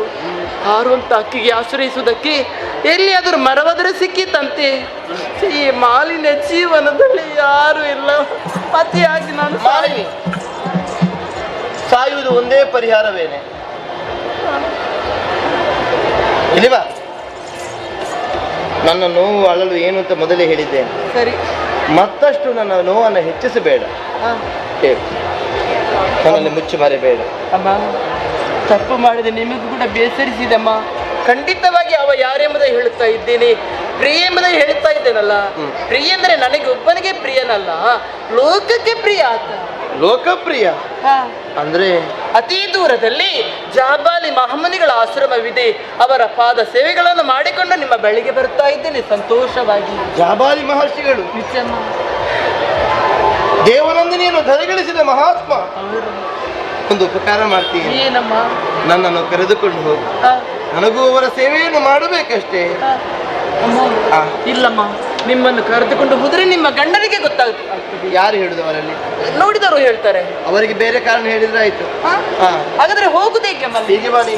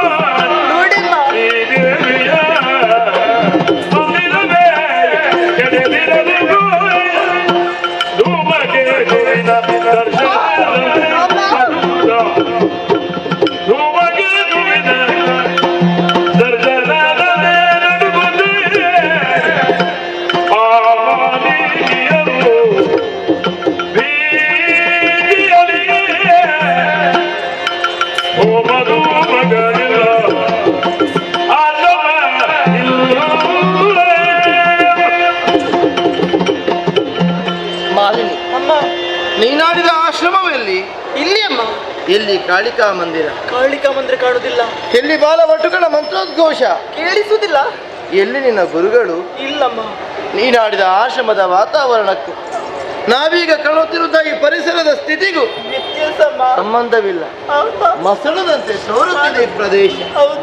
ಎಲ್ಲಿ ನಿನ್ನ ಗುರುದೇವನನ್ನೊಮ್ಮೆ ಕೂಗಿ ಕರೆ. ಎಲ್ಲಿದ್ದಾರೆ? ಗುರುದೇವ, ಗುರುದೇವ.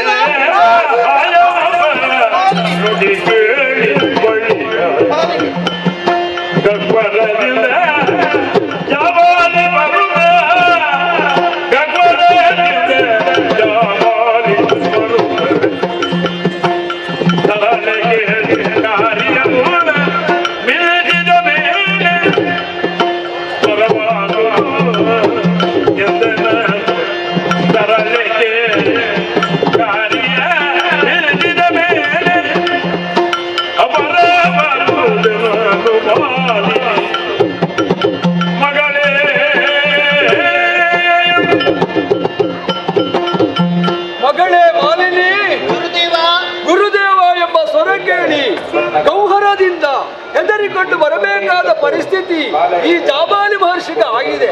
ಕಾರ್ಯ ಮಿಂಚಿದ ಮೇಲೆ ಬಂದೆಯಲ್ಲ, ಏನಾಯ್ತಮ್ಮ ನಿನಗೆ?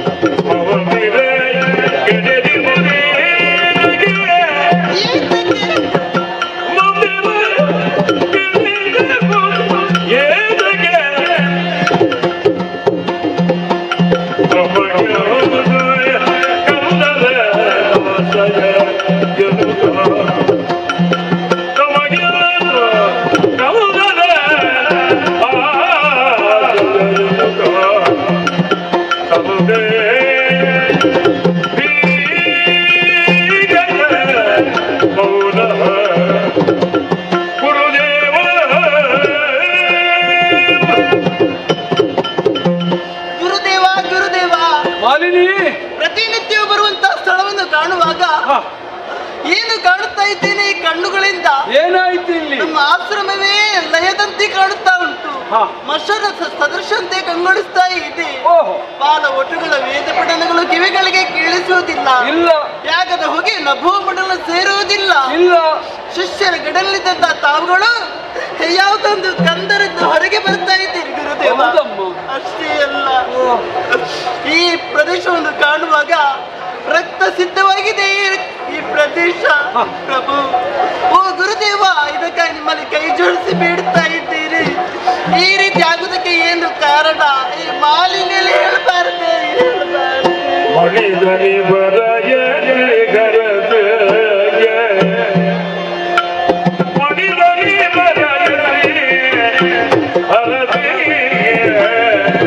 ಅಳುವುದ ಇದು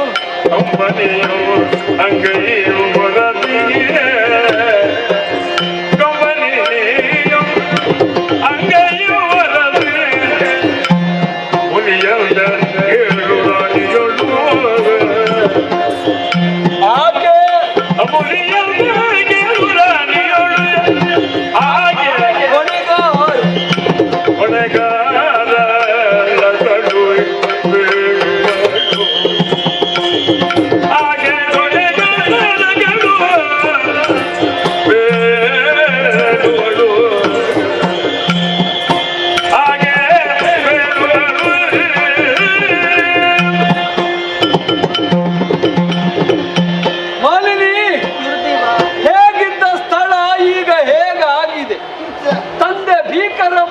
ಹೊಂದಿದೆ ಆಶ್ರಮ ಕೇಳಿದೆಯಲ್ಲ, ಹೌದೇನೆ? ನೀನೇನು ಬಂದಿದ್ದಿ, ನಿನ್ನ ಈ ಕಣ್ಣುಗಳಿಗೆ ಆಶ್ಚರ್ಯವನ್ನು ಕಂಡವರು ಹೌದು. ಆದರೆ ಇದನ್ನು ಹೇಳುವ ಪರಿಸ್ಥಿತಿಯಲ್ಲಿ ನಾನು ಇದ್ದೇನೋ? ಯಾಕೆ? ಉತ್ತರ ಹೇಳಬೇಕಾ? ಉತ್ತರ ಕೊಡಬೇಕು. ಆದ್ರೆ ನಿನ್ನ ಜೊತೆಯಲ್ಲಿ ಬಂದದ್ಯಾ? ಇಲ್ಲಿ ಒಡತಿ ಮಹಾರಾಣಿಯವರು. ಮಹಾರಾಣಿ? ಈ ನಾಡಿನ ಸಾಮ್ರಾಜ್ಞಿ. ಹಾಗಾದ್ರೆ ಈ ಪ್ರಶ್ನೆ ನನ್ನಲ್ಲಿ ಕೇಳಬೇಡ. ಇದಕ್ಕೆಲ್ಲ ಹೊಣೆ ಅವಳಾಗಿದ್ದಾಳೆ, ಅವಳಲ್ಲೇ ಕೇಳು.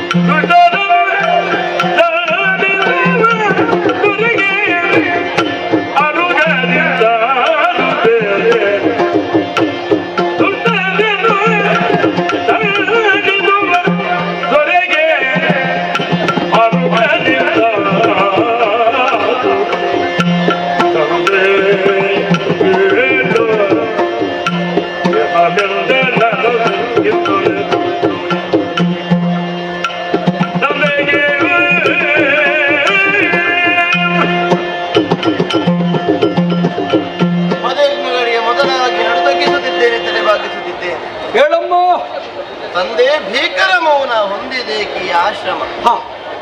ನನ್ನ ಆತ್ಮೀಯಳಾದ ನನ್ನ ಸಖಿಯರಲ್ಲಿ ನನಗೆ ಅತ್ಯಂತ ಪ್ರೀತಿಪಾತ್ರವಾಗಿರುವ ಮಾಲಿನಿ. ಹೌದು, ಇಲ್ಲಿಯವರೆಗೆ ನಿಮ್ಮನ್ನ ಸೇವಿಸುತ್ತಿರುವ ಮಾಲಿನಿ ಕೇಳಿದ ಪ್ರಶ್ನೆ, ಮೌನ ಯಾವ ಕಾಲಕ್ಕೂ ಭೀಕರತೆಯನ್ನು ತಂದೊಡ್ಡುವುದಕ್ಕಿಲ್ಲವಲ್ಲ. ಉಂಟಾಗಿರುವ ಮೌನ ಮನಸ್ಸಿಗೆ ಕೆಲವೊಮ್ಮೆ ನೆಮ್ಮದಿಯನ್ನು ಒದಗಿಸಿಕೊಡುತ್ತದೆ, ಆದಷ್ಟೋ ಸಂಕಟಗಳನ್ನು ಪರಿಹರಿಸ್ತದೆ. ಆದರೆ ಮೌನವನ್ನ ಹೊಂದಿಕೊಂಡು ಭೀಕರತೆ ಆವರಿಸಿಕೊಡುತ್ತದೆ ಅಂತಾದ್ರೆ ವಾತಾವರಣ ಹಿತವಾದುದಲ್ಲ ಅನ್ನುವುದೇ ಸ್ಪಷ್ಟ. ಹೌದೇ ಮುನಿವರ್ಯ? ಕಾರಣೀಕರ್ತಳು ನಿನ್ನ ಬಳಿಯಲ್ಲಿ ನಿಂತಿದ್ದಾಳೆ. ಹೌದು, ಮಹಾರಾಜ್ಞಿ ಇದ್ದಾಳೆ, ಅವಳಲ್ಲಿ ಕೇಳು. ಹಾಗಾದ್ರೆ ಈ ಹಿಂದೆ ನಾನು ಇದ್ದೇನೆನ್ನುವುದನ್ನು ನೀನು ಪರೋಕ್ಷವಾಗಿ ಆಡಿದೊಲಿಸಿದ ಹಾಗಾಯ್ತಲ್ಲವೇ? ಇಲ್ಲಿಯವರೆಗೆ ನಿಮ್ಮನ್ನು ನೋಡಿದವಳಲ್ಲ, ನಿಮ್ಮನ್ನ ಸೇವಿಸುವ ಸೌಭಾಗ್ಯ ನನಗೆ ಒದಗಿ ಬರಲಿಲ್ಲ. ನಿಮ್ಮಲ್ಲಿ ನನಗೆ ಯಾವ ದ್ವೇಷ ಸಾಧನೆಯೂ ಇಲ್ಲ. ಹೀಗಿರುತ್ತ ನಿಮ್ಮ ಕುರಿತಾಗಿ ಕೆಟ್ಟದಾಗಿ ಯೋಚನೆಯನ್ನ ಮಾಡಿ ಅಥವಾ ನಿಮಗೆ ಅಪಕಾರವನ್ನು ಬಗೆದು ನಾನು ಪ್ರಪಂಚದಲ್ಲಿ ಏನನ್ನ ಸಾಧಿಸುವುದಕ್ಕೆ ಉಳಿತದೆ ಹೇಳಿ. ಮುನಿವರ್ಯ, ತವ ಪಾದದಾಣೆಗಾಗಿ ಹೇಳ್ತೇನೆ, ಇಲ್ಲಿ ನಡೆದಿರುವಂತಹ ಈ ಕೃತ್ಯಗಳಿಗೆ ಅಪಕೃತ್ಯಗಳಿಗೆ ನಾನು ಹೊಣೆಯಲ್ಲ, ನಾನು ಅಪರಾಧಿನಿಯಲ್ಲ. ಆದರೆ ಮುನಿಗಳು ತಾವು ಮುನಿವರೇಣ್ಯರು, ಮಹರ್ಷಿಗಳು, ವಿಶಾಲವಾಗಿ ಯೋಚಿಸುವವರು, ದೂರದೃಷ್ಟಿಯಲ್ಲಿ ಮಾತಾಡುವವರು. ಸರಿ, ಒಂದು ದಾರಿಯಲ್ಲಿ ಒಂದು ಬಗೆಯಲ್ಲಿ ಯೋಚನೆ ಮಾಡಲಿಕ್ಕೆ ಬರ್ತದೆ. ಈ ಪ್ರದೇಶ ನನ್ನವರ ಆಳ್ವಿಕೆಗೆ ಒಳಪಟ್ಟದ್ದು, ನನ್ನವರ ಗಮನಕ್ಕೆ ಬಾರದೆ ಅದೆಷ್ಟೋ ದುಷ್ಟರು ಇಲ್ಲಿ ತಮ್ಮ ವಿಚಾರವನ್ನು ಹರೆಗುಡುವುದಕ್ಕೆ ಅವಕಾಶ ಪದ ಸಿದ್ಧವಾಗ್ತದೆ. ಅವರಿಂದಲೇನಾದರೂ ಋಷಿ ಆಶ್ರಮಕ್ಕೆ ತೊಂದರೆ ಉಂಟಾಯಿತೆ, ತಮ್ಮ ಪುಣ್ಯ ಕರ್ಮಗಳಿಗೆ ಅಡ್ಡಿಯಾಯಿತೆ, ನಿಮ್ಮ ಆಶ್ರಮ ಧ್ವಂಸವಾಯಿತೆ, ಮಂದಿರ ಕೆಡವಿ ಬಿದ್ದಿದೆ, ಅದೇ ಹೌದು ಅಂತಾದ್ರೆ ನಿಮಗೆ ಪರಿಹರಿಸಿಕೊಳ್ಳುವುದಕ್ಕೆ ಅವಕಾಶ ಒಂದು ಇದೆ. ಹೇಗೆ? ನೇರವಾಗಿ 𝐸𝐵ರಾತ್ರಿಪುರವನ್ನು ಬಂದು ಸೇರಿ ನನ್ನ ಅರಸನ ಪರಿಚಯ ಇರಬೇಕಲ್ಲ ನಿಮಗೆ. ಅರುಣ ದೈತ್ಯ ಪ್ರಭುಗಳನ್ನು ಕಂಡು ಸಮಗಾದ ಸಂಕಟವನ್ನು ಭಿನ್ನವಿಸಿಕೊಳ್ಳುವುದಕ್ಕೆ ಮುಂದಾಗ್ತೀನಿ ಅಂತಾದ್ರೆ ಕ್ಷಣಾರ್ಧದಲ್ಲಿ ದುಷ್ಟರನ್ನ ದಂಡಿಸಿ ರಾಜಶಾಸನವನ್ನು ವಿಧಿಸಬಹುದಾದ ಹೊಣೆ ಹೊತ್ತ ಎನ್ನರಸ ನಿಮ್ಮ ಸಂಕಟಕ್ಕೆ ಪರಿಹಾರವನ್ನು ಕೊಡುತ್ತೀನಿ. ಈ ದಾರಿಯನ್ನು ಬಿಟ್ಟು ಮೌನಕ್ಕೆ ಶರಣಾಗಿ ಗೌಹರದ ಒಳಗಿಂದ ಶರಣಾರ್ಥಿಯಾಗಿ ಹೊರಗೆ ಬರ್ತೀರಿ ಅಂತಾದ್ರೆ ಪ್ರಶ್ನಿಸಬೇಕಾದವಳು ನಾನು ಮುನಿವರ, ಯಾಕೆ ಬಾರದೆ ಉಳಿದಿರಿ? ಓ ತಾಯೇ,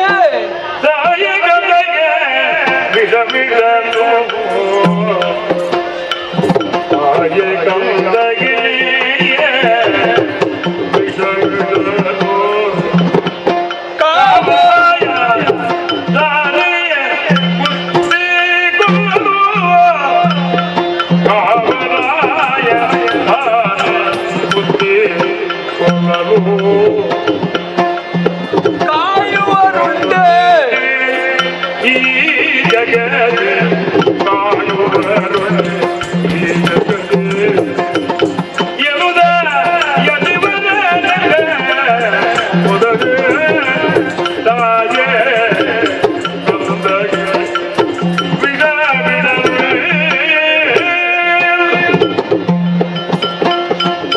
ಯಶೋಮತಿ ದೇವಿ, ಈ ಲೋಕದಲ್ಲಿ ದೊಡ್ಡ ಸಂಬಂಧ ಅಂದ್ರೆ ಅದುವೇ ತಾಯಿ ಎಂಬ ಆ ಸಂಬಂಧ. ಮಕ್ಕಳಿಗೆ ಹಾಲನ್ನು ಕೊಡಬೇಕಾದಂತ ತಾಯಿ ವಿಷವನ್ನು ಕೊಡುವುದಕ್ಕೆ ಮುಂದಾದ್ರೆ ಹೇಗಾಗ್ತದಮ್ಮ? ಅವಳು ತಾಯಿ ಹೇಗಾಗ್ತಾಳೆ? ಹೌದಲ್ಲ? ಹಾಗಾದ್ರೆ ತಾಯಿತನ ಧರ್ಮವನ್ನು ಮರೆತು ಹೋಗಿಸ್ತಾಳೆ ಎಂಬುದಾಗಿ ಅರ್ಥ. ಹೌದಲ್ಲ? ಮತ್ತೊಂದು, ರಕ್ಷಿಸಬೇಕಾದಂತ ಅರಸನೇ ಅವರನ್ನು ಹಿಂಸಿಸಕ್ಕೆ ಕೊಲ್ಲುವುದಕ್ಕೆ ಹೋಗ್ತಾರಂತಾದ್ರೆ ಹೇಗಮ್ಮ ರಾಜ್ಯ ಪರಿಪಾಲನೆ? ಸಾಧ್ಯವಿಲ್ಲ. ಹೌದಲ್ಲ? ಪ್ರಜಾರಂಜಕನಾದವನು ಪ್ರಜಾ ಭಕ್ಷಕನಾಗ ಕೂಡದು ಬೇರೆ ಯಾರಿಂದಲೂ ಇಂಥ ಕುಕೃತಿಯಲ್ಲಿ ನಡೆದುದಲ್ಲ. ಹಾಗೆಂದು ನಡೆದಂತಹ ವಿಚಾರವನ್ನು ಈ ನಾಡಿನ ಅರಸರು ಹೇಳೋಣ ಅಂತ ಇದ್ರೆ ನಾನು ಹೆದರಿಕೊಂಡು ಜೀವನ ಮಾಡ್ತಾ ಇದ್ದೇನೆ ಹೇಳುವಷ್ಟು ಧೈರ್ಯ ನನಗಿದೆ. ಹೇಳು. ಹಾಗಿರುವಾಗ ಇದಕ್ಕೆಲ್ಲ ಕಾರಣ ಯಾರು ಎಂಬುದಾಗಿ ಭಾವಿಸಬೇಡ. ಬೇರೆ ಯಾರು ಅಲ್ಲ, ನಿನ್ನ ಗಂಡ ಕೂಡದು. ನನ್ನವರೇನು ಅನ್ನುವುದನ್ನು ಚೆನ್ನಾಗಿ ನಾನು ಬಲ್ಲವಳಿದ್ದೇನೆ. ನನ್ನವರು ಇಂತಹ ಕೃತ್ಯವನ್ನ ಮಾಡುವುದಕ್ಕೆ ಮನ ಮಾಡುವುದಕ್ಕಿಲ್ಲ. ಹಾಗಾಗಿ ನಿಮ್ಮ ಆರೋಪ ಸುಳ್ಳು ಅಂತ ನಾನು ಒಪ್ಪಿಕೊಳ್ಳಬೇಕಾಗ್ತದೆ, ತಿರಸ್ಕರಿಸಬೇಕಾಗ್ತದೆ. ಹಾಗಾದ್ರೆ ಸುಳ್ಳು ಅಂತ ಹೇಳಬೇಕಾದ್ರೆ ಹಾಗಾದ್ರೆ ನನ್ನ ಮೇಲೆ ನನಗೆ ವಿಶ್ವಾಸವಿಲ್ಲ ಅಂತ ಆಯ್ತಲ್ಲ. ವಿಶ್ವಾಸ ಬರುವುದಕ್ಕೆ ಬೇಕಾಗಿ ಇದೋ ತಪಸ್ಸಿದ್ಧಿಯ ಮೂಲಕವಾಗಿ ನಿನಗೆ ದಿವ್ಯ ದೃಷ್ಟಿಯನ್ನು ಅನುಗ್ರಹಿಸ್ತೇನೆ, ನೋಡಬೇಕು. ಇದೋ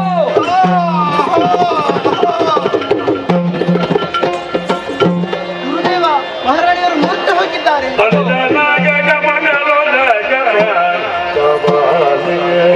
ಮುನಿವರ್ಯ ಉಳಿದಿ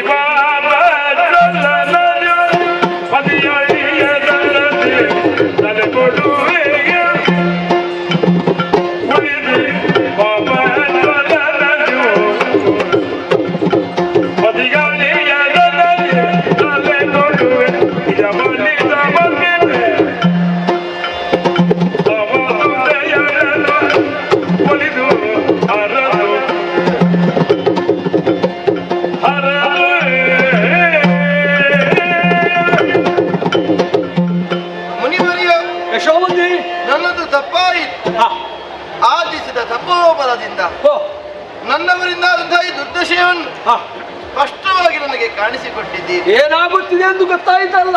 ನನ್ನವರು ಅಪರಾಧವನ್ನು ಮಾಡಿದ್ದಾರೆ. ನನ್ನವರಿಂದ ಆದದ್ದು ಪ್ರಮಾದವಲ್ಲ, ಅಲ್ಲ, ಇದು ಅಪರಾಧಿಗಳ ಸರಮಾಲೆ. ಮತ್ತೆ ಸ್ವರ್ಗ ಮರ್ತ್ಯ ಪಾತಾಳ ಮೂರು ಲೋಕದ ವಾಸಿಗಳನ್ನು ಸ್ಥಾನಭ್ರಷ್ಟಗೊಳಿಸಿದ್ದಾರೆ. ದಿಕ್ಕು ದೆಸೆ ಇಲ್ಲದೆ ಭಯಭೀತರಾಗಿ ತನ್ನ ಭವಿತವ್ಯವನ್ನು ರೂಪಿಸಿಕೊಳ್ಳುವುದಕ್ಕಾಗಿ ತನ್ನ ಜೀವನವನ್ನ ಕಾಪಿಟ್ಟುಕೊಳ್ಳುವುದಕ್ಕೆ ಬೇಕಾಗಿ ಮರೆಯನ್ನು ಸೇರಿ ಹೆದರಿಕೆಯಿಂದ ಭೀತಿಯಿಂದ ಬದುಕು ಕಟ್ಟಿಕೊಳ್ಳಬೇಕಾದ ಅನಿವಾರ್ಯತೆ ಬಂದಂತಾದ್ರೆ ನನ್ನವರ ಜೊತೆಗಿರುವವರ ಅಟ್ಟಹಾಸ ಏನನ್ನುವುದನ್ನು ನಾನು ಅರ್ಥ ಮಾಡಿಕೊಳ್ಳಬಲ್ಲೆ. ಇಲ್ಲದೆ ಹೋದ್ರೆ ಸುರಪರ ಅಧಿಕಾರದ ಮೇಲೆ ಕಣ್ಣಿಟ್ಟದ್ದು ಮಾತ್ರವಲ್ಲ, ಅವರಿಗೆ ಬದುಕನ್ನು ಕಟ್ಟಿಕೊಳ್ಳುವುದಕ್ಕೆ ಸಾಧ್ಯವಾಗದ ಸ್ಥಿತಿಯೊಂದು ಉಂಟಾಗಿದೆ ಅಂತಾದ್ರೆ ಅವರು ಸಹಜವಾಗಿ ರೋದನ ಮಾಡುವುದು ಸ್ಪಷ್ಟವಲ್ಲ. ಇಂದ್ರಾಣಿಯ ಮನಸ್ಸು ಕರಗಿದೆ. ಶ್ರೀದೇವಿ ವಿಗ್ರಹದಿಂದ ದಿವ್ಯವಾದ ಸ್ವರೂಪವನ್ನು ಏಕವಿರಾಧಿಗಳನ್ನು ಸೇರಿ ಪ್ರಚಂಡ ಮಾರಿಯಾಗಿ ನನ್ನವರ ಪ್ರಾಣವನ್ನು ಹೀರಿಬಿಡುತ್ತದೆ ಅನ್ನೋದರಲ್ಲಿ ಅವರ ಸಂದೇಹವೂ ಇಲ್ಲ. ಬಂದವಳು ಅನ್ಯರಲ್ಲ, ಮಕ್ಕಳು ಸುದ್ದಿಯನ್ನು ಹಾಗೆ ಭಾವಿಸಿ ನನ್ನ ಮಾಂಗಲ್ಯ ಭಾಗ್ಯವನ್ನ ತಮ್ಮಯ್ಯ ಉಳಿಸಿಕೊಡಿ. ಸತ್ತವರು ಯಾರು ಗೊತ್ತಾಗಿಲ್ಲ. ಸಜ್ಜನರು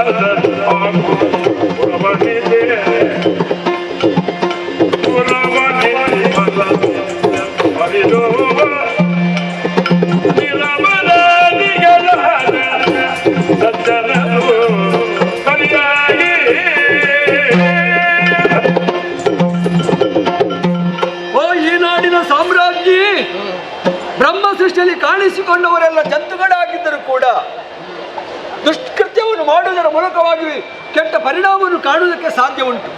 ಯಾರಾದರೂ ದುಷ್ಟರಿದ್ರೆ, ಕೆಟ್ಟವರಿದ್ರೆ ಅವರನ್ನು ಕೊಲ್ಲುವುದರಲ್ಲಿ ತಪ್ಪು ಅಂತ ನಾವು ಹೇಳುವುದಿಲ್ಲ. ಆದರೆ ಇಲ್ಲಿ ಆದದ್ದು ಏನು? ಅವರನ್ನು ಕೊಲ್ಲಿ, ಇವರನ್ನು ಕೊಲ್ಲಿ, ಕೊಲ್ಲಿ ಕೊಲ್ಲಿ ಕೊಲ್ಲಿ ಎಂಬುದಾಗಿ ಎಲ್ಲರೂ ಕೊಲ್ಲುವುದರ ಮೂಲಕವಾಗಿ ಬಲಿದಾನ ಇಲ್ಲಿ ಆಗಿದೆಯಮ್ಮ. ನಿರಪರಾಧಿಗಳಾದ ಸಜ್ಜನರು ಬಲಿಯಾಗಿ ತೆತ್ತರು. ಹೆಂಗಡೆಯಲ್ಲ ರೋದನ, ಅಳು, ಈ ಕಣ್ಣೀರು ಎನ್ನುವುದು ಏನಾಗಿದೆ? ಉರಿಯುವ ಬಿಸಿಲೆತ್ತರ ಪ್ರವಾಹವೇ ಹರಿದು ಮಾರಿಯ ತೆರೆದು ಗರ್ಜಿಸುತ್ತಾ ಬಂದು ಒಂದು ದಿನ ನಿನ್ನ ಗಂಡನನ್ನು ಆಹುತಿ ಕೊಡ್ತದೆ. ಸಾಧ್ವಿ ಇದ್ದೇನೆ ಮುನಿವರ, ಸಾಧ್ವಿ ಇದ್ದೇನೆ.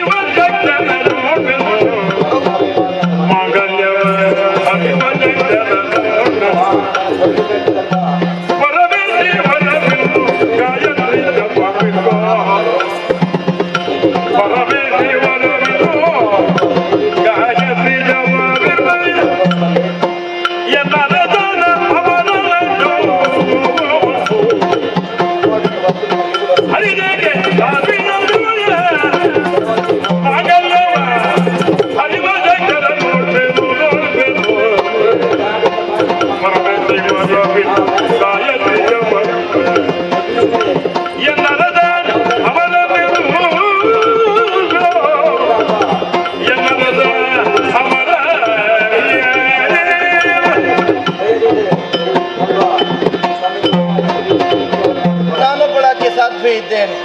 ಸಾಧ್ವಿಯಾಗಿರುವ ಅವಳ ಮಾಂಗಲ್ಯವನ್ನ ಹರಿವ ಶಕ್ತಿವಂತರು ಪ್ರಪಂಚದಲ್ಲಿದ್ದಾರೆ ಅಂತಾದ್ರೆ ನಾ ಎದುರಿಸಿ ಏನು ಹಿಮ್ಮೆಟ್ಟಿಸಿ ಏನು, ಅದಕ್ಕಿಂತಲೂ ಮಿಗಿಲಾಗಿ ಬ್ರಹ್ಮನಿಂದ ದತ್ತವಾದ ವರಬಲ, ಶಾರದಾ ಮಾತೆ ಒಲಿದು ಅನುಗ್ರಹಿಸಿದಂತಹ ಗಾಯತ್ರಿ ಮಂತ್ರದ ಬಲುಮೆ, ಜನಬಲ, ಧನಬಲ, ಅಧಿಕಾರ ಬಲ, ದೇಹ ಬಲ ಎಲ್ಲವೂ ನನ್ನವರು ಒತ್ತಿಗಿರುವಾಗ ಎನ್ನರ ಅಮರನಲ್ವೇ? ಅಮರನೆಂದು ತಿಳಿದೆಯಾ? ದೇವಿ ಜನಿಗೆ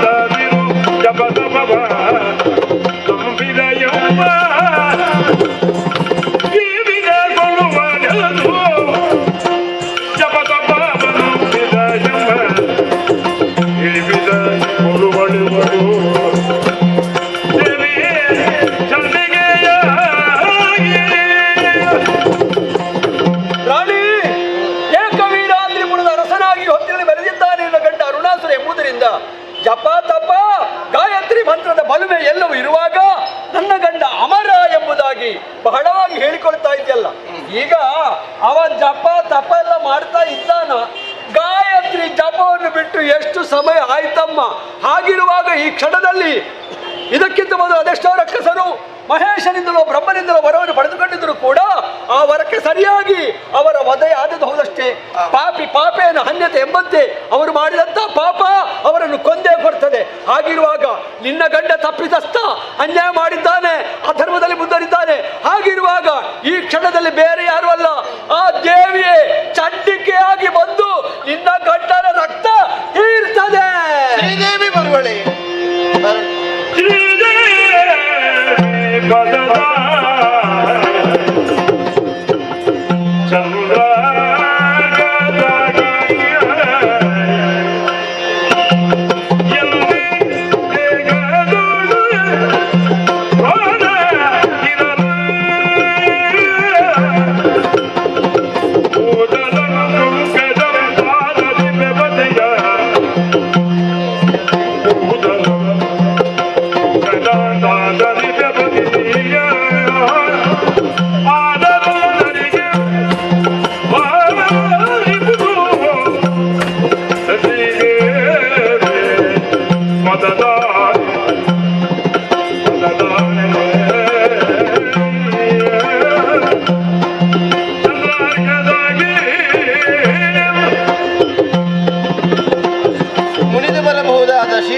ಪದದಾಣಿ, ಸೂರ್ಯ ಚಂದ್ರಮನ ಮೇಲಾಣಿ, ತವ ದಿವ್ಯ ಸನ್ನಿಧಾನದ ಮೇಲಾಣಿ, ಎಲ್ಲಿಯವರೆಗೆ ಯಶೋಮತಿಯ ದೇಹದಲ್ಲಿ ಪ್ರಾಣವಿದೆಯೋ ಹಸುವಿದೆಯೋ ಅಲ್ಲಿಯವರೆಗೆ ಎನ್ನವರ ದೇಹದ ಒಂದು ಕೂದಲು ಕೂಡ ಕುಂಕದಂತೆ ನನ್ನವರನ್ನು ನಾನು ಆಧರಿಸ್ತೇನೆ. ಮುನಿವರ, ನಾನು ಆಧರಿಸ್ತೇನೆ. ಇಲ್ಲಿಯವರೆಗೆ ನೀನಿರುವವರೆಗೆ ಶಿವನೇ ನೀನೇ ಇಲ್ಲ ಎಂದಾದ್ರೆ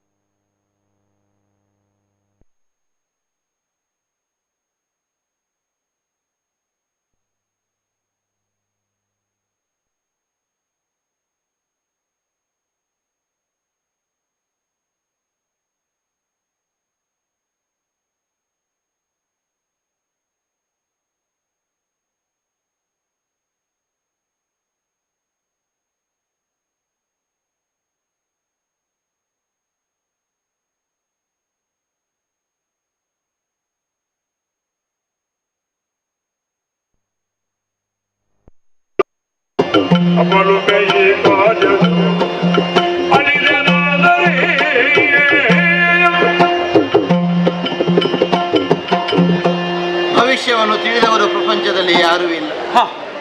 ನಾನು ಎಷ್ಟು ಸಮಯ ಇರ್ತೇನೆ ಅಂತುವುದಕ್ಕೆ ನನಗೆ ವಿಶ್ವಾಸವಿಲ್ಲ. ನನ್ನ ಹಣೆ ಬರಹವನ್ನು ಓದುವುದಕ್ಕೆ ನನಗೆ ಬರುವುದಿಲ್ಲ, ಕೂಡುವುದಿಲ್ಲ. ತ್ರಿಕಾಲ ಜ್ಞಾನಿಗಳು ತಾವು ಒಬ್ಬರ ಭವಿಷ್ಯವನ್ನು ಮುಖದಿಂದಲೇ ಅವಲೋಕಿಸಬಲ್ಲವರು, ಯೋಚಿಸಬಲ್ಲವರು, ತರ್ಕಿಸಬಲ್ಲವರು. ಅಂತಹ ಮಹತ್ತರವಾದ ವ್ಯಕ್ತಿತ್ವ ತಮ್ಮದು. ಬಲುಮೇ ಕಾರ್ಯದಲ್ಲಿ ಅಳಿದೇನಾದರೆ ಮುಂದೆ ನನ್ನವರಿಗಿಂತ ಮುನ್ನ ನನ್ನ ಪ್ರಾಣ ಕಳೆದು ಹೋಗ್ತದೆ ಅನ್ನುವ ಕಾರಣಕ್ಕಾಗಿ ಎಲ್ಲ ನಾನು ಕಣ್ಣಿಡಿಸುವುದು. ಮತ್ತೆ ಹಾಗೆ ಆಯಿತು ಅಂತಾದ್ರೆ ನನಗದು ಪರಮ ಸೌಭಾಗ್ಯ ಅಂತ ಭಾವಿಸ್ತೇನೆ. ಪ್ರಪಂಚದಲ್ಲಿ ಹೆಣ್ಣಾದವಳು, ಸುಮಂಗಲೆಯಾದವಳು ಮೊದಲಾಗಿ ಕಣ್ಣು ಮುಚ್ಚಬೇಕಂತ, ಸುಮಂಗಲೆಯಾಗಿ ಮರಣವನ್ನು ಅಪ್ಪಿಕೊಳ್ಳಬೇಕಂತ. ಹಾಗೆ ಆಯಿತು ಅಂತಾದರೆ ನನ್ನ ಹೆಣ ನನ್ನವರ ಹೆಗಲೇರಿ ಸ್ಮಶಾನ ಯಾತ್ರೆಯನ್ನು ಕೈಗೊಳ್ಳುತ್ತದೆ. ಮೋಕ್ಷಕ್ಕೊಂದು ದಾರಿ ಸುಲಭವಾಗುವುದಿಲ್ವೇ? ನಾನು ಹೋದರೆ ನನ್ನ ಅರಸ ಏಕಾಂಗಿ ಆಗ್ತಾನೆ. ಅವನೊಬ್ಬನೇ ನನ್ನವರ ಪ್ರಾಣವನ್ನು ಹೀರುವುದಕ್ಕಾಗಿ ಆ ಅಂಬಿಕೆ ಜಗದಾದಿ ಮಾತೆ ಒಂದೇ ಬರ್ತಾಳೆ, ಮಾರಿಯಾಗಿ ಕಾಣಿಸಿಕೊಳ್ಳುತ್ತಾಳೆ. ದಾಕ್ಷಿಣ್ಯವಿರುವುದಿಲ್ಲ. ಇಲ್ಲ, ಅವನು ಇವನು ಅನ್ನುವಂತಹ ಯೋಚನೆಗೆ ಮುಂದಾಗುವುದಿಲ್ಲ. ಇಲ್ಲ, ಮಾಡಿದ ತಪ್ಪಿಗೆ ಫಲವನ್ನು ಒದಗಿಸ್ತಾಳೆ. ನಾ ಬಲ್ಲೆ ಮುನಿವರ, ನನಗೊಂದು ಉಪಕಾರ ಮಾಡ್ತಿದ್ದ ಸ್ವಾಮಿ. ಏನಮ್ಮ? ಬಲು ಪುಣ್ಯ ಪುರುಷ, ಸ್ವಾರ್ಥವನ್ನು ಇರಿಸದೆ ನಿಸ್ವಾರ್ಥ ಭಾವದಿಂದ ಕಾರ್ಯ ತತ್ಪರತೆಯನ್ನು ಮೇಳೈಸುತ್ತಾ ಇಲ್ಲಿಯವರೆಗೆ ಬದುಕು ಕಳೆದಂತಹ ಮಹಾಪುರುಷರು ತಾವು. ಮುನಿದು ಬರಬಹುದಾದ ಅಂಬಿಕೆಯನ್ನು ಒಲಿಸಿಕೊಳ್ಳುವುದಕ್ಕೆ ಬೇಕಾಗಿ ನನ್ನವರ ಈ ಸಕಲ ಸಂಪಾದನೆಯು ವಿನಿಯೋಗಿಸಲ್ಪಡಲಿ. ಬೇಕಾದ ಹರಕೆಗಳನ್ನು ಪುಣ್ಯ ಪದಯುಗ್ಮಗಳಿಗೆ ಸಮರ್ಪಿಸಿ ಎನ್ನರಸರಿಗೊಂದು ಮೋಕ್ಷವನ್ನು ಒದಗಿಸಿಕೊಡ್ತೀರಾ? ನನಗೊಂದು ಉಪಕಾರ ಮಾಡ್ತೀರಾ ಮುನಿವರ? ಬಿಡುದು ಕೂಡ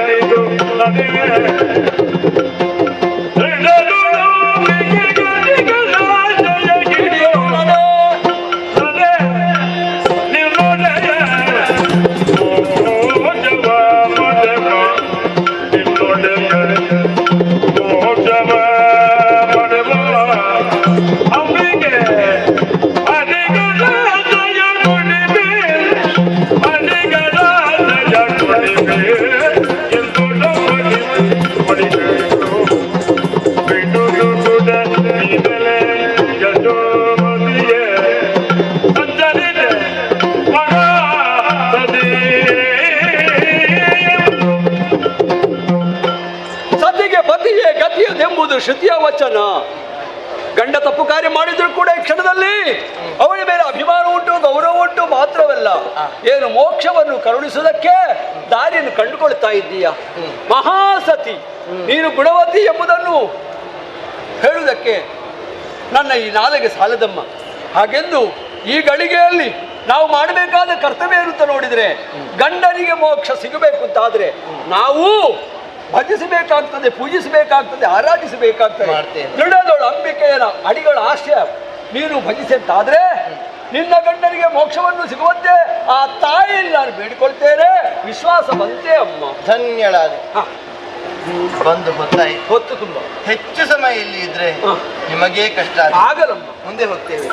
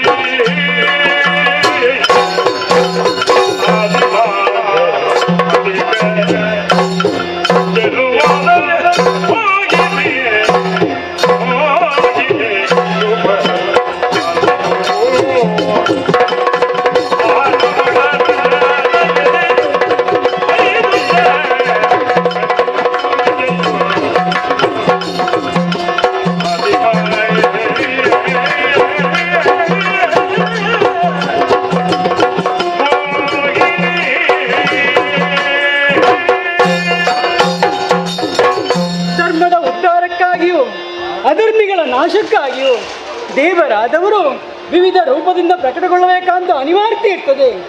ಆದ ಕಾರಣವೇ ಆದಿಮಾಯಿಯಾದಂಥ ನಾನು ಚೆಲುವಾದ ಮೋಹಿನಿಯ ರೂಪವನ್ನಂತೂ ಈ ಹೊತ್ತಿನಲ್ಲಿ ಪ್ರಕಟಗೊಂಡವಳಿದ್ದೇನೆ. ಕಾರಣ ಮತ್ತೇನಲ್ಲ, ಮಹಿಯ ಮಾಂಗಲ್ಯಕ್ಕೆ ಮಾಲಿನ್ಯದ ಮುಚ್ಚಳವಿಕ್ಕಿ ಮಧೋದತ್ತನಾಗಿ ಮೆರೆಯುತ್ತಾ ಇದ್ದಾನೆ ದುಷ್ಟವಂತ ಅರುಣಾಸುರ. ಅವನನ್ನು ಕೊಂದುಕೊಳ್ಳುತ್ತೇನೆ ಎನ್ನುವುದಾಗಿ ದೇವತೆಗಳಿಗೆ ಅಭಿಗೊಟ್ಟಿದ್ದೇನೆ. ಹಾಗಂತ ನೇರವಾಗಿ ಹೋಗಿ ಅವನನ್ನು ಕೊಲ್ಲುವಂಥ ಸಾಮರ್ಥ್ಯ ನನಗಿದೆ. ಅದು ನನ್ನ ದಿವ್ಯತೆಗೂ ಭವ್ಯತೆಗೂ ಕುಂದು. ಆದ ಕಾರಣವೇ ಅವನೇ ನನ್ನಡೆಗೆ ಬರಬೇಕು ಅಂತ ಹುನ್ನಾರವನ್ನು ಮಾಡಿದ್ದೇನೆ. ಯಾವ ರೀತಿ ಬಲ್ಲಿರ? ಬೇಟೆಗಾರನೋರ್ವ ಬಲೆಯನ್ನು ಬೀಸಿ ದುಷ್ಟ ಮೃಗಗಳನ್ನು ಯಾವ ರೀತಿ ಬೇಟೆಯಾಡಿಕೊಳ್ಳುತ್ತಾನೆ, ಅದೇ ರೀತಿಯಲ್ಲಿ ಅರುಣಾಸುರನಾಗುವ ಅವನ ಅನುಯಾಯಿಗಳನ್ನು ನನ್ನಡೆಗೆ ಬರಮಾಡಿಸಿಕೊಂಡು ಅವನ್ನೆಲ್ಲ ಕೊಲ್ಲುವಂಥ ಹುನ್ನಾರವನ್ನು ಮಾಡಿದ್ದೇನೆ. ಇಲ್ಲಿ ಖಂಡಿತ ಬಂದೇ ಬರುತ್ತಾನೆ ಎನ್ನುವಂಥ ವಿಶ್ವಾಸ ನನಗಿದೆ. ಇದು ಅವನ ಉದ್ಯಾನವನ. ಆದ ಕಾರಣವೇ ಇಲ್ಲಿ ಬಂದದ್ದು ನಾನು. ಏನದು ಕುಳಿತುಕೊಳ್ಳುವುದಕ್ಕೆ ಒಂದು ಸ್ಥಳ ಅಂತ ಬೇಕಲ್ಲ. ಅದೃಷ್ಟ ಬರ್ತಾನೆ ಸರಿ, ನಾನು ಇರುವುದಕ್ಕೆ ಒಂದು ಸ್ಥಳನೂ ಬೇಕಲ್ಲ. ಎಲ್ಲಿ ಅಂತ ನೋಡಿದಾಗ ನಂದಿನಿ ಹರಿಯುತ್ತಾ ಇದ್ದಾಳೆ. ಆ ಕಡೆ ನೋಡಿದಾಗ ಕರಿ ಬಂಡಿ ಒಂದು ಗೋಚರಿಸ್ತಾ ಇದೆ. ನನ್ನ ಯೋಗ್ಯತೆಗೆ ಅದುವೇ ಒಳ್ಳೆಯ ಸ್ಥಳ. ಆದ ಕಾರಣ ಕರಿಬಂಡಿಯನ್ನೇರಿ ಕಾಲುಗಳನ್ನು ನೀರಿನಲ್ಲಿ ಇಳಿಬಿಟ್ಟು ನೀರಿನಲ್ಲಿ ಚೆಲ್ಲಾಟವನ್ನು ಆಡುತ್ತಾ ಶಿಷ್ಯಗಳ ಗಾನವನ್ನು ಹಾಡುತ್ತಾ ಆತನ ನಿರೀಕ್ಷೆಯಲ್ಲಿರ್ತೇನೆ. ನೋಡೋಣವಂತೆ.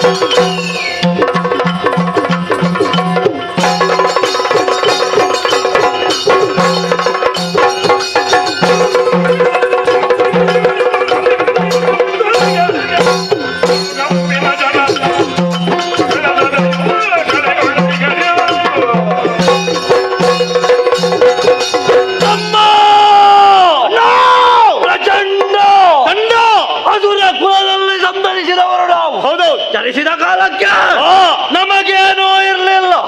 ಇಲ್ಲ ಎನ್ನುವುದಾಗಿ ಕೈ ಕಟ್ಟಿ ಕುಳಿತೇವು. ಇಲ್ವೇ ಇಲ್ಲ, ಸಾಧಿಸಿದೆವು. ಭುಜಬಲ ಅಷ್ಟೇ ಅಲ್ಲದ ಅಷ್ಟ ಸಿದ್ಧಿಗಳು, ಅಷ್ಟ ಸಿದ್ಧಿ ನಮ್ಮದಾದದ್ದೇ ತಡ. ಅಧೋಲೋಕ ಊರ್ಧ್ವ ಲೋಕಗಳನ್ನು ವಶಪಡಿಸಿದೆವು. ನಮ್ಮ ಶಕ್ತಿ, ನಮ್ಮ ಸಾಹಸ ಇದನ್ನು ಕಂಡಂತ ಅರುಣಾಸುರ ಬಳ್ಳಿ ಕರೆದು ಕೊಟ್ಟ ಪಟ್ಟ ಯಾವುದು? ಮಂತ್ರಿ ಪದವಿ. ಅರುಣನೇ ಕೋದೇವ ಎನ್ನುವುದನ್ನು ಉಪಚರಿಸುವುದಕ್ಕೆ ಹೊರಟವರು ನಾವು. ಏನೋ ವಿಶೇಷ?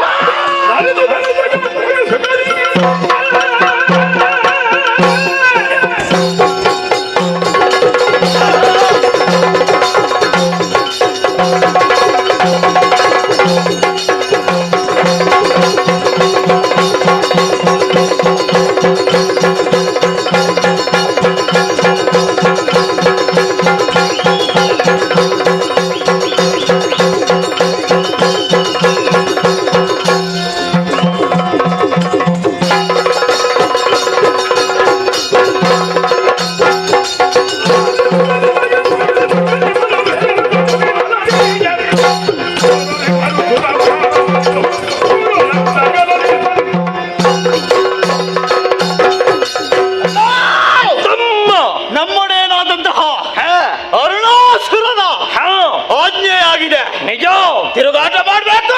ಹೌದು, ನಮ್ಮ ವಿರೋಧಿಗಳು ಯಾರಿದ್ದಾರೋ ಅವರ ತಲೆಯನ್ನು ಕತ್ತರಿಸಿ ಬಿಸಾಕಿ. ಹಿತೈಷಿಗಳಾದ್ರೆ ಎಲ್ಲ ಜೊತೆಗೆ ಸೇರಿಸಿಕೊಳ್ಳಿ ಎಂಬುದಾಗಿ ತಮ್ಮ ಹಿಂದೆ ನೋಡಿದ್ದೀಯಾ? ಇಲ್ಲಿರುವುದೆಲ್ಲ ನಿನ್ನ ಹಿತೈಷಿಗಳೇ. ಯಾರೆಲ್ಲ ನಮ್ಮವರಿದ್ದರ ಪಕ್ಷದಲ್ಲಿದ್ದೇವೆ. ನಮ್ಮ ವಿರೋಧಿಗಳು ತಲೆ ಕತ್ತರಿಸಿ ಬಿಸಾಡಿದ್ದೇವೆ. ಹೌದಪ್ಪ ಅಣ್ಣ, ತಿರುಗಾಟ ಸ್ವಲ್ಪ ಹೆಚ್ಚಿಗಾಯ್ತಂತ ಅಂದ್ರೆ ಪರಿಣಾಮವಾಗಿ ಹಸಿವೆ ಬಾಯಾರಿಕೆಯಿಂದ ಬಳಲಿದವರಿದ್ದೇವೆ. ಈ ಹಸಿವೆಯನ್ನು ನಿವಾರಿಸುವ ಬಗೆ ಹೇಗ? ಎಲ್ಲ ಉಂಟು. ತಿನ್ನುವುದಕ್ಕೆ ಉಂಟು. ಯಾರು ಕೊಡುವುದು? ಕುಡಿಯುವುದಕ್ಕೆ ಅಲ್ಲ, ಯಾರು ಕೊಡ್ತಾರೆ ಅಂತ ಕಾಯುವುದಲ್ಲ, ಹೋಗುವುದು ಕೈ ಹಾಕಿ ತಿನ್ನುವುದು. ಎಲ್ಲಿ ಎಲ್ಲಿ ಎಲ್ಲೆಲ್ಲಿ ಅಲ್ಲ, ನಮ್ಮದೇ ಆದಂತಹ ಕಾಂತಾರ ಇದೆ ಅಲ್ಲ.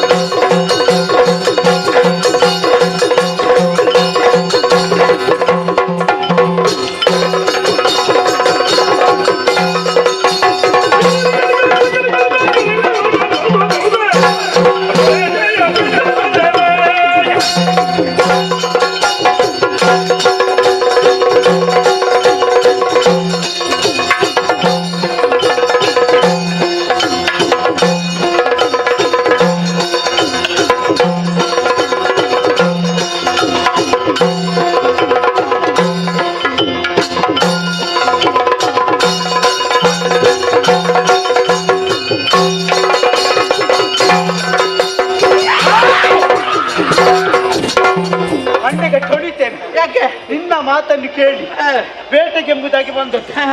ಈ ಬೇಟೆಯಿಂದ ಇಷ್ಟು ಹಿಡಿತದಂತೆ ಗೊತ್ತಿರಲಿಲ್ಲ. ಅದಲ್ಲ, ನಾನು ನಿನ್ನನ್ನು ಹಿಡಿದದ್ದು ಯಾಕೆ ಬಲ್ಲಯ್ಯ, ಅಲ್ಲಿ ಒಂದು ಕಾಡು ಹಂದಿ ತಪ್ಪಿಸಿತು, ಅದು ಮುಂದೆ ಬಂತ ಅಂತ ಭಾವಿಸಿದೆ. ನಾನು ಹಂದಿ ಆದ್ರೆ ಕಾಡು ಹಂದಿಯ? ಹೌದು. ನಾನು ಹಂದಿ ಆದ್ರೆ ನಿನ್ನೆಂತದ್ದು? ನಾನು ದೊಡ್ಡ ಹಂದಿ. ನಾನು ಹಂದಿ ಅಂತ ಹೇಳಿದ್ದಲ್ವ, ನಾನು ಹಂದಿಯನ್ನು ಓಡಿಸಿದೇನೋ, ಅದು ಓಡಿದ್ದು ನಡ್ಡ ನಾನು ಬಂದೆ, ಅದನ್ನು ಹಿಡಿತೇನೆ ಅಂತ ಮುಂದುವರಿಯುವಾಗ ನೀನು ಬಂದದ್ದು. ನಮಗೊಮ್ಮೆ ಹಾಗೆ ಒಂದು ಹಾವನ್ನು ನೋಡ್ತೇವೆ. ಹೌದು, ಅದು ನಮಗೆ ಬ್ರಹ್ಮವೆಲ್ಲಿರ್ತೇವೆ, ಮತ್ತೆ ಒಮ್ಮೆಲೆ ಹಗ್ಗ ತಾಗ್ತದೆ. ಹಾವ ಹಗ್ಗ ಬ್ರಹ್ಮೆ ಹಾಗಾಗಿದೆ. ಬೇಟೆ ಭರ್ಜರಿ ಆಯ್ತು. ಮತ್ತೆ ಈಗ ದೇಹ ನೋಡುವ ಗೊತ್ತಾಗುದಿಲ್ಲ, ಇಳಿಯುವುದು ನೋಡು, ಇಳಿಯುವುದು. ಇದು ನಿಂತ್ರೆ ಬೇಟಾಡ್ಬೇಕಂತಲ್ಲ, ನಿಂತ್ರೆ ಇಳಿತದೆ. ಇದು ದುಡಿದು ಇಳಿಯುವುದಲ್ಲ, ಇಲ್ಲದಿದ್ರು ಇಳಿತದೆ. ವಾತಾವರಣ ಅಷ್ಟು ಬಿಸಿಯಾಗಿದೆ. ಆದ್ರೂ ನಮ್ಮ ಇಲ್ಲಿ ಶ್ರಮ ಉಂಟು. ಮತ್ತೆ ಬೇಟೆಯಾಡಿದ್ದೇವೆ, ಈಗ ಮಾಂಸ ತಿಂದಿದ್ದೇವೆ. ಹೌದು, ರಕ್ತ ಕುಡಿದಿದ್ದೇವೆ. ಈಗ ಬೇಟೆ ಆಡಿದ್ದೇವೆ, ಮಾಂಸ ತಿಂದಿದ್ದೇವೆ, ಆದ್ರೂ ಮನಸ್ಸಿಗೆ ತೃಪ್ತಿ ಇಲ್ವಾ? ನೀನು ನನ್ನನ್ನು ನೋಡಿ ಆಗ ಹೇಳಿದಂತದ್ದು ಕೊಲ್ಲಿ ಕೊಲ್ಲಿ ಕೊಲ್ಲಿ. ಹೌದು, ಎಲ್ಲರನ್ನು ಕೊಲ್ಲಿ. ಎಲ್ಲರನ್ನ ಅಲ್ಲ, ಮೃಗಗಳನ್ನು ಕೊಲ್ಲು ಅಂತ. ಹೌದೌದು, ಆ ರೀತಿ ಕೊಂದಿದ್ದೇವೆ. ಅದಲ್ಲ, ಈಗ ದೇಹಕ್ಕಾಗಿದೆ ಆಯಾಸ. ಆಯಾಸ ನಿವಾರಣೆಯ ಜೊತೆಗೆ ಪ್ರಕೃತಿಯ ಸೊಬಗನ್ನು ಕಾಣಬೇಕು ಎಂಬ ಉದ್ದೇಶದಿಂದ ನಂದಿನಿ ಪ್ರಕೃತಿಗೆ ಮಣ್ಣು ಪ್ರಕೃತಿಗೆ ಮಣ್ಣು ಹಾಕಿದ್ರೆ ನಿನ್ನ ಬಾಯಿಗೆ ನೀನು ಮಣ್ಣು ಹಾಕಿದಂತೆ. ಪ್ರಕೃತಿ ಇಲ್ಲ, ನೀನು ಹೇಗೆ ಬದುಕುತ್ತೀನಿ? ಹೇಗೆ? ಪ್ರಕೃತಿ ಯಾಕೆ ನಮಗೆ? ಮತ್ತೆ ಪ್ರಕೃತಿ ಇಲ್ಲ ಇದ್ರಾಗುದು. ಈಗ ನಮಗೆ ನಿಲ್ಲುವುದಕ್ಕಾಗುದಿಲ್ಲ, ಸಮಾಜವೆಲ್ಲ ನಿರ್ವಹಣೆ ಆಗ್ಬೇಕು. ಅದಕ್ಕೇನು ಕಾರಣವಲ್ಲಯ್ಯ, ಆ ಮರಗಳನ್ನು ಕಡಿಲಿಕ್ಕೆ ಅಜ್ಜ ಹೇಳಿದ್ದ. ಅದು ನಮ್ಮವನೇ. ಗಾಳಿ ಇಲ್ಲ ಅಂತ ಮೊಬ್ಬೆ ಆಗ್ತದೆ. ಗಾಳಿ ಇಲ್ಲದೆ ಮರಗಳನ್ನು ಅದು ಈಗ ಗಾಳಿ ಬೀಸುವವ ಯಾರು? ಮಾರುತ ಯಾರ ಅಧಿಕಾರದಲ್ಲಿದ್ದಾನೆ? ಅರುಣಾಸುರನ. ಮತ್ತೆ ಮಾರುತನಿಗೆ ಬೀಸುವುದಕ್ಕೊಂದು ಆಜ್ಞೆ ಮಾಡಿದ್ರೆ ಸಾಕು, ಬೀಸುದಿಲ್ವೇ? ಒಳ್ಳೆ ತಾಳೆ. ಅದೆಲ್ಲ ಆದೀತು, ಈಗ ಅದೆಲ್ಲ ಯೋಚಿಸುವುದು, ನೋಡೋದು ಇಳಿಯುವುದು. ಅದಕ್ಕೆ ಒಂದು ನೀರಲ್ಲಿ ಬಿದ್ದುಕೊಳ್ಬೇಕು. ನೀರಲ್ಲಿ ಇಲ್ಲಿಗೆ ನಂದಿನಿ ತೀರ, ನಂದಿನಿ ನದಿ. ಈಗ ಹೋಗಿ ಹಾರುವೆ. ಅಣ್ಣ, ಅಲ್ಲಿಗೆ ಹಾರಿದ್ರೆ ನಾವು ಬದುಕುವುದಕ್ಕಿಲ್ಲ. ಬದುಕುವುದಲ್ಲ, ಅಲ್ಲಿ ನೀರೇ ಇಲ್ಲ. ಒಂದು ಪಾದದ ತನಕ ಬರ್ಲಿಕ್ಕಿಲ್ಲ. ನೀರು ಎಲ್ಲಿಂಟು? ಅದಕ್ಕೆ ಬಿದ್ದು ಪ್ರಯೋಜನ. ಹೌದೌದು, ಇಲ್ಲಿ ಬೇಡ. ಅಲ್ಲಿಗೆ ಹಾಕ್ತೀಯಾ? ಅದ್ರ ಆಳ ಎಲ್ಲಿಂದ ಗೊತ್ತಾಗುದಿಲ್ಲ. ಆಳ ಗೊತ್ತಾಗುದಿಲ್ಲ. ಹಸಿರಾಗಿ ಅದರ ಅಡಿ ಕಪ್ಪು. ಎಲ್ಲಿಯಾದ್ರೂ ಹಾರಿದ್ರೆ ನಮ್ಮ ತಲೆಯಿಂದ ಮೇಲೆ ನೀರು ಬಂದ್ರೆ ನನಗೆ ತೊಂದ್ರೆ ಇಲ್ಲ. ನನಗೆ ಇಷ್ಟು, ನಿನಗೆ ನಿನ್ನ ತಲೆಯಿಂದ ಮೇಲೆ ಬರ್ತದೆ ಅಂತ ಹೇಳುವಾಗ ನಿನಗಿಷ್ಟು ಬರ್ತದ? ಅಲ್ಲ, ನಿನ್ನನ್ನು ನಾನೇ ಮೇಲೆ ಹಾಕ್ಬೇಕಷ್ಟೇ. ಬೇಡ. ನಿನಗೆ ಇಲ್ಲಿ ತನಕ, ನಿನಗೆ ಇಲ್ಲಿ ತನಕ ಬಂದ್ರೆ ನನಗೆ ಇಲ್ಲಿ ತನಕ ಬರ್ತದಲ್ಲ. ನಾನು ಹೆಗಲ ಮೇಲೆ ಕೂತ್ಕೊಳ್ತೇನೆ, ಹಾಗೆ ಇಲ್ಲಿ ತನಕ ಬರ್ತದೆ. ಎಲ್ಲಿ? ನಿನ್ನ ಪಾದಕ್ಕೆ. ಹೌದು, ಅದು ಬೇಡ. ಒಳ್ಳೇದು, ಅದು ಬೇಡ.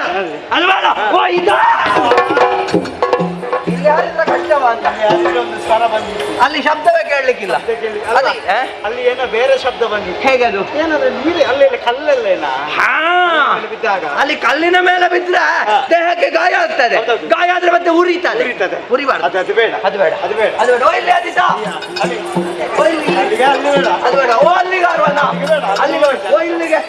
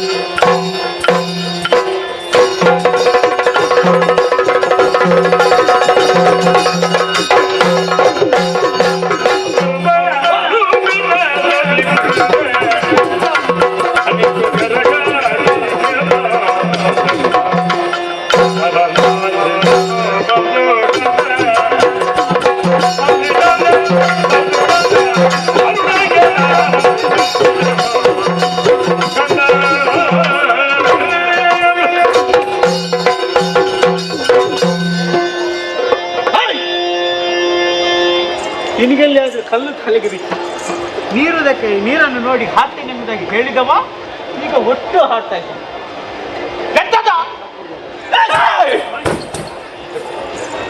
ತಮ್ಮ ತಮ್ಮ ನೀರು ಕಂಡೆ. ಹೌದು, ನೀರು ಕಂಡೆ.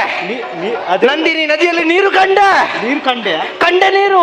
ಅದೆಂತದ ನೀರು ಕಂಡೆ. ನೀರು ಕಂಡೆ ಅಂತದ್ದು ಹಾಗಲ್ಲ, ನಾನು ನೀರನ್ನು ನೋಡಿದೆ. ನೀರನ್ನು ನೋಡಿದೆ, ಬಳಿಯಲ್ಲಿ ಕರಿ ಬಂಡೆ ನೋಡಿದೆ. ಏ ಹೆಡ್ಡ, ಏನು ನೀರಲ್ಲಿ ಅಲ್ಲದೆ ಮತ್ತೆಲ್ಲಿ ಕರಿ ಬಂಡೆ ಇರುವುದು? ಅಲ್ಲ, ಕಪ್ಪು ಕಪ್ಪು ಬಂಡೆ. ಅದು ಕಪ್ಪೆ. ಹೌದಲ್ಲ, ಬಿಳಿದು ಇರ್ತದೆ. ಹೌದಾ? ಅದು ಹೇಗೆ? ಬಿಳಿದ್ದು ಬೇರೆ ಇರ್ತದೆ, ಬಣ್ಣ ಕೊಡ್ಬೇಕಷ್ಟೇ. ಇದು ಹಾಗಲ್ಲ. ಬಂಡೆ ಬಂಡೆ ಬಂಡೆ. ಏನು ಅಂದ, ಏನು ಚಂದ. ಆ ಹುಪ್ಪೇನು, ಆ ಕಣ್ಣೇನು, ಆ ತುಟಿಯೇನು, ಆ ಗಲ್ಲ ಏನು, ಆ ಮೂಗೇನು, ಆ ಕಂಠ ಏನು, ಆ ಸೊಂಟವೇನು, ಆ ಉದರ ಏನು, ಸೊಂಟ, ಆ ಕೇಶ, ಆ ಹುಪ್ಪು, ಅಬ್ಬಬ್ಬಬ್ಬ ವರ್ಣಿಸುವುದಕ್ಕೆ ಹೊರಟ್ರೆ 2 ನಾಳೆಗೆ ಸಾಲದು ತಮ್ಮ, ನಾಳೆಗೆ ಸಾಲದು. ಅಣ್ಣ ಏನು ತಮ್ಮ? ನನ್ನ ಸೊಂಟ ಕೂಡ ಸಿಂಹ ಕಟಿಯ ಹಾಗುಂಟ. ಶಿವ ಹೊಗಳಿ ಹೊಗಳಿ ಸೊಂಟ ಕೂಡ ಹೇಳಿದ. ನಾನು ಸೊಂಟವನ್ನು ನೋಡುದು ಹಾಗುಂಟ. ಹುಪ್ಪೇನು, ನಿನ್ನ ಕಣ್ಣೇನು. ಈಗ ನನಗೆ ಗೊತ್ತಿರ್ಲಿಲ್ಲ ನಾನು ಅಷ್ಟು ಚಂದ ಇದ್ದೇನಂತ. ಹೌದಾ? ಹೂವಲ್ಲೇ ನೀರಿರಲಿ ಒಮ್ಮೆ ಇದೇ ನೀನು ಹೇಳಿದಾಗೆ ಯಾವ ರೀತಿ ಕಾಣುದಿಲ್ಲ. ನಿನ್ನನ್ನು ಹೇಳಿದಲ್ಲ, ನಿನ್ನನ್ನು ಹೊಗಳುವುದು ಹೇಗೆ? ಹಂದಿಯಂತಹ ಸೊಂಟ, ಆ ಹಂದಿಯಂತಹ ಮೂಗು, ಆ ನಿನ್ನ ಮೀಸ 4 ಕೋಣಗಳ ಮೀಸ ಆದೀತು. ಆ ನಿನ್ನ ಕೇಶ ಇಲ್ಲಿ ಬಾ. ನಮ್ಮ ಈ ಕೇಶ ಹೇಗುಂಟು ಅಲ್ಲಯ್ಯ, ಮುಳ್ಳು ಹಂದಿಯ ಮುಳ್ಳುಂಟಲ್ಲ ಹಾಗುಂಟು. ಇಲ್ಲಿ ಬಾ. ನಮ್ಮನ್ನು ನೋಡಿ ಏನು ಹೇಳುದು ಗೊತ್ತುಂಟ ನಿನಗೆ? ಏನು ಹೇಳುದು? ಚಂಡ ಪ್ರಚಂಡರು ಯಾರಂತ ಗೊತ್ತಾಗುದಿಲ್ಲ. ಒಮ್ಮೊಮ್ಮೆ ನಾನಂತ ನಿನ್ನಲ್ಲಿ ಮಾತಾಡ್ತಾರೆ, ನೀನಂತ ನನ್ನಲ್ಲಿ ಮಾತಾಡ್ತಾರೆ. ನಾನು ಹಂದಿ ಆದ್ರೆ ನೀನೆಂತದ್ದು? ನಾನು ದೊಡ್ಡ ಹಂದಿ. ನನ್ನ ಕೇಶ ಮುಳ್ಳಿನಂತದ್ದು, ನಿನ್ನೆಂತದ್ದು? ಓಯ್, ಈಗ ನೀನು ಮಾತ್ರ ಅಲ್ಲ, ನಾನು ಹಾಗೆ ಇದ್ದಾರೆ. ನಮ್ಮಿಬ್ಬರನ್ನು ಹೇಳಿದ್ದಲ್ಲ, ಇಲ್ಲಿ ಪರರೋರ್ವರಿದ್ದಾರೆ. ಹೌದಾ? ಇದ್ದಾರೆ ಅಲ್ಲ, ಇದ್ದಾಳೆ. ಯಾರು? ಯಾರದು? ಯಾರದು? ಯಾರು ಯಾರು ಅಂತ ಹೇಳುದು ನೋಡ್ಲೇಬೇಕಾ? ಒಮ್ಮೆ ನನ್ನ ಹಿಂದೆ ನೋಡು, ಹಿಂದೆ ನೋಡು, ನೋಡು ನೋಡು, ಹಿಂದೆ ಸರಿ ನೋಡ್ಬೇಕು. ಮತ್ತೆ ಅದು ಕಾಣಲಿಲ್ಲ, ಇದು ಕಾಣಲಿಲ್ಲ ಅಂತ ಹೇಳುದಲ್ಲ, ಹಿಂದೆ ನೋಡ್ಬೇಕು. ಹಿಂದೆ ನೋಡುವುದು ಹೇಗೆ ನೋಡ್ಬೇಕು? ಇದ್ದದ್ದನ್ನು ಇದ್ದ ಹಾಗೆ ನೋಡ್ಬೇಕು. ಎಲ್ಲೆಲ್ಲಿ ಯಾವುದೆಲ್ಲ ಉಂಟು ಹಾಗೆ ಉಂಟು. ಮತ್ತೆ ಇರ್ಬೇಕಲ್ಲ, ಬದಲಾವಣೆ ಯಾವುದು ಕಾಣುದಿಲ್ಲ. ನನ್ನ ಹಿಂಬದಿ ನೋಡ್ಲಿಕ್ಕೆ ಹೇಳಿದಲ್ಲ, ಹಿಂಬದಿಯಿಂದ ಹಿಂದೆ ನೋಡು ಅಂತ. ನಾಡಲ್ಲಿ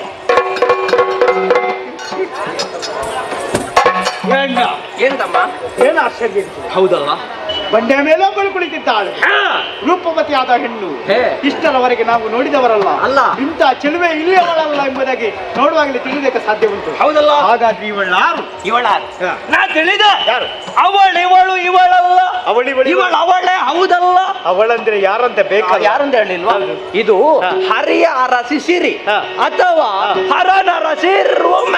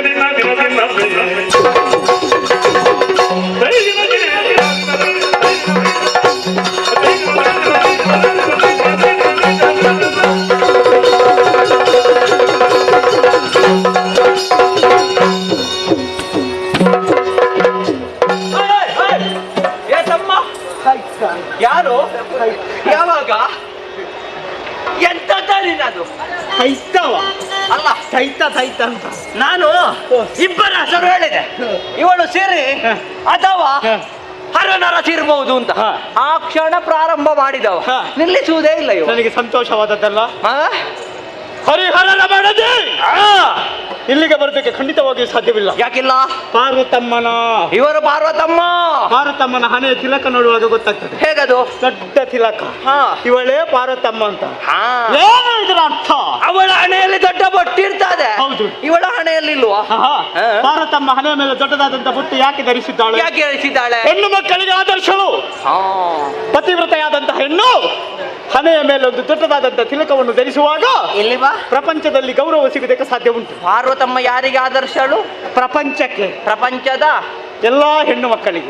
ಈಗ ಯಾರ ಹಣೆಯಲ್ಲಿ ಬೊಟ್ಟು ಕಾಣುವುದಿಲ್ಲ? ದೊಡ್ಡ ಬೊಟ್ಟು ಯಾರಲ್ಲಿಲ್ಲ. ಅಲ್ಲ, ಪೀನ ದರ್ಪಣ ಹಿಡಿದ್ರು ನೋಡುವುದೇ ಕಷ್ಟ. ಸಣ್ಣದ ಅದು ಬೇಡ ಬಿಡು. ಅವಳಲ್ವಾ? ಅವಳಲ್ಲ. ಹಾಗಾದ್ರೆ ಲಕ್ಷ್ಮಿ ನಮಗೆ ಎಲ್ಲ ಉಂಟು, ಅದೊಂದಿಲ್ಲಲ್ಲ. ಯಾವುದಿಲ್ಲ ಅಲ್ಲ, ನಮ್ಮ ಅಣ್ಣ ಕೊಡ್ತಾನೆ ಕೇಳಿದ್ರೆ ಅರುಣಾಚಲ ಮಹಾಪ್ರಭುಗಳು. ಹಾಗಂತ ಸಿರಿ ಬಂದ್ರೆ ನಾವು ಬಿಡ್ತೇವ? ಸಿರಿ ಬಂದ್ರೆ ಬಿಡುವವರೇ ನಾವಲ್ಲ. ಸಿರಿ ಬಂದ್ರೆ ಹೋಗಿ ನನ್ನ ಕಾಲಿಡಿಬೇಡ ಅಲ್ವಾ? ಸಿರಿ ಸಂಪತ್ತು, ಆ ಸಂಪತ್ತನ್ನು ದೋಚುವವರು. ಹೌದೌದು. ಹಾಗಾಗಿ ಅವಳಲ್ಲ. ಹಾಗಾದ್ರೆ ಮೂರು ಲೋಕದಲ್ಲಿ ಇಂತಹ ಸತಿಯನ್ನು ನೋಡಿದ್ದಿಲ್ಲ ಅಣ್ಣ. ಏನು ತಮ್ಮ? ಆಗದಿಂದ ಹೆಣ್ಣು ಮಕ್ಕಳಲ್ಲಿ ನಿನಗೆ ಹೆಣ್ಣು ಮಕ್ಕಳಲ್ಲಿ ಮಾತಾಡಿ ಅಭ್ಯಾಸ ಉಂಟು ಇಲ್ವಾ? ಇಲ್ಲ. ನನಗೂ ಇಲ್ಲ. ಹಾಗಂತ ಕೇಳಿದ್ದೇನೆ ನಾನು. ಹೇಗೆ? ಹೆಣ್ಣು ಮಕ್ಕಳಲ್ಲಿ ಮಾತಾಡುವಾಗ ಮೊದಲು ಕಾಲು ನೋಡ್ಬೇಕು. ನಿನಗೆ ತಲೆ ಸರಿ ಇಲ್ವೇನೋ? ಹೋಗಿ ಹೆಣ್ಣಿನ ಕಾಲು ನೋಡ್ತಾರ. ಹೆಣ್ಮಕ್ಕಳ ಕಾಲು ನೋಡ್ಬಾರ್ದು. ಯಾಕೆ ಕೇಳು? ಯಾಕೆ? ಮದುವೆ ಆದ ಕುರುಹು ಉಂಟಾ? ಕಾಲುಂಗುರ ಇಲ್ಲ. ನೋಡಿದ್ಯಾ? ಇಲ್ಲ. ಹಾಗಾಗಿ ಹೇಗೆ ಗೊತ್ತುಂಟಾ? ಹೇಗೆ ಗೊತ್ತಾಯ್ತು? ಇವಳು ಕಾಲನ್ನು ನೀರಿಗೆ ಬಿಟ್ಟಿದ್ದಾಳೆ. ಕಾಲನ್ನು ನೀರಿಗೆ ಬಿಟ್ಟು ಮೀನುಗಳ ಜೊತೆಗೆ ಆಟ ಆಡುದು. ಆ ಮೀನುಗಳೊಮ್ಮೆ ಕಾಲನ್ನು ಕಚ್ಚುವಾಗ ಅವಳಿಗೆ ಕಚಕಳಿ ಆಗುದು.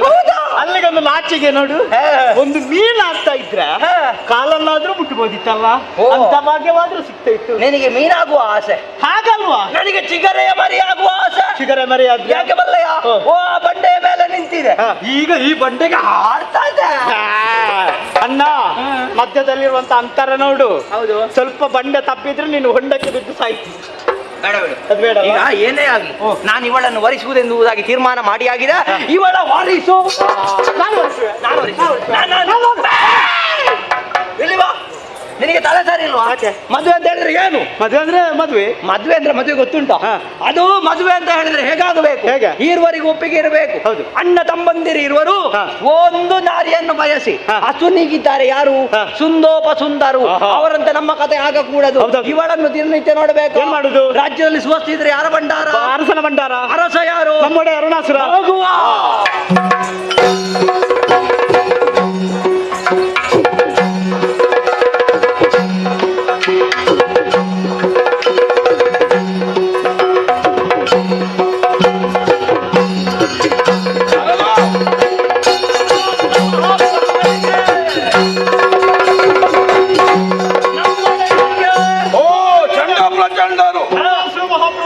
ಏನು ಬಂದಿರಿ? ಒಡೆಯ ನಡಿಗೆ ನುಡಿಯಲೇ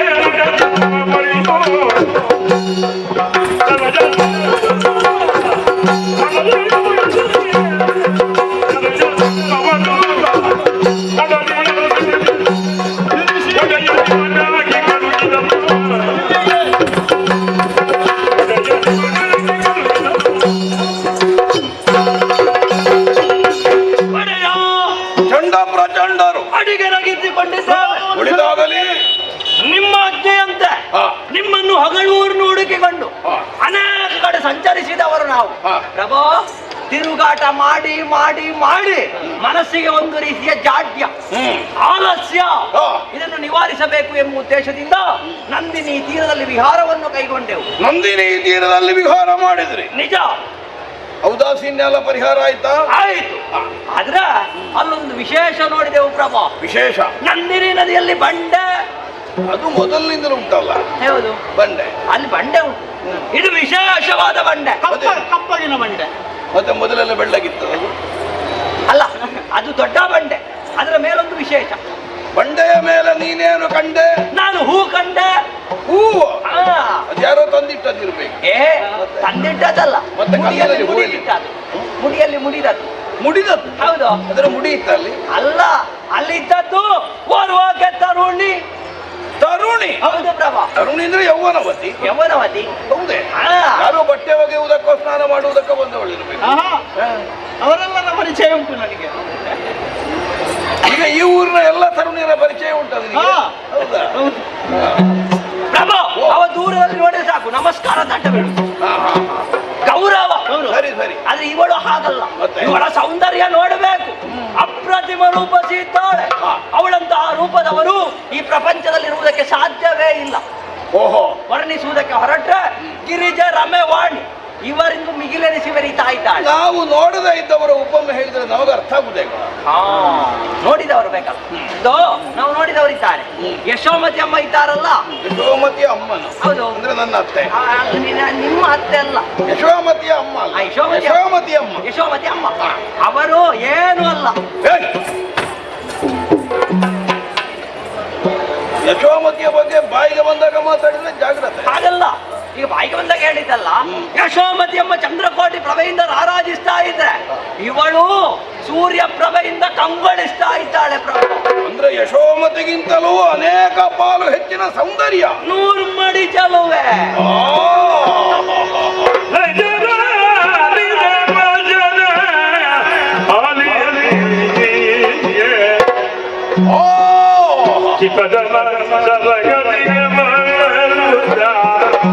ಯಾಕೀ ಭಾವ?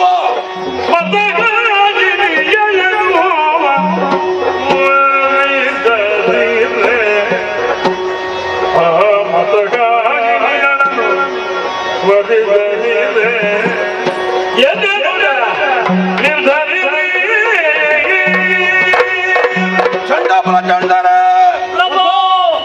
ಹೆಣ್ಣೇನು ಹೆಣ್ಣಿನ ಸುಖವೇನು ಅನ್ನುವುದನ್ನು ಅರಿಯದೇ ಇದ್ದವಲ್ಲ ನಾನು. ಏನು ಬ್ರಹ್ಮಚಾರಿಯಾಗಿ ಬದುಕು ಸಾಗಿಸಿದವಲ್ಲ, ಸದ್ಗೃಹಿಣಿಯಾದ ಚೆಲುವೆಯಾದ ಅನುಕೂಲೆಯಾದಂತಹ ಯಶೋಮತಿಯಂತಹವಳ ಕೈ ಹಿಡಿದು ಸಂಸಾರ ಜೀವನದಲ್ಲಿ ಬೇಕಾದಂತಹ ಸುಖವನ್ನೆಲ್ಲ ನಾನು ಅನುಭವಿಸಿದವನು. ಆದರೂ ನೀವಾಡಿದಂತಹ ವಚನವನ್ನು ಆಲಿಸುತ್ತಾ ಇದ್ದಂತೆ ಏನೋ ಒಂದು ಭಾವವೈಪರೀತ್ಯಕ್ಕೆ ನಾನು ಒಳಗಾಗಿ ಹೋದೆ. ಬೇಕು ಅನ್ನುವಂತಹ ಅಪೇಕ್ಷೆ. ಈಗ ಹೆಣ್ಣಿನ ಸೌಂದರ್ಯಕ್ಕೆ ಸೋಲುವುದು ಬೇರೆ, ಹೆಣ್ಣಿನ ಸೌಂದರ್ಯದ ವರ್ಣನೆಯನ್ನು ಕೇಳ ಕ್ಷಣದಲ್ಲೇ ಸೋಲುವಂತಹ ವಿಧಾನ ಬೇರೆ. ಹಾಗಿದ್ರೆ ಇದರಲ್ಲಿ ಏನೋ ಒಂದು ವಿಶೇಷ ಇರಬೇಕು. ನನ್ನ ಚಿತ್ತವನ್ನು ನಿಮ್ಮ ಮಾತಿನ ದ್ವಾರ ಸೆಳೆಯಬಲ್ಲಂತಹ ಒಂದು ಸಾಮರ್ಥ್ಯ ಹೆಣ್ಣಿಗಿದೆ ಎಂದಾದರೆ ಅವಳ ಅಪ್ರತಿಮಳೇ ಸರಿ. ಅದೇ ಹೌದಾದರೆ ಲೋಕದಲ್ಲಿ ಯಾವುದು ಅತಿಶಯವಾದದ್ದು, ಯಾವುದು ಅಸದೃಶವಾದದ್ದು ಅದನ್ನೆಲ್ಲ ನಾನು ಸಂಗ್ರಹಿಸುತ್ತಾ ಈ ತನಕ ಮುಂದುವರಿದ. ಆ ದೃಷ್ಟಿಯಿಂದ ನೋಡುವಾಗ ಯಶೋಮತಿ ಇದ್ದರೂ ಈ ಹೊಳಬದಿಯ ಹುಡುಗಿ ಬೇಕು ಅಂತ ನಾನು ತೀರ್ಮಾನಕ್ಕೆ ಬಂದಿದ್ದೇನೆ. ಹೌದಾ? ಕೈ ಕೊಡುವುದಲ್ವಾ? ನಾವೀಗ ಬರ್ತೇವೆ. ಎಲ್ಲಿಗೋ? ನಾವು ನಂದಿನಿ ತೀರಕ್ಕೆ. ಹೊಳೆ ಬದಿಯಿಂದಲೂ ಬಂದದ್ದು. ಇನ್ನು ಹೋಗುವ. ಇಷ್ಟಲ್ಲಿ ಹೋಗುದು? ಹೊಳೆ ಬದಿಗೆ ಎಷ್ಟು ಬಾರಿ ಹೋದ್ರು ಸಾಕಾಗುದಿಲ್ಲ, ಮತ್ತೊಮ್ಮೆ ಹೋಗುವ ಅಂತ. ಅಲ್ಲ, ಯಾಕೆಂತ ಬೇಕಲ್ಲ ಅವಳನ್ನು ಕರೆತರುವುದಕ್ಕೆ ನಿಮ್ಮ ಉತ್ಸಾಹ ಮೆಚ್ಚತಕ್ಕದ್ದು. ಆದರೆ ಕಾರ್ಯಾವಸರದಲ್ಲಿ ಮುಂದುವರಿಯುವಾಗ ಸರಿಯಾಗಿ ಯೋಚಿಸದೇ ನಾವು ಹೆಜ್ಜೆಯನ್ನು ಮುಂದಕ್ಕಿಡಕೂಡದು. ಒಂದು ಹೆಜ್ಜೆ ಮುಂದಿಟ್ಟರೆ ಮತ್ತೆ ನಮ್ಮ ಆಗಿದ್ದವರಿಗೆ ಅದನ್ನು ಪಕ್ಕನ ಹಿಂದೆ ತಗೊಳ್ಳಿಕ್ಕಾಗ್ತದೆ. ಆದ್ದರಿಂದ ಸರಿಯಾಗಿ ನಿರ್ಧರಿಸಿಯೇ ಮುಂದಕ್ಕೆ ಹೋಗಬೇಕಾಗ್ತದೆ.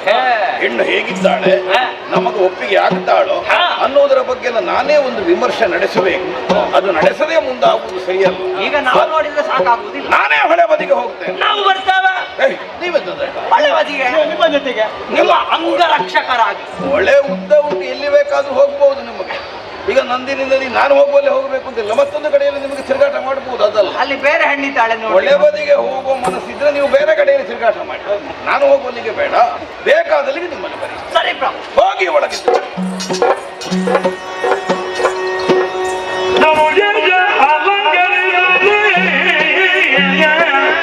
ಅಂಗಾಂಗಗಳ ಅಲಂಕಾರವನ್ನು ಮಾಡಿಕೊಂಡೆ. ಬಹಳ ಬಹಳ ಚಂದದ ಹೆಣ್ಣಂತೆ.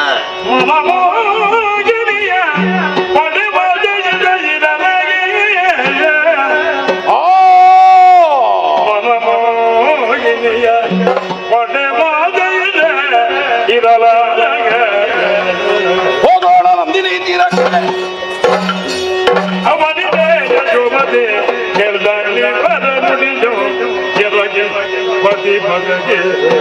ಯಶೋಮತಿ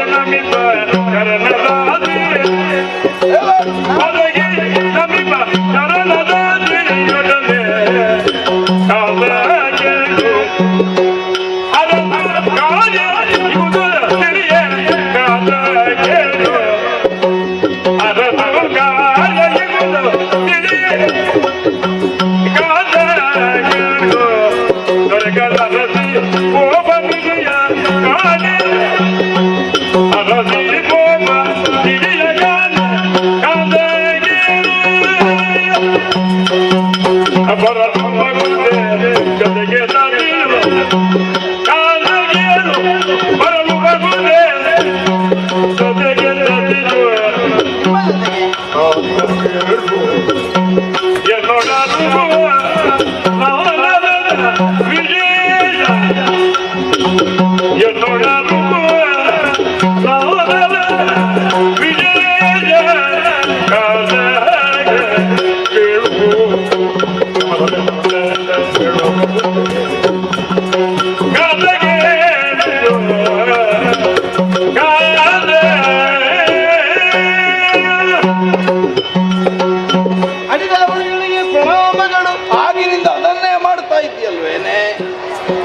ಸಲ ಅಂತ ಇಲ್ವೋ ಕಂಡಾಗಲೆಲ್ಲ ಅಡಿಗೆ ಬಿದ್ದಿದ್ದೇನೆ ಕಾಲಿಗೆ ಎರಗಿದ್ದೇನೆ ಇದೇ ಇರುವುದಾ? ಅಲ್ಲ ಇದನ್ನು ಮಾಡಿ ಸ್ವಲ್ಪ ಹೊತ್ತು ಕಳೆಯುವಂತ ಅದಕ್ಕೆ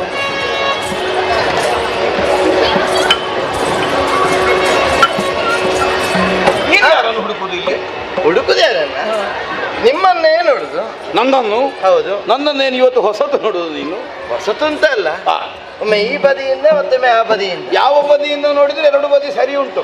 ಅಲ್ಲ ಹಾಗಲ್ಲ, ನಿಮ್ಮ ಬದಿ ಎರಡು ಸರಿ ಉಂಟು, ನನ್ನ ಎರಡು ಕಣ್ಣು ಸರಿ ಉಂಟಾ ಅಂತ ಪರೀಕ್ಷೆ ಮಾಡುದು ನಾನು.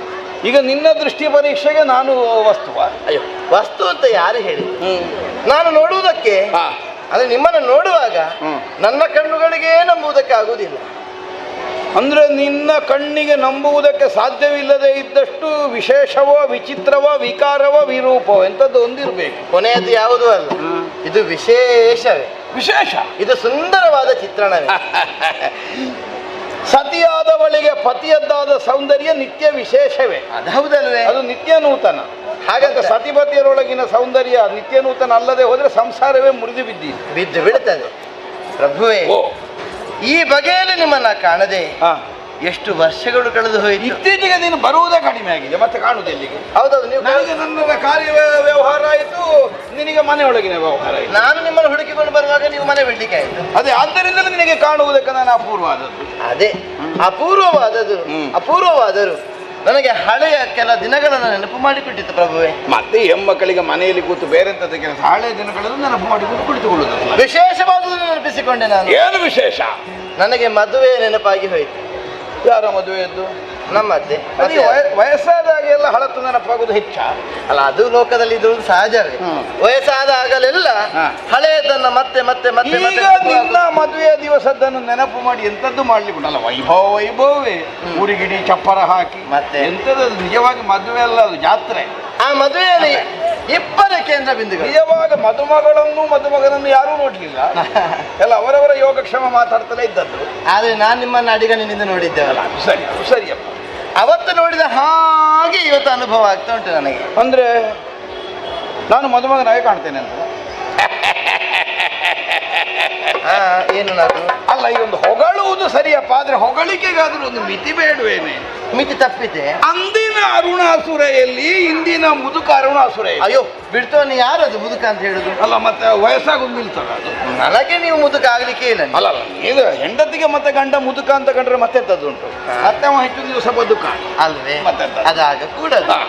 ಅದೇ ಆ ಮದುಮಗನನ್ನೇ ನೋಡಿದ ನೆನಪಾಯ್ತು ನನಗೆ. ಅದೇ ಆಗದು ನಿನಗೆ ಆಗ ನೆನಪಾಯ್ತು. ಬಹುಶಃ ನಿನಗೆ ಹಳೆ ದಿನ ನೆನಪಾಗಿ ನನ್ನನ್ನು ಮದುಮಗನಾಗಿ ಕಂಡದಲ್ಲ, ನಿಜವಾಗಿ ನಾನು ಮದುಮಗನಾಗಿ ಕಾಣ್ತೇನೆ. ಯಥಾರ್ಥಕ್ಕೆ ಮದುಮಗನಾಗಿ ಕಾಣ್ತೀರಿ ನೀವು. ಈಗ ನನ್ನನ್ನು ಈಗ ನೋಡಿದ್ರೆ ಮದುಮಗನಾಗಿದ್ದೇನ? ಅಲ್ಲ, ಅಡ್ಡಿಲ್ಲ. ಒಳ್ಳೆ ಒಂದು ಮದುಮಗಳು ಬಂದಾಳೆ ಹಾಗೆ.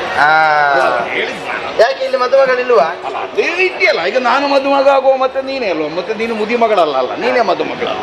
ಈ ಸಲ ಪೆಟ್ಟಿಗೆಯಲ್ಲಿದ್ದದ್ದು ಪೂರ್ತಿ ಹೊರಗೆ ಬಂದ ಹಾಗುಂಟು. ಪೆಟ್ಟಿಗೆ ಇರಿದ್ದು ಅದೇ ಆಭರಣ, ಉಡುಗೆ ತೊಡುಗೆ, ಪೋಷಾಕುಗಳ ಅದೆಲ್ಲ ಮತ್ತೆ ಪೆಟ್ಟಿಗೆ ಇಡ್ಲಿಕ್ಕೆ ಇದ್ದದ್ದು. ಯಾವಾಗಾದ್ರೂ ಒಂದು ದಿವಸ ಹಾಕಬೇಕಲ್ಲ? ಒಂದು ದಿವಸ ಹಾಕಬೇಕು, ಎಲ್ಲ ದಿವಸ ಹಾಕುವಂಥದ್ದಲ್ಲ ಇದು. ಅಲ್ಲ, ಎಲ್ಲ ದಿವಸ ಅಂದ್ರೆ ನನಗೆ ಇವತ್ತಿಗೆಲ್ಲ ಒಂದು ಅಲಂಕಾರ ಮಾಡಿಕೊಂಡು ಹೋಗುವಂತ ಕಂಡಿತು. ಅಲಂಕಾರ ಮಾಡಿಕೊಂಡು ಒಂದು ಸ್ವಲ್ಪ ಹೊರಗೆ ಹೀಗೆ ನಮ್ಮ ರಾಜಕೀಯಕ್ಕೆ ಸಂಬಂಧಪಟ್ಟದ್ದೆಲ್ಲ ಉಂಟಲ್ಲ. ಹೌದೌದು. ಅರಸು ಕಾರ್ಯ. ಅರಸು ಕಾರ್ಯವೋ ಅರಸುವ ಕಾರ್ಯವೋ? ಅರಸುವ ಕಾರ್ಯವು. ಹೌದು. ಅದೆಂತದ್ದು ಅರಸುವ ಕಾರ್ಯ? ಹುಡುಕುದು. ಅರಸುವುದಿಲ್ಲ, ಒರೆಸುವುದಿಲ್ಲ, ಎಂತದ್ದು ಹುಡುಕುದು? ಹುಡುಕುವುದೆಲ್ಲ ಮೊದಲು ಹುಡುಕಿ ಆಗಿದೆ. ನಿನ್ನನ್ನು ಕೈ ಹಿಡಿದ ಮೇಲೆ ಹುಡುಕುದೇ ಬಿಟ್ಟಿದ್ದೇನೆ. ಇನ್ನು ಹುಡುಕಿ ಪ್ರಯೋಜನ. ಈಗ ಮರ್ತು ಹೋಗಬಾರ್ದು ಅಂತ ಮತ್ತೆ ಹುಡುಕ್ಲಿಕ್ಕೆ ಹೊರಟದಿರಬೇಕು ನೀವು. ಎಂತದನ್ನು ಹುಡುಕಿದ್ದು? ಅದೇ ಹಳೆಯದೆಲ್ಲ ಹುಡುಕಿದ್ದು ಮರ್ತು ಹೋಗಬಾರ್ದು ಅಂತ ಮತ್ತೊಮ್ಮೆ ಹುಡುಕಾಟ ಆರಂಭ ಮಾಡುವ ಅಂತ. ಎಲ್ಲಿ ಹುಡುಕಾಟ? ಹೊಸದಾದದ್ದು ಅಂದ್ರೆ ಅರಸರಾದವರಿಗೆ ಸಂಶೋಧನೆ, ಹೊಸದಾದದನ್ನು ಸ್ವೀಕಾರ ಮಾಡ್ತಾ ಹೋಗಬೇಕು. ಸಂಶೋಧನೆ ಅಲ್ವಾ? ಶೋಧನೆ ಮಾಡ್ತಾ ಏನಾದ್ರು ಕಣ್ಣಿಗೆ ಬಿದ್ದೆ ತರುವ ಇತ್ಲಾಗೆ ಅಂತ. ಅದಾಗಿಲ್ಲ. ಈಗ ಹೊಸದು ಸೃಷ್ಟಿಯಾಗಬೇಕು ಅಂತಾದ್ರೆ ಅನ್ವೇಷಿಸುವ ಬುದ್ಧಿಯೂ ಬೇಕು. ಪ್ರಭುವೇ, ನಮ್ಮ ಹುಡುಗರು ಬಂದು ಹೋದ್ರ? ಗೆಜ್ಜೆ ಅದು ಅವರ ಸ್ವರ ಅಲ್ಲ, ಬೇರೆ ಅರ್ಥ ಅಲ್ಲ, ಅವರದ್ದೇ ಸ್ವರ. ಯಾರು ಹುಡುಗರೇ? ಚಂಡಪ್ರಚಂಡರು. ನಾನು ಹುಡುಗರು ಬೇರೆ ಯಾರು? ನಮ್ಮ ಮಕ್ಕಳು ಅಂತ ಲೆಕ್ಕ. ಅಯ್ಯೋ, ನಮ್ಮ ಮಕ್ಕಳೆಂತ? ಚಂಡಪ್ರಚಂಡರು ಹುಡುಗರೆ ಅಂತ. ನಮ್ಮ ದಡಿಗರು ಅಲ್ಲ, ಅದು ದಡಿಗರೆ. ಆದ್ರೂ ಒಂದು ಸಲುಗೆಯಿಂದ ಪ್ರೀತಿಯಲ್ಲಿ ಅಕ್ಕರೆ ನಮ್ಮ ಹುಡುಗರು. ಹುಡುಗರಾಗಿ ನಾವು ನೋಡುವುದು ಮಂತ್ರಿಗಳಲ್ವ ನಮ್ಮ. ಹೌದೌದೌದು, ಅವರು ಬಂದರು. ಅದು ಊರು ತಿರುಗಲಿಕ್ಕೆ ಹೋದವರಲ್ವಾ. ಸಂಗ್ರಹದನ್ನೆಲ್ಲ ಆಗಾಗ ಬಂದು ನನಗೆ ಸುದ್ದಿ ಮುಟ್ಟಿಸಬೇಕು ಅಂತ ನಾನು ಮೊದಲೇ ಹೇಳಿದ್ದೇನೆ. ಈ ಸಲ ಊರಿನ ಕೇರಿಗಳಲ್ಲಿ ಸಂಚಾರ ಮಾಡ್ಲಿಲ್ಲ ಇರ್ಬೇಕು ಅವರು. ಅದೇನು ಎಲ್ಲೆಲ್ಲಿ ತಿರುಗಾಟ ಮಾಡಿದರೆ ಯಾರಿಗೂ ಗೊತ್ತು. ಈ ತಿರುಗಾಟಕ್ಕೆ ಹೋದ ಮೇಲೆ ಇಂಥಲ್ಲೇ ತಿರುಗಾಟ ಅಂತ ಹೇಳಲಿಕ್ಕೆ ಆಗುದಿಲ್ಲ. ಹೊಳೆ ಬದಿಯಲ್ಲೇ ತಿರುಗಾಟ ಮಾಡಿದಿರ್ಬೇಕು. ಹೊಳೆ ಯಾವ ಹೊಳೆ ಬದಿಯಲ್ಲಿ? ನಂದಿನಿ ತೀರ. ನಂದಿನಿ ತೀರದಲ್ಲೆಲ್ಲ ಹೋದ್ರಂತೆ ಅವರು. ನೀವು ನನ್ನಲ್ಲಿ ಕೇಳುದಾ? ಅಲ್ಲ, ನೀನು ಹೇಳಿದ ಮತ್ತೆ ಹೊಳೆ ಬದಿಯಲ್ಲಿ ನಿಮ್ಮಿಂದ ಆಜ್ಞಪ್ತರಾಗಿ ಹೋಗಿ ಬಂದವರಲ್ಲ. ಕೈಕಾಲು ಮುಖ ತೊಳಿಲಿಕ್ಕೆ ಹೋಗಿರ್ಬೇಕು. ಹೌದೌದು, ಸೆಕೆ ಅಲ್ವಾ? ಸೆಕೆ. ಕೈಕಾಲು ಮುಖ ತೊಳೆಯುವುದನ್ನ ಮರೆತು ಅಲ್ಲೇ ನೀರಿನಲ್ಲಿ ಏನೋ ಒಂದು ಪ್ರತಿಬಿಂಬ ಕಂಡ ಹಾಗೆ ಅಲ್ಲೇ ಉಳಿದ್ರು ಏನೋ ಅವರು. ನೀರಿನಲ್ಲಿ ಮತ್ತೆ ಮುಖ ಅಲ್ಲ ಯುವಕರಲ್ವೋ, ಕನ್ನಡಿ ನೋಡ್ಲಿಕ್ಕೂ ಸಮಯ ಇಲ್ಲ. ನೀರು ಕಾಣುವಾಗ ಮುಖ ನೋಡುವ ಕಂಡು ನೀರಿನಲ್ಲಿ ಮುಖ ನೋಡಿ ಬರಬೇಕು.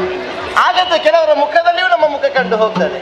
ಕೆಲವರ ಮುಖ ನೀನು ಎಂಥದ್ದು ಎಲ್ಲಿಯೋ ಹೀಗೆ ಸುತ್ತ ಬರ್ತದೆ. ನಿನಗೆ ಎಂತ ಅರ್ಥ ಆಗುದಿಲ್ಲ. ದರ್ಪಣ ಕಪೋಲೆ. ಅವರು ಬ್ರಹ್ಮಚರ್ಯದಲ್ಲಿ ಬದುಕೋರು. ನಮ್ಮ ಅವರಿಗೆ ಬ್ರಹ್ಮಚರ್ಯ ಉಂಟು. ಹೌದು ಹೌದೌದು. ಮತ್ತೆ ಅವರು ದರ್ಪಣ ಕಪೋಲೆ ಅವರಿಗೆ ಬ್ರಹ್ಮಚರ್ಯ ಉಂಟು. ಹೌದು, ಅವರಿಗೆ ಉಂಟು ಅಂದ್ರೆ ಬಾಕಿ ಯಾರಿಗಿಲ್ಲ. ಅಲ್ಲ, ಹೇಳಿದ್ದು ನಾನು ಬಂದು ಹೇಳಿದವರಿಗೆ ಉಂಟು. ಹೌದು, ಏನೋ ಹೇಳಿದ ಹಾಗಿತ್ತು. ಏನು ಹೇಳಿದ್ರು? ನಂದಿನಿ ತೀರ, ಒಬ್ಬಳಾಕೆ ಬೆಡಗಿ, ಚೆಂದುಳ್ಳಿ ಚೆಲುವೆ, ಇಲ್ಲಿರುವವಳು ಚಂದ್ರಕೋಟಿ ಪ್ರಭೆ, ಬಂದವಳು ಸೂರ್ಯಕೋಟಿ ಪ್ರಭೆ. ಅಬ್ಬಬ್ಬಬ್ಬಬ್ಬ, ಏನು ಹೊಗಳಿದ್ದು, ಏನು ಹೊಗಳಿಕೆ ಮಾಡ್ತಾರೆ ಅವರು. ಹುಡುಗರು ಅವರ ಕಿವಿಡಿಯನ್ನೆಲ್ಲ ಆಗುದಿಲ್ಲ. ಅವರನ್ನೇ ಕೊಡುವುದು ನೀವು. ಮತ್ತೆ ಎಲ್ಲ ನಿನ್ನ ಹತ್ರ ಮೊದಲೇ ಊದಿ ಮತ್ತೆ ನನ್ನ ಹತ್ರ ಬಂದೇ ಹೇಳುವುದ? ಇಲ್ಲಿ ಇಂಥದ್ದನ್ನ ನನ್ನಲ್ಲಿ ಹೇಳಿ ಯಾರವರು? ಮತ್ತೆ ನಿನಗೆ ವಿಷಯ ಗೊತ್ತಾದ? ನನಗೆ ಕೇಳಿಸಿ ಹೋದದ್ದು. ಕೇಳಿಸಿ? ಹೌದು. ಅಂದ್ರೆ ನೀನು ಕಿವಿ ಕೊಡ್ತಾ ಇದೆಯಾ? ಅಯ್ಯೋ, ನನಗೆ ಕಿವಿ ಕೊಡುವ ಅಭ್ಯಾಸ. ಏನ್ ನನ್ನ ಮೇಲೆ ಅಪನಂಬಿಕೆ? ಅಯ್ಯೋ, ಇಲ್ಲಿವರೆಗೆ ಕೆಟ್ಟ ಅಭ್ಯಾಸ ಅಲ್ವ ಒಂದು? ಯಾರಾದ್ರೂ ಅಂತರಂಗದ ಭವನದಲ್ಲಿ ಮಾತನಾಡುವಾಗ ಕಿವಿ ಕೊಡುದ? ನಿಮಗೆ ಇಲ್ಲಿವರೆಗೆ ನಾನು ಕಿವಿ ಕೊಟ್ಟದ್ದು ಗೊತ್ತಾಗಿದ? ಅಲ್ಲ, ಗೊತ್ತಾಗಲಿಲ್ಲ. ಅಲ್ಲ, ನಾನು ಕೊಡ್ಲೇ ಇಲ್ಲ ಅಂತ. ಕಿವಿ ಕೊಡುವ ಸ್ವಭಾವವೇ ನನ್ನದಲ್ಲ. ಗೊತ್ತಾಗುವಾಗ ಕಿವಿ ಕೊಡುವ ಸ್ವಭಾವವೇ ನನ್ನದಲ್ಲ. ಕೊಟ್ಟದ್ದು ಪ್ರಭುವೇ, ನೀವು ಆಗ್ಲೇ ಹೇಳಿದ್ದೀರಿ ಇತ್ತೀಚೆಗೆ ನೀನು ಮಾತಾಡ್ಲಿಕ್ಕೆ ಸಿಗುದಿಲ್ಲ ಅಂತ. ಹೌದು, ನೀವು ಬಂದ ಸುದ್ದಿ ಗೊತ್ತಾಯ್ತು. ಇನ್ನು ಇವರು ಕೈ ತಪ್ಪಿಸಿದ್ರೆ ಮತ್ತೆ ಸಿಗುದಿಲ್ಲ ಅನ್ನುವ ನಿರ್ಧಾರಕ್ಕೆ ಬಂದು ಹೇಗಾದ್ರೂ ಮಾಡಿ ಸುಮಾರು ಹಲವು ಸಮಯದಿಂದ ಬಾಕಿ ಇತ್ತಲ್ಲ ಮಾತಾಡ್ಲಿಕ್ಕೆ. ಹೌದೌದು, ಎಲ್ಲ ಈ ಸಲ ಪೂರ್ತಿ ಮಾಡಬೇಕು ಅಂತ ಬಂದದ್ದು ನಾನು. ಹೋಗಿ ಹೋಗಿ ನಿನಗೆ ಮಾತಾಡುವಂತ ಕಂಡದ್ದು ಇವತ್ತೇ. ಮತ್ತೆ ನಿಮ್ಮಲ್ಲಿ ಮಾತಾಡೋದು ಯಾರಲ್ಲಿ ಮಾತಾಡೋದು? ಇವತ್ತು ಮಾತಾಡೋದೆ. ಮತ್ತೆ ನೀವು ನಾಳೆ ಸಿಕ್ಕಿದ್ರೆ ನಂಬಿಕಿಲ್ಲ ನನಗೆ. ನಾನು ತುಂಬಾ ಕಾರ್ಯಬಾಹುಳ್ಯದಲ್ಲಿ ಇದ್ದೇನೆ, ಹಾಗೆ ಹೇಳಿದ್ದು ನಾನು. ಹಾಗೆ ಆಗ ಮಾತಾಡ್ಲಿಕ್ಕೆ ಬರುವಾಗ ಅವರಿದ್ರು. ಇನ್ನು ನಾನು ಗಂಡಸರ ವ್ಯವಹಾರಕ್ಕೆ ನಾನು ಎಂತದಕ್ಕೆ ಮುಗಿದೊರಿಸುದು? ಆದ್ರೂ ಕಿವಿಗೆ ಬಿತ್ತಲ್ವಾ? ಆದ್ರೂ ನೀವು ಅಷ್ಟು ಜೋರಾಗಿ ಮಾತಾಡ್ತೀರಿ. ಜೋರಾಗಿದ್ರೆ ನಮಗೆ ನಾವು ಅಡಗಿ ಮಾತಾಡಿದ್ದಲ್ಲ. ಹೌದು, ಅಂತಪ್ರದೊಳಗೆ. ಮತ್ತೆ ನಮಗೆ ಮಾತನಾಡ್ಲಿಕ್ಕೆ ಹೊರಟ್ರಾಗ ಇನ್ನೊಬ್ಬರಿಗೆ ತೊಂದರೆ ಆಗ್ತದೆ ಅಂತ ನಮಗೆ ಗಮನ ಹೋಗಿ ಮಾತಾಡಿ ಹಾಗೆ ಮಾತಾಡಿ ಹಾಗೆ ಗೊತ್ತಾಯ್ತು. ಗೊತ್ತಾಯ್ತು. ಹಾಗಿದ್ರೆ ಮತ್ತೆ ಇನ್ನು ವಿಷಯ ಅನುಕೂಲವೇ ಆಯ್ತು. ಈಗ ಗೊತ್ತಾಯ್ತಲ್ಲ ನಿನಗೆ? ಹೌದು, ಅದಕ್ಕೆ ಹೋಗುದು. ಈಗ ನಾನು ಹೊರಟೇ ಬಂದಿದ್ದೇನೆ. ಬನ್ನಿ ಹೋಗು. ಎಲ್ಲಿಗೆ? ಹೊಳೆ ಬದಿ. ಇದೊಂದು ಕೆಲಸ ಮುಗಿಸಿ ಬರ್ತೇನೆ ನಾನು ಮೊದಲು. ಅಲ್ಲ, ಒಟ್ಟಿಗೆ ಮುಗಿಸಿ ಬರುವ. ಒಟ್ಟಿಗೆ ಮುಗಿಸಿದ್ರೆ ನೀನು ಬರುದಾ? ನಿಮ್ಮ ಜೊತೆಗೆ ಬರ್ತೇನೆ. ನಿನಗಲ್ಲಿ ಎಂತ ಕೆಲಸ? ನಿಮ್ಗೆ ಹುಡುಗಿ ನೋಡುದು. ಯಾರಿಗೆ? ನಿಮಗೆ. ಮತ್ತೆ ಯಾರಿಗೆ? ಇದಕ್ಕಿಂತ ದೊಡ್ಡ ವಿಚಿತ್ರದ ಮಾತು ನಾನು ಕೇಳಲಿಲ್ಲ. ಏನದು? ಈ ತನ್ನ ಗಂಡನಿಗೆ ಯಾರಾದ್ರೂ ಹುಡುಗಿ ನೋಡ್ಲಿಕ್ಕೆ ಬರ್ತಾಳ? ಅಲ್ಲ, ಯಾರು ನೋಡುದಿಲ್ಲ. ನಾವೊಂದು ಹೊಸ ಪರಂಪರೆ ಆರಂಭ ಮಾಡುವ ಅಂತ. ಎಂತದ ಪರಂಪರೆ? ಈಗ ನಿನ್ನ ಆಗಿದ್ದ ಹೆಂಡತಿ ಒಬ್ಬಳು ನನಗಿದ್ದಾಳಂತ ಗೊತ್ತಾದ್ರೆ ಬರುವ ಮನಸ್ಸಿದ್ರು ಅವಳು ಬಂದಾಳ. ಅಲ್ಲ, ಬರದಿದ್ರೆ ಒಳ್ಳೇದಾಯ್ತಾ? ಒಳ್ಳೇದಾಯ್ತು ನನಗೆ. ಹೇಳಿದ್ರು ಬರದಿದ್ರೆ ಹೋಯ್ತಂತ. ನನಗೆ ಜನ ಕಡಿಮೆ ಆಗ್ಲಿಲ್ವಾ? ಹಾಗೆ ಬನ್ನಿ. ಬರುವವಳು ಹೌದು ಅಂತಾದ್ರೆ ಒಂದಲ್ಲ 100 ಮಂದಿ ಅದು ಕರ್ಕೊಂಡು ಬರುವ. ನೀವು ನನ್ನನ್ನು ಸರಿಯಾಗಿ ನೋಡಿ. ಇನ್ನು ನೋಡ್ಲಿಕ್ಕೆ ಅಂತ ಅಲ್ಲ, ಇತ್ತೀಚೆಗೆ ನೋಡುದು ಕಡಿಮೆ ಆಗಿದೆ. ಏನು ಕೂತು ದಪ್ಪಕ್ಕೆ ಬಿದ್ದಿದ್ದೇನೆ? ತನ್ನಷ್ಟಕ್ಕೆ ದಪ್ಪ. ಕೂದಲು ಬೆಳ್ಳಗಾಗಿದ, ಬಣ್ಣ ಕೊಟ್ಟದ, ಚರ್ಮ ಸೊಕ್ಕುಗಟ್ಟಿದ, ಅಷ್ಟು ವಯಸ್ಸಾಯ್ತು, ಹಲ್ಲು ಬಿದ್ದು ಹೋಗಿದ. ಕಾರಣ ಬೇಕಲ್ಲ ಹಲ್ಲು ಬೀಳ್ಲಿಕ್ಕೆ? ನೇರ ಕೇಳ್ತೇನೆ. ಮನೆಯಲ್ಲಿ ಕೊಡ ಹಾಲು ಕೊಡುವ ಕಾಮಧೇನಿರುವಾಗ ಒಬ್ಬ ಬರಡು ಜನದ ಹುಡುಕಾಟದಲ್ಲಿ ದೇಶ ಸಂಚಾರ ಮಾಡ್ತಾನೆ ಅಂತ ಆದ್ರೆ ಅವನಷ್ಟು ದೊಡ್ಡ ಹುಚ್ಚ ಮತ್ತೊಬ್ಬ ಇಲ್ಲ. ನಾನು ಹೇಳುದಿಲ್ಲ. ಯಾರನ್ನು? ಅಲ್ಲ, ನಾನು ಆರೋಪ ಮಾಡುದಿಲ್ಲ. ಹೌದೀಗ ನನಗೆ ನನ್ನಲ್ಲಿ ಏನು ಕೊರತೆ ಉಂಟು ಅಂತ ನೀವೀಗ ಮನೆಯಲ್ಲಿ ಕಾಮಧೇನು ಇರುವಾಗ ಬಡ ಹಸುವನ್ನು ಅರಸಿಕೊಂಡು ಹೋದವ ಹುಚ್ಚ ಹೇಳಿದ್ ನಾನು ಅಲ್ವಾ? ಹೌದು. ಮತ್ತೊಂದು ಕಾಮಧೇನು ಸಿಕ್ಕುದಾದ್ರೆ ಹೇಳಿದ್ ನಾನು. ಕಾಮಧೇನು ಒಂದೇ ಅಲ್ಲ, ಕಾಮಧೇನು ಸಂತಾನ ಇರಬಹುದು. ಕಾಮಧೇನು ಅಂದ್ರೆ ಕಾಮಿಸಿದ್ದನ್ನು ಕೊಡುವುದೇನು ಅಂತ ಮಾತ್ರ ಅರ್ಥ. ಯಾವುದೋ ಒಂದು 2 ತಲೆಯಲ್ಲಿ 2 ಕೋಡು ಬಂದು ಒಂದು ದನ ಅಂತ ಅರ್ಥ ಅಲ್ಲ. ಕಾಮಿಸಿದ್ದನ್ನು ಕೊಡುವ ದನ. ಕಾಮಧೇನು ಅಲ್ವಾ? ಹಾಗಾಗಿ ಇನ್ನೊಂದು ಸಿಕ್ಕಿದ್ರೆ ಸಿಗ್ಲಿ ಅಂತ ಹೊರಟದ ನೀವೀಗ. ತಪ್ಪೇನೀಗ? ಹಾಗಾದ್ರೆ ಇರೋದ್ರಲ್ಲಿ ಕೊರತೆ ಉಂಟು ಅಂತ ಆಯ್ತು. ಯಾರು ಹೇಳಿ ನಿನಗೆ? ಮತ್ತೆ ರಸಿಗರ ಮನಸ್ಸೇ ನಿನಗೆ ಅರ್ಥ ಆಗಲಿ.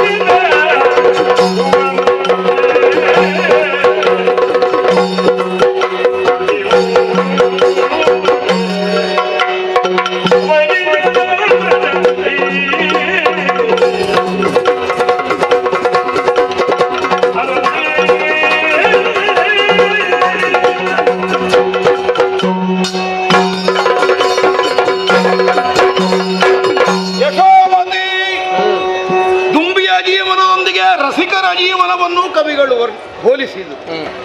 ಬಹಳ ಸಾದೃಶ್ಯ ಇದೆ ದುಂಬಿಯ ಜೀವನಕ್ಕೂ ರಸಿಕರ ಜೀವನಕ್ಕೂ. ಹೂವೊಂದರ ಮಕರಂದವನ್ನು ಉಂಡಂತಹ ಭಂಡುಳಿ ಮತ್ತೊಂದು ಸುಮವನ್ನು ಅರಸುತ್ತಾ ಹಾರುತ್ತದೆ. ಹೂ ಕಣ್ಣಿಗೆ ಗೋಚರಿಸಿದರೆ ಸಾಕು, ಆಸಕ್ತಿಯಿಂದ ಹೋಗಿ ಅದರ ಮೇಲೆ ಕೂರ್ತದೆ. ತನ್ನ ಕೊಂಡಿಯನ್ನು ಹೂನಾಳದೊಳಕ್ಕೆ ಊರುತ್ತದೆ. ಅಲ್ಲಿದ್ದ ಮಕರಂದವನ್ನು ಯಥೇಚ್ಛವಾಗಿ ಹೀರ್ತದೆ. ಆಮೇಲೆ ಅಮಲಿನಿಂದ ಜೇಂಗುಡುತ್ತಾ ಮತ್ತೊಂದು ಸುಮವನ್ನು ಅರಸುತ್ತಾ ಹಾರುತ್ತದೆ. ರಸಿಕರು ಹಾಗೆ ಕೇವಲ ಹೆಣ್ಣೊಬ್ಬಳ ಸುಖದಿಂದಲೇ ಪೂರ್ಣ ತೃಪ್ತರಲ್ಲ. ಅವರ ರಸಿಕತನ ಜಾಗೃತವಾದರೆ ಎಲ್ಲಿ ಹೊಸತವನ್ನು ಹಾಗೆ ಅರಸುವುದಕ್ಕೆ ಅವರು ಮುಂದಾಗುತ್ತಾರೆ.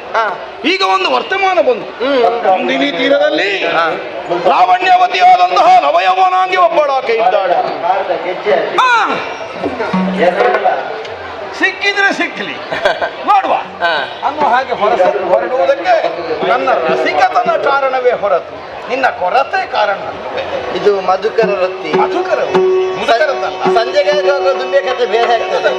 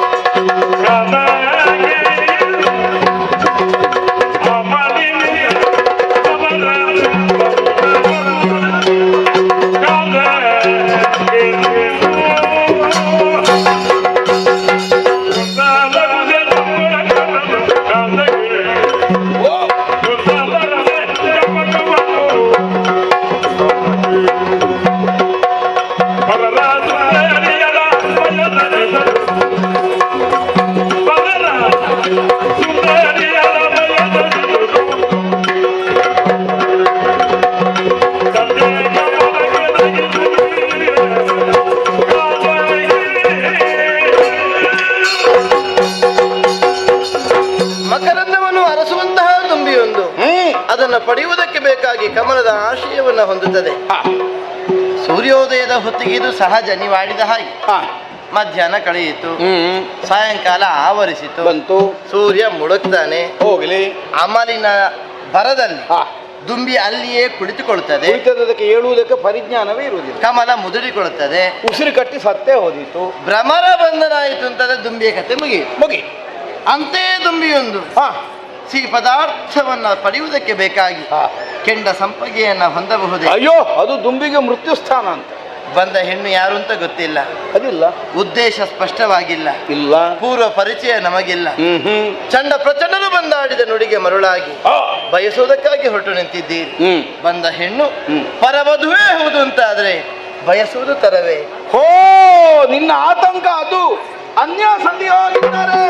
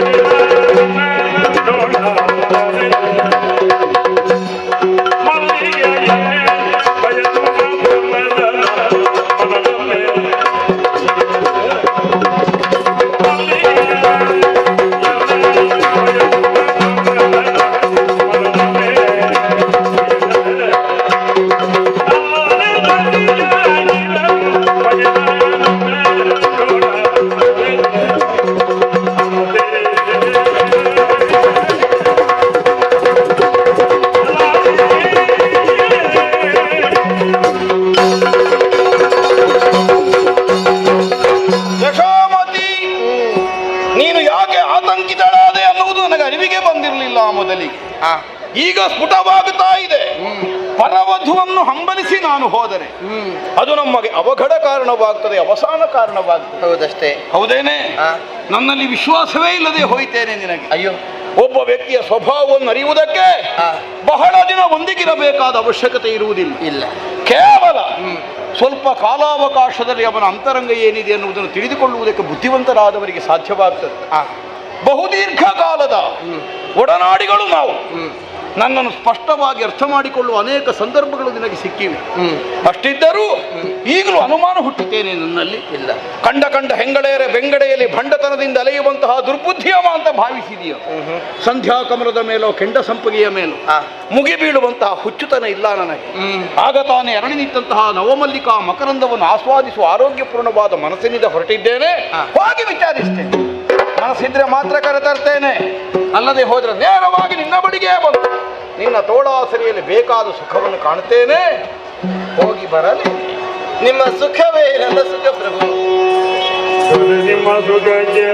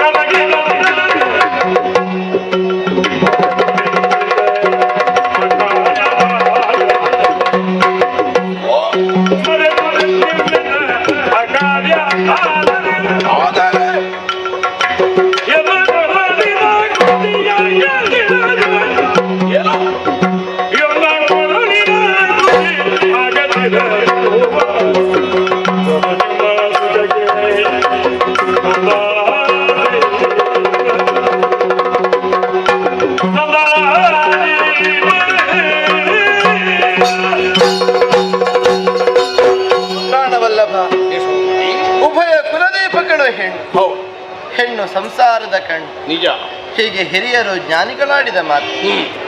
ಹೆಣ್ಣಾದವಳು ತಾನು ಹುಟ್ಟಿದ ಮನೆಯನ್ನು ಬೆಳಗಬೇಕು, ತಾನು ಸೇರಿದ ಮನೆಯನ್ನು ಬೆಳಗಬೇಕು. ಮದುವೆಯ ಮುನ್ನ ತಂದೆ ತಾಯಿ ಬಂಧು ಬಳಗ, ಮದುವೆಯ ಬಳಿಕ ಗಂಡ ಮಕ್ಕಳು ತುಂಬು ಸಂಸಾರದ ವ್ಯಾಮೋಹ. ಸರಿ. ಹೊಸ್ತಿಲ ಮೇಲಿರಿಸಿದ ಹಣತೆ ತನ್ನ ಎರಡೂ ಬದಿಗೂ ಸಮಾನವಾಗಿ ಬೆಳಕನ್ನು ಚೆಲ್ಲುವಂತೆ ಹೆಣ್ಣಾದವಳು ಉಭಯ ಕುಲದೀಪಗಳಾಗಿ ತನ್ನನ್ನು ತಾನು ಪ್ರಕಟಪಡಿಸಬೇಕಾಗ್ತದೆ. ಹುಟ್ಟಿದ ಮನೆಯೂ ಹೊಕ್ಕ ಮನೆಯೂ ಎರಡೂ ಬೆಳಗಬೇಕು ಅಲ್ಲವೇ ಪ್ರಭು? ನಿಮ್ಮ ಇಹಪರದ ಉತ್ಕರ್ಷಕ್ಕೆ ಬೇಕಾಗಿ ಯಶೋಮತಿಯ ಬದುಕು ನಂದ ದೀಪದಂತೆ ಉರಿದು ಕರಗಿ ಹೋಗಲಿ. ನನಗದು ಸೌಭಾಗ್ಯ, ಸಂತೋಷ, ಸತಿಗದೆ ಸಾರ್ಥಕ್ಯ ಅಲ್ವೇ?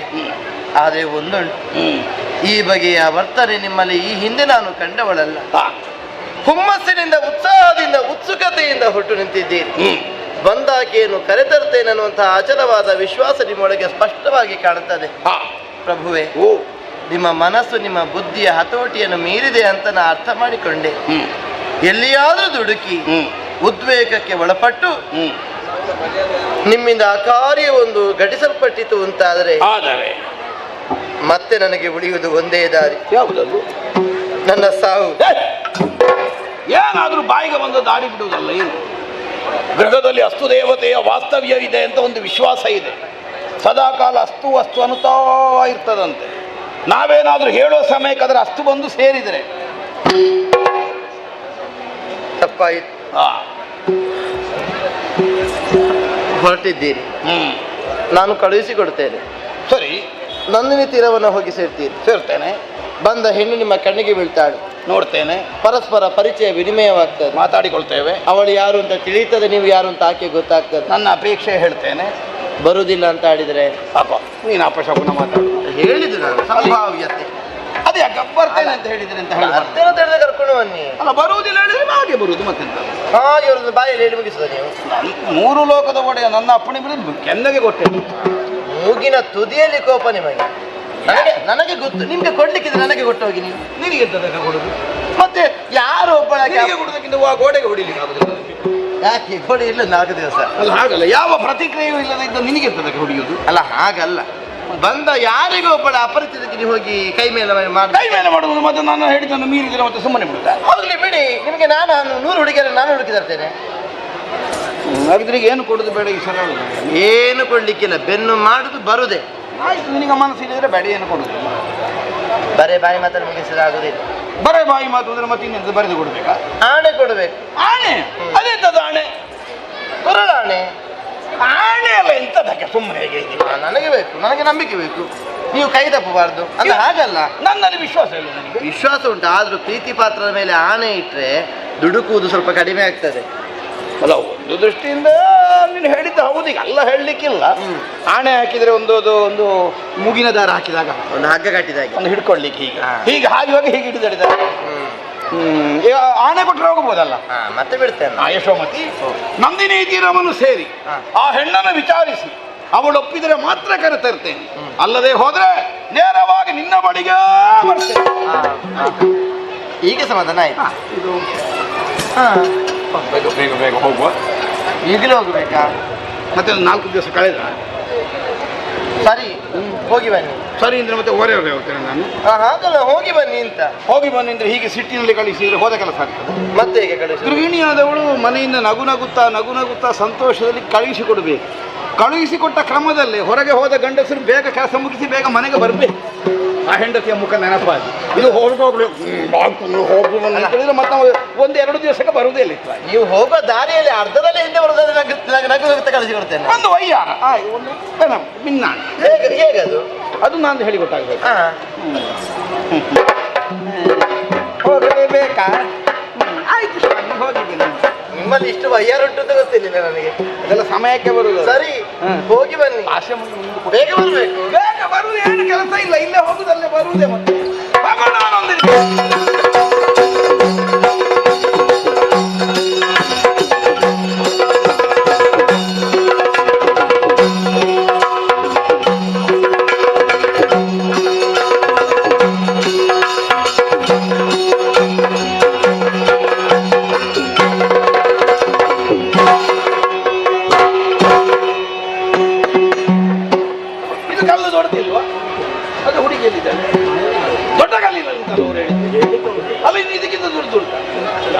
ನಾವೆಲ್ಲ ಕಲ್ಲು ಲಂಗೆಯಲ್ಲಿ ಮಾಡಿದ್ದೇವೆ.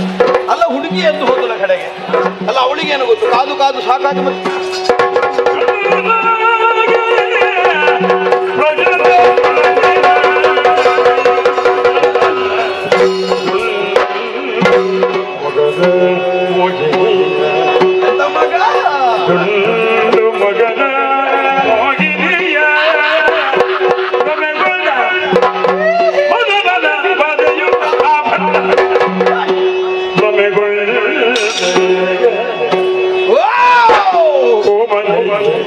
ನೀ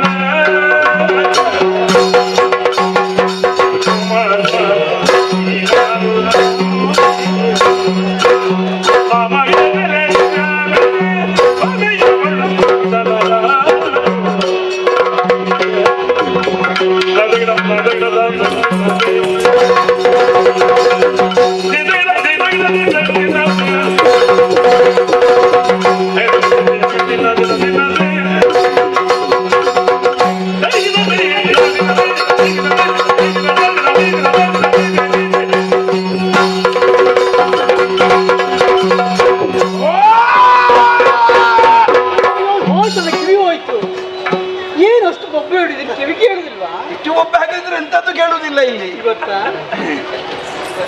ನಿನ್ನನ್ನೇ ಕರೆದದ್ದು. ಅದು ಯಾಕೆ ಅಂತ ಗೊತ್ತಾಗಲಿಲ್ಲ. ಸಾಮಾನ್ಯವಾಗಿ ಹಾಗೆ ಬಹಳ ಮಂದಿಗಳು ಸೇರಿರುವಲ್ಲಿ ನಮ್ಮ ಕಡೆಗೆ ಗಮನ ಬರಬೇಕು ಅಂತಾದ್ರೆ ಎಲ್ಲದಕ್ಕಿಂತ ದೊಡ್ಡ ಸ್ವರ ಎಬ್ಬಿಸಬೇಕಾಗುತ್ತೆ. ಈ ಅಭ್ಯಾಸದಿಂದಲೇ ನಾನು ದೊಡ್ಡ ದೊಡ್ಡ ಸಭೆಯಲ್ಲೇ ಮಾತಾಡಿದ. ಹೌದಾ? ನನಗೆ ನೀನು ಒಂಟಿ ಅಂತಲೇ ಮಾಡ್ತಾ ಇದ್ದೆ. ಅಲ್ಲ ಅಲ್ಲ, ಒಬ್ಬಳೆ ಅಂತ. ನಿಜವಾಗಿ ಇಲ್ಲಿಗೆ ಇಷ್ಟು ಸ್ವರವೇ ಬೇಡ, ಇಲ್ಲಿಗೆ ಇಷ್ಟು ಸಾಕು. ಹಾಗೆ ಅಲ್ಲ ಹೇಳಿದ್ ನಾನು, ಅಷ್ಟು ಸಣ್ಣ ಸ್ವರ ಸಾಕು ಸಾಕು. ಒಬ್ಬಳು ಇಷ್ಟು ಹತ್ತಿರ, ತುಂಬಾ ಹತ್ತಿರ ಹತ್ತಿರ. ಹೌದು, ನೀವು ಅಲ್ಲಿದ್ರೆ ನಾನು ಇಲ್ಲಿದ್ದೇನೆ. ಅದು ಹತ್ತಿರ ಹತ್ರ ಆಯ್ತಲ್ಲ. ಅಲ್ಲ ಕೇಳಿದ್ರೆ ಮತ್ತೆ ಒಂದು ಹೆಜ್ಜೆ. ಬೇಡಪ್ಪ, ಬೇಡವಾ? ಇಲ್ಲಿ ಸಾಕು ಸಾಕು ಸಾಕು. ನೀವ್ಯಾಕೆ ನಗಾಡು? ಏನಾಯ್ತು ನಿಮಗೆ? ಅಳುವುದು ಯಾಕೆ? ನನ್ನ ಅಪ್ಪ ಸತ್ತು ಹೋದ್ರು ವರ್ತಮಾನವಂತೆ. ಯಾವಾಗ? ಏನು ನೀವು ಉತ್ತರ ಕ್ರಿಯೆಗೆ ಬರ್ತೀಯ? ಅಲ್ಲ ನಗಾಡಿದ್ದು ನಗಾಡಿದ್ದ ಅಲ್ಲ. ಈಗೂ ಒಂದು ಒಳ್ಳೆ ಸಂದರ್ಭದಲ್ಲೆಲ್ಲ ಬೇಡದಿದ್ದದೇ ಕೇಳುದು. ನಗುವುದು. ಹೌದಾ? ನಗುವಿನಲ್ಲಿ ಬಗೆ ಬಗೆ ಉಂಟು. ಹೌದು. ಅಂತರಂಗದ ನಗು ಬೇರೆ, ತೋರಿಕೆಯ ನಗು ಬೇರೆ, ಸಂತೋಷದ ನಗು ಬೇರೆ, ವಿಷಾದದ ನಗು ಬೇರೆ, ವೈರಾಗ್ಯದ ನಗು ಬೇರೆ. ಯಾವುದಪ್ಪ? ಅಲ್ಲ, ಇದು ಸಂತೋಷ. ಹೌದಾ? ಈ ಸಂತಸ ಬರ್ಬೇಕಾದ್ರೆ ಕಾರಣ ಅದು ಬೇರೆ ಉಂಟು ನಿಮಗೆ. ಯಾವುದು?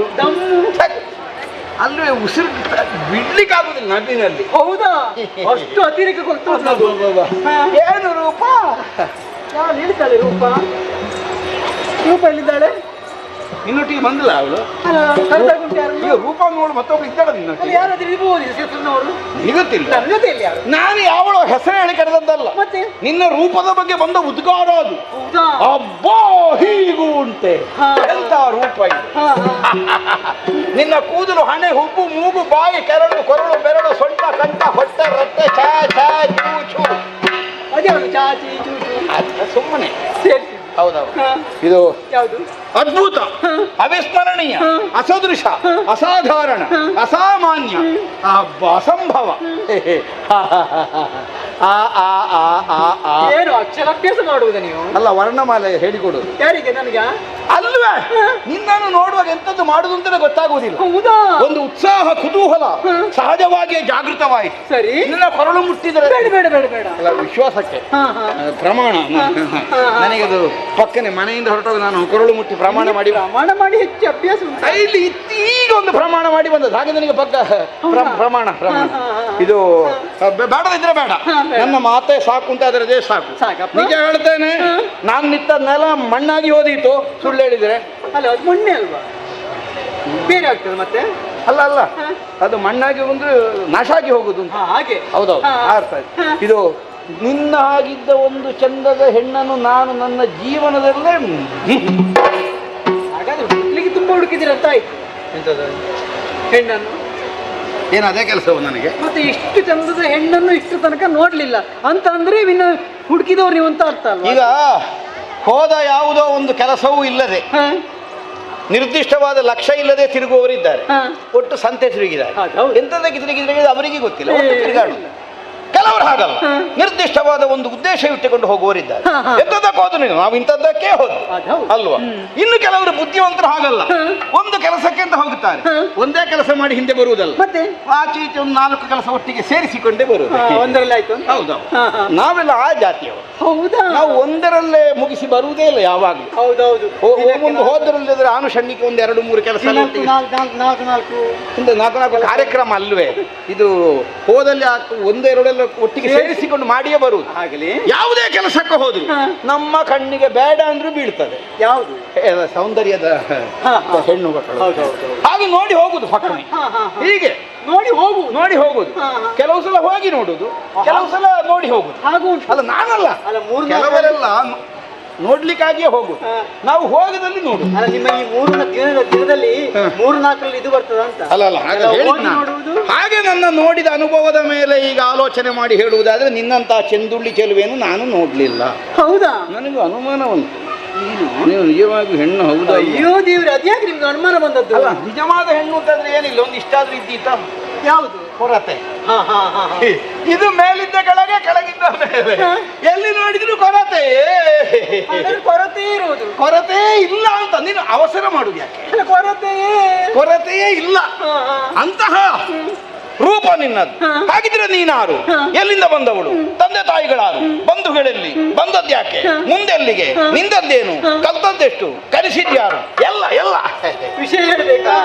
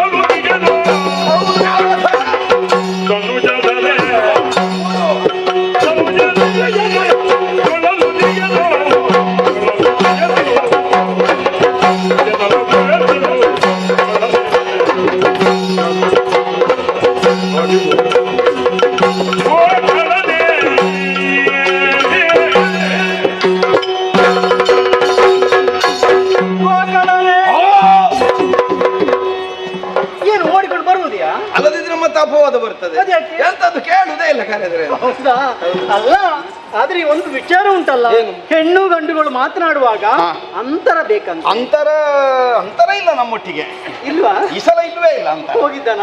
ನಮ್ಮೊಟ್ಟಿಗಿಲ್ಲ ಅಂತ ಅಷ್ಟೇ. ಆ ಅಂತರ ಅಲ್ಲ ಹೇಳಿದ್ರು. ಅದೇ ಹೇಳಿ ನಾನು ನಮ್ಮೊಟ್ಟಿಗೆ ಅಂತರ ಇಲ್ಲ ಅಂತ. ಅದು ಯಾಕೆ? ಆಗ್ಲೇ ಬಿಟ್ಟು ಹೋಯ್ತದು. ಅದ್ಯಾಕೆ? ನೀನ್ ನನಗೆ ಪರಿಚಯ ಆಯ್ತು, ನಾನು ಯಾರು ಅಂತ ನಿನಗಿನ್ನು ಗೊತ್ತಾದ್ರೆ ಆಯ್ತು, ಮಾತಾಡಿ ಇಷ್ಟು ಹೊತ್ತಾಯ್ತು. ಹೌದಾ?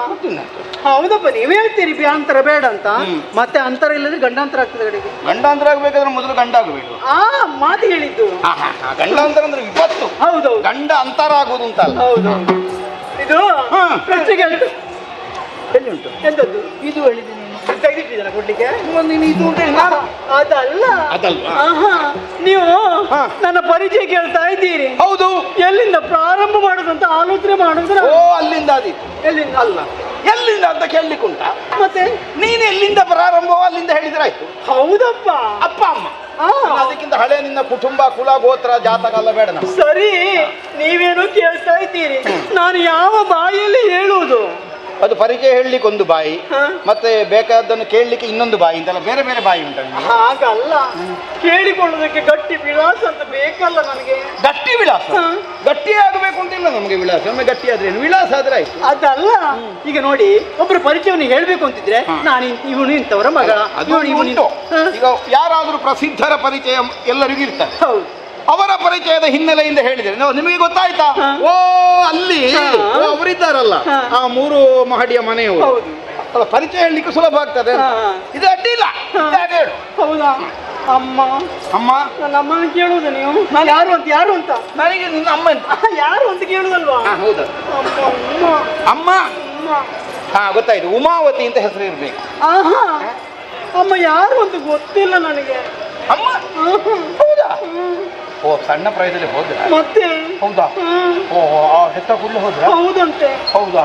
ಬೇಡ, ಅಪ್ಪನ ಹತ್ರ ಕೇಳ್ಬೇಕಿತ್ತು. ಅಪ್ಪ ಯಾರು ಅಂತ ಹೇಳ್ಬೇಕಾದ್ರೆ ಅಮ್ಮ ಬೇಕು ತಾನೇ? ಅಲ್ಲ, ಹೇಳೋದು ಈಗ ಅಮ್ಮ ಅಪ್ಪ ಬದುಕಿದ್ದಾನೆ ಅಂತಾದ್ರೆ ಅಮ್ಮ ಸತ್ತಿರುವಾಗ ಈ ಮಗುವನ್ನು ಪೋಷಿಸಲಿಕ್ಕೆ ಬರ್ಬೇಕಲ್ಲ ಅಮ್ಮ. ಅಲ್ವಾ? ಹೌದು. ಅದು ಇಲ್ಲ, ಬರ್ಲೇ ಇಲ್ಲ. ಮತ್ತೆ ಯಾರು ಹೇಳಿದ್ರು? ಅಪ್ಪ ಗೋವಿಂದ. ಯಾವ ಗೋವಿಂದ? ಅಲ್ಲ, ಹೌದಾ? ಅದು ಯಾವಾಗ? ಅದು ಯಾರಿಗೂ ಅಂದ್ರೆ ನೀನು ಹುಟ್ಟುವುದಕ್ಕಿಂತ ಮೊದಲು? ಹೌದಾ? ನನ್ನ ಅಮ್ಮನ ಬಸ್ಸಿನಲ್ಲಿ ನಾನಿರುವಾಗ ಅಪ್ಪ ಗೋವಿಂದ ಅಂತ. ಮತ್ತೆ ನೀನು ಅಷ್ಟು ದಿವಸ ಬಸ್ಸಿನಲ್ಲಿ ಕೂತದ್ದು ಯಾಕೆ? ಅವ್ರು ಹೋಗುವಷ್ಟು ಸಮಯ ಎಲ್ಲಿ ಬಸ್ಸಿನಲ್ಲಿ ಕೂತದ್ದು ಯಾಕೆ? ಅದು ನನಗೆ 9 ತಿಂಗಳಾಗಿದೆ. ಯಾರಾದ್ರೂ ಅಡಿತಾರಾ? ನಿನ್ನ ದೋಷ ಅಲ್ಲ ಅದು. ಮತ್ತೆ ಸರಿ ಆಯ್ತು, ಇಬ್ರು ಹೋದ್ರು. ಮತ್ತೆ ನೀನು ದೊಡ್ಡದಾದ ಹೇಗೆ? ನಮ್ಮ ಊರಿನವರು ತುಂಬಾ ಒಳ್ಳೆಯವರು. ಯಾರದು? ಸುಜನರು. ಸುಜನ ನಿನ್ನವ್ರನ್ನ ಅವನ? ಯಾವ ಆ ಸುಜನ ಅಲ್ಲ, ನಮ್ಮ ಊರಿನವರು. ಸುಜನರು ಅಂದ್ರೆ ಒಳ್ಳೆಯವರು. ಯಾವನೋ ಒಬ್ಬ ವ್ಯಕ್ತಿ ಅಲ್ಲ. ನನಗೆ ಸುಜನ ಎಲ್ಲಿ ಮಾತ್ರ ಗೊತ್ತಿಲ್ಲ. ಹೌದಾ? ಅಲ್ಲಿ ನಾನು ಹೇಳಿದ್ದು ಇದು ನಮ್ಮ ಊರಿನ ತುಂಬಾ ಒಳ್ಳೆಯವರು. ಅವರೇ ನನ್ನ ಸಾಕಿ ಬೆಳೆಸಿದ್ರು. ಬೆಳೆಸಿದಂತ ನನಗೆ ಒಬ್ಬೊಬ್ರು ಒಂದೊಂದು ಹೆಸರಿಟ್ರು. ಒಬ್ಬೊಬ್ರು ಒಂದೊಂದು. ಹಾಗೆ ಮತ್ತೆ 10 ಮಂದಿಗಳು ಸೇರಿದ್ರೆ ಮತ್ತೆ ಕೇಳುವುದೇ ಬೇಡ, ಎಲ್ಲರೂ ಕೊಡುವುದೇ. ಏನೆಲ್ಲ ಹೆಸರಾಗಿದೆ? ಕೆಲವು ಹೆಸರು ಒಬ್ಬೊಬ್ರು ಅಂದ್ರೆ ಕೆಲವರು ನನ್ನನ್ನು 10ಕ್ಕಿಂತ ಕಡಿಮೆ ಇರ್ಲಿಕ್ಕೆ. ಅವ್ರು ಕರೆದದ್ದೇ ಹೆಸರು ನನಗೆ ಅಷ್ಟೇ. ಮತ್ತೆ ನಿರ್ಣಯವಾಗಿ ಇಂಥದ್ದಂತ ಇಲ್ಲದ ಮೇಲೆ ಕರೆದದ್ದೆಲ್ಲ ಹೆಸರು. ಹೌದು. ಕೆಲವರು ನನ್ನ ಚಂಡಿ ಅಂತ ಹೇಳುದು. ಚಂಡಿ? ಇಂತ ಚಂಡಿ? ನೀನು ಆಪತಿ ಅವಳ? ಚಂಡಿ ಆಪತಿಯೊಳ ಕಾಣ್ತೇನೆ ನಾನು. ಅದಲ್ಲ, ನನಗೆ ಹಠ ಹೆಚ್ಚಂತೆ ಅವಾಗ. ಅದಕ್ಕೆ ಚಂಡಿ ಹಿಡಿಯುವುದು. ಹೌದು. ಮತ್ತೆ ಕೆಲವರು ನನ್ನನ್ನು ಕಾಳಿ ಅಂತ ಹೇಳುದು. ಕಾಳಿ ಅಲ್ಲ, ಕಾಳಿ ಅಂತಲ್ಲ. ಕಾಳಿ ಅಲ್ಲ, ಕಾಳಿ. ಕಾಳಿ ಅದಕ್ಕಪ್ಪ. ನನಗೆ ಕೋಪ ಬರುವುದಿಲ್ಲ ಅಂತೆ. ಅಂದ್ರೆ ಭಯಂಕರ ಕೋಪ ಅಂತ. ಹಠ ಮಾತ್ರ ಅಲ್ಲ, ಕೋಪ ಉಂಟಂತೆ. ಅದೇ ಅದು ಅಪ್ಪ ಅಮ್ಮ ಇಲ್ಲದೆ ಬೆಳೆದ ಮಕ್ಕಳಿಗೆ ಹೀಗೆಲ್ಲ ಬದುಕಬೇಕು ಅಂತ ಹೇಳಲಿಕ್ಕೆ ಯಾರಿಲ್ಲ ನೋಡು. ಯಾರ್ಯಾರ ಮಕ್ಕಳಿಗೆ ನಾವ್ಯಾಕೆ ಬುದ್ಧಿ ಹೇಳುದು ಅಂತ ಊರವರು ಸುಮ್ಮಗೆ ಕುಳಿತುಕೊಳ್ಳಿಕ್ಕೆ ಅಲ್ವಾ? ಅಷ್ಟಾಗುವಾಗ ಹಠ ಸ್ವಭಾವ ಹೀಗೆ ಆಗಿ ಹೋಗ್ತದೆ. ಹೋಗಲಿ ಬೇರೆ. ಮತ್ತೆ ಕೆಲವರು ಭೈರವಿ ಅಂತ ಹೇಳುದು. ಭೈರವಿ? ಅದೆಂತ ಭೈರವಿ? ಆನಂದ ಭೈರವಿಯ? ಆನಂದ ಭೈರವಿ ತುಂಬಾ ಇಷ್ಟ ನನಗೆ. ಆಗ್ಲಿ ನನಗೂ ಆನಂದ ಆಯ್ತು. ಯಾವುದಕ್ಕೆ? ಅಲ್ಲ, ನಿನ್ಗೆ ಭೈರವಿ ಹೆಸರು ಕೇಳಿ. ಮತ್ತೆ ಕೆಲವರು ಕರೀತಾರೆ. ಬಹಳ ಚಂದದ ಹೆಸರುಂಟು ನನಗೆ. ಹೌದಾ? ಇದು ಚಂದ ಇಲ್ಲ ಅಂತಲ್ಲ, ನನ್ನ ಮನಸ್ಸಿಗೆ ಹತ್ತಿರವಾದ ಹೆಸರು. ಅಲ್ಲ, ಇದು ಅಡ್ಡಿ ಇಲ್ಲ, ಹೆಸರು ಒಳ್ಳೇದುಂಟು. ಹೌದೌದು. ಮತ್ತೆ ಹೆಸರಿಗೂ ವ್ಯಕ್ತಿಗೂ ಸಂಬಂಧ ಇರಬೇಕು ಅಂತ ಏನಿಲ್ಲ ಅಲ್ವಾ? ಹೌದು, ಅದನ್ನು ಕರೀಲಿಕ್ಕೆ ಒಂದು ಹೆಸರು. ಹೌದು. ಹೇಳ ಆ ಚಂದದ ಹೆಸರನ್ನು ಹೇಳ. ಹೇಳು ನೋಡಿ, ಕೇಳ್ಬೋ. ಹೇಳ್ತೇನೆ.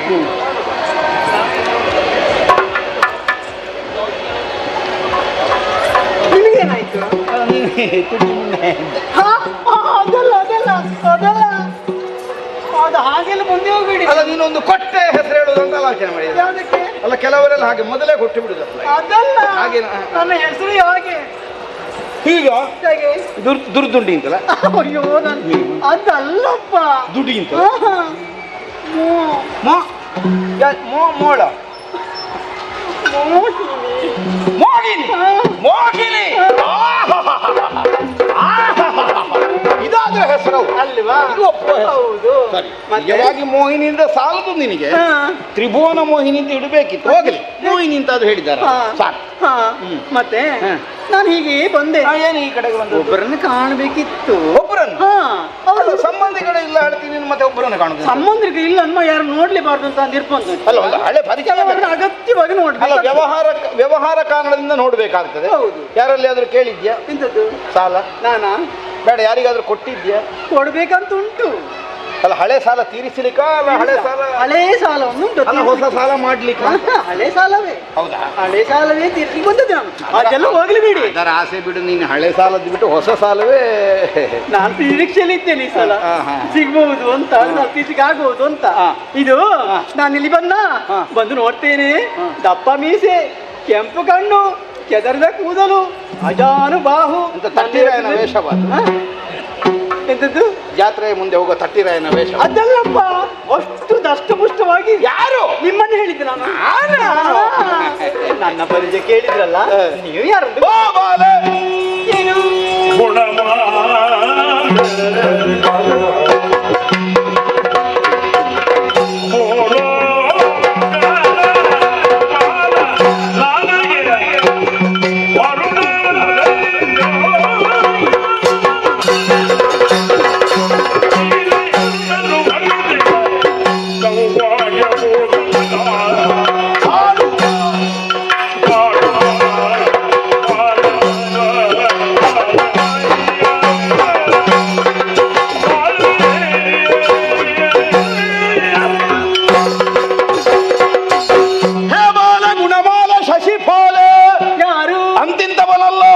ಲೋಕಮೂರರ ಗಂಡು, ಅಜೇಯ ವಿಕ್ರಮಿ, ಅಮರ ಸಿಂಹಾಸನಾಧೀಶ, ಅಖಂಡ ವಿಜಯಿ,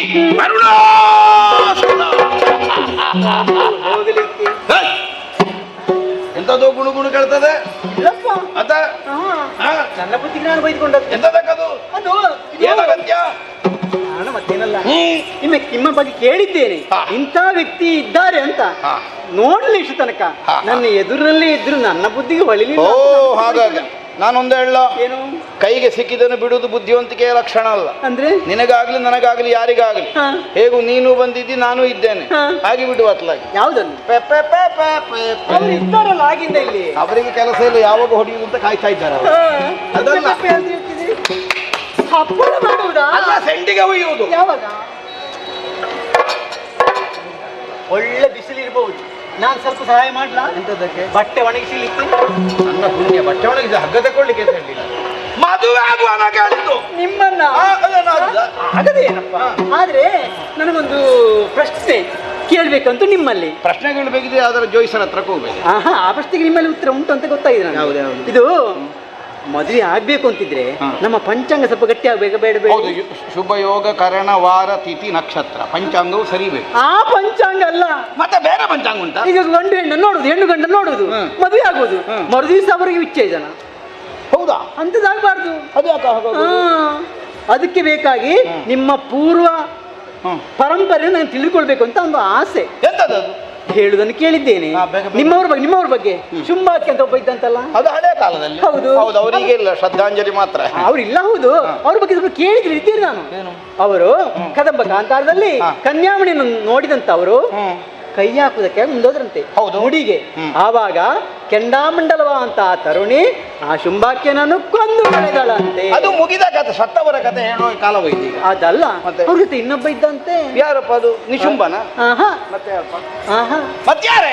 ಅರುಣಾಸುರ. ಅಲ್ಲಿ ಒಬ್ಬ ಇದ್ದನ ಮತ್ತೆ ಅವ ರಣರಂಗದಿಂದ ಪಲಾಯನ. ರಣರಂಗದಿಂದ ಓಡಿ ಹೋದ. ಏನು ಮಾಡಿದ ಮತ್ತೆ? ಯಾರಿಗೆ ಗೊತ್ತಿ ಎಲ್ಲಿ ಹೋದ ಅಂತೇಳಿ. ಅಲ್ಲ, ನನಗೆ ಆ ಪ್ರಶ್ನೆ ಇಲ್ಲ. ಅವ ಎಲ್ಲಿ ಬೇಕಾದ್ರೂ ಹೋಗ್ಲಿ, ಅದೇ ನಿಂಗೆ ಪ್ರಶ್ನೆ ಅಲ್ಲ. ಅವ ಅರುಣಾಸುರ, ನೀವು ಅರುಣಾಸುರ. ಹಳೆ ಅರುಣಾಸುರನ ನೀವಯ್ಯ ನೋಡಿ ಹೋಗಿದ್ದೀರಿ. ನಿಮ್ಮದು ಕೇಳ್ತೇನೆ, ಎಲ್ಲಿಯಾದ ಆ ತರ ನಿಮ್ಮ ಹತ್ತಿರಕ್ಕೆ ಬಂದ್ರೆ ನೀವೇನ್ ಮಾಡ್ತೀರಿ?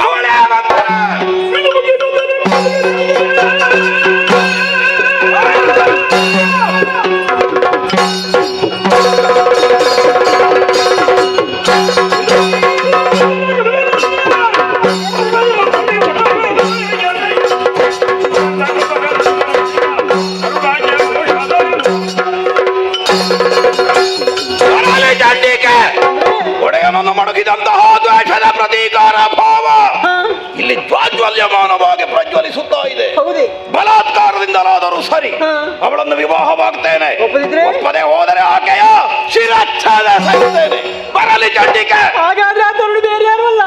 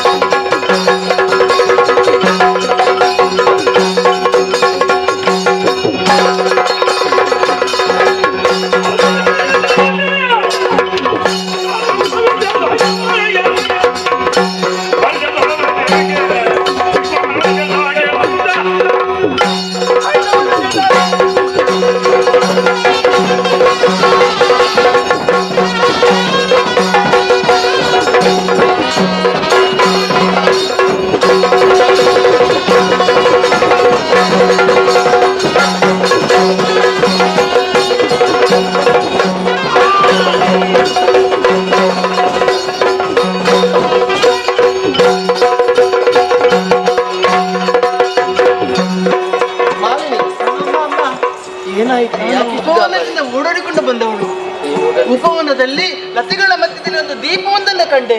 ದೀಪ ಏನೇ ಅದು? ದೀಪ ಏನೆಂಬುದು ಹತ್ತಿರ ನೋಡ್ತೇನೆ, ದೀಪ ಅಲ್ಲ ಮಧು, ಮತ್ತೆ ದೀಪವೇ ಜಗನ್ಮಾತೆಯನ್ನು ಕಂಡೆ. ಪೂಜಿಸಬೇಕಿತ್ತು ಸಖಿ. ಪೂಜಿಸುವಂತ ಅಷ್ಟು ಅವಕಾಶ ಸಿಗಲೇ ಇಲ್ಲ.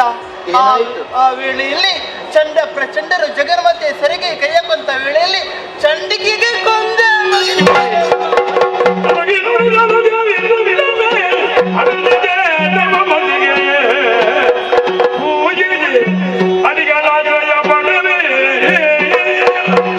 ಉಳಿದಿಲ್ಲ. ಇದು ಅನಿವಾರ್ಯ ಪ್ರಸಂಗ. ಹೇಗೆ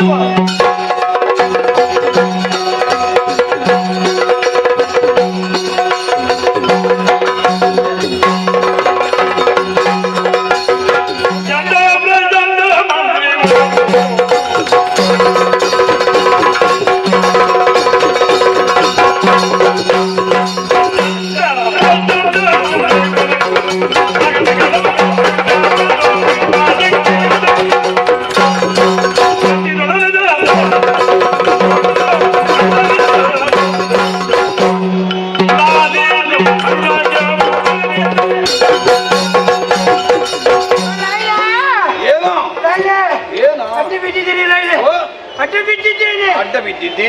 ಅವಸರದಲ್ಲಿ ಬಂದದ್ದು. ಅವಸರದಲ್ಲಿ ಬಂದದ್ದು. ಅವಸಾಲದಲ್ಲಿ ಅವಸರದಲ್ಲಿ ಅವಸರದಲ್ಲಿ ಹೌದೌದು. ಏನೌದು ಅವಸರ? ಅವಸರ ವಿಷಯ ಮುಟ್ಟಿ ತಿಳಿಸ್ಲಿಕ್ಕೆ. ಏನು ವಿಷಯ ಆದಂತದ್ದು? ನಿಮ್ಮ ಆಪ್ತಳಿದ್ದಾಳಲ್ಲ, ಆಪ್ತಳು ಆಪ್ತಳು ಯಶೋಮತಿ, ಆಪ್ತಳು ಇಬ್ಬಳು, ಆಪ್ತರು ಆಪ್ತಳು ಇಬ್ಬರು. ಹೌದೌದು. ಚಂಡೆ ಫಲ ಚಂಡೆ ಅವಳು, ಚಂಡ ಪ್ರಚಂಡರು, ಚಂಡ ಪ್ರಚಂಡರು. ಬರೀ ನಿಮ್ಮ ಆಪ್ತಳು ಮಾತ್ರ ಅಲ್ಲ, ನಿಮ್ಮ ಮಂತ್ರಿಗಳು. ಮಂತ್ರಿಗಳು? ಮಂತ್ರಿಗಳು ಮಂತ್ಲಿ ಅಲ್ಲ, ಮಂತ್ರಿಗಳು. ಮಂತ್ರಿಗಳು ಮಂತ್ಲಿ ಅಂತ ಹೇಳ್ಬೇಡ ಇನ್ನು. ಮಂತ್ಲಿ ಮಂತ್ಲಿ ಅಲ್ಲ, ಮಂತ್ರಿಗಳು. ಮಂತ್ಲಿ ಅಲ್ವ, ಮಂತ್ರಿಗಳು. ಅದೇ ಮಂತ್ರಿಗಳು. ಆಯ್ತು ಪುಣ್ಯಾತ್ಮ, ಹೇಳು. ಅವಳೊಟ್ಟಿಗೆ ನಾನು. ಅವಳೊಟ್ಟಿಗೆ ಅಲ್ಲ, ಅದ್ಯಾರೊಟ್ಟಿಗೆ? ಅವಳೊಟ್ಟಿಗೆ. ನಿನ್ನವಳೊಟ್ಟಿಗೆ? ನನ್ನವಳೊಟ್ಟಿಗೆ ಅಲ್ಲ, ಮತ್ತೆ ಬೇರೆಯವಳೊಟ್ಟಿಗೆ ಹೋಗ್ತೀಯ ಈಗ? ಅಲ್ಲ, ನಾನು ಅವಳೊಟ್ಟಿಗೆ ಇಬ್ಬಳಿದ್ದ. ಚಂಡೆಯವಳು, ಚಂಡೆಯವಳು ಅವರೊಟ್ಟಿಗೆ. ಅವಳೊಟ್ಟಿಗೆ. ಚಂಡೆಯವರಿಬ್ಬರು ಇದ್ದಾರ? ಚಂಡೆ ಉಂಟಲ್ಲ, ಒಬ್ರು ಮೊದಲನ ಚಂಡೆಯವರು, ಮತ್ತೊಬ್ರು ಮಂತ್ರದ. ಒಬ್ಬಳು ಚಂಡೆಯವಳು, ಒಬ್ಬಳು ಚಂಡೆಯವಳು. ಒಬ್ರು ಚಂಡ, ಮತ್ತೊಬ್ಬ ಪ್ರಚಂಡ. ಅವರೊಟ್ಟಿಗೆ? ಅವಳೊಟ್ಟಿಗೆ ಅಲ್ಲ, ಅವರೊಟ್ಟಿಗೆ. ಅವಳೊಟ್ಟಿಗೆ ಅವರೊಟ್ಟಿಗೆ ಆಯ್ತು ಮಾಡಿ. ಎಷ್ಟು ಜನ? ಇಬ್ಬರೊಟ್ಟಿಗೆ. ಇಬ್ಬರೊಟ್ಟಿಗೆ ನಾನು ಒಲೆ ಬದಿಗೆ ಹೋದವ. ಎಲ್ಲಿಗೆ? ಒಲೆ ಬದಿಗೆ. ಒಳ್ಳೆ ಬದಿಗೆ ಹೋದ್? ಒಲೆ ಬದಿಗೆ ಹೋದ. ಒಲೆ ಬದಿಗೆ ಹೋಗುವಾಗಲ್ಲ ಇಲ್ಲ, ಏನಾಯ್ತು ಅಲ್ಲಿ ಹೆಣ್ಣು ಇತ್ತು. ಹೆಣ್ಣು ಹೆಣ್ಣು ಹೆಣ್ಣು ಬೊಂಡ ಕಳುವೆಯಲ್ಲಿ ಕೂತಿತ್ತು. ಎಲ್ಲಿ? ಬೊಂಡ ಕಳುವೆಯಲ್ಲಿ. ಬೊಂಡ ಕಳುವೆ? ಹೌದು, ದೊಡ್ಡ ಬೊಂಡ ಕಳುವೆ. ದೊಡ್ಡ ಬೊಂಡ ಕಳುವೆಯ? ದೊಡ್ಡ ಬೊಂಡ ಕಳುವೆ. ಹೋದಲ್ಲೆಲ್ಲ? ಹೋದಲ್ಲಿಲ್ಲ, ಕೆಲವು ಕಡೆ ಸಣ್ಣ ಬೊಂಡ ಕಳುವೆ, ಕೆಲವು ಕಡೆ ದೊಡ್ಡ ಬೊಂಡ ಕಳುವೆ. ಬಂಡೆ ಕಲ್ಲು? ಬಂಡೆ ಕಲ್ಲು. ಎಂತದ್ದೆಲ್ಲ ಹೇಳ್ತಾನೆ. ಬಂಡೆ ಕಲ್ಲಲ್ಲಿ ಹೆಣ್ಣು ಕುಳಿತಿತ್ತು. ಹೆಣ್ಣು ಕುಳಿತಿತ್ತು. ಅದನ್ನು ಇವಳು ಹೋಗಿ ಮಾತಾಡಿಸಿದ್ರು. ಮಗಳಿದ್ರು. ಚೆಂಡು ಪುಲಿ ಚೆಲುವೆ ಅಂತ ಕಳೆದಳು. ಚೆಂಡು ಪುಲಿ? ಚೆಂಡು ಪುಲಿ ಚೆಲುವೆ. ಚೆಂದುಳ್ಳಿ ಚೆಲು? ಚೆಂದುಳ್ಳಿ ಚೆಲುವೆ. ದಲ್ಪುನ ಕಪೋಲೆ. ದರ್ಪಣ ಕಪೋಲೆ. ದರ್ಪಣ ಕಪೋಲೆ. ಕೋಲ ಮಾಂಗಿ. ಕೋಲ ಮಾಂಗಿಯ? ಕೋಲ ಮಾಂಗಿ. ಎಲ್ಲಿ ಮಾಂಗಿ ಅದು? ಗಂಡದವಳು. ಕೋಮಲಾಂಗಿ. ಕೋಮಲಾಂಗಿ. ಶಾಲಂಗ ನಯನೆ. ಸಾರಂಗ ನಯನೆ. ಶಾಲಂಗ ನಯನೆ. ಉಲಗ ವೇಣಿ. ಉಲಗ ವೇಣಿ. ಉಲಗ ವೇಣಿ. ಬಾಗೆ ಬಾಗೆ ಅಂದಳು. ಅಲ್ಲ, ಸೀಗೆ ಸೀಗೆ ಹೇಳಿದ್ರು. ಇಲ್ಲ, ಬಾಗೆ ಬಾಗೆ. ಬಾರೆ ಬಾರೆ ಅಂದ್ರು. ಬಾಗೆ ನಮ್ಮ ಅಳಮನೆಗೆ ಬಾ, ನಮ್ಮ ಅಳಮನೆಗೆ ಬಂದರೆ ಇವತ್ತು ಸಂಡೆ ನಮ್ಮ ಲಾಯಲು ಮದುವೆ ಆಗುತ್ತಾಳೆ. ಇವತ್ತು ಸಂಡೆ ನಮ್ಮ ಲಾಯಲು ಮದುವೆ ಆಗುತ್ತಾಳೆ. ಬಾಕಿ ದಿವಸ ಆಗುದಿಲ್ವ ಅದು? ಬಾಕಿ ದಿವಸ ಹೊತ್ತು ಹೋಗುದು ಯಾಕೆ? ಇವತ್ತು ಸಂಡೆ ಅಂತ ಹೇಳಿದ್ದೆ ನಿನಗೆ. ಸೂರ್ಯ ಮಲಗುವಾಗ. ಸೂರ್ಯ ಮುಳುಗುವಾಗ ಸಂಜೆ? ಸಂಜೆ ಸಂಜೆ. ಇವತ್ತು ಸಂಜೆ ಮದುವೆ ಆಗುತ್ತಾಳೆ. ಬಾಗೆ ಬಾಗೆ ಅಂತ. ಬಾರೆ ಬಾರೆ. ಬರ್ಲಿಲ್ಲಲ್ಲ? ಬರಲ್ಲ. ಇಲ್ಲ. ನಾಯಿ ಮಣಿ ಬಾ. ನಾಯಿ ಮಣಿ? ಹೌದು. ನಾರಿಮಣಿ. ನಾರಿಮಣಿ ಬಾ. ಬಾ. ಬಾರದಿಲೆ ಕಡಿವೆ. ಬಾರದಿಲೆ ಕಡಿವೆ. ಬಾರದೆ ಹೋದರೆ ಕಡಿತೇವೆ. ಹೆದರಿಸಿದ್ರು. ಹಾಗೆ ಎದ್ದಿರ್ಬೇಕು. ಅಷ್ಟು ಹೇಳಿದ್ದೆ ತಕ್ಷಣ ಎದ್ದು ಬಂದಳ. ಇಲ್ಲ, ಮತ್ತೆ ಹೆಣ್ಣು ಚಂಡಿ. ಒಳಗೆ ಬಿದ್ದದ ಹೆದರಿ ಬೀಳಲಿಲ್ಲ. ನೀಲಿಗೆ ಬಿದ್ದು ಚಂಡಿ ಅದಲ್ಲ, ಮತ್ತೆ ಅದು ಚಂಡಿ ಚಂಡಿ ಚಾಪುಂಡಿ, ಚಂಡಿ ಚಾಪುಂಡಿ. ಅದೆಷ್ಟೊತ್ತಿಗೆ ಗೊತ್ತಿಗೆ ಹಂಗೆ ಆದದ್ದು. ಎಂತದ ಚಾಪುಂಡಿ? ಅದು ಚಂಡಿ ಚಾಪುಂಡಿ ಆಗ್ತದಲ್ಲ. ಚಾಮುಂಡಿ ಚಾಮುಂಡಿ ಚಾಮುಂಡಿ ಆಗಿ ನಮ್ಮವಳನ್ನು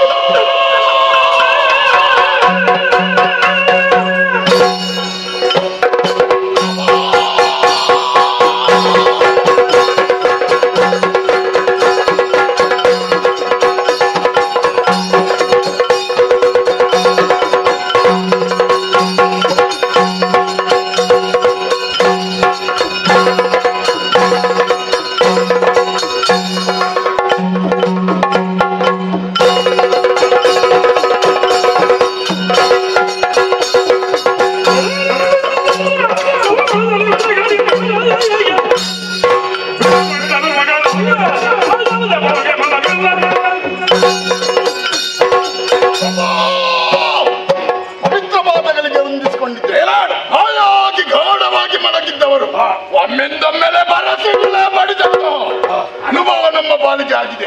ಯಾತಕ್ಕೆ ಕರೆಸಿದ್ದೀರಿ? ಸಂವಿಧಾನದಿಂದ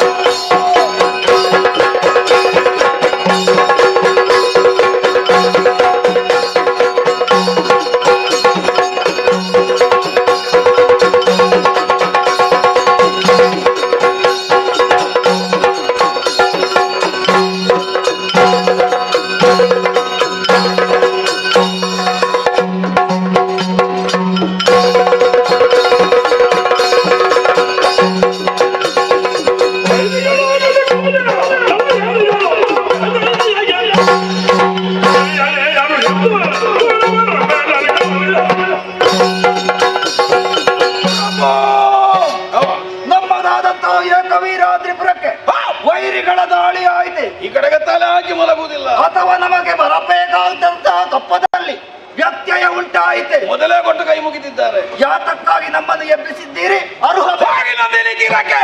ಅಲ್ಲಿರುವ ಹೆಣ್ಣನ್ನು ಹಿಡಿದು ಎಳಕೊಂಡು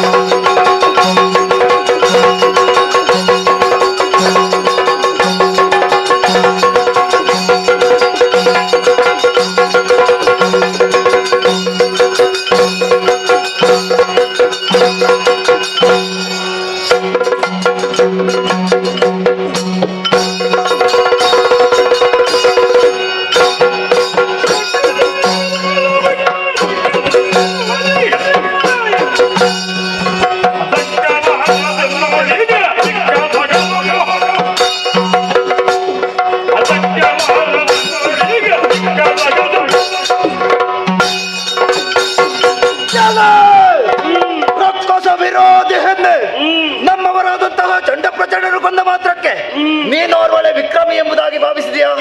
ನಿನ್ನ ಮುಂದೆ ನಿಂತವ ಸಾಮಾನ್ಯ ಎಂಬುದಾಗಿ ಭಾವಿಸಬೇಡ. ನಾನೇ ಕರಾಲವ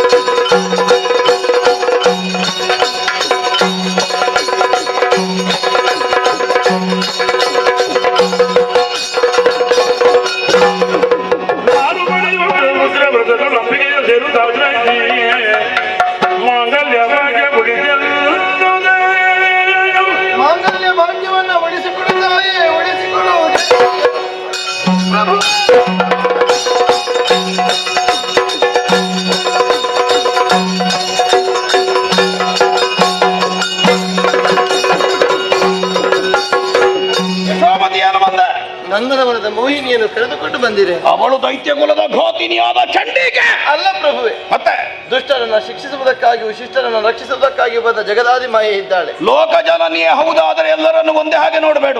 ಮತ್ತೆ ನಮ್ಮವರನ್ನು ಯಾಕೆ ಕೊಲ್ಲುತ್ತಾ ಮುಂದೆ ಬರ್ತಾ ಇದ್ದಾಳೆ? ಕಾರಣವಿದೆ. ಏನು? ಕಂಡಲ್ಲಿ ಮಕ್ಕಳನ್ನು ಕೊಲ್ಲಿಸಿದರೆ, ಆ ಬೆಳೆದು ನಾಳೆ ಬೇಡದಿದ್ದದು ಮಾಡುದು ಬೇಡ ಅಂತ ಮುನಿವಧುಗಳ ಗರ್ಭಪಾತ ಮಾಡಿಸಿದರೆ, ಆ ಉತ್ಪಾತ ಪಿಂಡ ಅಲ್ಲೇ ಹೋಗಲಿ. ಋಷಿ ಮುನಿಗಳನ್ನು ಹಿಂಸಿಸಿದರೆ, ದೇವತೆಗಳ ಶಕ್ತಿ ವರ್ಧನೆ ಮಾಡುವುದು ಪಾಪಿಗಳು. ದೇವತೆಗಳನ್ನು ಸ್ಥಾನಭ್ರಷ್ಟಗೊಳಿಸಿದರೆ, ಹಿರಿಯರಾದ ನಮಗೆ ಎಳ್ಳಿಲಿದ್ದು ಗೌರವ ಕೊಡುವುದಿಲ್ಲ. ದೇವಾಲಯಗಳನ್ನು ಕೊಟ್ಟಿ ಪುಡಿ ಮಾಡಿದಿರಿ. ಯಾವ ದೇವಾಲಯ? ನೂತನ ದೇವಾಲಯ ನಮ್ಮ ಅರುಣಾಲಯ. ನಾನೇ ದೇವರು. ನೀವು ದೇವರೇ, ಮತ್ತೆ ನಿಮ್ಮ ಭಕ್ತರಿಗೆ ಏನು ಕೊಟ್ಟಿದ್ದೀರಿ ಪ್ರಭು? ಅದು ನಂಬಿದವರ ಹತ್ರ ಹೇಳಬೇಕು. ಓ ದೇವರೇ, ಏನು ಭಗತ? ನೀವು ಕಳಿಸಿಕೊಟ್ಟಂತಹ ಇಬ್ಬರನ್ನು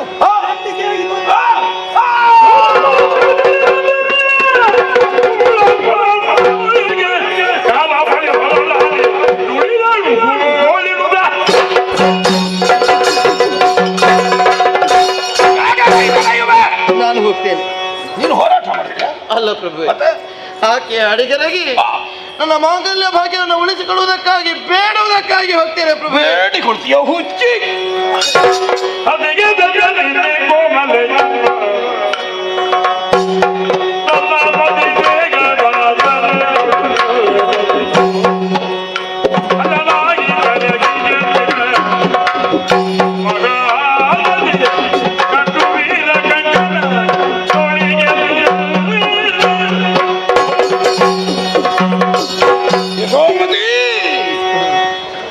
ನೋವಾಯ್ತೇನೆ.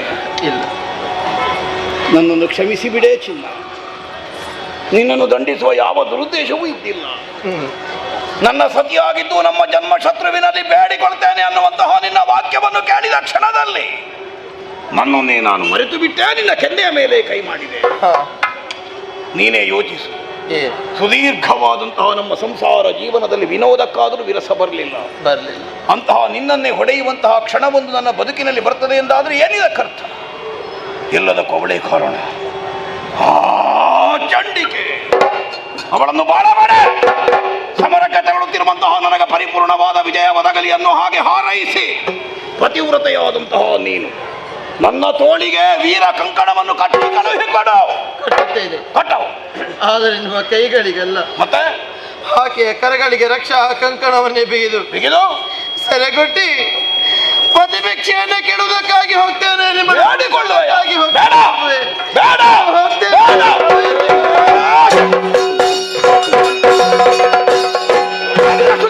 ಒಳಗೆ ಬಿದ್ದಿರ್ಬೇಕು.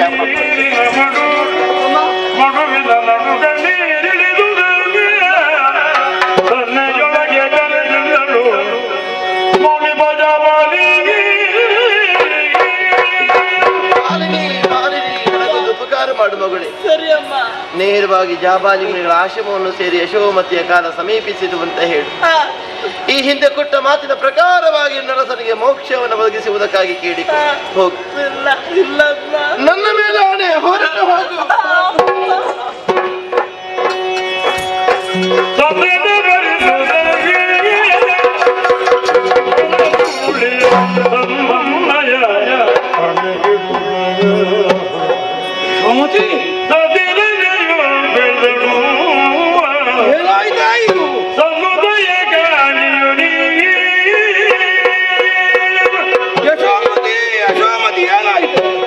ಕ್ಷಮಿಸಿ ಬಿಡಿ ಪ್ರಭುವೆ, ಕ್ಷಮಿಸಿ ಬಿಡಿ. ಯಶೋಮತಿಯ ಬದುಕಿನ ಪರ್ವಕಾಲ, ನನ್ನ ಬದುಕಿನ ಮಹಾನವಮಿ. ನಿಮ್ಮ ಪಾದ ಧೂಳಿಯನ್ನು ಹಣೆಗೊತ್ತಿಕೊಂಡ ಪ್ರಭುವೆ, ನನಗದುವೆ ದಿವ್ಯ ಪ್ರಸಾದ. ಸುದೀರ್ಘವಾದ ನಮ್ಮಿವರ ದಾಂಪತ್ಯದ ಬೆಸುಗೆಯೊಂದಿಗೆ ಕಡಿದ ಹಾಗಲ್ಲ, ಯಾಕೆ ಮಾತಾಡ್ತಿ? ಹಣೆ ಒಡೆದಿದೆ, ರಕ್ತ ಜಿನುಗುತ್ತಿದೆ, ಗಂಟಲ ಪಸೆ ಹಾರಿ ಹೋಯಿತು ಪ್ರಭುವೆ. ನಿಮ್ಮನ್ನು ಉಳಿಸಿಕೊಳ್ಳಲಾರದೆ ನಾನು ಸೋತೆ. ಮುಗಿಲ ಮರೆಯಲ್ಲಿ ಯಾರೋ ನಿಂತು ನನ್ನನ್ನು ಕೈ ಬೀಸಿ ಕರೆಯುತ್ತಾ ಇದ್ದ. ಅದು ಯಾರದು ನನ್ನ ಕರೆಯುವ ಧೈರ್ಯ ಇರುವರು? ಮುಗಿಲ ಮರೆ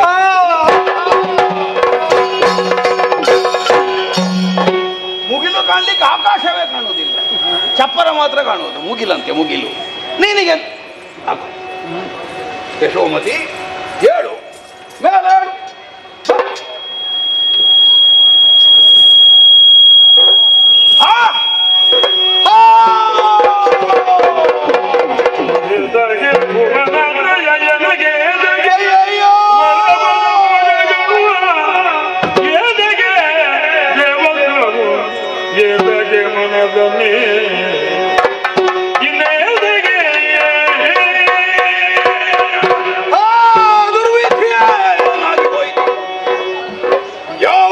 ನನ್ನ ಮನೆಯ ಸೌಭಾಗ್ಯ ಲಕ್ಷ್ಮಿ ಎಂದು ಶುಭ ಮುಹೂರ್ತದಲ್ಲಿ ಕರಬಿಡಿದು ಒಳ ಸೇರಿಸಿದನು. ಅವಳೊಂದೇ ನನ್ನ ಕೈಯಾರೆ ಹೊಡೆದಪ್ಪಳಿಸಿದ ಪಾಪಿ ನಾನಾಗಿ ಹೋದೆನೆ. ಅಯ್ಯೋ, ಕಳಕುಲ ಸಾಮ್ರಾಜ್ಯ ಅಳಿವಿನ ಮೂಲಕವಾಗಿ ಕಳಕುಲದ ಸಿಂಹಾಸನವೇ ಅಲುಗಾಡುವುದಕ್ಕೆ ಆರಂಭವಾಗಿದೆ. 3 ಲೋಕದ ಒಡೆತನವನ್ನು ಹೊಂದಿದೆ, ದೇವತ್ವವನ್ನೇ ಸಂಪಾದಿಸಿದೆ. ಏನಿದ್ದರೇನು ಪ್ರಯೋಜನ? ನನ್ನ ಸತಿಯನ್ನೂ ಉಳಿಸಿಕೊಳ್ಳುವುದಕ್ಕೆ ಸಾಮರ್ಥ್ಯವಿಲ್ಲದೆ ಇದ್ದ ಮೇಲೆ ಎಲ್ಲವೂ ನಿರರ್ಥಕ ನಿರರ್ಥಕ ನಿರರ್ಥಕ. ಹಾಗಿದ್ರೆ ನನ್ನ ಇಷ್ಟೆಲ್ಲ ಕಷ್ಟ ನಿಷ್ಠೂರಗಳಿಗೆ ಯಾರು ಕಾರಣ? ನನ್ನ ಸರ್ವಸ್ವವನ್ನು ನಾಶ ಮಾಡಿದವರು ಯಾರು? ಬಿಡಲಾರ.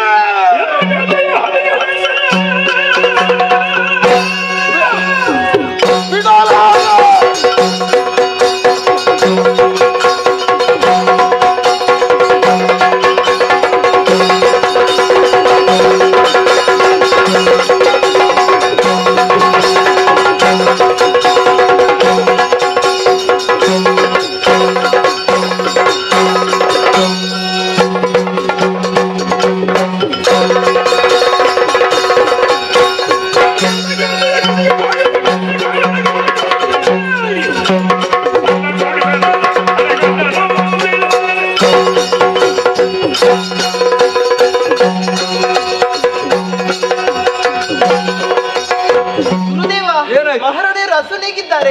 ಅವರ ಗಂಡನಿಗೆ ಮೋಕ್ಷವನ್ನು ಕರುಣಿಸಬೇಕು. ಎಲ್ಲಿದ್ದಾಳೆ?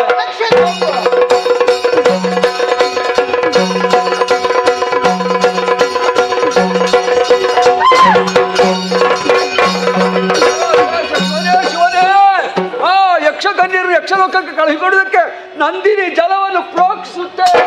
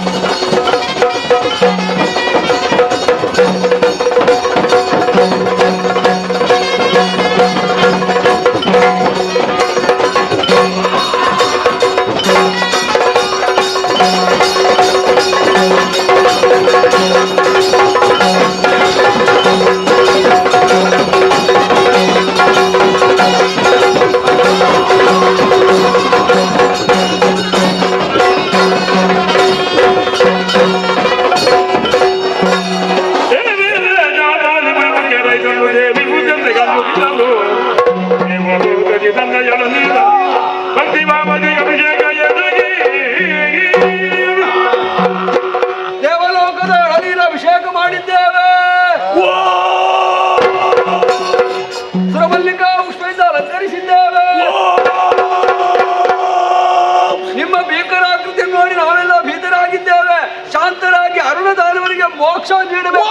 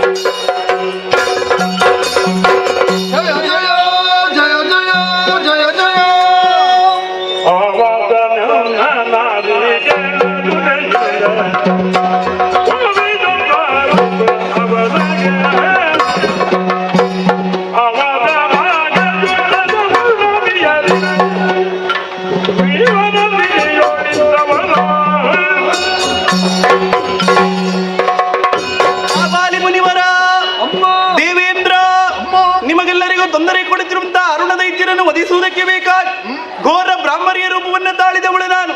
ನನ್ನನ್ನು ಶಾಂತಗೊಳಿಸುವುದಕ್ಕೆ ಬೇಕಾಗಿ ಸ್ವರ್ಗಲೋಕದ ಎರಡರಿಂದಲೇ ಅಭಿಷೇಕಗೊಂಡಿರ ಮಲ್ಲಿಕಾ ಪುಷ್ಪದಿಂದಲೇ ಸಮರ್ಪಿಸಿದಿರ. ಇದು ಶಾಂತಳಾಗಿದ್ದೀನಿ. ನಿಮ್ಮ ಆಸೆಯಂತೆ ಅರುಣ ದೈತ್ಯರಿಗೆ ಮೋಕ್ಷವನ್ನು ನೀಡಿದ್ದೇನೆ. ಜಾಬಾಲಿ ಮುನಿವರ ದುಷ್ಟರ ಉಪಟದಿಂದ ನೀನು ಆವರಿಸಿದಂತಹ ಗುಹೆ ಮುಂದಕ್ಕೆ ಆಮಲಕ ತೀರ್ಥ ಅಥವಾ ನೆಲ್ಲಿ ತೀರ್ಥ ಎಂಬುದಾಗಿ ಪ್ರಸಿದ್ಧಿಯನ್ನು ಪಡೆಯಲಿ. ಸುರಪಾಲ ಸ್ವರ್ಗದ ಪೀಠವನ್ನು ಸ್ಥಿರಗೊಳಿಸಿದ್ದೀನಿ. ಹೋಗು ಮಗುವೇ, ನಾಗವನ್ನೇರಿಕೋ. ಇನ್ನು ಮುಂದಕ್ಕೆ ಈ ರೂಪದಲ್ಲಿ ನೀನು ನೆಲೆಯಾಗಬೇಕು ತಾಯಿ. ಮಕ್ಕಳೇ, ದುರುಳನನ್ನು ಕೊಂದಂತಹ ಈ ಸ್ಥಳವು ರಕ್ತಮಯವಾಗಿದೆ. ಇನ್ನು ಮುಂದಕ್ಕೆ ಈ ಸ್ಥಳದಲ್ಲಿ ನೆಲೆಗೊಳ್ಳುವುದಕ್ಕೆ ಸಾಧ್ಯವಿಲ್ಲ. ಅನ್ನೊಂದು ದಿವಸ ನಂದಿನಿಗೆ ಕೊಟ್ಟಂತಹ ಮಾತಿನ ಪ್ರಕಾರ ಅವಳ ಕಟಿ ಪ್ರದೇಶದಲ್ಲಿ ಅವಳಿಗೆ ಮಗಳಾಗಿ ಜನಿಸುವಳಿದ್ದೇನೆ. ಆ ಸ್ಥಳ ಮುಂದಕ್ಕೆ ಕಟೀಲ ಅಥವಾ ಕಟೀಲು ಎಂಬುದಾಗಿ ಪ್ರಸಿದ್ಧಿಯನ್ನು ಪಡೆಯುತ್ತದೆ. ಅಮ್ಮ, ಇನ್ನು ಮುಂದಕ್ಕೆ ನಿನ್ನನ್ನು ಅರ್ಚಿಸುವ ಪೂಜಿಸುವ ಬಗೆ ಹೇಗೆ ತಾಯಿ? ಮಾಘ ಶುದ್ಧದ ಪೌರ್ಣಿಮೆಯ ದಿನದಂದು ನಂದಿನಿ ನದಿಯಲ್ಲಿ ಬಿಂದು ಯಾರು ನನ್ನ ಸಾನ್ನಿಧ್ಯಕ್ಕೆ ಬರುತ್ತಾರೋ ಅವರ ಮನಸ್ಸಿನ ಕಾಮನೆಗಳನ್ನು ಈಡೇರಿಸುತ್ತೇನೆ. ಪತಿವ್ರತಿಯಾದಂತಹ ಯಶೋಮತಿಯ ಜೀವಾತ್ಮವು ನನ್ನಲ್ಲಿ ಐಕ್ಯವಾಗಿದೆ. ನನ್ನ ಸಾನ್ನಿಧ್ಯಕ್ಕೆ ಬರುವಂತಹ ಹೆಂಗಳೆಯರು ಕರಿಮಣಿ, ಕರಿಬಳೆ, ಪಟ್ಟೆ ಸೀರೆ, ಅರಶಿನ ಕುಂಕುಮವನ್ನಿತ್ತು ಯಾರು ನನ್ನನ್ನು ಭಕ್ತಿಯಿಂದ ಭಜಿಸುತ್ತಾರೋ ಅವರ ಮಾಂಗಲ್ಯದಲ್ಲಿ ಶ್ರೀರಕ್ಷೆಯಾಗಿ ನಾನೇ ಇರುತ್ತೇನೆ. ಯಕ್ಷಗಾನ, ಭರತನಾಟ್ಯ ಮುಂತಾದಂತಹ ಲಲಿತ ಕಲೆಯಿಂದ ನನ್ನನ್ನು ಮುದಗೊಳಿಸಿದ್ದಳ್ಳಿ ಅವರ ಮನಸ್ಸಿನ ಕಾಮನೆಗಳನ್ನು ಈಡೇರಿಸುತ್ತೇನೆ. ಇನ್ನು ಮುಂದಕ್ಕೆ ಕಟೀಲು ಎಂಬಂತಹ ಪ್ರದೇಶದಲ್ಲಿ ಭ್ರಮರಾಂಬಿಕೆಯಾಗಿ ನೆಲೆಯಾಗುತ್ತೀರಿ, ಕಟೀಲೇಶ್ವರಿಯಾಗಿ ನೆಲೆಯಾಗುತ್ತೀರಿ, ದುರ್ಗಾ ಪರಮೇಶ್ವರಿಯಾಗಿ ನೆಲೆಯಾಗುತ್ತೀರಿ.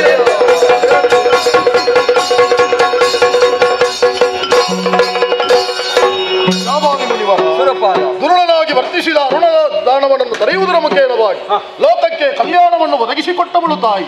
ಇದೆಲ್ಲವೇ ದೇವಿಯ ಲೀಲೆ. ಇದುವೇ ಕಟೀಲು ಕ್ಷೇತ್ರ ಮಹಾತ್ಮೆ ಅನ್ನುವಂತಹ ಪುಣ್ಯಾಖ್ಯಾನವನ್ನು ರಸೆಯಲ್ಲಿ ಯಾರು ಆಡಿಸಿದ್ದಾರೆ, ಯಾರು ಭಕ್ತಿ ಶ್ರದ್ಧೆಯಿಂದ ಕುಳಿತು ನೋಡಿದ್ದಾರೋ ಅಂತವರಿಗೆ ನಾವು ನಂಬಿದಂತಹ ಕಟೀಲು ಶ್ರೀ ದುರ್ಗಾ ಪರಮೇಶ್ವರಿ ಅಮ್ಮನವರು, ಮೇಳದಲ್ಲಿ ವಾಸವಾಗಿರುವ ಮಹಾಗಣಪತಿ ದೇವರು ಆಯುಷ್ಯ, ಆರೋಗ್ಯ, ಸುಖ, ಶಾಂತಿ, ನೆಮ್ಮದಿಯನ್ನು ಕೊಟ್ಟು ಕಾಪಾಡಿ ಎನ್ನುವ ಹಾಗೆ ಬೇಡುತ್ತಾ ಅದಕ್ಕೆ ಮಂಗಳಗೀತೆಯನ್ನು ಹಾಡುವರೆ ಸಭ್ಯ ಸಭಿಕರಿಂದ ಅಪ್ಪಣೆಯನ್ನು ಕೇಳುತ್ತಾ ಇದ್ದೇವೆ. ಭದ್ರಂ ಶುಭಂ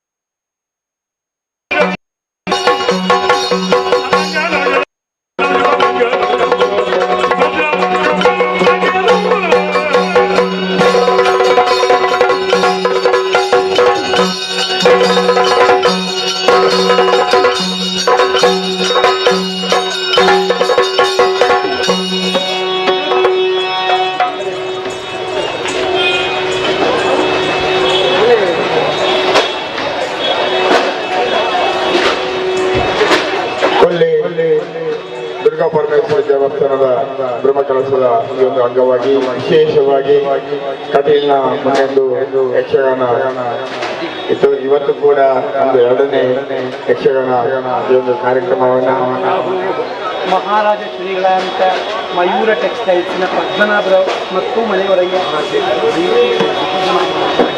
ಶಾಬ